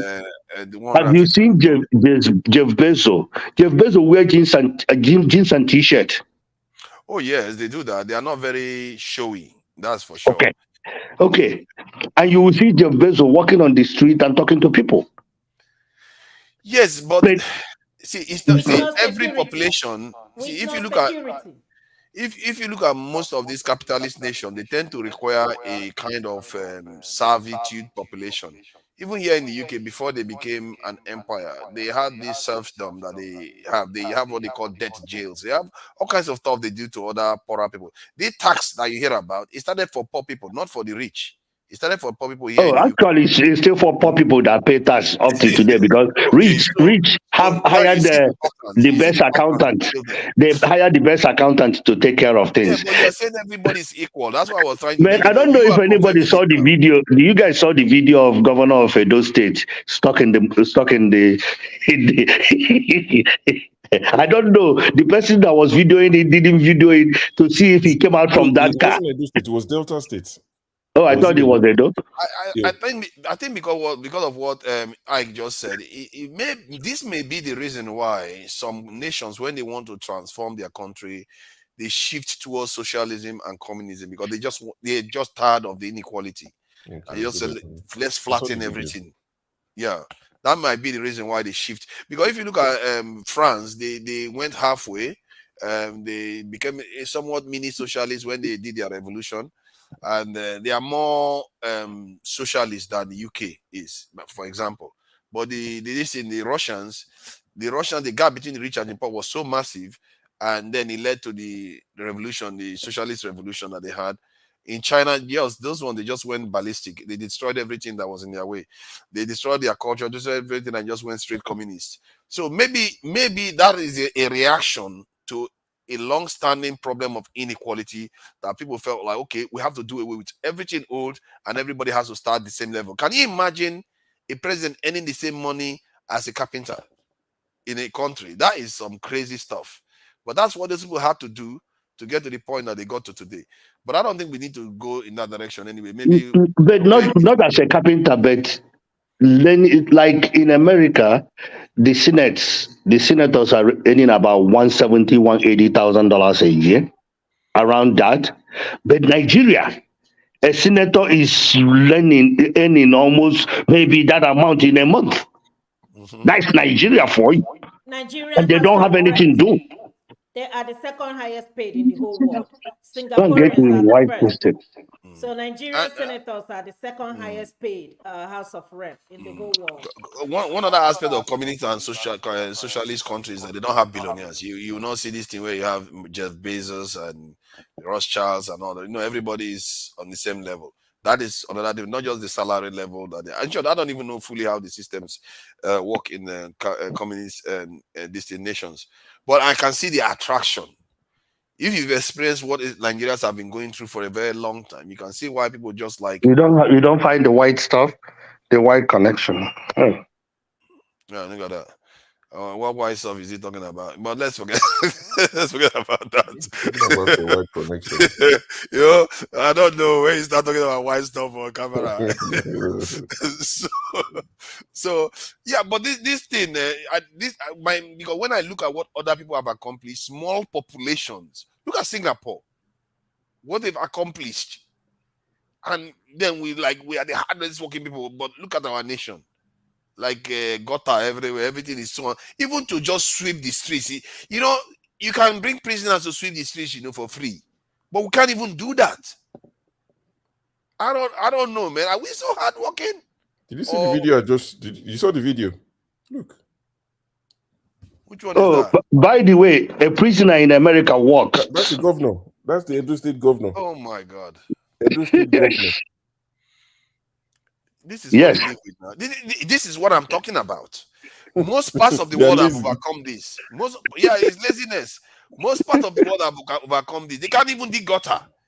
And then when they dig the gutter, they pour rubbish inside the gutter. They won't they will throw the rubbish away. They will see warning of flooding coming years in advance. They won't even dredge the rivers. I don't know, man. There's something, I don't know whether it's laziness or my brother. We are not hardworking enough to build systems. My brother, I hated the idea of building home in Nigeria. I started building home last year. Do you know that flood that came from Bayelsa and dumped in my hometown? My house was swallowed completely. And I told my mom, because my mom retired, I told her, you know what? The house can go to hell, because you know what? I have put almost $100,000 in the house. And I told my mom, you know what, the house, because she's the one that forcing me. I say, you know what, forget it. I cannot build the house anymore, because the problem will happen again. Because you know what, the flood is coming back again, because the fundamental issue was Cameroon fixed their own part, but Nigeria did not do their own part. Because Nigeria did not do their own part, when that Cameroon opened their own thing, it landed from Bayelsa into my hometown. So these are the problem. And this, if they would have done it since 70s, when they made the agreement with Cameroon, all this money we are borrowing, that dam could have been generating electricity for Nigeria. But guess what? These are the problem that we don't know how we can fix Nigeria. We don't know how. I don't know how we can fix Nigeria. I believe Nigeria cannot be fixed. Nigeria is easy to fix. It's very, very easy to fix. I like what this person said. He said, I think Abiodun Agbola, he said the missing link is purposeful leadership. Every other thing will fall in place. It's true. It sounds easy. Get purposeful leadership, but the people need to get that purposeful leadership. If the people are not in the right mindset to get it, you can't get it. You see what I mean? Because if you have a leader that travels overseas all the time for treatment, and you seem to think that it's okay not to call him out significantly and come out on the street and say, no, our children are dying in hospital here and you are going overseas to get treatment, you have to fix our hospital. If you don't challenge your leaders that come around and say you should not put security in your country and ensure that all this kidnapping and IDP camps are shut down, if you don't make them do that, don't expect the country to get fixed. A lawmaker proposed, I think it was the Ninth Assembly, a lawmaker proposed that the children of all lawmakers, top government officials, must study in Nigeria the way they shot that person down. Like the person didn't land that thought. The way they all shouted that person down. And did you see the Nigerians come on the street and say, yes, we support this guy? This is what I mean. It's almost like we are become complicit in the. But what are you gonna do? What are you gonna do? Buhari was how many days throughout the time he was a president? Nobody know how much we spend for him being in England. How much we spend, because in Nigeria there's no accountability. Who are you going to account? Because they're doing freelancing. They're running the Nigeria in freelancing. They get money, they share themselves, they keep on running it in freelancing. You're talking about holding. Who are you going to hold accountable? You go to the court system to hold somebody accountable. The court is corrupt. You go to DSS to hold somebody accountable. the DSS is corrupt. You go to hospital system because somebody is being given money to build hospitals. One of the best hospitals in America is in Chicago, 3,000 beds or whatever.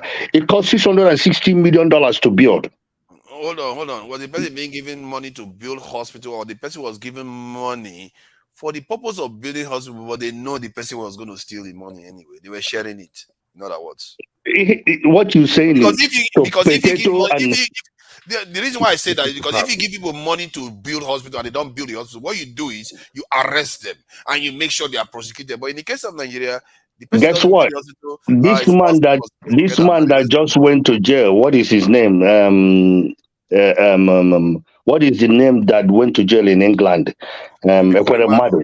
I heard that they allocated money to build kidney specialist hospital in Enugu State. Yeah, I think I heard about that. Exactly. He was supposed to build it. But what happened to the money? And nobody's holding the money. Even the Enugu State people didn't even know when he collected the money. See, like in the UK now, if you tell the UK citizens that there's a list of people that are stealing their natural resources, the first thing the UK people are gonna, where are the names? I need it now. If you tell UK people that we have a list of terrorist funders that are in their country funding terrorists, they will say we need the names now. But in Nigeria, it's almost as if we lack awareness of what we need to do. I don't know what I'm not blaming the people, but I'm just saying that. But fundamentally, look at what is going on. Forefather, we don't lack any of that. We have all the information that we need. Nigeria has over 28 agencies that report to government on security basis on daily basis. Everything going on in Nigeria is well reported to the presidency and the police. Now, it's left to them to take action. So far, they refuse to take action. So you mean nobody is able to leak the information? No, they have all Not the even information. by accident. They have all the information that they need. That's what I'm saying. Nothing goes beyond and that goes above them without them knowing what is going on. But they refuse to do anything about it. That's just it. Sorry, just to interject a little bit. But how is it that Nigeria, of all the things we are capable of, we are everything, we mess it up, but somehow we are able to keep this secret, thoroughly keep it? How is that even possible? It's because the people who are benefiting are the people who are keeping the secret. That's what it is. If you are if you are the DPO of a particular region, say a particular small town, you are the DPO there. You are all in all, everybody comes to you. And so you determine which case you want to prosecute and which one you want to keep, And depends on what comes from it. You see, the system, that's what I was trying to tell Loco yesterday when she was telling me how NEPA is read and all that. It doesn't have to do with the reading, what's on the listing. Okay. How many people are you going to take to court? If you take NEPA official to court, will you take the local government person who is charging you for extra what they call it, amalak or symbol tax receipt that you're supposed to that they're asking you to pay for?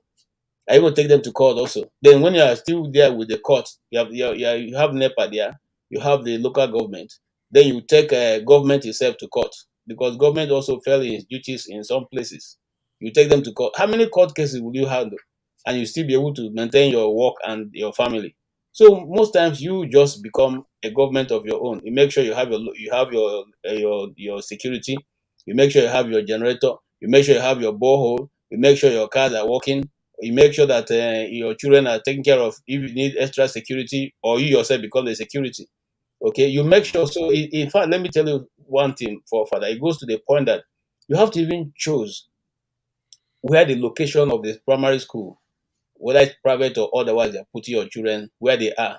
You have to sense, get information how safe that area is, whether there's any Fulani settlement around there, which part of the town it is, what is the security situation around that area.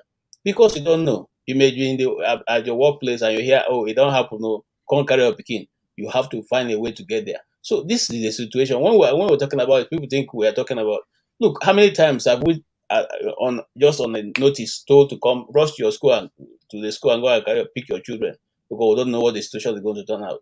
It has happened many times in the federal capital. I'm not talking about local government, I'm talking about federal capital. And so they not that they are not aware. There was a time a security report was done, and I was part of one of those who were part of those who went around that distance. We had over 50,000 cells. When I say cells, I mean cells of Okada riders, Keke Napep riders, people who you could not identify where they are from or who they are around Abuja. Over 50,000 in each of those cells. Government was aware. We are just citizens who wanted to just find out how secure our environment was. And so if we as ordinary people can find out that, is the government not aware? They were aware. I think they are aware. The question, But they I refuse have to my take any reasons action. for think. I think that one, they are standing Nigeria down. They could have easily secured the country. Most sensible nation would just recruit more and put them in every region and secure the nation. Period. It's very, very simple. That's why I think the Nigerian problem is simple. I don't think they really want to do that because they need those individuals to run their, Forefather, Yeah. you know, in Nigeria, Uzo, if I got welcome. information that, You notice that I called you Uzo. I stopped at Uzo. We don't come back from village meeting. Let's keep it at Uzo, So okay? Okay, all right. No, today is Sunday. Village meeting must take place. Okay. So, you know, Forefather, in Nigeria, if I go to police station and tell that I saw some people planning to rob, all right? If that's an information, you know what they will do first? They will get arrested first. I'm put in the jail first. They will not even want to know the source of the information.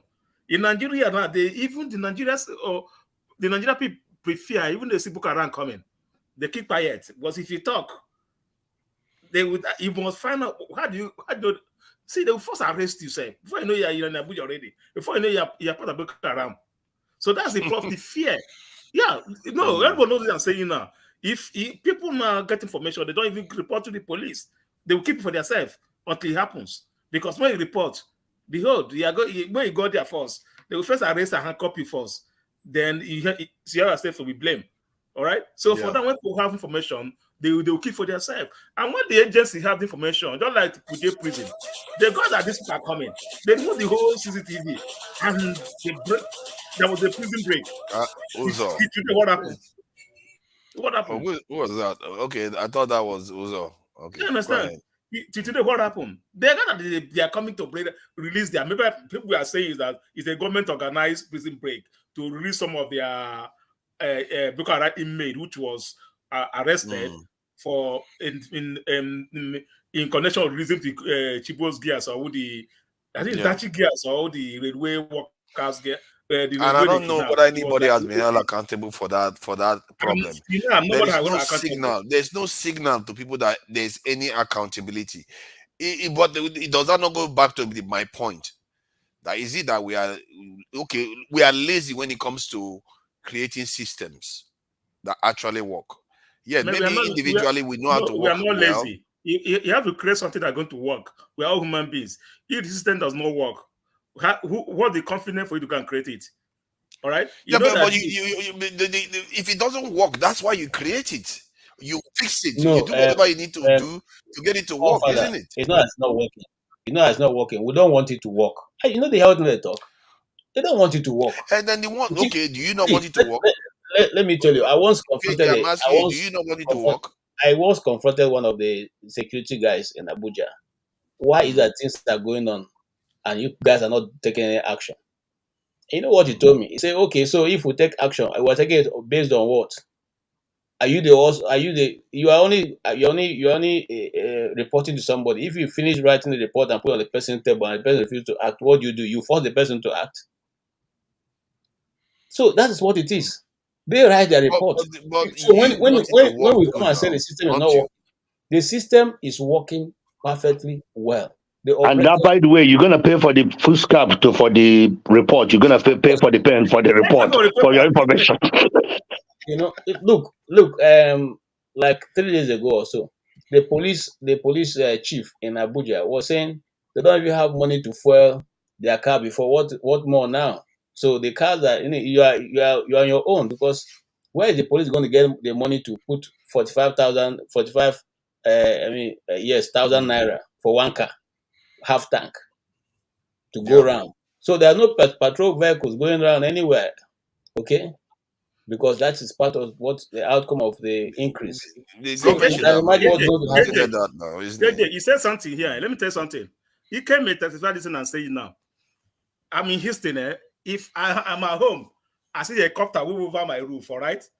I will run out to check the school if something is going on. Forget this you are saying that Nigeria exists. If the helicopter goes to my roof two times, I have to start calling the school. What is going in that school? There will be any shooting, what is security level. That's where we live in. Yes, America. That's how we live every day. My son goes to school. I'm scared. I don't know what's going to happen in next. Even with me, I just came back because I work in the community. I just came back from work. Every day I leave, I worry about what is going to happen. Yeah. And the company that I work for is target all the time. So what he's saying, the same thing that KJ is saying, it happened globally. It happens in Western world too.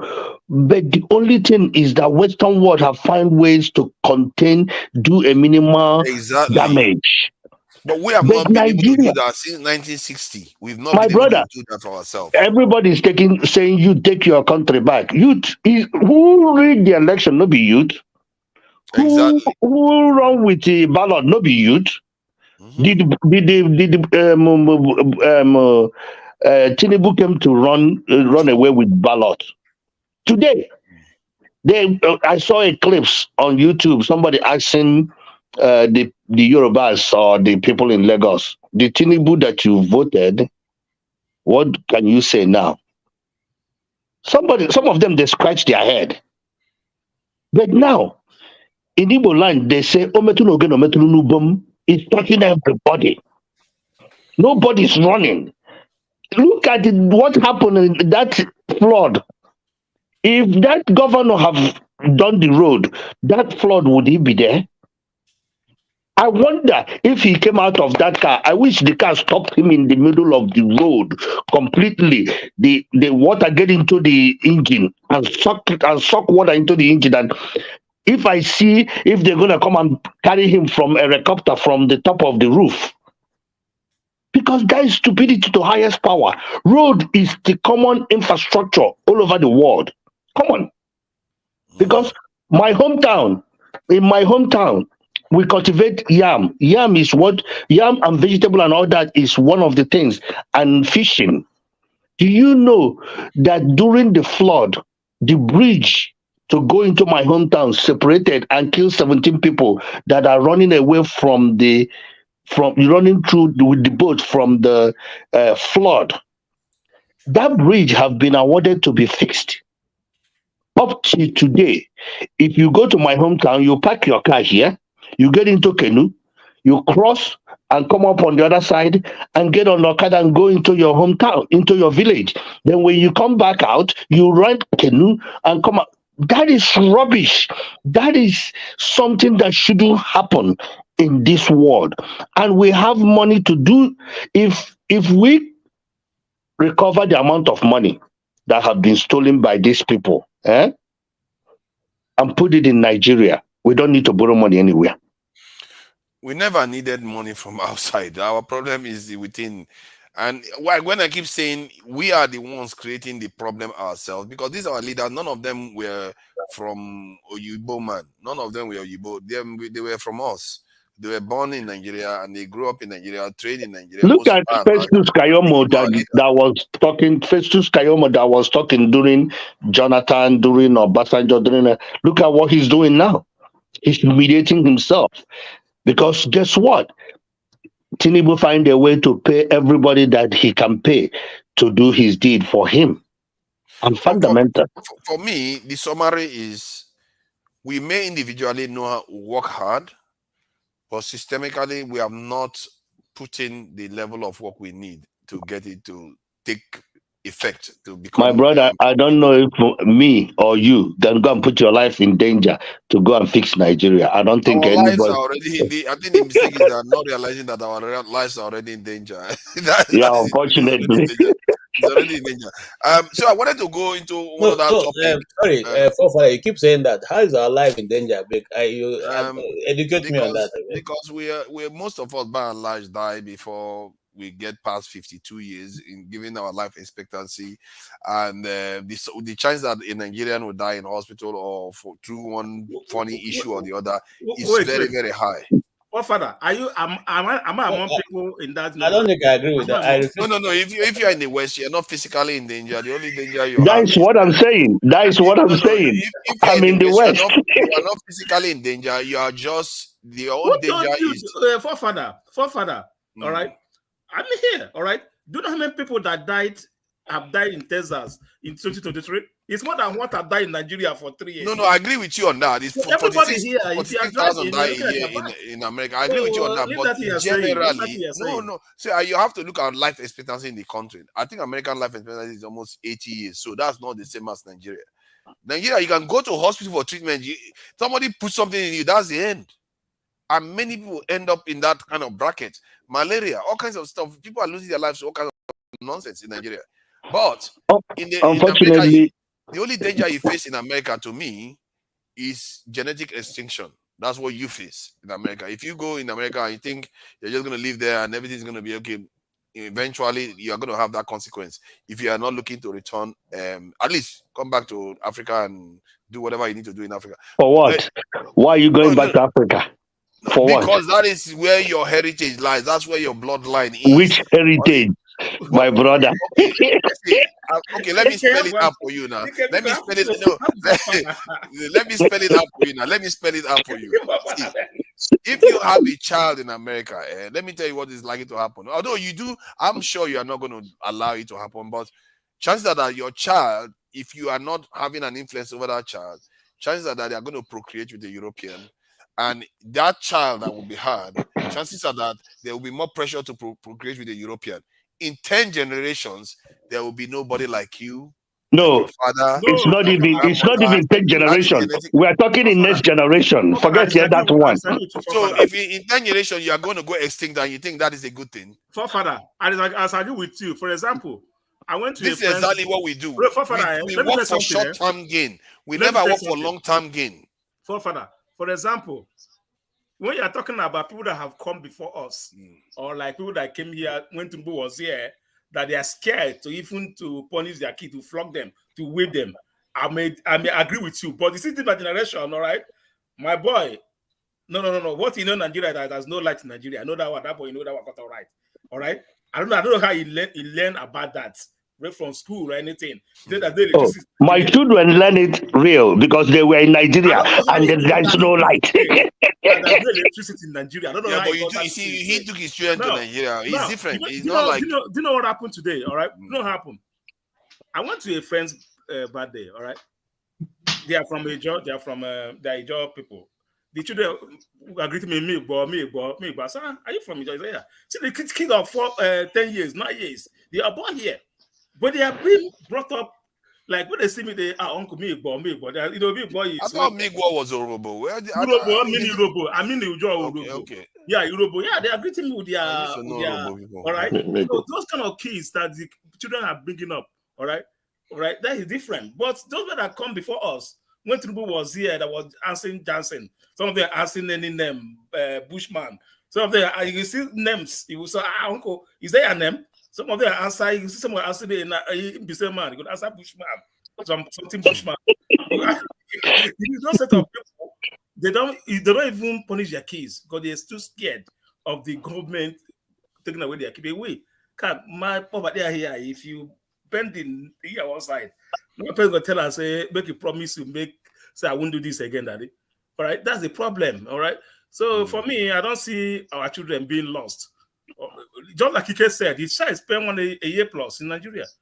All right? Yeah, but that's why I say, even when I was saying it, I realized that they don't go full out to say they are going overseas and never return back home, because they often keep touch with home for a reason. You are going back to Nigeria not because his instinct is telling you need to go back, but if you went full on and stayed in the West, that is extinction eventually. To be honest with you, remember for something. You know, when I started this issue, my son name was Nkwo, NKWO.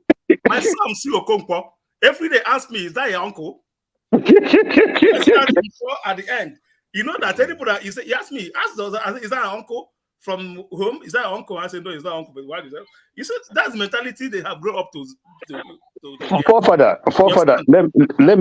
let me tell you, I'm one of those people that believe in home. Besides last year and this year, my average, I go to Nigeria 4 times in a year. Besides last year and this year, the reason why last year, my brother, I have so many close calls. Then this year, I said after election, I decided not to go at all, because Nigeria is, to me, I don't know if somebody if somebody had how much dollar is today. Nigeria is going down the drain completely. I'm sorry to tell you, all of us, it's like taking a serious nose-free drive, like it's plunging. So for me, I'm one of those people that I advocate of being Nigerian. I'm proud of being Nigerian. I love being home. When I go home, I feel at home. I really do. But unfortunately,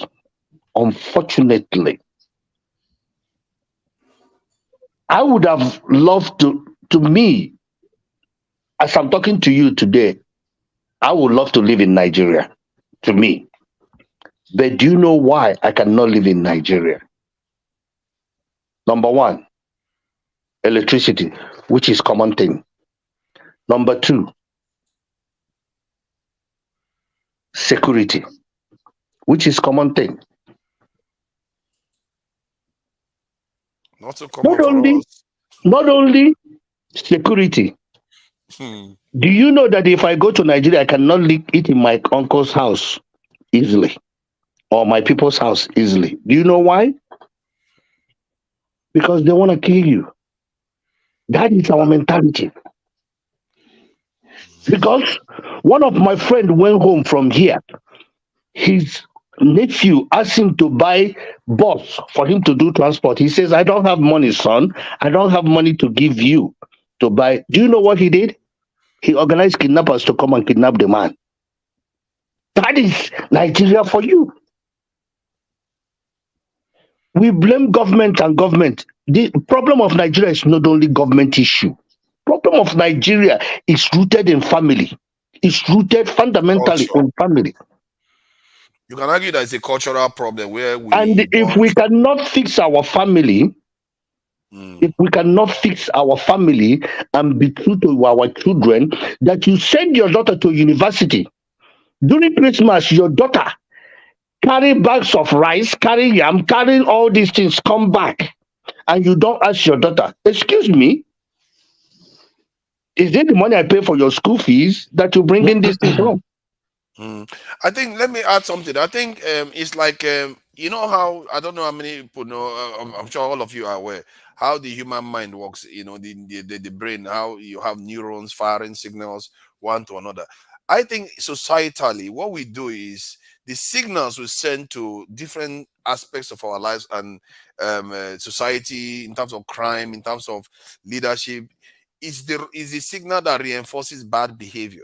Because one, we don't send signal of accountability. We don't send any signal of nation first. Like we have a bigger project in mind that we are trying to build. Societal, this in morals, and all the signals we send are the wrong ones. So you can see why things don't work. So maybe it's not physical laziness, but it's just systemic laziness. We don't seem to be capable of at least throwing off these wrong cultural aspects. It's embedded. It's not even cultural. It's embedded in us. Have you fly to Nigeria? And once we arrive in Nigeria, to stand in line, to stand on the line in Nigeria to go through immigration, all of a sudden, everybody start doing wulu wulu. Oh, who do I pay money? Right quick to pass. But in America, when we were boarding that flight in Atlanta, leaving Atlanta to Lagos, we were on the line. But once we arrive in Ikeja Airport, we cannot even stand on the line because everybody is looking for somebody to pay so that they can walk him through. It looks like once we come. I've had one old woman push me out of the way and he went in front of me. I looked at her, I was like, okay, there's no point. Let me just let her. Once we come to Nigeria. Part of military, now the old man push you come out. No, now what are you gonna do? You want to start another fight with her? I respect her age, but I didn't respect her action. It was weird. I just had to stand back. Last November, when I was coming back to US, for me, because it's so hot in the airport, I like to wear short and t-shirt, pack, check in. Then when I get into the departure, I go upstairs, take a shower, dress up. Because most of the time when I arrive here, I go to work. I dress up at the airport. Inside the airport, you go upstairs, take a shower, eat over there. Then when the time to board, you board. This girl with his children, maybe the husband is a military guy or something. We were on the line. All of a sudden, the military guy walked exactly in front of me. Bah, put my things on the side to put the girl stuff. I was like, bruh, back off. He's looking at me like, I said, get the fuck out of my face. He was wearing the military dress. I said, get the fuck out of my face. Put her behind me. Sorry, I say put her behind me, then we go from there. When we came out on the other side, the guy actually wanted to attack me. I said, man, I don't care what she have. She's not better than me. You can do that to Nigerians, but you cannot do that to me because I'm exposed enough to tell you that you need to go and stand on the line. Because the husband or whomever, because I think he's the orderly. Because the orderly, you are orderly, and you try to do this, she need to understand. When we arrive in Atlanta, she was on the line, doing things the way it's supposed to be done properly. So that thing is embedded in our DNA for some reason. It's embedded in our DNA, and it's going to take a lot of genetic manipulation to manipulate. No. I don't subscribe to that. I really don't. I think for me, there was always. Oh, by the way, I'm sorry for using that language. No. It's just because of those who watch it and the kids and all that. Mm-hmm. There was always this argument, school of thought, that it may be our IQ level is too low, or we are just like primitive, and all kinds of arguments. But history has not shown that to be true. And I actually think the biggest culprit, which is a bit unfair, is that we have not been blessed with an overarching event that reminds us that we have to fight for our survival. And no, nothing like that has happened to us as a people completely. Like if you look at the other nations, even the ones that lost wars, like Germany, North Korea, all of them lost wars. But one thing they have in common is that something big happened to all of them. And they said, after this event, we are going to fix our country and we're not going to look back. And they never did. And I think that's what we don't have as a people. This is a theory. This is not even like a small theory. But I think you're wrong on that, because people like us, the people like me that are from Igbo, big things have happened to us. Okay. So like that big thing that happened to Nigeria is supposed to us during that time, supposed to change Nigeria. I think the difference between that event was even more damaging to us, because what happened was that it was within us. We are fighting ourselves. But what I'm talking about is when an external force comes in, it unites everybody. With nuke. Exactly what we call with nuke. It unites everybody. Because like if you look at when the Chinese were invaded, I think what probably started getting me thinking in this direction was I was watching a documentary where they were talking about China's the Japanese invasion of China. It was a very brutal one, very, very brutal one. But one of the things the Chinese official told a Japanese official was that he was thanking Japan for doing this to their country because it has woken them up. This was decades ago. And look at where China is today. So he understood something. This is why some nations carry out this false flag operation, or you hear that nations, leaders go to war because they want to unite their country. You see what I mean? This is one of the reasons why they do that. What you're saying now is the reason why we believe so much in Peter Obi, and we believe in him so much because he gave us hope. He gave us strength to believe that Nigeria can happen. All right. Let me say something quickly. I was going to go to bed. Sorry, I was. Someone, in fact, comment section. Someone said, "I've gone to eat amala and I'm back." That the sounds in my voice. No, it's 1 a.m. It's almost 2 a.m. in the UK, so there's no amala this time. I was going to go to bed because my phone died. Then I switched on my Niger phone, which I use, times like that. And I just was on Twitter, and KJ, the news we were discussing about the Lagos, the documents, the 103 people that are going to be buried in Lagos. So Lagos state government have issued a statement, official statement, and I will read part of it. I'll send you the link and you can share it. So Lagos state are saying that, yes, the bodies are going to be buried. They are not denying, but what they're now saying is, I'll read part of it. They said, however, after almost 3 years, the bodies remain unclaimed, adding to the congestion of the morgues. This spurred the need to decongest the morgues, and a procedure that follows very careful medical and legal guidelines in the event that a relative may still turn up to claim a lost relative, after many years. So basically, they're saying nobody has come to claim these bodies, 103 bodies, and that's why they're going to bury these bodies. Now, what they're not saying is these are not from Lekki toll gate. That's Lagos State saying it's not from Lekki. That people should remember that there was violent clashes at Fagba, Ketu, Ikorodu, Orile, Ajegunle, Abule Egba, Ikeja, Ojota, Ogba, Isolo, and Aja. And wow. Yeah, that is what they came up today. I saw that in the news in official channels. That's the official position. So they're not saying this document is fake, this document are leaked, and they are not denying the 103 bodies, but they're saying, oh, none of these bodies were from Lekki toll gate. Yes, that is what. And I don't think that. I don't think. In a way, I'm not surprised too, because if they want to cover things up, they could just chuck. Yeah, I think they budget 60-something million naira to bury them. They budget 60-something million naira. But what he's saying, what he just read, is the truth. He's saying that it's not from the Lekki toll gate. Rather, he gave all these places as this thing. They're doing damage control. They're just doing damage control because somebody leaked the documents, and now they're trying to. So they had to come up with a statement. Yes. And it took them more than 48 hours to come up with a statement, actually.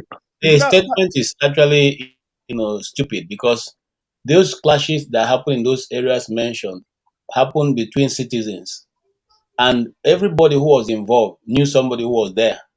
So did they leave the bodies on the streets for government to come and pick it up, or the relatives and friends of those who went to those clashes didn't see them to carry them? In fact, the way I'm looking at it is, so all these places you mentioned, it was, knife, gun, whatever, all these local guns. But where you sent the army to, there were no casualties that. Where there were guns, people didn't die there like that. But the places where they were stabbing each other, you have 103 people. Lagos people are kind of lying, because behind the scene they are paying families money to shut them up. They are settling people. It's sometimes when I said when things happen, let's try to condemn it, no matter where it happens. KJ, you remember Hope Uzodinma do the same thing. Oh, really? Yes. He went to the morgue in Owerri. 100 of dead bodies. The bishop of our diocese cried, "Who are these boys?" They buried them, just put a shallow grave like that. Nobody talk about it. So both of them are doing the same thing. All right. So that's why they can do this and get away with it. After that NSAS and all this killing military are killing, those of them are doing the same thing. Today was supposed to be like a Bible study day. I don't know what happened to the Bible study. You can pray for us. I don't know what happened to the Bible study. So, excuse me, forefather. Wale Soyinka said that it's time for you to recognize traditionalists, not only Bible and Muslim. There's traditionalists. It's time to recognize, because we don't know who is in our midst that are traditionalists. We need to vote for that. He worships the rock I behind him. definitely support that. This idea that the new arrivals are coming now to tell traditionalists how to behave. I don't subscribe to that. But that said, anyway, they are new arrivals. But if he said that, that this man, this barrister lie that wear his native to work, native attires in Abuja, he wear for to court. Because they allow Muslims to do the same, so why not allow him? They're going to allow him to wear it. So my point, the question I wanted to ask was that because of all the issues we've been having recently, because of religious issues and all the rest, is it a time for us to start considering new ways of relating to God? Because we seem to be stuck so far. Either we want to go back or we have only two options. Do we need to, or some people say don't believe in any God at all. I think maybe there is something to be said, because for one, I am not one of those people that don't think that there is no God at all.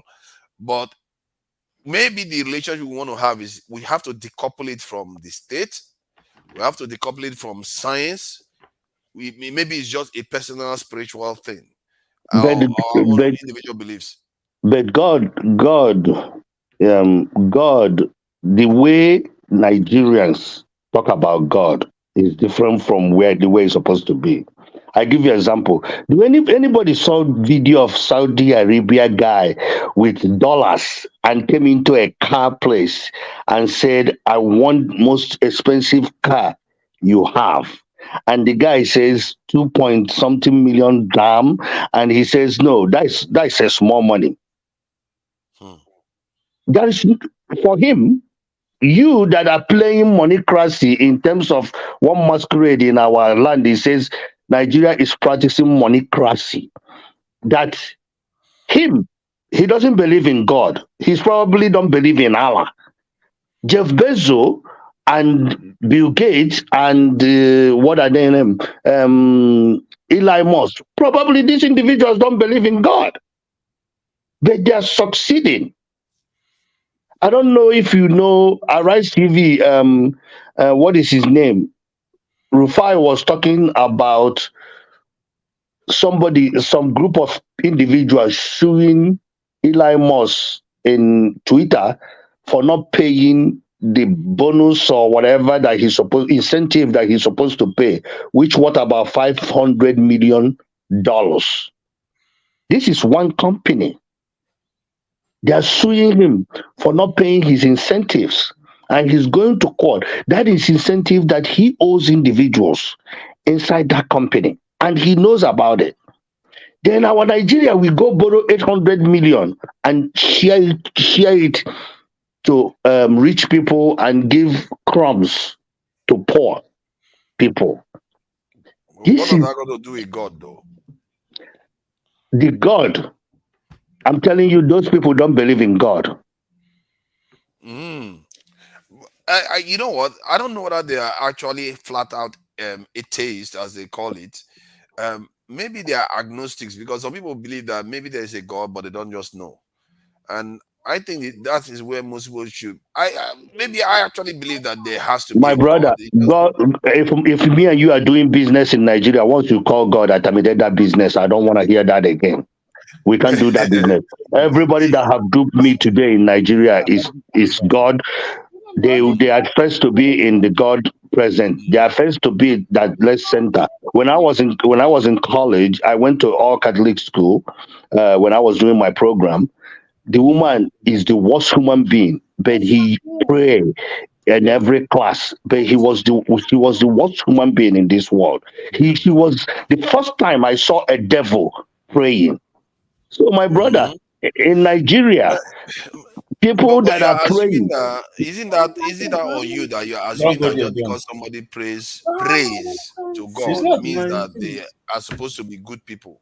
Maybe it's not necessarily true. Maybe what God just truly represents is just the reason why we all exist. Because But the Bible we are reading, the Bible we are reading is telling us that if you're godly, you're good. yes, but Okay. okay, you are looking at it from the point of view of the Bible. I'm not. That's why I'm asking that maybe we should move away from all this, and because I think the first human beings on earth, one of the first things they realized was that I'm not assuming that God was just sitting next to them and saying, "This is how it's supposed to be. This is how it's supposed to be." What they realized was that okay, we didn't create ourselves. We found ourselves in this world. We have to figure out a way to survive bit by bit, bit by bit, and they relate to the world the way the world relates back to them.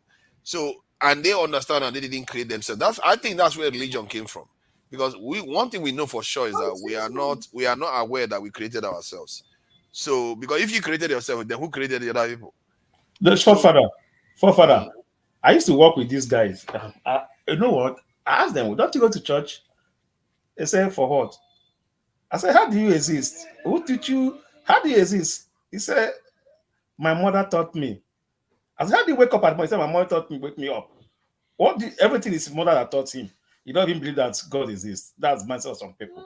But in coming to Nigeria angle, we are brought up with a religious way of life. Every Nigerian was either. Don't you think you should have asked him who created his mother? I don't know who. I don't ask who. So we are born without our religious belief. All right. Now it's just like our religious belief is what put Nigeria where it is today. All right. For example, I don't know what David did. All right. Now, whatever he tweeted or the song he sang, now see Twitter was on fire, blaming Obi for it. You understand my point?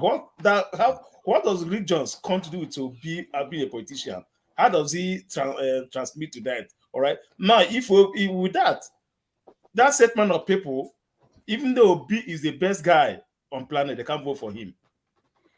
They can never vote for him because they already have religious belief that he's against their religion. Their religion, yeah, and this is why I'm asking the question. Maybe we should detach ourselves from those things. Even though let me tell you something good on that. How you say this? I don't feel like you're one Nigeria human being. Yeah, you just want Nigeria to be big, want Nigeria to be this thing. But the more we start saying the truth, the better it is for all of us. All right. The way the Southerner live is not the same way the Northerner lives. For example, Southerners, alcohol is good, we drink, all right? Northerners will say is bad. But at one time, they destroy how many load full of beer in Kano. The same breweries, the same tax and VATs brew with meat, they take quarter of it to develop their people. They don't want it, all right? Now, let's say the truth, all right? The truth is this. We have two different masses of human beings, all right? Yes, it's just that you are bringing oil. But hold on. Let me so you don't waste your time. Let me give you instances where you sit in America, how that is happening there too. The same iniquitous money that is generated by California and other parts of the coastal American states is what is funding most of the Bible Belt and the people that like to hate them. No. You have no. You have similar behavior too. Okay, in America. no. Even in the UK, you see the same behavior in the UK. The No. Southeast generates most of the wealth. You got it wrong. You got it wrong. Let me tell you something. Where is the money generated? Most of the money in America generated. Let me tell you something. States generate their own money. Then there is contribution to the center, but states generate their own money. But the center contributes to the states too. Yep. It's not that. Exactly, that's my point. It's just like Texas. They make their GPA here. Yes, but the Texas is a coastal this thing. That's what I'm talking about. The hinterlands that are not as wealthy, they get a lot of support from other areas too. So that is, nations have this peculiarity where you have this thing you don't like in the UK. Once again, I disagree with you because now you're comparing America and Nigeria again.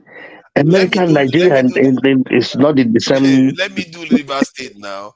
See, because it's not fair when we set standards for Nigeria that other people are doing regularly, easily. And in the countries you are in, like in the UK, they have what they call the West Lothian question. The West Lothian question is that the Scottish and some parts of the UK get more out of the center of the state than some parts of England. That is the dominant culture. So are they ripping themselves apart? They are not. We have to get used to the fact that there are peculiarities, and I'm sure there are peculiarities in Nigeria that the South gains from too. I think when you go to, I think I don't know North very well, but I think when you go to North, one of the fundamental problem in North is not people that don't want to. I'm not going to say that they don't want to work hard, but their culture, their people are not gingering them to work hard. I give you an example. Somebody who is rich in North, when he come out, the guy asks him for money. He gives him the money. Every day he asks him for money. He's fine with that. But in the South, especially Southeast, if I ask you to buy me a drink today and you buy me a drink today, tomorrow you want to buy me a drink again, I'm going to ask you, bro, I don't want you to be buying drink. Tell me how I can be buying drink for other people. That is the difference. What you are saying now is the same thing that somebody in New York or Los Angeles will say about people, the Bible Belters or those. No. What somebody in New York or somebody that I'm upper middle class is saying, the tax that I'm paying, the tax is where what you're saying might apply. Because in America, people that are 6-figure and above, they classify you as upper middle income. Your tax, they are the pillars of US. They are the people that make US what they are because they are the ones that are paying the tax. But once again, I rather pay the tax to help the poor than to be poor so that I can be helped. Yeah, but what I'm saying is that just like you are talking about in North now, in some kind of way, it's the same thing they do. I've seen it several times. They talk, even in the black community, they call some people Pookie and Ray Rays. And those are people, they have different kinds of names for each other. This peculiarity, even here in the UK, what do they call them? Chavs. They even have specific name for them. Chavs, scroungers, all kinds of derogative name that they call people that are considered not to be as successful as the other groups. So it's not peculiar to Nigeria, to be fair, on that point. But going back to the topic of God, I'm thinking that maybe what am I thinking? I'm just wondering that maybe it would be a good idea to an extent, you've already started doing it. You say you don't believe in God at all. I didn't say that. I didn't say that. You said if anybody mentions God in front of you, no. That's not what I said. When I'm doing business with you, and you say, I will do this in the name of God, I will say, we are not doing business anymore. Because the people that have ripped me off are the people that are in the front of the church and the people that are reading Bible like no tomorrow. Good. I think what you have done now is you separated business from religion. That is something I'm talking about. We need to be moving in that kind of direction. Moving forward, if we can take away religion from our society, all right, go and worship the way you know how to worship, all right. If you're Catholic, if you are a religionist, worshiping your own. Don't bring religion. If you see some places, even in a government office, early morning, they will go and stand and pray for 30 minutes. Like Anambra State, like the state where I come from. Everybody. When they start work, pray. All right, listen. Here, if I come to work, all right, here, if you start anything about God, religion's topic, all right, I can report you can get fired for doing that. 100%. 100%. For bringing religion topic into the work environment. You see how Augustine started clapping. It looks like he has been part of the new session. during our undergraduate days, okay, listen to this. Yeah. the HOD always does that every morning. Oh And my when God. we'll be in the office, we'll just be laughing. Oh So, God. sometimes But you go to an interview, being a Christian, and interview will ask you about your religion belief. You try to convince him at an interview how you believe in God. This that means you fail that interview. You gone. Because you know that if you tell you are going to bring Yes, because they don't want you to be coming into their work environment and be anal about religion. Yes. So there are things you don't discuss in the work environment, religion and politics. You don't discuss those two things at work. Hello, sir. Let's not over push the lead. Let's not over push the lead. We know, say we do Ebola, and their system is working better than ours. But not because it doesn't mean that everything they are doing means that is perfect thing to do. The best way to live life.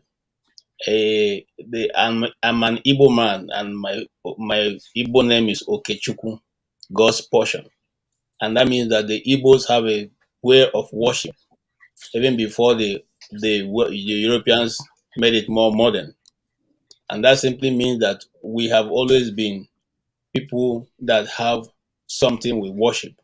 That thing we worship, just like Paul said to the Ephesians, that thing you call that unknown God is the God I've come to preach. So those things that we have given other names are the same God that created the heavens and the earth, Chineke. And we have always known them, not through the eyes of the Europeans, but through the eyes of our forefathers who started that worship. There's something was responsible for the bank theory, if that's what you believe in, if you believe in science. But KJ, I understand what you're saying. But hold on, KJ, where do you live? KJ, where do you live? Where do you live? If I may ask you, do you live in US? Where I live is not consequential right now. No, because I want to ask you a specific question about that. Okay, ask me. That's the reason why.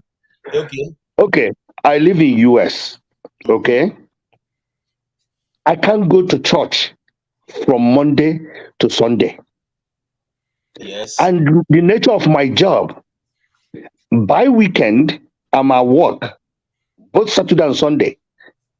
Yes. So if I don't go to work on Saturday and Sunday, I have to take holiday. I have to take a vacation.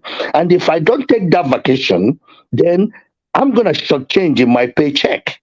And not only that, I'm gonna shortchange in my paycheck, I can pay my mortgage. I can pay my car payment. Do you see where I'm going? Religion is supposed to be something. Do you know that somebody asked me, when was the last time you go to church? I said, maybe 2 months ago. They were like, for real?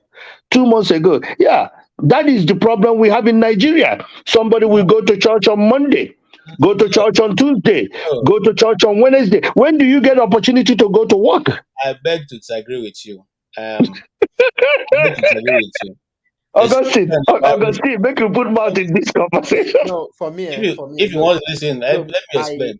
For me, look, I said that if not for certain things, by now I'll be in the church as a reverend father. For me, I am in this part of the world.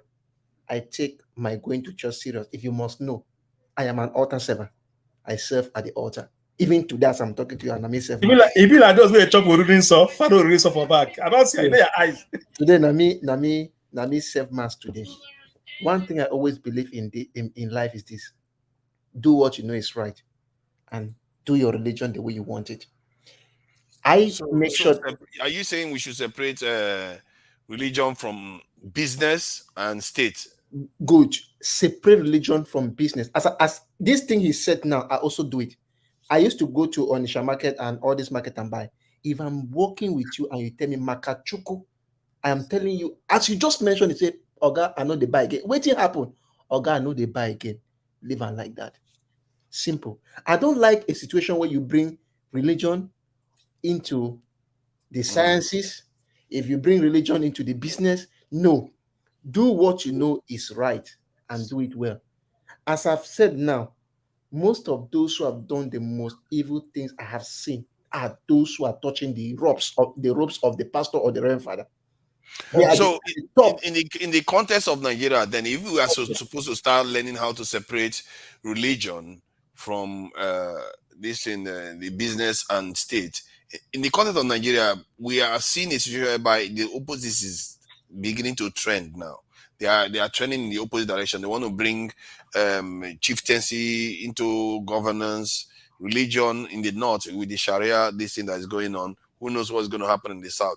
So it appears religion is beginning to become, instead of being taking it out of the governance of the state, it begins to come in. So how do we ensure that doesn't That is become the the case? problem. Like, I was thinking about all these things, what you just said, and I was thinking about it.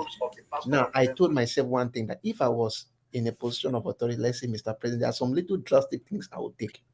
One, in all federal forms you are going to fill, any federal form you will fill, there will be no state of origin.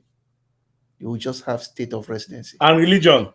Secondly, there will be no type of religion on that form. Now, once there's no type of religion, I don't know whether you're a Muslim or a Christian. So once I'm doing something, taking decision, I don't know the state you are coming from. The only place I know where you are resident. Now, I was thinking about this just 2 days ago, and I asked myself, what makes you a resident of, let's say, Anambra? You must have stayed there at least for 1 year. What will you do to show that you have been staying there? Like, I'm talking of a case now, maybe I want to fill a form. I just say, okay, I'm from Edo. Or maybe I'm living in Edo. What are the things we need to put in place? We need to find a government, maybe in this part of the world, is tax filing taxes. There must be a particular document I need to release, which everybody needs to get, even from the local government, or maybe even getting it from I don't know, maybe banks or anything. The bank statement Yes, in the the banks, UK, that's what they to have. show that you have stayed in this place for 1 year. You're taking us away now. You're taking us away now. Let's deal with the fundamental, which is what forefathers introduced, that about religion. Now, there are certain things that we cannot ignore, whether we believe in God or we don't believe in God. Somebody is responsible for the breath that we have, that we are breathing in and breathing out. I'm coming, sir, because there are certain things we are losing, And the truth remains, if science was good enough, by now science would have been able to create breath. But despite everything they've done, they've not been able to bring somebody to life. And so that is why I still stand on that fact that because some people are practicing worship of God in some diverse way that may not be acceptable to us, does not necessarily mean that the whole system is not right. Now, in the Nigerian context, I want to trace something back.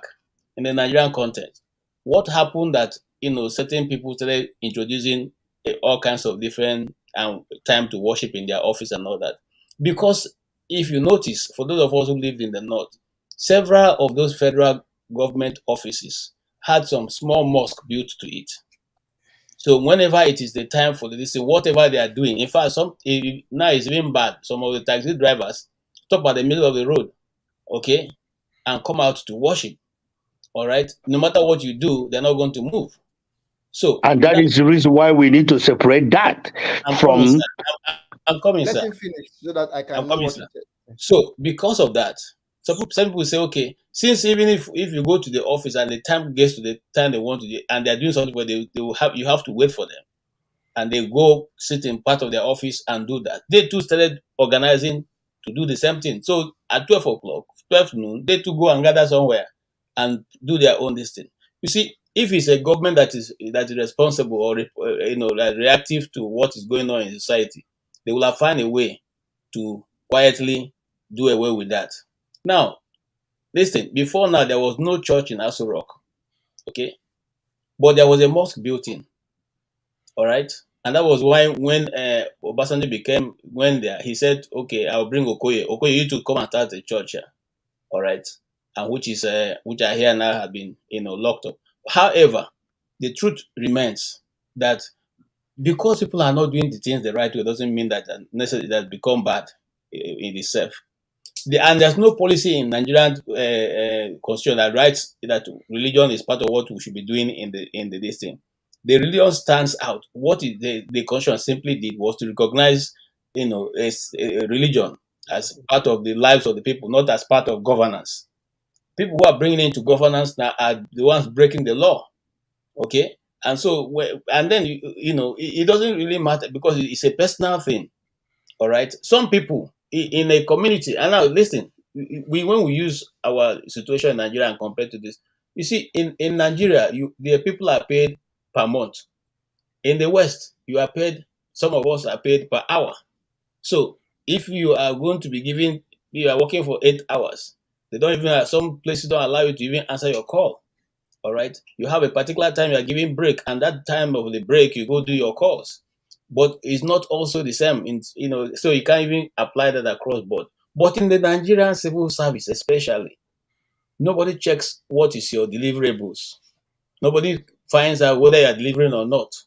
Sometimes when you go there, they're always there making noise and chatting. At the end of the day, they close and go. So productivity is not measured.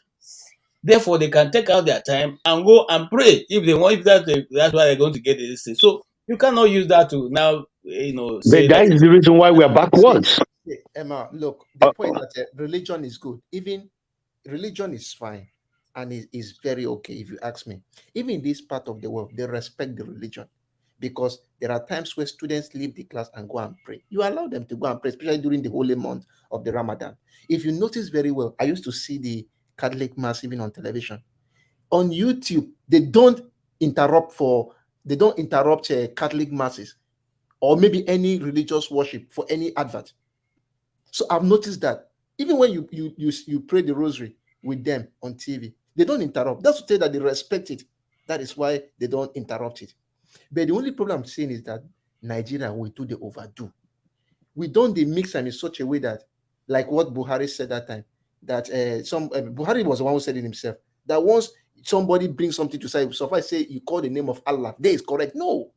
So that's the problem with Nigeria. We interwove religion with governance, which is not supposed to be so. So let's separate it different. When you are dealing with anything with governance, socioeconomic policy, don't bring religion into it. When you are it's as simple as ABC. You go home and pray and do your things. Fine. Oh, by the way, I believe in God. I worship God. So don't get it twisted. don't get it twisted, because I say once you call God in my conversation with you in terms of business, and I walk away because you don't do me wayo for calling God. Most of the time in Nigeria, in typical Nigeria, once somebody wants to cheat, you will call the name of Allah or call the name of God. 100%. That's the truth. Not that he wants to cheat. And so please, I believe in God 100%. Please don't get it twisted. KJ, see, as you see me, I'm a full 4th degree out of St. Columbus here. You know that I'm an usher at the church. God forbid. Oh, by the way, I've been a 4th degree for 26 years. For your information. You see, Alabi, all of us, we are all child of God, but the issue is that we are trying to say, Nigeria are taking this in too far. All right. I don't give you an example. Look at what David did. Now their aggressiveness is turning to Obi. The politics. Remove, let's separate politics, religious, all this canceling. Nigeria will be more better. But Actually, we have Augustine N. Pastor, please. I don't know if he's pastor or priest. My brother doesn't go to church, all right? I think just to go back to my original point. My original point goes, I think, slightly further than that in terms of even through religion. Should we start looking at the way we approach God itself? Like maybe we need to start moving away from some of all these things, because one way or the other, we are still going to find ourselves in a kind of competing religions, or the way maybe we need to totally move to something new, because in the end we are still practicing the same old religions, either traditional, this in a Christian or Muslim, this thing, or we find something new, because all of them are ways to relate to the Creator. You see what I mean? So we could start from separating it from state, which is where we are right now, trying to separate it from state and separate it from business. According to Ike, it has to be separated from business. So all those things, we are doing it already. But do we even need to start moving away from the center of the main religions itself and think of a different way to approach these things? It's just a kind of taught this in in America, for example, there is different religions. There is Muslim, Islam, Buddha, whatever. Some people don't believe in God, but what they have done is that you will see it in politics, though. Conservatives talk about pro-life, pro-life, and all this. Liberal talk about this and that, but at the end of the day, at work environment, religions are separated from work. Okay, that's At work environment. Eh? Can I weigh in? Yes. We were waiting for you to weigh in. So thank you. No, for you. I'm so glad we are bringing up this discussion. Forefathers, to be candid with you, religion should be separated from the state. But honestly, religion is the only thing that is still keeping Nigeria together. Because the way things are going, if not what the pastors do on Sundays to plead with the people to say, God is merciful, be merciful to these people, there would have been a serious problem in Nigeria. Even in a Muslim, I believe the imams, the majority of them, let us not lose the sight that there are genuine pastors and imams. Let us forget about the political pastors and the political imams. The true imam, I believe, I don't know, but I believe, this is my belief, that will tell the audience, the members of his religion, be peaceful, love your neighbor. And that is what every true Christian does. So if you remove this piece, that genuine... Uzo, can you mute yourself? So if you remove this genuine piece that the true religion provides, what will you use to replace it? Now, when we come to the Western world, the mistake we make is to begin to think that there is no religion in the Western world. I'm a priest in America.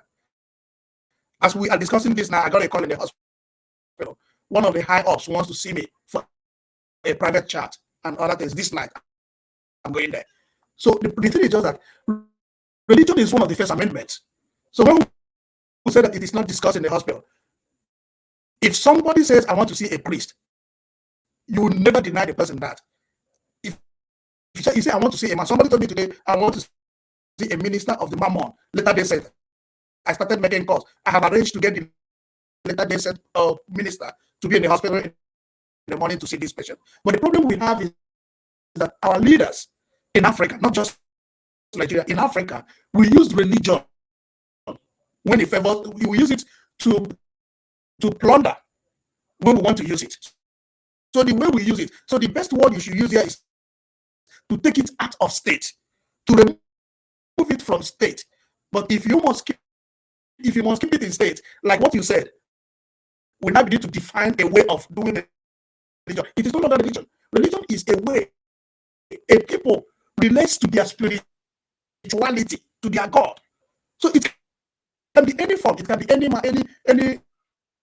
way they want to do it. Your audio, what you are saying is very good, but your audio seems to be choppy. Oh, I don't know. sorry. Is it like US thing or? No, I need to work on this system. I just got it new. So we actually need to take it away from the state. And when you take away religion from the state, the difficulty we have is the Muslim. You know, we find it difficult to differentiate between Muslim religion and their culture. They embed it so much into their culture that you don't know when they are using the other way. I think you are right. Sorry. I think you are right there because I just want to buttress this point very quickly. You know, you occurred to me that in the north they don't have like traditional thrones as we have in the south, where you have the Oba, Obi, and all the rest. All they tend to have is emirs, and so the religion has fused into one. The traditional and the religious, that's the conventional religious one, has fused into one. So it's difficult to tell the difference between what is culture and what is religion. You know, but in the south it's easier because you can tell the cultural part is tied to what the Oba or all the Onis and all the others are doing. But compared to that of the north, the two are infused, they are fused together. So it's hard to tell. And I think I was just trying to support the point you're making. Yeah. So and also the only thing we cannot also remove from religion is the economy. And the problem we have in Nigeria is that when we're supposed to address economy, we are addressing tribe. When we're supposed to address economy, we're addressing religion. Imagine somebody living in Lagos wants a motor part that is direct from Japan. He's not going to look for a Muslim. He will look for the person that goes to Japan to get the motor part, no matter where the person is coming from, to buy it. So the problem we have is that our leaders are deceiving us instead of being accountable to the economy, which is the primary responsibility. They use tribe and religion to confuse and deceive us. If we get our economy right, religion will play an important role to the life of individual members of that community. Like in my hospital, they're interested in you working the number of hours they've assigned you. Once you use your extra hour, in a day you have 1 hour for your break. So some people use it to come to mass. Some people use that hour to go to pray. So what do you do? That hour comes, you clock out. You go and say your 30 minutes prayer. You clock in and come and do your work. So because we are, like somebody said, somebody sits in the office as a civil servant from morning till night doing nothing. So prayer becomes official business. And he calls everybody and let's go and pray without clocking out. Yeah, they go and close. Then they pay them for the prayer too. And that is the reason why productivity is not measured in Nigeria. Productivity is not measured. It's all for the glory of God. Productivity is not measured in Nigeria. Accountability is not. You don't hold anybody accountable for this office. Have you gone to office in Nigeria?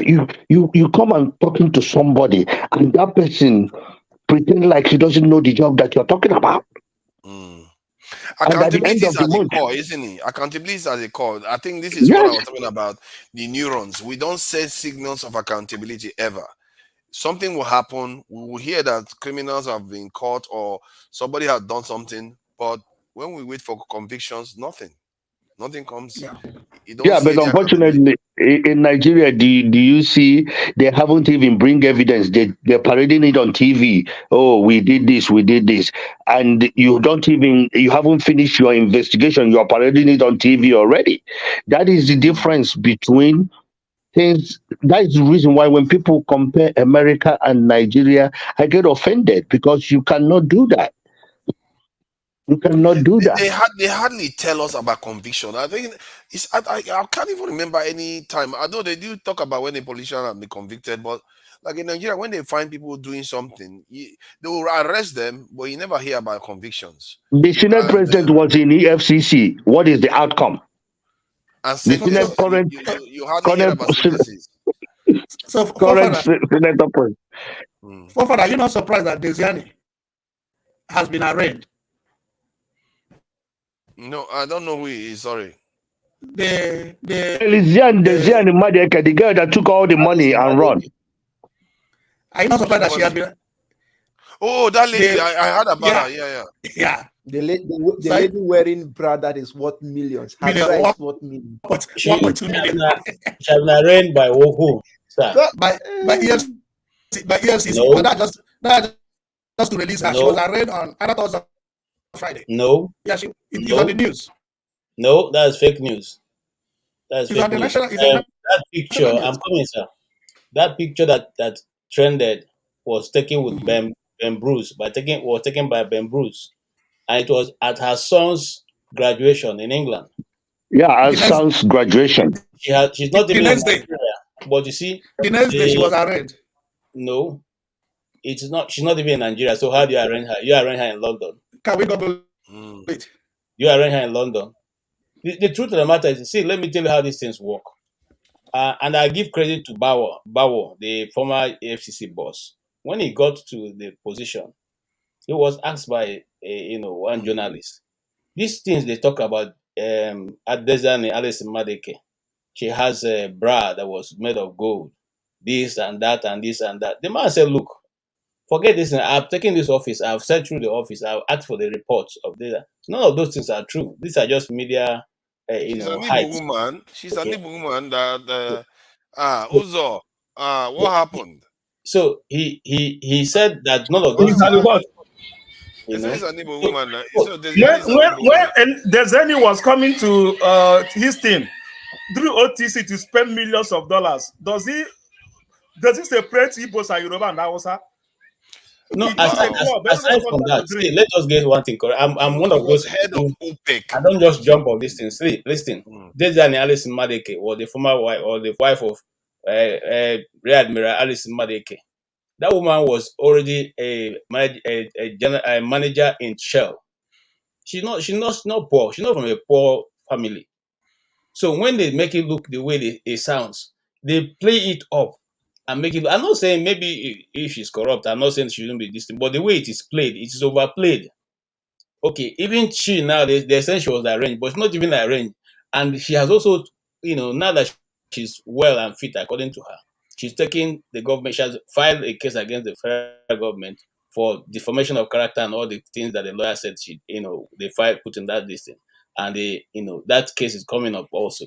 So what am I trying to say? I'm saying that sometimes you see when they envisage when the government envisage that if they put me on the pedestal, people will be happy about it. I mean, especially the poor will just at least we're getting some of our money back. They keep playing up that. They keep playing up that. It not necessarily mean that those people have those monies that they're talking about. Yeah, you see, there's nobody in Nigeria who has worked in Nigerian government, even plus Peter Obi, who is a cent. And Peter Obi himself said it. It's not a cent. Okay? The system is built such a way that it is skewed to corruption. It is skewed to corruption. It's almost like impossible for you to work in the system and not be corrupt because everything is done under the table. That is why it's bad. No, but Peter Obi did that to save all the money that he saved. Listen, I didn't say Peter So Obi. So I said Peter Obi himself used his own mouth say, I, Peter Obi, I am not a cent. yeah, but the word you use, the So system is corrupt. But all he I'm went saying, into the. Mhm. all I'm saying in relation to this is that you see anybody who comes into the system who wants to strengthen it, those people are quickly buffed off and removed from the system. Because if you strengthen the system and block the loopholes, there will no longer be chop chop for the boys. So chop chop has to always be there so that the system can continue. No, they don't want to repair it. They know there's corruption in oil business in Nigeria. They know there's corruption in the location of resources in Nigeria. They know there's corruption. They know virtually where the monies are. They know. They know. Okay, But what why is don't they just do 1/10? you guys know that I know where the monies are, and he pointed that out. Many of those places where the monies are. Why don't we just do 20% and take 80%, or do 40% and take 60%, rather than to take the whole thing and make Nigeria poverty of the whole world? That is my point. See, have you ever asked yourself why is it that in Nigeria, forefathers can be given an oil well that belongs to Nigeria himself, he and his family will be running it as they sold to them? Have you ever asked yourself that? Have you ever asked yourself how many Nigerians have oil wells running as their own personal companies, and what's the reason and the criteria for giving them that? Have you asked that? So these are the things that we know are out there. Nobody's asking those questions. And that is why all of them, they can even be president for Nigeria and not be receiving salary, and they're good because at the end of the day, I will locate oil wells to my friends and myself and my sons and the rest. So how do we fix that? How do we fix that then? Because we can't continue like this. But that's what I just said. You see, it's for somebody who have the determination to put the system straight and put in, just like in America here. You see, somebody was saying, look, the IRS. If you come into America and you are not paying taxes and you are doing this and doing that, okay. In fact, there are some people who even have a way of getting tax returns. They have the way of cooking the books and getting tax returns. And they told me a story of this woman who was doing it for over 10 years. At the end of the year, they will return to her 500, 600, 500, 600, and they will not do anything. They never responded till after about 10 years. One day they wrote her a letter and said, you are owing us so and so million. She said, what? They didn't respond. I said, I'm going to a lawyer, I'm doing this, I'm doing that. Eventually, she filed, they want to oppress her, this, that, this. When they came with the record, they brought every goddamn thing she has been doing the past 10 years. They put it on this thing. I know what they do. They didn't send her to jail. They didn't send her to jail. They say you are going to pay, and you pay the taxes. You're going to pay the tax upon that money you took. Okay, yes, and you pay for the every other thing. She was charged, and you be paying. She worked and was paying until she finished paying. Yeah, it happens to everybody. Now, Random, they edit you. in Nigeria, we have a government charge you for corruption. Let's take example of the man who was in charge of the what's his name, Mena. You say he has stolen so much. You charge him, you find him guilty, but you serve the term, and that will be it. Is this What about the money? accurate? Sorry, is this No, accurate? no, it's still the thing is still in the case, and the case is still in court. I'm just saying what will happen at the end of the day. No, sorry, I'm just talking about This the cannot be true. Of it. This cannot be true. I don't know who wrote that. I don't know who wrote that. I don't think that person live in America to write that. Who? I'm talking about the case of Mena. This is Nigeria, Federal Inland Revenue Service. Yes. So this one is just trying. I think the person is just trying to say that don't worry, very soon, Tinubu's company Alphabeta will take over from the FI. That would be scandalous, man. That kind of stuff is gonna. What do you mean? That's what he did in Lagos. Yeah, but that's what he did in Lagos. Doing the entire Nigeria will be too much. There are too many. Oh, don't worry about that. You forgot that more Nigerians didn't vote for him. If we are serious, but wait, what is the work of Afaf Bara? What is that work? Tax collector, Abi? Yes. Not just to They are give not them more license. They don't collect tax. They don't collect. What do they do? Tax. They supervise. They collect tax. Government still collect their tax. And they supervise who they collect, and at the end they collect 30%. Yeah. So, but what you see, if Tinubu wanted to give Nigeria a gift, one of the things he could do is take that kind of architecture, put it in the FIRS, and have it being implemented. Even if he has to do a kind of non-governmental organization that can run it, they can do it instead of trying to profiteer. My brother Tinubu did not come there to do things right. I'm sorry to tell you, he's not intending to do anything right. He's intending to enrich all his friends and the rest of his family. I'm sorry to tell you that. It's just reality that we need to face. This man is almost 80 years old, he's supposed to be with his grandchildren. Even in America, people of his age is in the nursing home or is retired somewhere. If they make money, they retire somewhere enjoying themselves. The problem is that Nigeria need to wake up. Otherwise, we are going down the drain. 20 years from now, we must ask. You are very funny. Why are you saying that this kind of thing? Don't you know that Charlie Boy is older than Tinubu? And you are saying he's almost 8 years. Who told you that Charlie Boy? Charlie Boy is 70-something, 72 years old. Yes, Charlie Boy is 72 years. He's older than Tinubu. Tinubu is 61 now. No, Tinubu is not 61. Stop it. Oh, what are you saying? He's 69. He's 69. His first daughter is 69 or his official age. I think that is a football age. Football age 69. Oh, okay. No, forefather, that is true. What they are saying is true. That's what he said. He's 72 now. He's over 70. Okay, he's just about 72 now, isn't his official age? Yes, but 2011, he was 69. He's 71. Charlie Boy is older than him. That's why Charlie Boy He's 69. He's 69 in 2011. Today, 10 years later, he added 1 year, 2 years into it to be 71. And the guy they say is a mysterious person. I don't know how true that is. This wonder that Nigeria produced because he was his daughter is 62. So he gave birth to the daughter when he was 9 years old. These are things we should know and study in our school. 10 years to be precise. If he's 72 now, he gave birth. He impregnated somebody at 10. I'm telling you now.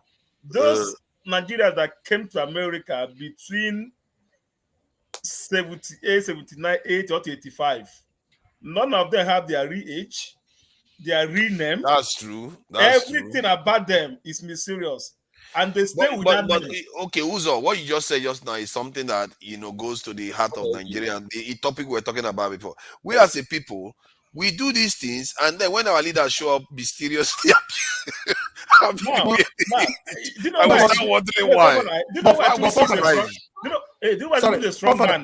Do you know why Tinubu is a strong man? They have pushed him to release his primary school certificate. That's the only thing that can tell you how old is Tinubu.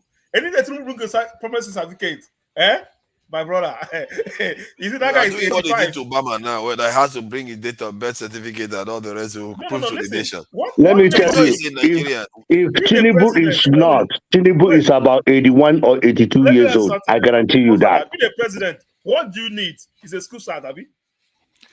Yeah, but why is it so important? We know he's in Nigeria. We know he's educated. That part is covered. Of your college degree, this degree. So yes, Augustine. Simple.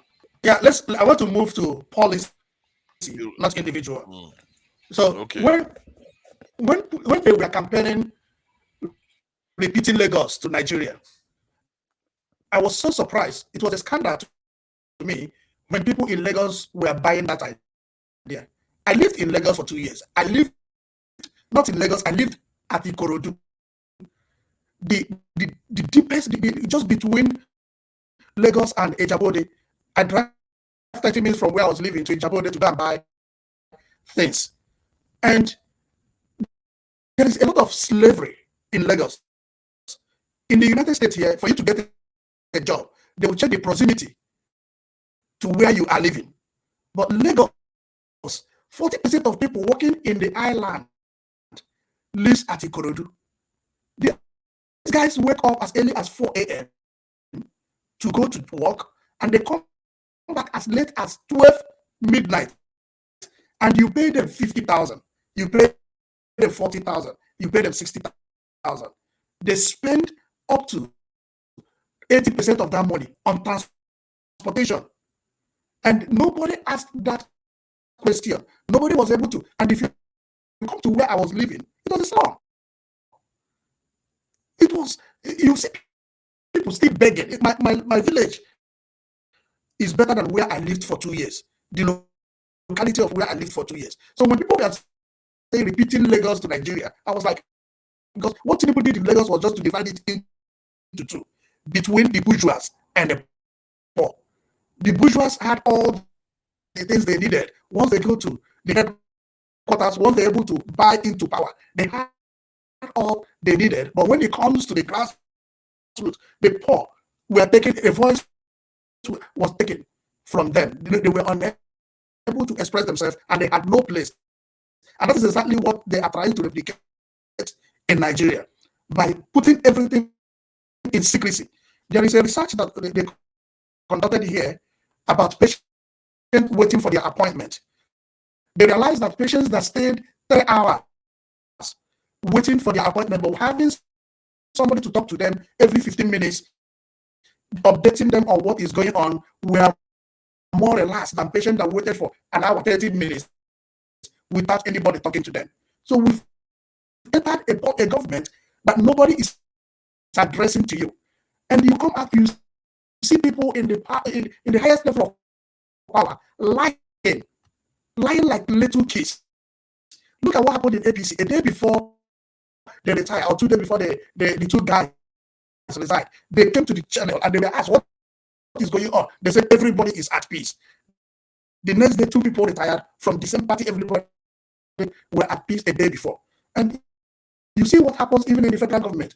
People come out, they don't update you. They feel that hiding information from citizens is the best way to rule a country. It is challenging and it is difficult the way these things are going. And I pity people living in Nigeria. And some people have been comparing it with overseas. Gas is reducing here in Florida. And buying gas is not a problem to anybody living overseas, because if you fill your tank with $70, with $20 or $40, you are sure that you're making that money. Because even if you're using it to work, if it is a work assignment, they are calculating mileage for you. In Florida, it is 75 cents per mile if they are paying you a mileage. Nobody calculates all these things back home.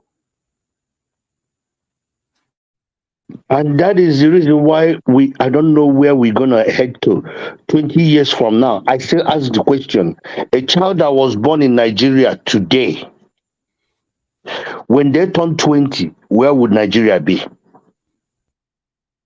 Yeah. Okay. You're talking about 20 years. The way Nigeria is going in 1 month, do you think Nigeria can live in Nigeria in 1 month? No, everybody. What I saw last week, going in Nigeria last week, everybody's getting poorer. Month. Everybody is getting poorer every day. People cannot stand pressure in 1 month time. Every day, everybody's getting poorer. There are so many ways. Did you see the amount of people that was walking on the road in the last week, trekking to work and trekking to market? It's too much. It's heartwarming. And I just talked to my cousin who never asked me for money. Have never asked me for money. He told me, Ralph, things have gone seriously bad. And all of us that are in abroad, in diaspora, we are the people that is facing this thing, because they're gonna call you. If you don't give money, you're the worst person in the world. Sure. If you don't give money, how many people can you give? How many people? I don't know, my brother. This is bad. And we don't even know. Everybody, I hate the idea of people hoping that judiciary will do magic. I don't see the judiciary doing magic on this thing. They're not doing magic. They're going to do the right thing. You think so? To do the right thing. Oh, you think so? I'm confident. Hey, I am. If they do the right thing, that means God have heard the prayer that all these people are praying, because the kind of prayer that they are praying in Nigeria, I don't know if God is sleeping or Father Biko, Father Beg, tell us, is God sleeping? Because before he heals the wound, he opens the wound. And remember, when you're opening the wound, you know how painful it is to the person. So he is opening all the wounds now in order to heal it. I mean, there's no way judiciary will not do the right thing. There's no. As he can say, help us intercede our Lord, because he are his representative here on earth as a priest of the order of Melchizedek. Yeah, his representative. Yes. Please help us. Thank God. You said that, my brother. He is the order of the line of our forefathers. You have the connection more than me. Your own network, T-Mobile. Maybe my own family mobile. You know, your own, I bet help out to God. Because the way Nigeria is going in 1 month, I know computer village very well. That's my area. Like normal day, I live in Ajawo. That's where my family live. My brother says in computer village. I know what it takes them to walk. Now my brother is the neck. All the neck is like the day they lekolum. Anybody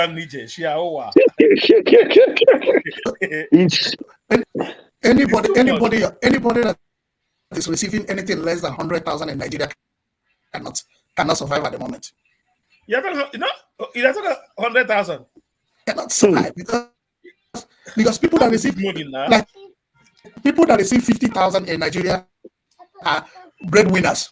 Before that, they are breadwinners. Do you know that rich man that Arise TV was Rufai was talking? A rich guy who have a more bulletproof car came to get a gas, their fuel. The guy say, "Oga, can I feel it?"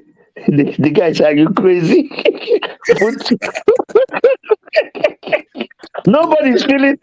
Even an Okada guy say, "If you don't fill your tank now, you must be money ritual." Ritualist. He says if you put fuel in your generator and turn your generator on, you're 100% ritualist. I'm still shocked when I see the way people do things. All right, I mean, Nigerian government. I was just thinking, all this oil in our side, all these oil bunker, oil refineries, local people are refining crude in Rivers State, Bayelsa. What the government bring them together, all right, and put something in place and give them the opportunity to. My brother, we have refinery, and we're paying people that are supposed to be working there, and they're not working. No, which country? Which country destroys illegal bunker, illegal oil refinery without presenting those that built the illegal refinery? Yeah. You come in, you see the ship, you get it burned, but you don't arrest those. Could you imagine? They burn the evidence. They burn the evidence. I don't understand. You burn the evidence. How are you going to prove in the court that you have that? I don't understand. You're burning your property. It is your property. You're wasting it. Instead of taking that oil and go, this money we put on subsidy should have refixed the refinery, do all this refinery and let it run. You guys are which money? When they measure the number of people that receive the subsidy, the private company, everybody, have they been able? Which money is using on subsidy? All this fraud they're just using Nigeria. And that is like. That is the reason why we are capital of 419. 419, our own 419 is the biggest con. Subsidy is a scam. Everybody says it's a scam. No, actually, the biggest scam was this election. $800 million we spend in this charade.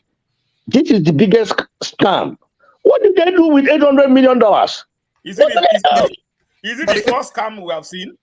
What did he do? The 8,000 naira the APC government wants to distribute is going to cause more family problem than uniting family, because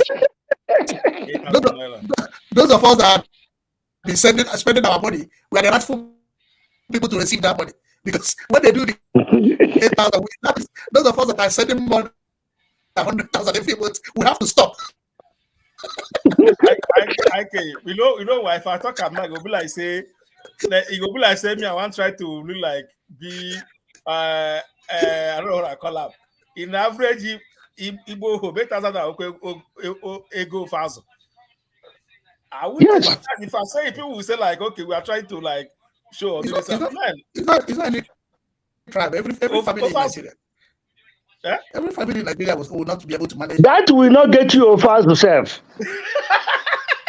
That will get you the one that you put everything in the pot in the mortar and pestle. That's what I mean. Say I will like by my stairs and I go. If I go to Agor Palace Way, all those joints around that place, okay, go fast.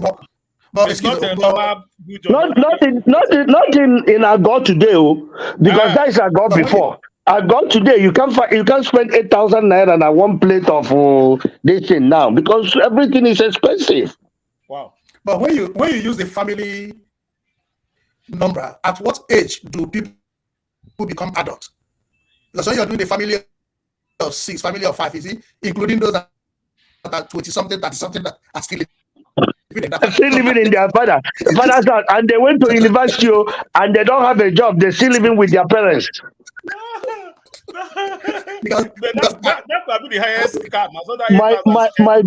My daughter started working when she was 16 as a cashier. When she was 16, so when she's 18, 20, she understands what making money means. But in Nigeria, you would see a 40-year-old still living in his father's house, so haven't get married. Even if he get married in Igbo land itself, if he get married, he will still live with his parents in the same house.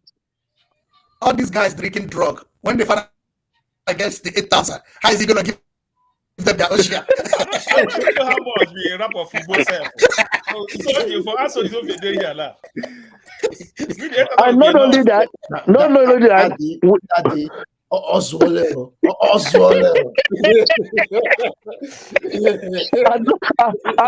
that, we have 130 million people in absolute poverty. So you're gonna give 12 million.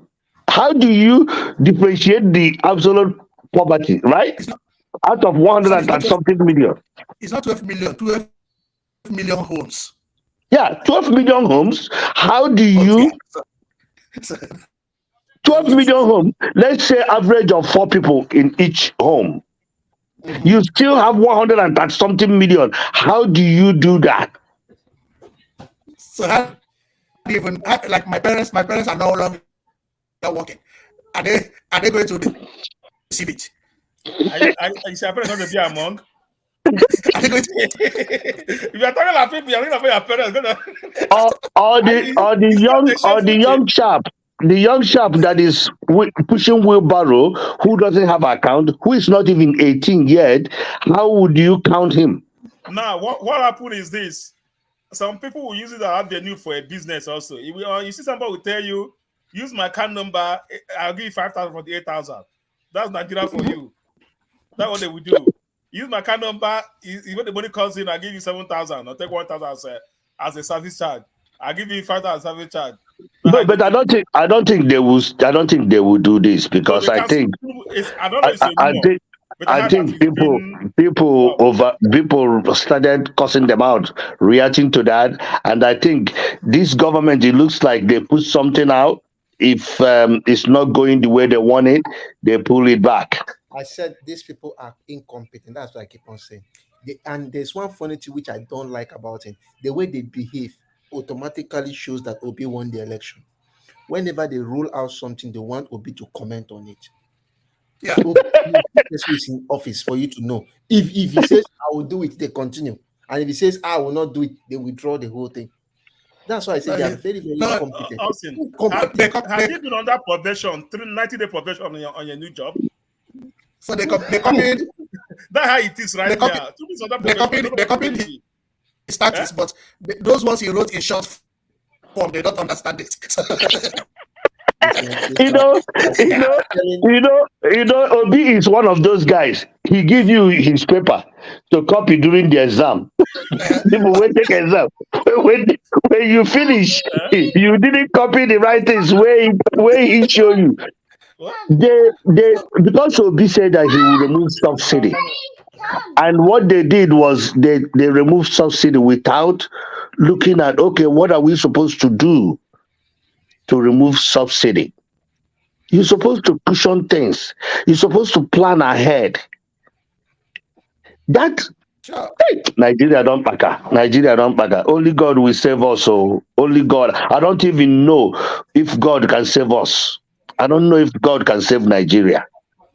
My brother, the truth is that for me, when we talk about all these things, we laugh about it, but I'll tell you the truth. The problem we have is from the elementary level.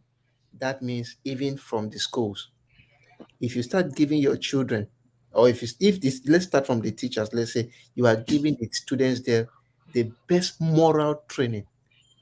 As the old men die off, they'll be replaced by high value people. No, it's gonna be from family before you even get to the school.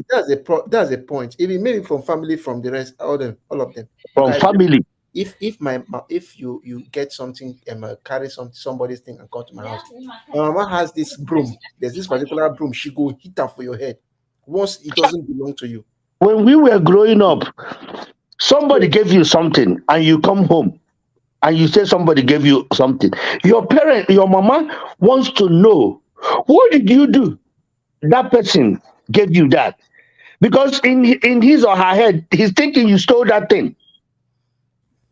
So I can make this is a point I've been looking at. That very statement you made now. Take away religion from your mother. Where would she have gotten that moral stand? Now, no, that is discipline, though. That is discipline. No, see, the point is that look, where do you get it? Look, God, hold on. Seriously, religion is not necessarily the reason why people are moral. Morality comes from knowing right or wrong, and that is the part of society. So all religions you evaluate the baseline.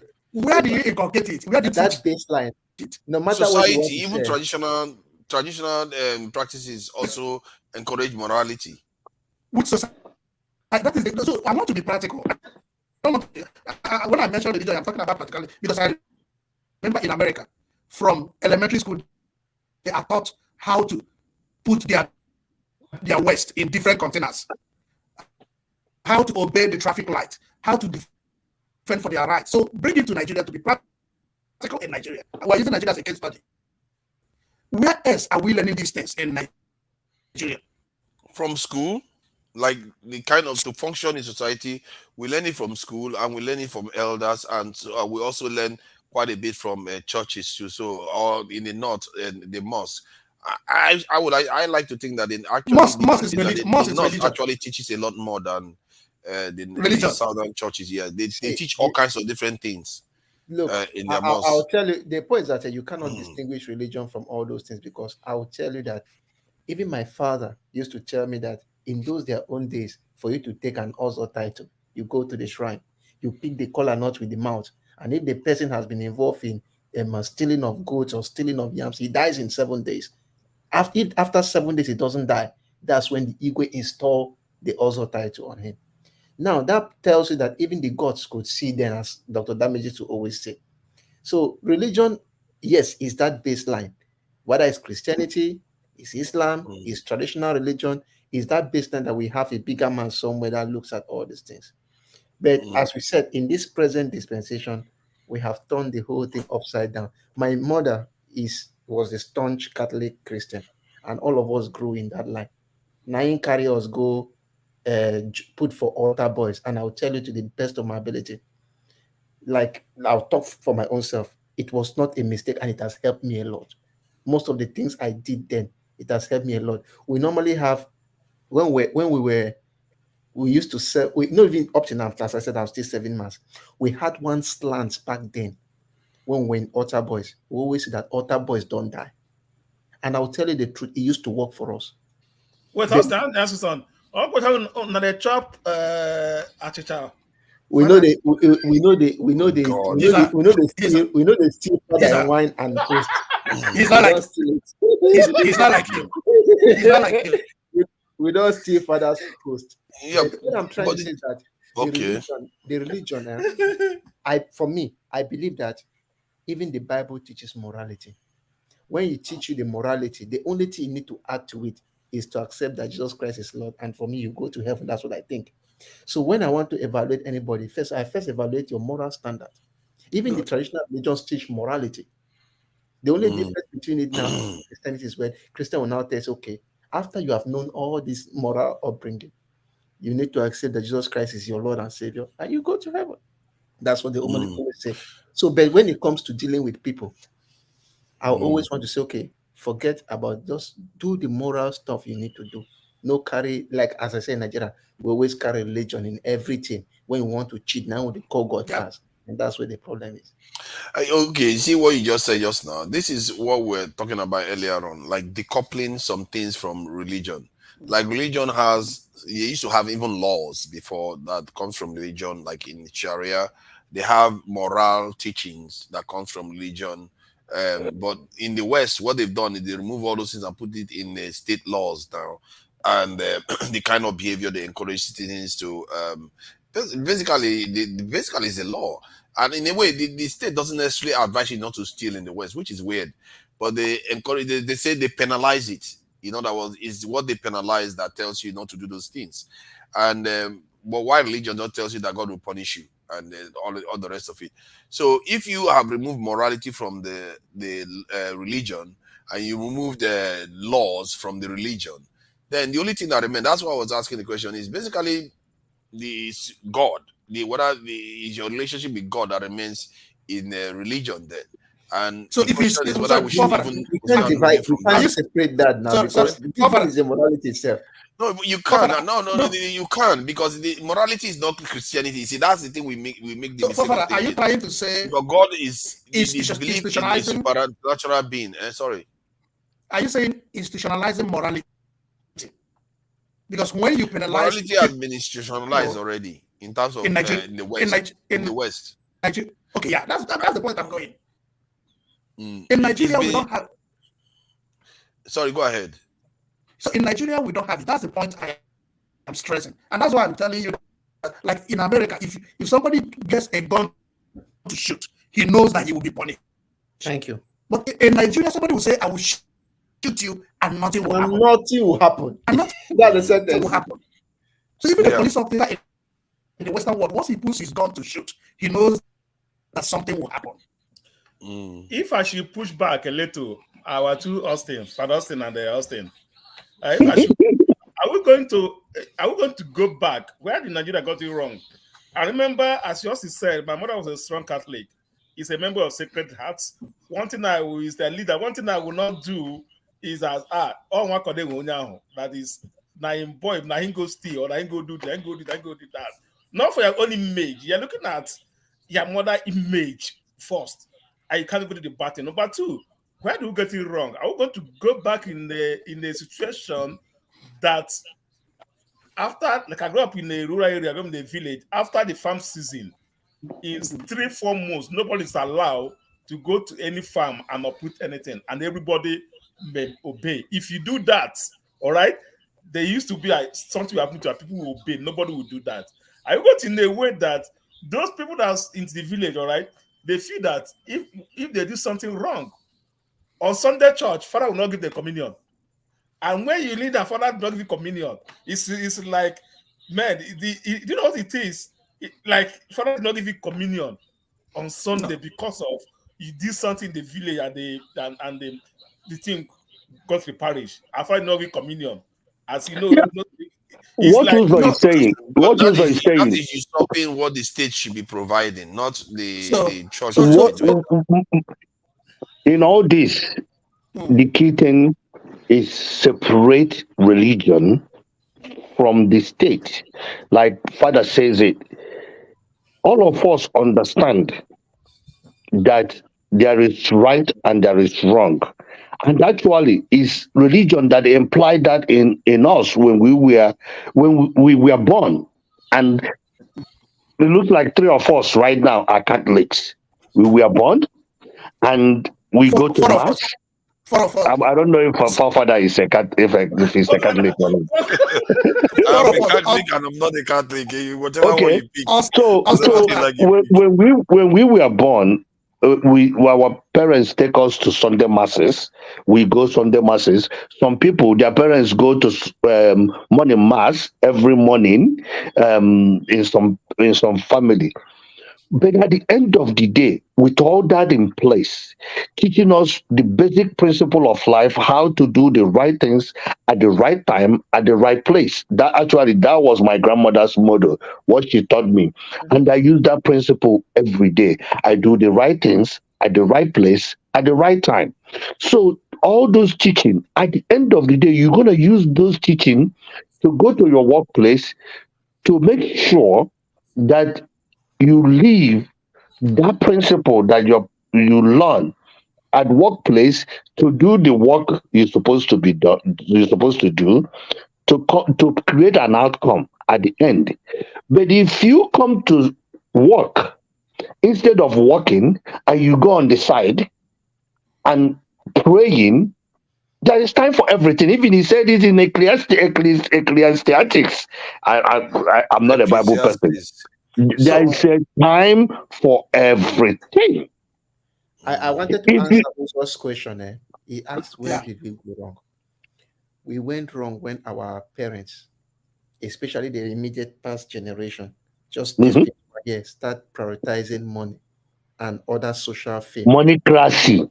Above morals. Yes. When you bring a new Jeep that your mama does not ask you, you left just 6 months ago. How come you brought a new Jeep? What are you doing, my son? No. Because of that, Mama and Kiru also sent his own son. So we started exalting money. You see what you're saying? That happened to me personally. My grandmother's sister asked me, that family, we went to America the same time where you went to America. They're building 4-story building. What are you doing in America? No, that's not what Austin is saying. That's what Austin is saying. I'll give you an example. My junior brother, when I went to the city, he bought a bicycle. All right, he walked. He found and got the bicycle that he be using to school. All right, that bicycle he never bring it home. It's his money. He never bring it home. He used to park it in a friend's place. Until my mother noticed, what on the basket? The new basket. He must explain to me how you got this money to buy this bicycle. That's what Austin is applying. Where a son will bring a Mercedes Benz back home, the father will kill a goat. The son is not doing nothing. He doesn't know if he's a robber. He don't know what he's doing. He eventually see him after 2 months, see him with a motor. He is celebrating. That's what Austin. Yeah, those days, society used to take into account those type of things where you have, because they understand. I don't know whether we did later on, but they understood then that there are implications to that. If somebody is not doing anything, they just come with money, then they are not getting the money through the right way. Then they understand that is not a good thing, and they frown at it seriously. Yeah, I remember when we were growing up, they really don't like it. Where you just they would say, that is very they got true. money in a dodgy way. They don't like it. It actually makes the family look bad. Then, if you are seen to be indulging in maybe ritual killings and the rest, the people desert you and say, okay, we are not associating with this person. But now it has turned into money. And there's one thing, it now breeds young people who are not ready to work, but yet they just want to make the money. And because of that, it has reduced the skills of Nigerians. Yep. It has reduced our skills so badly. Now, let me tell you one thing about me. When I came back from youth service and I started working in my university, I was working under a professor, even that I attend to everybody in the department. They just need to sign my letter so that everything gets well. What I'm trying to say is that I was working and learning on the job. Those who were in the department, some of the students who knew that I'm working for the department, but the department, the professor I'm working with takes care of some of the things I do, but the VC has not regularized that. It has not been regularized that much.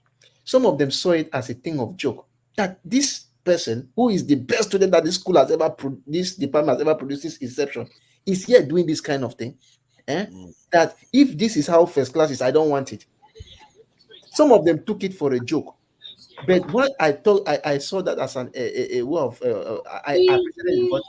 I learned a lot on that job and how to take care of certain things. That was why when I had the opportunity to leave, immediately I left. That was when people knew that what he was doing was not a joke. So when I left, instead they started contacting me and said, okay, can you do this for us? I said, look, you need to learn to go back to that level, learn some certain things, it will prepare you for this other one. That was when now people started taking it serious. They now knew that those studies was not a joke. So that's the problem I see with young people. They don't put in the effort. Why?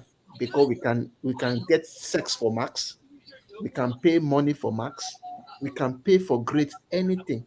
And because you can't work anything, they now expect that when they finish and they get degrees which they cannot defend, doors will just open. That's why sometimes you see the people who are they cannot defend. So let me and let me come to Ozo's point. Also, the question you asked, the first answer to it is any culture, any institution, any society that does not evolve, that does not develop, is dead.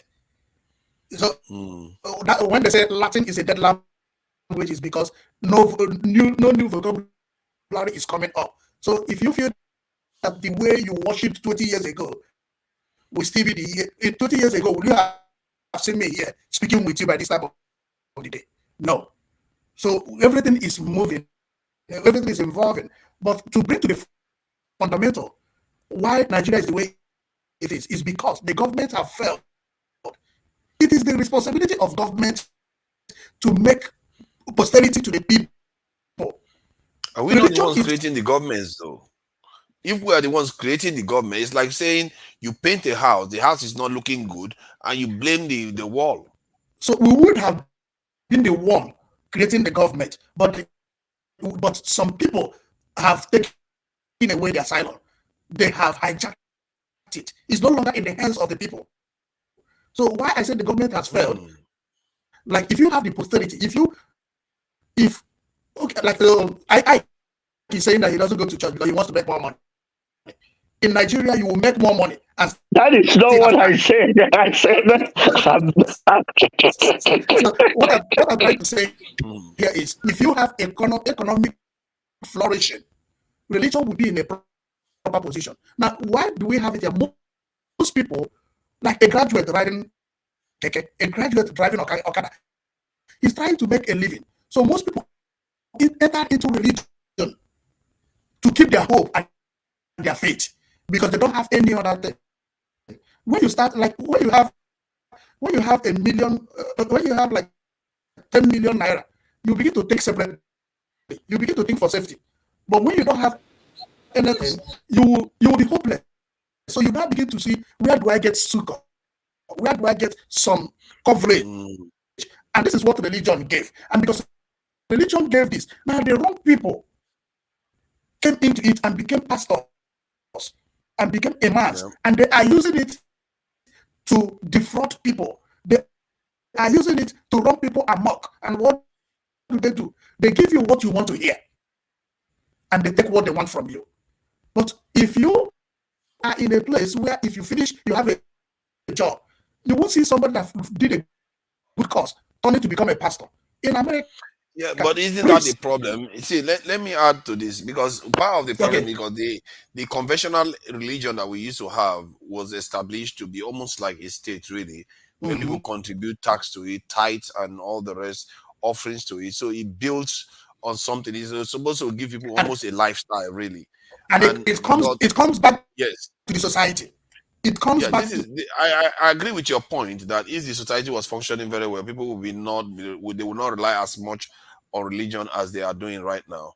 But the question I go back to again is, because religion was designed to be taking money from people, operate as a state and all the rest, is it time for us to start thinking about separating religion from some of all those things, like taking money? Because that's what's inviting some of all these fake pastors anyway. You see what I mean? They are not interested in morality. They are interested in making money. So now, forefather, hold on. Or spirituality or anything like that. Let me just use the only way you can get it is when you make economic posterity. Those people flocking around them will run away. They will not begin to have the authentic people. Like some people. What did he say was going to make it so that all the bad people run away? So if you begin economic posterity, people will be engaged. Like in Europe, in Europe, do you have a difference between night and day? There are people all their life they work at night. How many? What is the percentage of people that do night duty in Nigeria? You do have a point, though. You do have a point, because when society falls apart, maybe it's always useful to have a redundant system there that people will fall back to. Because after that 9/11 attack, I noticed that they were reporting it on CNN even. No, is this daddy of all nation that is there? Daddy,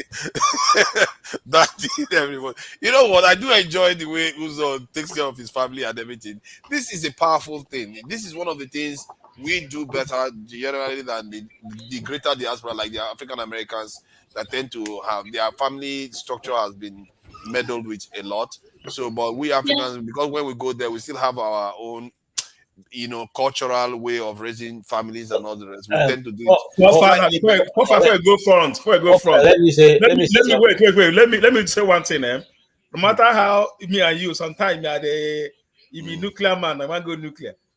I still want to thank you, especially. All right, you have this late time, no matter the time you spend. You have been here since morning. I saw you. You have been here all to this hour of the day. We are here on America here. This is just after 9. This is almost after 4 to 5. You are still holding this conversation going. As if I know you are, at least I go send me some falling 5. And so that kind of thing they make. Falling 5. It's a long time I've had that word. But I really appreciate you though. It's not, I appreciate you, for. Thank you. Okay, don't do. Thank you. Where's the Because where's the the umbrella, don't do it. It's like don't encourage him. Don't encourage him. Wait. because I have because he has not all right. called the audience of Yeah, Kala. That's inside what the happened. Nigerian. I'm not calling Wait, strong I have names one today question. now. I have one question. I Anyway, have one problem what I as wanted a to Catholic, contribute all to right? this, I But wanted to say this. Okay. it I want to look say like this. okay. Hold on. I want to say this. You see, let's not put the cat, before the horse.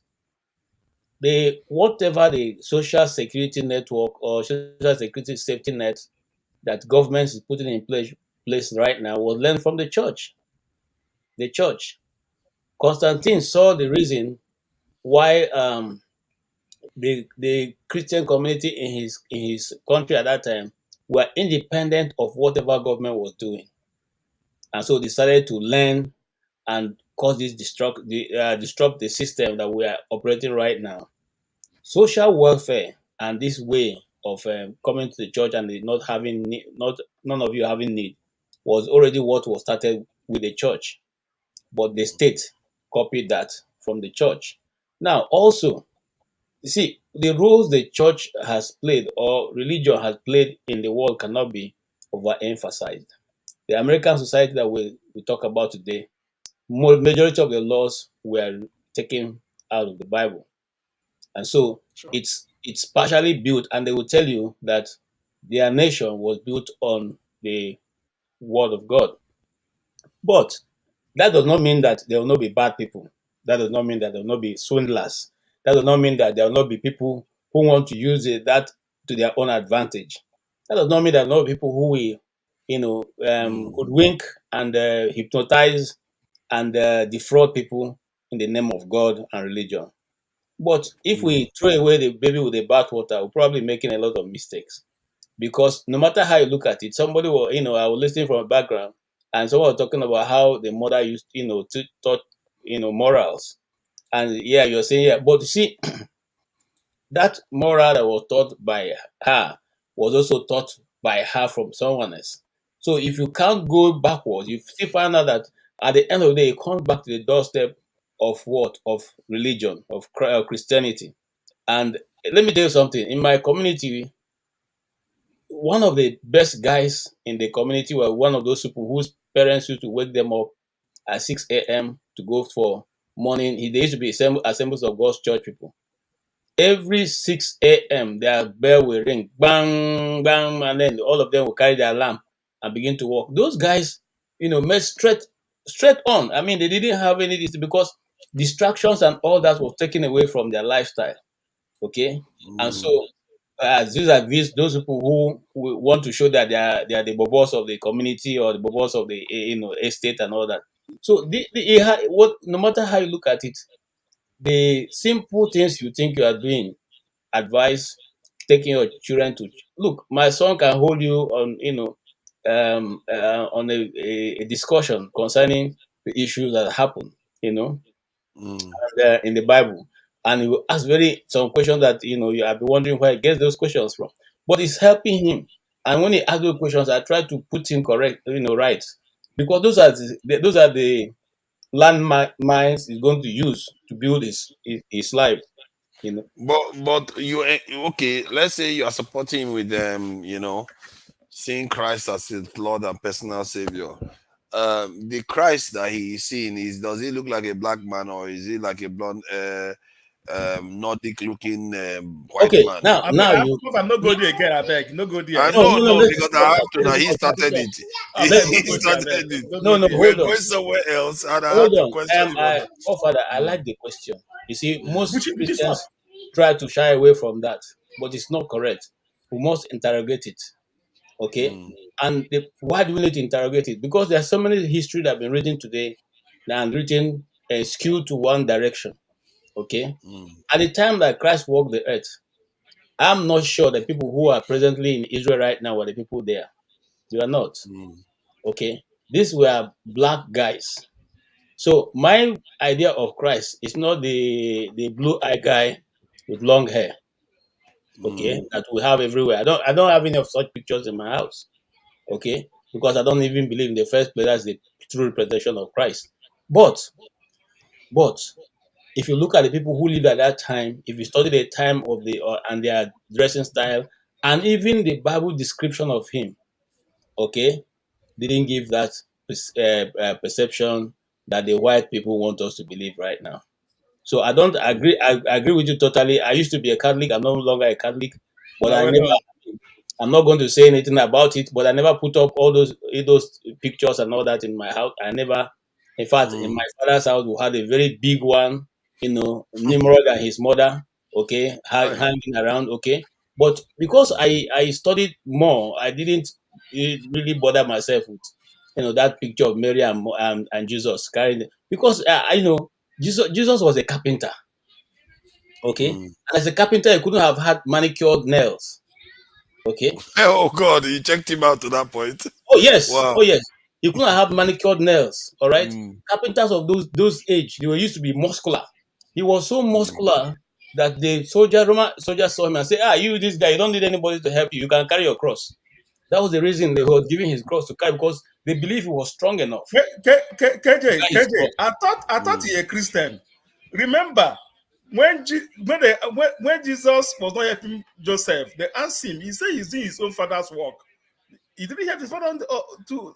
Yeah. So let's not go there. But Uzo Carlo. Carlo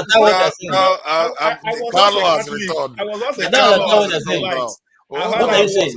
I didn't understand your question. Catholic. Now I've seen the light. Uzo Carlo, are you saying that you are worshiping the blue-eyed Jesus? Hold on now, Uzo. No, is that what you are worshiping? KJ, I had this we just said. He's not answering it too. He's not answering the question. Are you worshiping the blonde hair, blue-eyed Jesus? Listen. Is that what you're worshiping? Listen. Well, before your question, let me just say something to Uzo. Listen. He's not I know be small picking for listening. I go inside. Just like Austin here, I would have been a priest today. Okay? Oh, now you like type will go sit on wisdom. I have a question. I'm this thing. Go the question. See, the question I have for you. See all these ones I'm going to be saying, next your father. All these people say rich road, they drop. Fear them. He's not answering, no. Augustine N, please help us out, because Uzo Carlo is going to run away from this question because he's worshiping a blue-eyed Jesus. It's all right. I don't know. Maybe my brother should go first. I'll also talk about this issue you asked. So the question I want to ask you is that, why do you choose the Jesus of the carpenter, and you are dropping the picture? They chose one. They gave you that Jesus was a carpenter. You have accepted that one. Now, why are you doubting the picture? Now, listen. The picture I'm doubting is because of the way it is being presented. First and foremost, if we go back to the history of the world before Israel was run over, the people that they're presenting their picture right now to us as Jesus and Mary, one of the people who were living in that region at that time. That's one. Two, because he was a carpenter. At that time, there was no power saw. There was no power saw. So it's okay. I want to virtually use the point. So they are to have a point. So I'm coming to, you've answered me. So, forefather, to the question you're asking, when you stop at a traffic, when you see a traffic light and stop, what goes to your mind? Traffic light and stop? Yeah, when you see a red light and you stop, what goes to your mind? That I should stop. You should not move. You should just stay there. Okay. Yeah, it's a waiting point. So you're waiting to get yourself. So is it? So let me come. Is it for safety? Yes, so that police will not be caught by police. For both, it could involve multiple reasons. So that's the problem. So that's the problem. When you are stopping just for police not to catch you, you are dealing with the personality. But when you are stopping for safety, you don't want to hurt somebody. You don't want somebody to hurt you. This is the authenticity, and this is what religion. I don't see I don't see the person of Jesus. I see the person of my fellow human being. I see your face as the person that deserves, that is the Jesus. So you are black. I will treat you like Jesus. If I see a white man, I will treat him like Jesus. So that is what religion gives is, and I have the picture. Jesus took only the body to show us how to live. is not to be named on his picture. No, Sorry. Hold on. He has not fully answered it. You're not escaping with this one. You are going to where I don't want to go. He just dodged the question in a way. Wait, KJ, let me ask you this thing. Where on your mind, where is Jesus from? Where is he from? That is not in dispute now. Where is he from? Like, where was he born? If you read history, you find out that the whole of the world, the whole of the Israel, Africa was referred to as Ethiopia. Okay, so it means that portion. If you go to history, you find out that the canal that they divided now, for which they are calling it's not too long ago they built it. Wait, okay. You don't answer my question. I'm coming. So I'm telling you that if you put that together, you find out that Jesus was part of Africa. It was easy for them to have walked. That was why when Mary gave birth and Herod wanted to kill, they said, take the child to what? To where? Egypt. Africa. Egypt. So it was a walkable distance. Okay. There was no canal at that time. No, do you know why I asked this question, all right? So, do you know why I asked this question, right? Now, he believed that Egypt is an Arab country. Yes or no? Egyptians, all right? Israelis, all right? No matter how you call it, whether Iran or Iraq, are they black or white? It depends. The original inhabitants. They were darker before. They were black before. They are blacks. The Greeks. Is Abraham black or white? Let's make this clear. The Greeks that were Mediterranean people went to Egypt and called them black. I want to get to the bottom of this, all right? The people, the place, the place. You can't get to the bottom. You just want to let it. I mean, little about it. You cannot come to Igbo land now and tell me from over that I'm white. You cannot do that. You see, all this one, this is wishy-washy. They are just throwing mud everywhere. Like, so let's go go to to the point. You are just dodging the question. I wanted to talk about all this dodging behavior. He's dodging the question. He's just trying to buy time. Listen, I have no. Like I said, hold on, Uzo. Like I said, hold on. Wait. I want to ask this. I want to support where I'm going. You see, forefather is always, and there's a priest here. It's always good when we see the truth, talk about it. You know, one of the things one of the edge that the Catholic have is the fact that their priests study very well. One of my best, favorite priests used to be those from the Jesuit priest, the Jesuits. Okay, because of their understanding and knowledge. Now, but it doesn't mean, because you can still read certain things, and because of the order in which you belong, you keep quiet about it. You understand what I'm saying? So now, for me, as somebody who I am a follower of Christ, I have no allegiance to whether you are Catholic, you are CMS, you are this. Black or white Christ? I am a follower of Christ. That my eyes on the cross is not any other place. And what I see from the cross is what I follow. I don't understand what I'm saying. So I'm not trying to put anybody down or what you believe, what you don't believe, okay, or which denomination you belong, because that is the denomination that have kept us divided. But let's leave all that. I'm just saying for my own personal study, this is what I've discovered. You're not bound to accept it. You understand what I'm saying? So nobody dragging your color of Jesus Christ with you. Carlo, let Augustine talk. Let Augustine talk. Wait. You have been blocking everybody all day. You don't want to Augustine will talk. Let Augustine talk. Augustine will talk. Wait, he's not going to let them talk. He's gone into his Carlo mode now. What happened? He's not going to let people talk. I just ask this. Sometimes I used to be disappointed. All right. For that touch it, he said, "Well, we'll touch it in different levels." I remember we had I always tell you why you get it so wrong that the Dominican friars here in the United States. They bring the Dominican order down to Nigeria with what?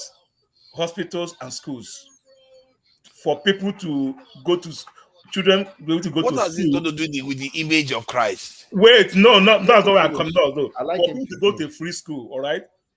Best treatment so far. They call it too long father. Best treatment so far in where I was, the hospital and the schools. But these days now, the poor people cannot even afford to go to the hospital anymore. The poor people cannot even afford to go to that school anymore. They are still making money. Then I'm going to ask myself, what is that abracadabra that have gone under the water? Nobody knows that everything we believe on, we see it like, what Dominica is my parish. In Nelson Dominic Yaba, St. Jude, our parish. I go all the way to Badon, so I know all our belief then was to live as a Dominican priest. But we see it since even some of our colleagues right now that contributed a lot, their child cannot even go to that school or get a good attention. Is it the problem of the government or the problem of the order that is doing that? That's something that. So it just changed the topic. Yeah, he just changed the topic. Let the first of Augustine. Let me Yeah, the first topic and we'll talk about this second. Thank you. The point is this, if let's say for example we are standing in a line where 100, I give you an information, you tell the next person in front of you, then you translate it right up to the number 100 person. If you ask that number 100 person what the first person said, it will be different a little bit. So it therefore means in translating information, we sometimes might destroy the real text of the information. Translators and writers. Good. Now, this Jesus you are talking about, even if there was a picture of him in those days, if there was an iPhone, if we try to translate it over the years, it will change. So most of the time, as I said, I'm not a Reverend Father, I may not speak much on this, but most of the time, that image you have there is not for you to look at that person. They look at the thing behind that person. So that image you have there is not, for me, it may not be the real Jesus. Some people paint it black, others make it big, others make it small, and they change it anyway. But this God we are talking about is a spirit.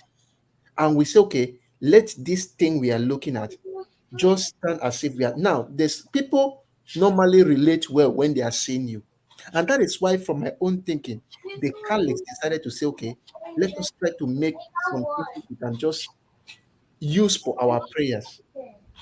But if you go to the Christian faith, the churches, or maybe I don't know, maybe Father can tell me on this. The church will always want to tell you that there is a very thin line, very thin line between that image you are seeing there and the spirit.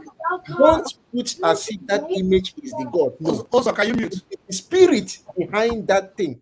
It is the spirit behind that you should be looking at. So when a Catholic, maybe like some of us, maybe in the Legion of Mary, we go sit down in front of the grotto and pray. We are not praying to that statue there. No. We are praying to the God that represents that thing you think you are saying. So the whole carving and all those things, as I said, if you don't study this very well, you will feel as if I'm praying to that thing. No, you are not. That is the first part. So you should try to distinguish that very well, because you don't use the glory that is meant for God and you give it to some of those things. So don't look at those pictures, whether they are black, red, or this and this, but we look at the spirit. That's the first one.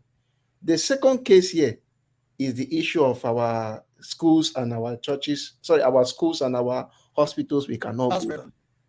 Look, the truth is that, look, I don't know whether whenever we do things the right way, when you enter Nigeria, we go spoil them. The issue is that most of the time in the church now, even in Nigeria, I attend the church very well. We have misplaced our priority too much in Nigeria. Beginning, even whether it's the bishop or the reverend fathers or the pastors or this, sometimes we see the church now as a money-making event. We will just see a little bit about this little preaching. Then the next thing is that now is the time for this. As we know, before you won't realize, it starts being sucking of money, in such a way that sometimes, if we have hospitals like this, the poor may not go to those hospitals. And I feel that the Christendom, beginning from the local church, which is the diocese, if we have hospitals like this, If it's a case where you want to do collection in the church to subsidize some of these treatments, in such a way that the local person can get treatment from those hospitals, then I think that is what I would love. Because I know that, look, no matter you want it, healthcare services is expensive. And since the government does not do it, they will let's find a way to do it. But the only problem I have is that sometimes the church has emphasized more on the money than on even helping the souls. Even going to evangelism, and the church has reneged from that, and they're now looking at the money, the money, the money. But I am here in this part of the world. The money that comes for offer, as I said, Abiota boy, I see all those things, is very little. There was one that asked my Reverend Father that in this part of the world, we want to get money to even they do some of this when I do like this. He told me that it comes from contribution, where people may just pop up and say, okay, I'm giving you $5,000. I'm giving you $1,000. I'll tell you, no matter how crazy it is, me like this, I give money to the Cardinals Appeal. I pay the Cardinals Appeal because I know they know they get the money like the way we used to do it in Nigeria. So I give them money for the Cardinals Appeal. And sometimes some of the church, some of the hospitals, I don't know, maybe if I'm wrong, tell me. There is this St. Jude's Children's Hospital. I don't know whether it's controlled by the church. Yes, it's St. Jude's. Yeah. Good. By the church, I know that one is for healthcare services, and they do it for free. And that's why sometimes I still squeeze some money and give it to them because I know that they will use the money well. That is what we need to be replicated back then. It is not a money-making event to buy SUV. It should be serving the people, not making money. That's why you see some Reverend Fathers, pastors, they are not even called billionaires. They get excess money, but yet when somebody come and say, I beg, give me 1 tuber of yam, I'm dying of hunger. Sometimes even if they have it in the parish, they won't give you. So that's just the problem I see I have. From what I've seen so far, hold on now.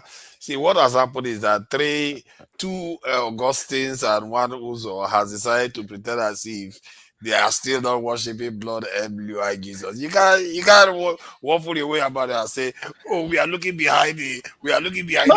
Fafana. We are not looking at the. I don't want to go into this region's discussion. The way you understand yours. Let me finish my point. I let you finish your point now. I'm letting you finish your point. Point I'm making is that I'm not going in India, man. point I'm making is that Europeans, when they encountered the religion, they knew it wasn't their people. They Europeanized it. What you are not doing is that you left it the way you want to Africanize it. You left it the way they kept it.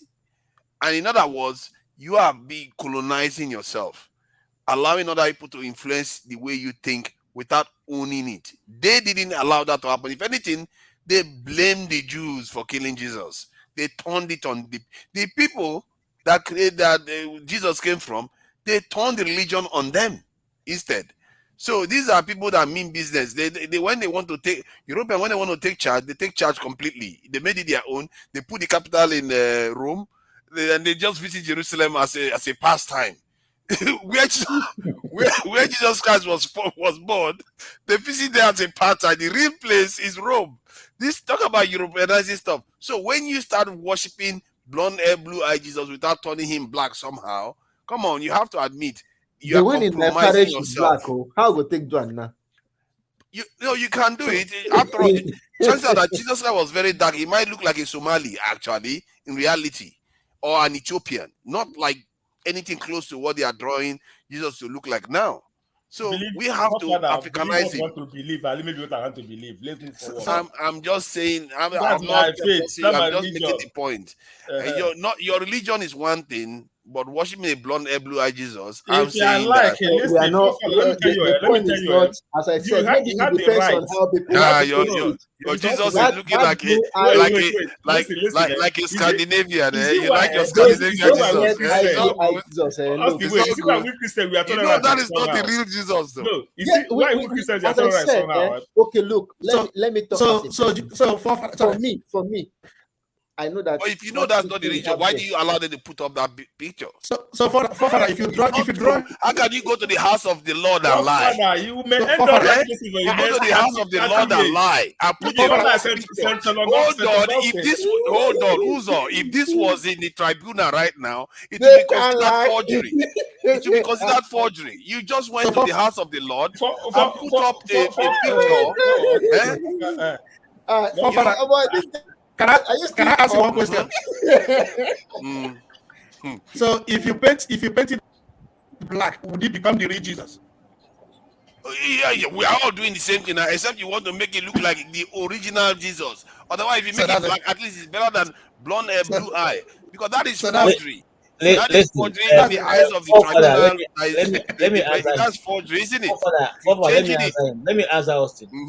You see, you fortunately are dealing with somebody who has also been in this thing before. There's something Uzo said right now, and if I dig into it, no, it's Austin that said it.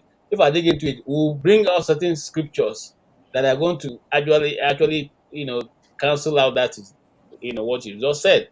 But that's not where we're going. You see, I want to be very mild about this because I'm sensitive to the fact that this is people's belief. Okay, I may not be a Catholic right now, but I'm a Christian. It's not even about Catholic. I'm coming. Hold on, sir. You asked a question, which is very important. Now, majority of people who are educated in Nigeria, okay, at least in the 80s, the 70s, 80s, even before that time, if not for the help of the Catholics, majority will not go to school. I remember that even where I went to school in Makurdi, the primary school is called Holy Ghost Primary School, and it's still in existence, run by the Catholics. So we cannot take you have classmates? Of course, I have classmates. In fact, we're even still in touch with some of them. So I have classmates. But the thing is this, they have contributed. See, no matter sometimes I have been in a forum where people want to, castigate certain people. I say, no, you can't do that. You see, knowledge is transactional. As we go up, more understanding comes in. And as you understand, you build on what you know. So what my dad knew when he was alive is not exactly what I will know now. I will have known more than what he had known because as events are unfolding, in fact, let me not even go far. We are at the information age. That means information is at your fingertips right now. Whether wrongly or rightly, you can get any information you want. If you can't get it on this open web, you can go to the dark web and look for it. Those of you know how to get to the dark web. So everything is at your fingertips. So what they know at that time has become a bit not obsolete because you need a foundation to build on what you know. So that has become a building block. But I think as we advance, we know more. Look, the truth of the matter is that the issue of religion is very sensitive. And when I discuss it, I try as much as possible to say, look, if you believe in the picture of Jesus and it's working for you, great. Okay, I have no problem with that. I only shared my own personal opinion about it. And that doesn't mean that I am probably right. I may probably be wrong, but this is my own personal opinion about it. Okay, and so you could see it from a different point of view. But if you look at history, we try to look at what secular history wrote about that time and about what the church, maybe the Catholic Church, I would say, because they have more of those records, wrote also about themselves. If you marry them together, you get to what some of the things are presented here.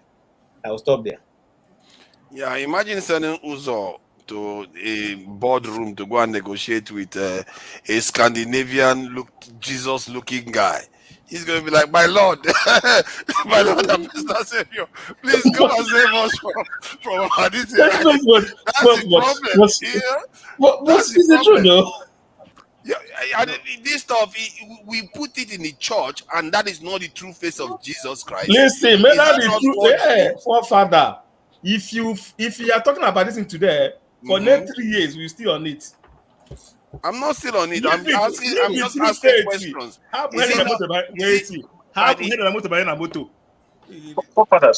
is the purpose of what is forgery? I know. Yeah, go ahead.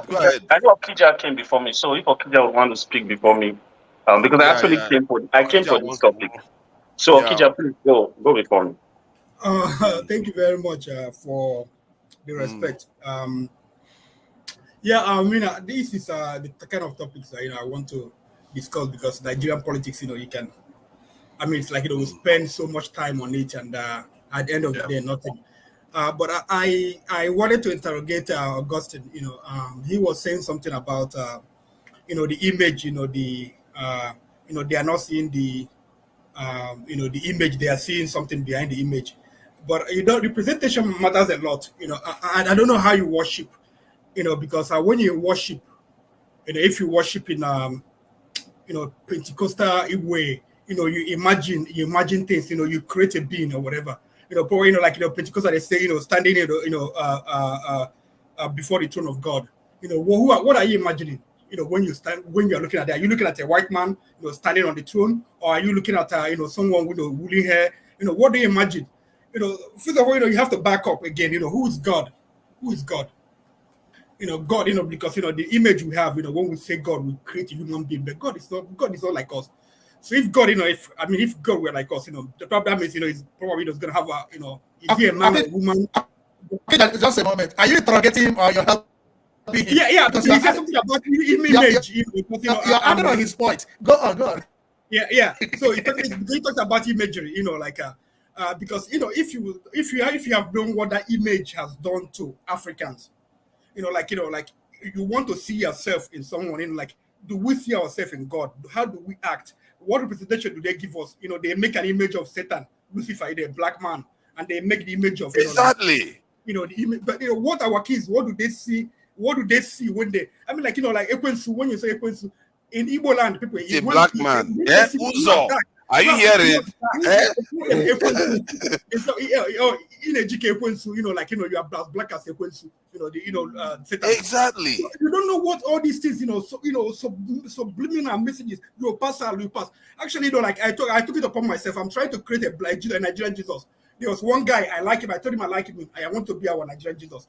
So I was like, we're gonna make a movie. When I have money, we're gonna make a movie.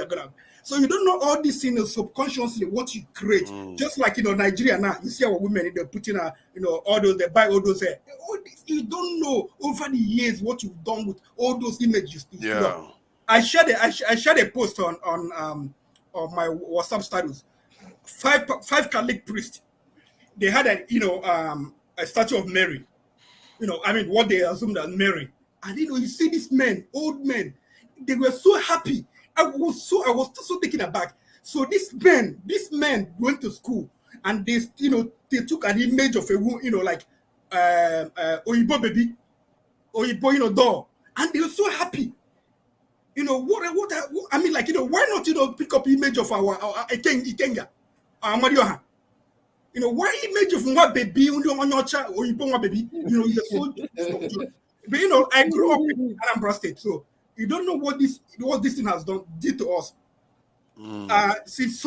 Growing up, someone would say, that Mary appeared. There was a house, I think in Omonia, Anambra State. They say Mary appeared. They look the glass. The man, did his house, so put some new glasses, kind of new. So there's something appeared like they looked like that image what they see Virgin Mary. And the people were congregating. They started collecting toll.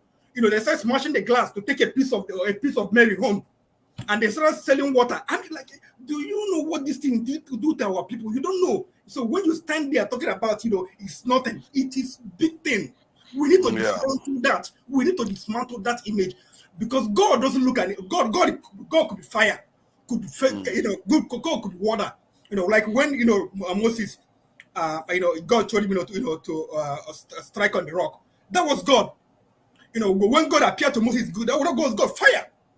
Like me, I'm a Pentecostal. So, but when I imagine God, I don't imagine all those things for people. So if you you're imagining that God like that, does he have penis?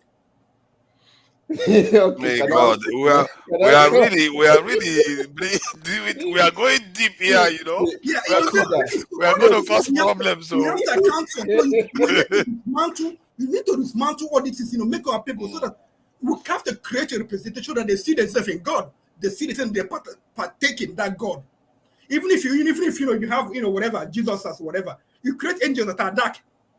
But I don't know. I don't know how you guys see it, but to me, it's personal to me because I've seen devastation in Anambra. I grew up in Anambra State. Anambra State is split like Roman Catholic and Anglican. There was so many divisions. I mean, one of the worst things that happened to our people, one of the worst things is Christianity happened to our people. Let me say something. Let me go deep a little bit. I don't know if you've read Arrow of God. Arrow of God by Chinua Achebe. What happened in Arrow of God? Is this. Ezolo was the chief priest. In Igbo land, the chief priest, after harvesting of yam, the communities they give him yam, so he keeps the yam, and then I think every week or whatever he eats one or whatever. So that correspond when the yam finishes, that will correspond with the harvest of new yam, harvest of the next new yam. So when the chief priest came, the white men they wanted to convert him to Christianity. He said no, so they took him. I think that's how. Yeah, I remember. I think that's what happened. So they took him, and when they took him, he wasn't eating his yam.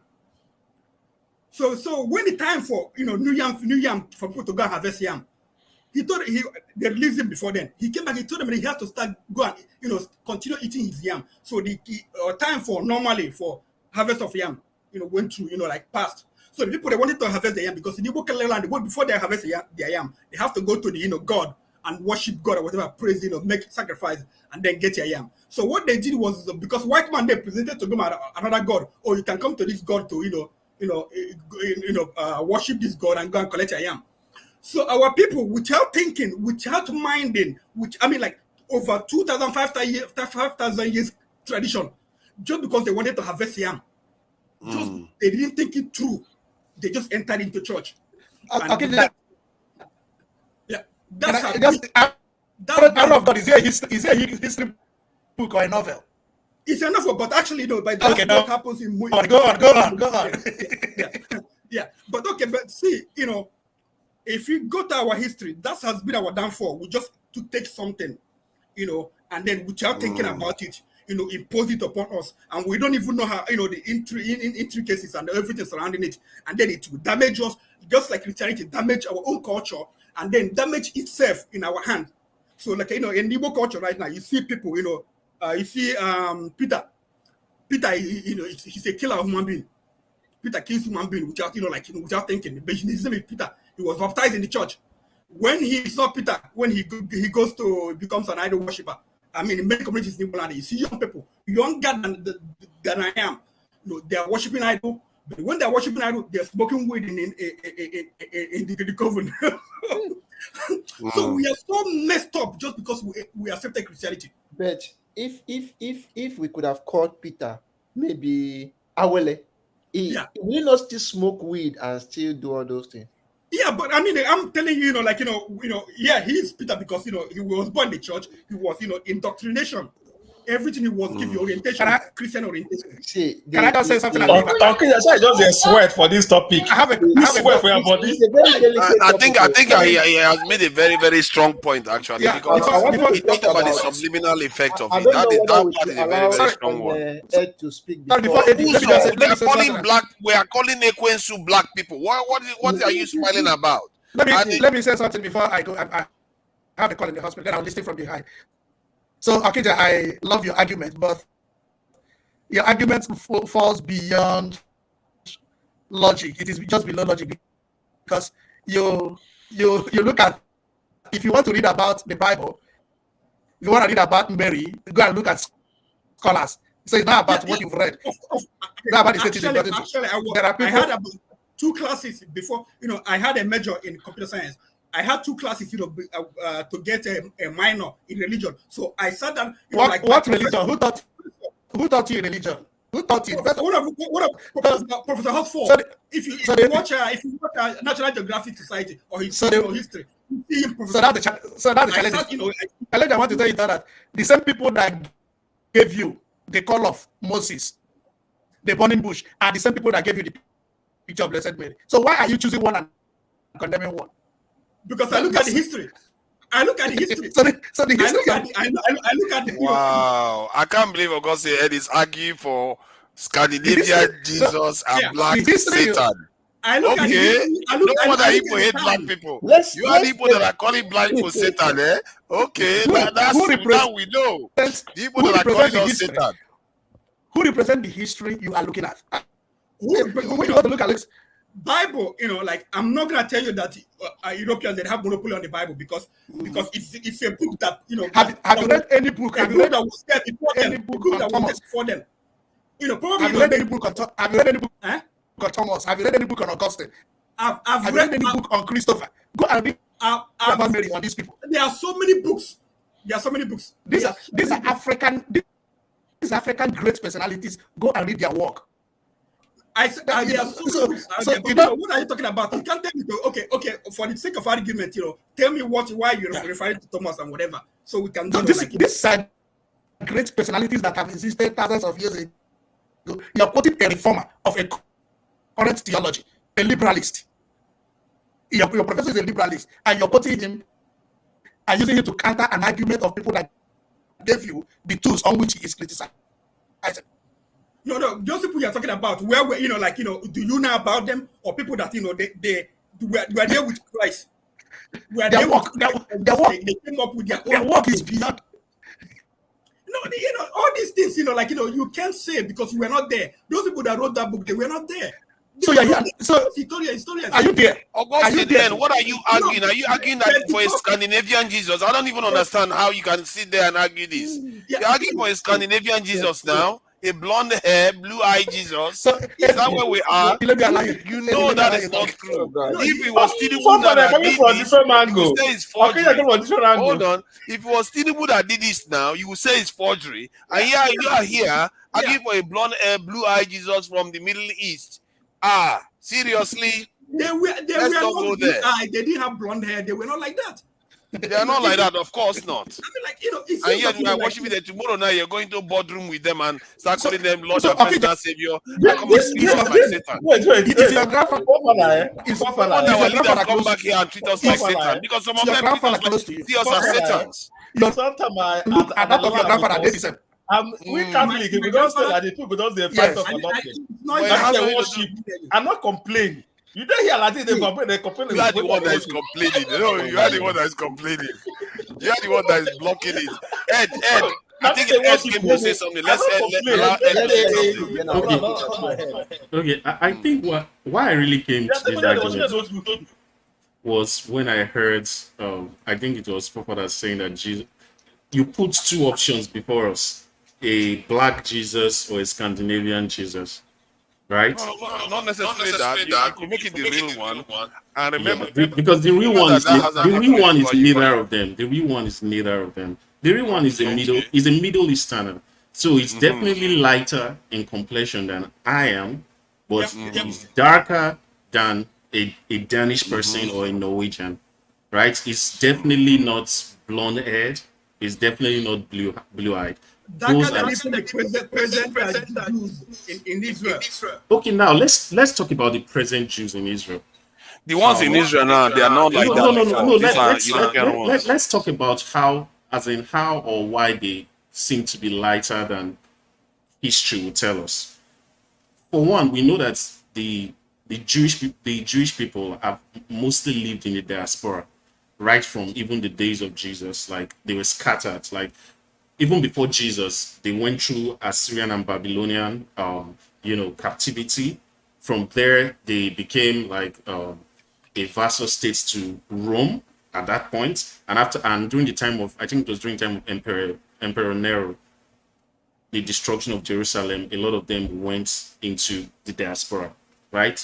So what has happened over the years is that going into the diaspora, relating with other racial groups, like the Romans, the British people, the original like Caucasian British, has kind of changed their physical appearance in the terms that genes have mixed, just the same way you see a lot of light-skinned African Americans today, right? Because just within like the past 300 or 400 years, where there was slavery and now they are free people, a lot of them have been products of intermarriages between the white and the black. So of course, the Ashkenazi Jews, as we call them today, they would not have pure Middle Eastern presentations in terms of their physical look, right? So I guess that answers your question. But that does not take away from the fact that Jesus was a Semite, a Middle Easterner, who I can also give you the points that Jesus was definitely not as light as the average Jew of today. And there are so many reasons, should I use demographic? Not really, geographic reasons why that would be the case. First, I can also tell you that our ancestors were not as light-skinned as we are now, even though we are pure Africans. Like, I'm very sure that I don't have any white person in my ancestry, but yet I believe I'm way lighter in complexion than my ancestors from 400 years ago. Because first, the amount of work that I do is not as much as the one they did. They are more exposed to the elements, right? So that should definitely explain how Jesus Christ would not be a black person, but maybe would be a dark-skinned, or let me say a brown-skinned Middle Easterner. So on the question of how the Europeans have used this whole thing to manipulate white people, black people, to me, I actually sympathize with the stories I've been hearing, like the one shared by Okija and Okija. But I think the moment I started being able to like read and develop as in logic and reasonable line of thoughts, I never ever thought Jesus was a white man. You know, I probably last thought about Jesus Christ as a white man when I was in primary school or maybe early secondary school. It's never, and I have been a Catholic at some point, even though I'm more or less a Pentecostal Christian today, right? It never really, because I knew that Jesus Christ is from Israel, and all I needed to do was look at the map and see where Jesus Christ, where Israel is. So whoever was deceived probably did not read their Bibles. That's one, or they probably were not like educated, and I mean they were not, as in they did not do their studies, which is just basic. It's just the same way that I see a lot of Christians today who tell me that their pastors swindles them.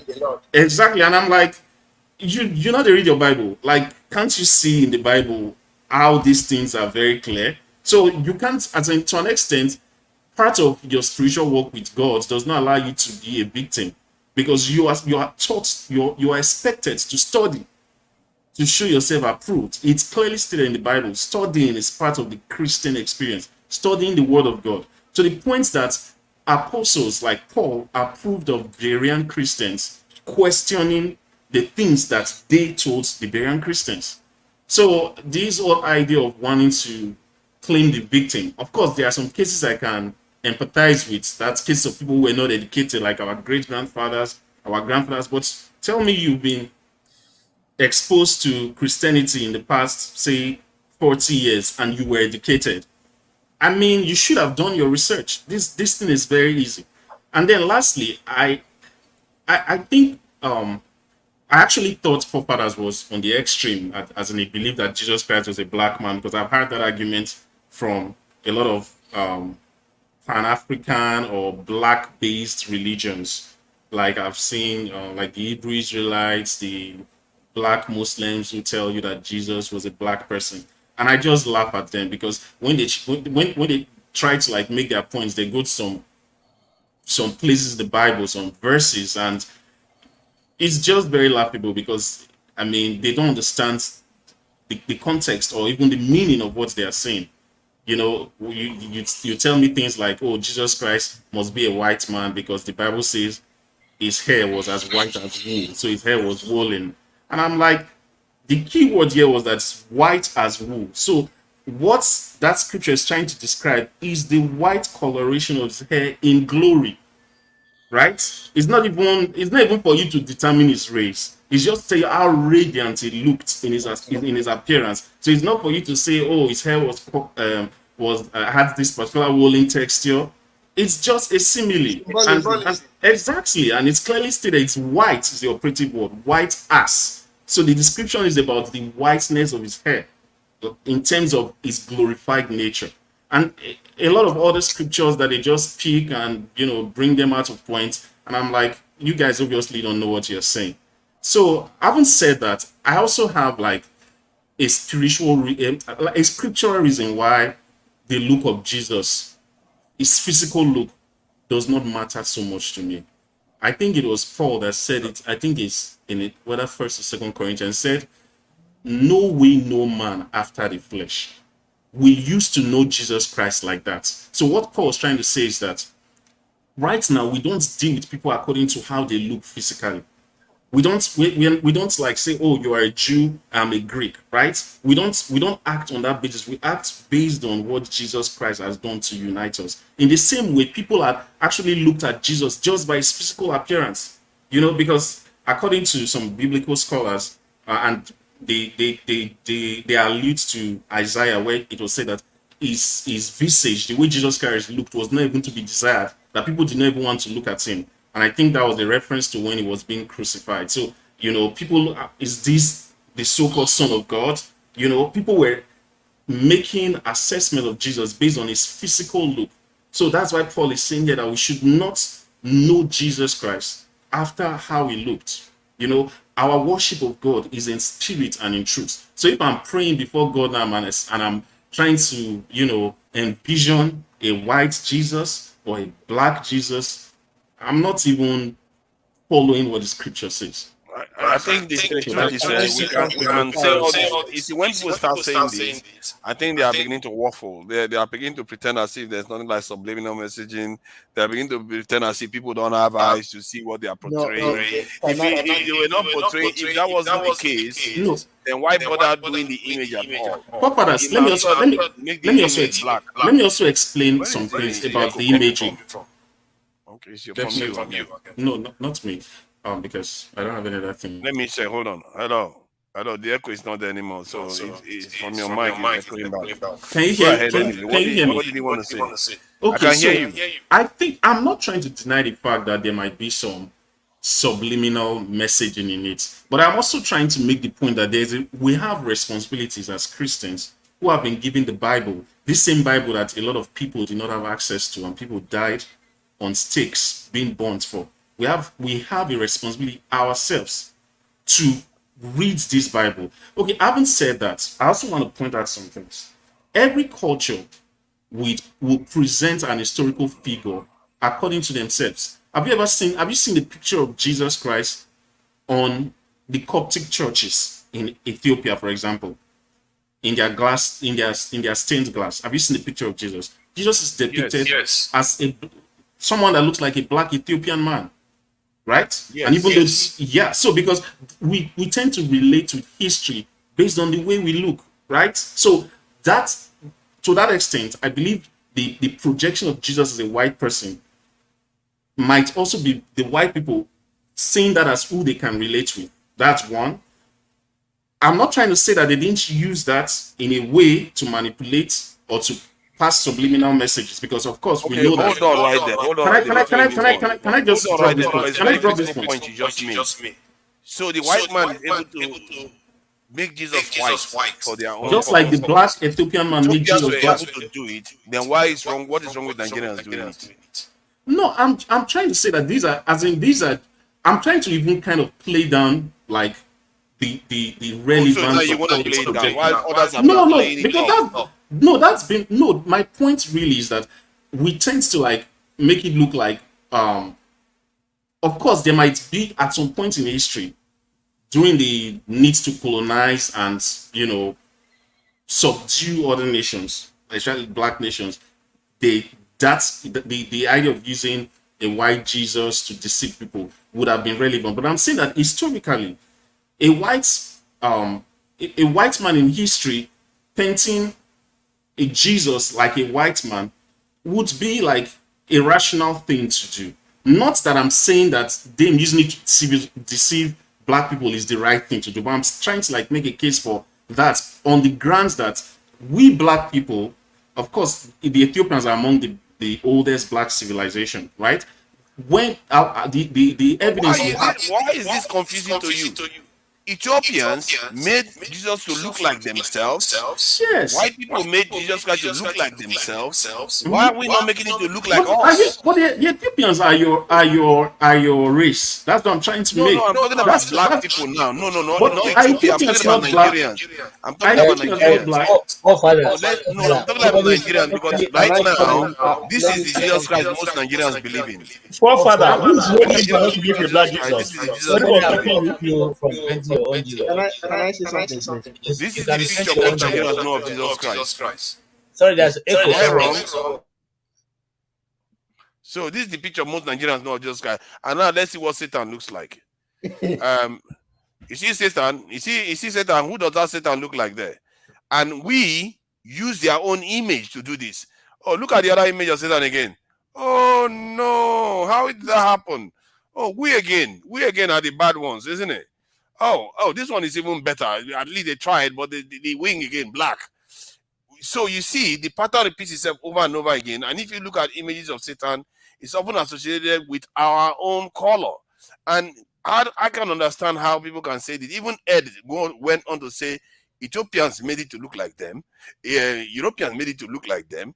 It's only us, West Africans, Niger Congo, that see Jesus Christ as this. But my point is also that it does not, as in, it should not even be an issue for you. Like, it should not be an issue for you, like, to Why even be not? thinking of how Jesus Christ looked. Why not? Right? Or trying to paint him, because again, Augustine, please, let me quickly make one point. Let me quickly make one point. Let me quickly make one point. Okay with the Satan being the black person. He can make I never made that argument, forefathers. No, but I never you're made saying the that argument it's about. not, no, we I'm shouldn't saying that necessarily it's not worry even. about Jesus Christ black. See why it's not important. Even God told you not to make any likeness of Him. So why should you even be concerned about the painting of Jesus? No, God, as it's part of the 10. It's part of the 10 Commandments. Did you see anybody make God? No. But Jesus Christ is God. Is as in is Yeah, is but one. the physical one, that one is like to come down this on argument. No, I think you are waffling. You see, this kind of waffling is not suitable because you see other people putting have words in my mouth. No, see, you said it yourself, and then you went on to say, "No, let's leave the Jesus Christ disembodied." No, it's not disembodied. We know how Jesus Christ truly look in Nigerian people's mind. He looks like a Nordic-looking guy with blonde hair and blue eyes. And if you don't want to change that, and you prefer to leave it like that, and have black people looking like the devil, I can't help you, but disagree. So the point is, I wanted to. I don't even look at the black eyes or the red eyes. Or I wanted to talk with Okija. You know, he mentioned about the evil that the how will I call it, suppression of people's mentality by religion. Really, the fact that I bought a new Bugatti and I had an accident does not mean that the Bugatti is a bad thing. And I mean no use and well. So generally, as I said, we have been in the church and we have seen what happens there. Sometimes some people abandon the teaching they are supposed to teach and teach as themselves. They don't teach the word, but they use their authority as reverend fathers or as pastors to pass the wrong message. And that's one thing that has seen people in Nigeria being suppressed. This issue of my pastor said that, my reverend father said that, as we keep on growing and being intelligent, I always tell my friends, if you like, may bishop or pope do what he want to do, that one concern her, no concern me. Me, I know exactly who I want to pray. I pray to God, I pray to Jesus Christ, and that is it. Whether my pope or my bishop or what do anything, that one concern them. As I said, if you come maybe like Anambra State, the Eastern region, and everywhere you go, sometimes the reverend fathers or the pastor, you self, you go there for church. When you go school, you go know. You go see the one pastor will talk, you say, no, this one not correct. Maybe they no go challenge them openly, but you go no say, no, this one is not true. So it is bad that the church will use the platform of the church to do those things which are crazy. But it no mean say, now so church make a man be. I'll tell you, even when you go to the olden days, There are some times in the olden days that the church committed crimes. I will tell you the truth. I read the Catholic books and I know most about them. There are cases where the church committed a lot of crimes, and that's why somebody was saying today that even the Pope has to go to some certain place to ask for forgiveness because the church messed up during that time. They know me say because the church messed up during that time, it means that nothing is okay about the church. There are some things which are good, and as far as the worshiping the picture or the blue eye, the Pentecostal, that we just imagine that Jesus Christ around, we feel the presence. Yes, that is true. That is very okay. As I keep on saying, even for some of us who are Catholics, you don't look at that thing which is there. No, you feel the presence as you are trying to say that, okay, I'm praying to God and I feel the presence. Not that thing that was made. That thing that was just made. You see, once you start going there, yeah, that see. You can say that all you want, but you know the image. Okay, if you are so look, the image I look literal, as the I want to borrow from what the Ed images. said, since when I started reasoning, that's why I feel a little bit bad because some people may not have been educated the way we have been. Since I started reasoning, I know exactly what is true. Why did they put the image there at all? Why do you need the image? Why do you need the sculpture? If you want it to be an idea, don't put the image at all. Can I say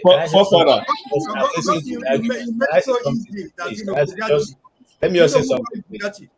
Let me say something. Small baby know the Bible Bugatti. Bugatti was bought by somebody who has money, who has conscience, who has a sense of reasoning. You born a Pekin, you teach him religion, you stuff this into him, and then he turns out, for instance, people who killed Deborah, in the north, you say that he didn't buy Bugatti. It was something given to him. Okay, let me say something. And they teach them to think that our people, we are the devil. What I'm Can I say something? Can I say something? Hold yes. On. You see, if you study theater, there's something we call willful disbelief. So when you take your money and you go into a theater, you are suspending your understanding at that point and giving yourself the impression that what you are going to see now is reality. Even though you know that in your real sense of understanding that what you are seeing is not true. But you let your emotion flow with the drama, you let your anger grow with the drama. In fact, you're even ready to agree at the conclusion of the drama that is how it should have been. Or you may disagree, even though you know that everybody who is on that stage is putting up an act. That is one terrible thing that happened to us in Nigeria. Majority of us will go to these various churches, and that's where the problem is. We suspend our belief and hand it over to the priest or the pastor and say, whatever you tell us from now going forward, it is the final, which it shouldn't be. Now, for those of us who read a little bit, if you are a Catholic, you will have known, if you read Catholic history, you know that there was a time a woman was a pope. She took over the papacy. All right? But was it God? No, obviously not God. So people play a part. God may give me a good message. I will decide to color it the way I want because of my personal idiosyncrasies. It's coming from a vessel that is not clean. I will deliver it the way I understand it. Okay? I will even tilt it to suit me. Maybe he said to me, oh boy, this pastor, you have been doing this thing you are doing. I will go and you see, how many of us know that there's a scripture written for pastors, not for the congregation, but we use it every day. You rob God. Look at this. You rob God. Yeah, sorry, go ahead. Many of you rob God. How do you rob God? By not paying your tithe and your offering. They say, bring all your store, your this thing to the storehouse so that was a Malachi written for the priest. For the Levites, The Levites. Okay. Did you see what this one say? Carnal man can't perceive the things of the spirit. This argument will not get anyone. They remove the images and the sculptures. If it's so spiritual, remove them. So there's no carnality in this thing. Listen, I don't think we are, because Ed has put a lot of information out there, and it is for people to take and research if you want to. Okay, you see, we come to, like I always say, when we come to this platform, we come to learn. Okay, it's not because anybody knows it all, but what he has put forward today, I even fear to put it because I don't want to go through all this, being dragged here and there and there. But there are many truths. God is restoring truths in the body. And anybody who tells you that the religion was formed by one certain, like Okeja is trying to say, no, it's our people. We colored it. We colored it. We put our own jara into it. You see, they say the gospel came to America and became prosperous. But it came to Africa and became billionaires. We turned it around. Kenneth Hagin owns 1 or 2 planes. In Nigeria, we own more than that. It is because of our personal idiosyncrasy, like I said, from our own personal point of view. Yes. Is God using some of them? Yes. Will God continue to use them tomorrow? Yes. But again, the message is for you to check, filter it, and get to the truth by using the Bible to back up whatever you're putting out there. Thank you. Okay. I don't know how we fell for this one. No, this is bad because no. Listen. We fell for Christ, looking like a black man is the Satan, and the white man is God, and we think it doesn't matter. Don't blame white man for everything. I'm not blaming him. I'm blaming can I say something? Uzo that refuse to think that black people are not Satan. Have you watched Nigerian movie? Anything bad was associated to the black. Anything good because of this conditioning. That's why this is what we are talking about. This is the conditioning we are talking about. Or earth is this we use. Darkness represents bad. Exactly. But yet, darkness is where we go to sleep. Darkness is where we are born. But darkness means a lot of things. If they tell you how many things that are done in the dark, without darkness you can't live. But yet we've now associated it to us and bad thing. If I look at the images of Satan, if I put everything dark, we are the black Satan. And the other which that's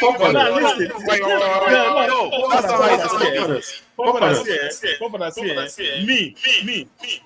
I don't argue with things that beyond my own understanding. I only argue what I understand, the way I see it to be. I'm a full Catholic. All right. This is there's a time Bishop Okoje come to my parish after someone contributed money to build a school.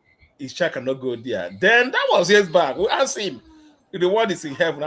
They asked him which heaven. When my child cannot even attend the school, say which in what would I get in heaven? It's like a joke, but this is like 18, 19 years ago. Yeah. We asked you this question. Where it's okay, put more money, what you do in heaven. That's the which heaven. And what is that? If my child cannot go to that school and sit on earth, I cannot even afford the school I put money on for my child to attend to it. How may I watch child? So for me, I don't argue on the things of the Bible, things of the world. And we can continue arguing this until the kingdom come. We can never see the end of it. But for me, I believe in as I said earlier, my grandfather didn't serve the white priest. He was a cook when the white priest came. He died at the age of 105 years. He never drink. He never offended anybody. He doesn't go to church. He doesn't read, but he read Bible. He know Latin. He see everything. All right. Yes. He was upright man. He stay his own. All right. Doesn't go to church. Even when the Reverend Father, we say no. He's on his own. He's not. You see, every morning he have his own or where he pours some whatever he does. But this man read the Bible. He still does his own thing. He was upright man until he died. He was upright. Yeah. Now I take back to myself. All right. Do your good thing first. Whatever you call something, so shall it be for you. If you call a fan, rolling fan, yeah, God, one day that fan will decide to talk and answer you. All right. Whatever you call something, so shall it be for you. So anything I call something for myself, leave it for me. All right. Anything you want to call your own, anything for you. But one thing I don't like, I will tell you is that we believe that the angel, Satan was a fallen angel from heaven. And they know that all angels are handsome and white. Why is the one that come from heaven now become black? Exactly. Paint. Right? And do you know what white truly is in terms of physics? White means that it doesn't absorb light.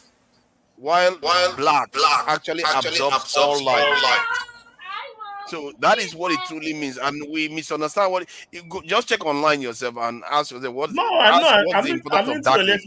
Darkness is very, very important in when I life. use black wire for anything, now here we are still my energy, right? Not even the positive. So let's leave that issue. Let's move on. First, I believe that this is not. I believe you are holding. You are holding on to the vestiges of an ideology that's even fading away naturally. Because, for example, a lot of Pentecostals don't even have imagery in their worship, right?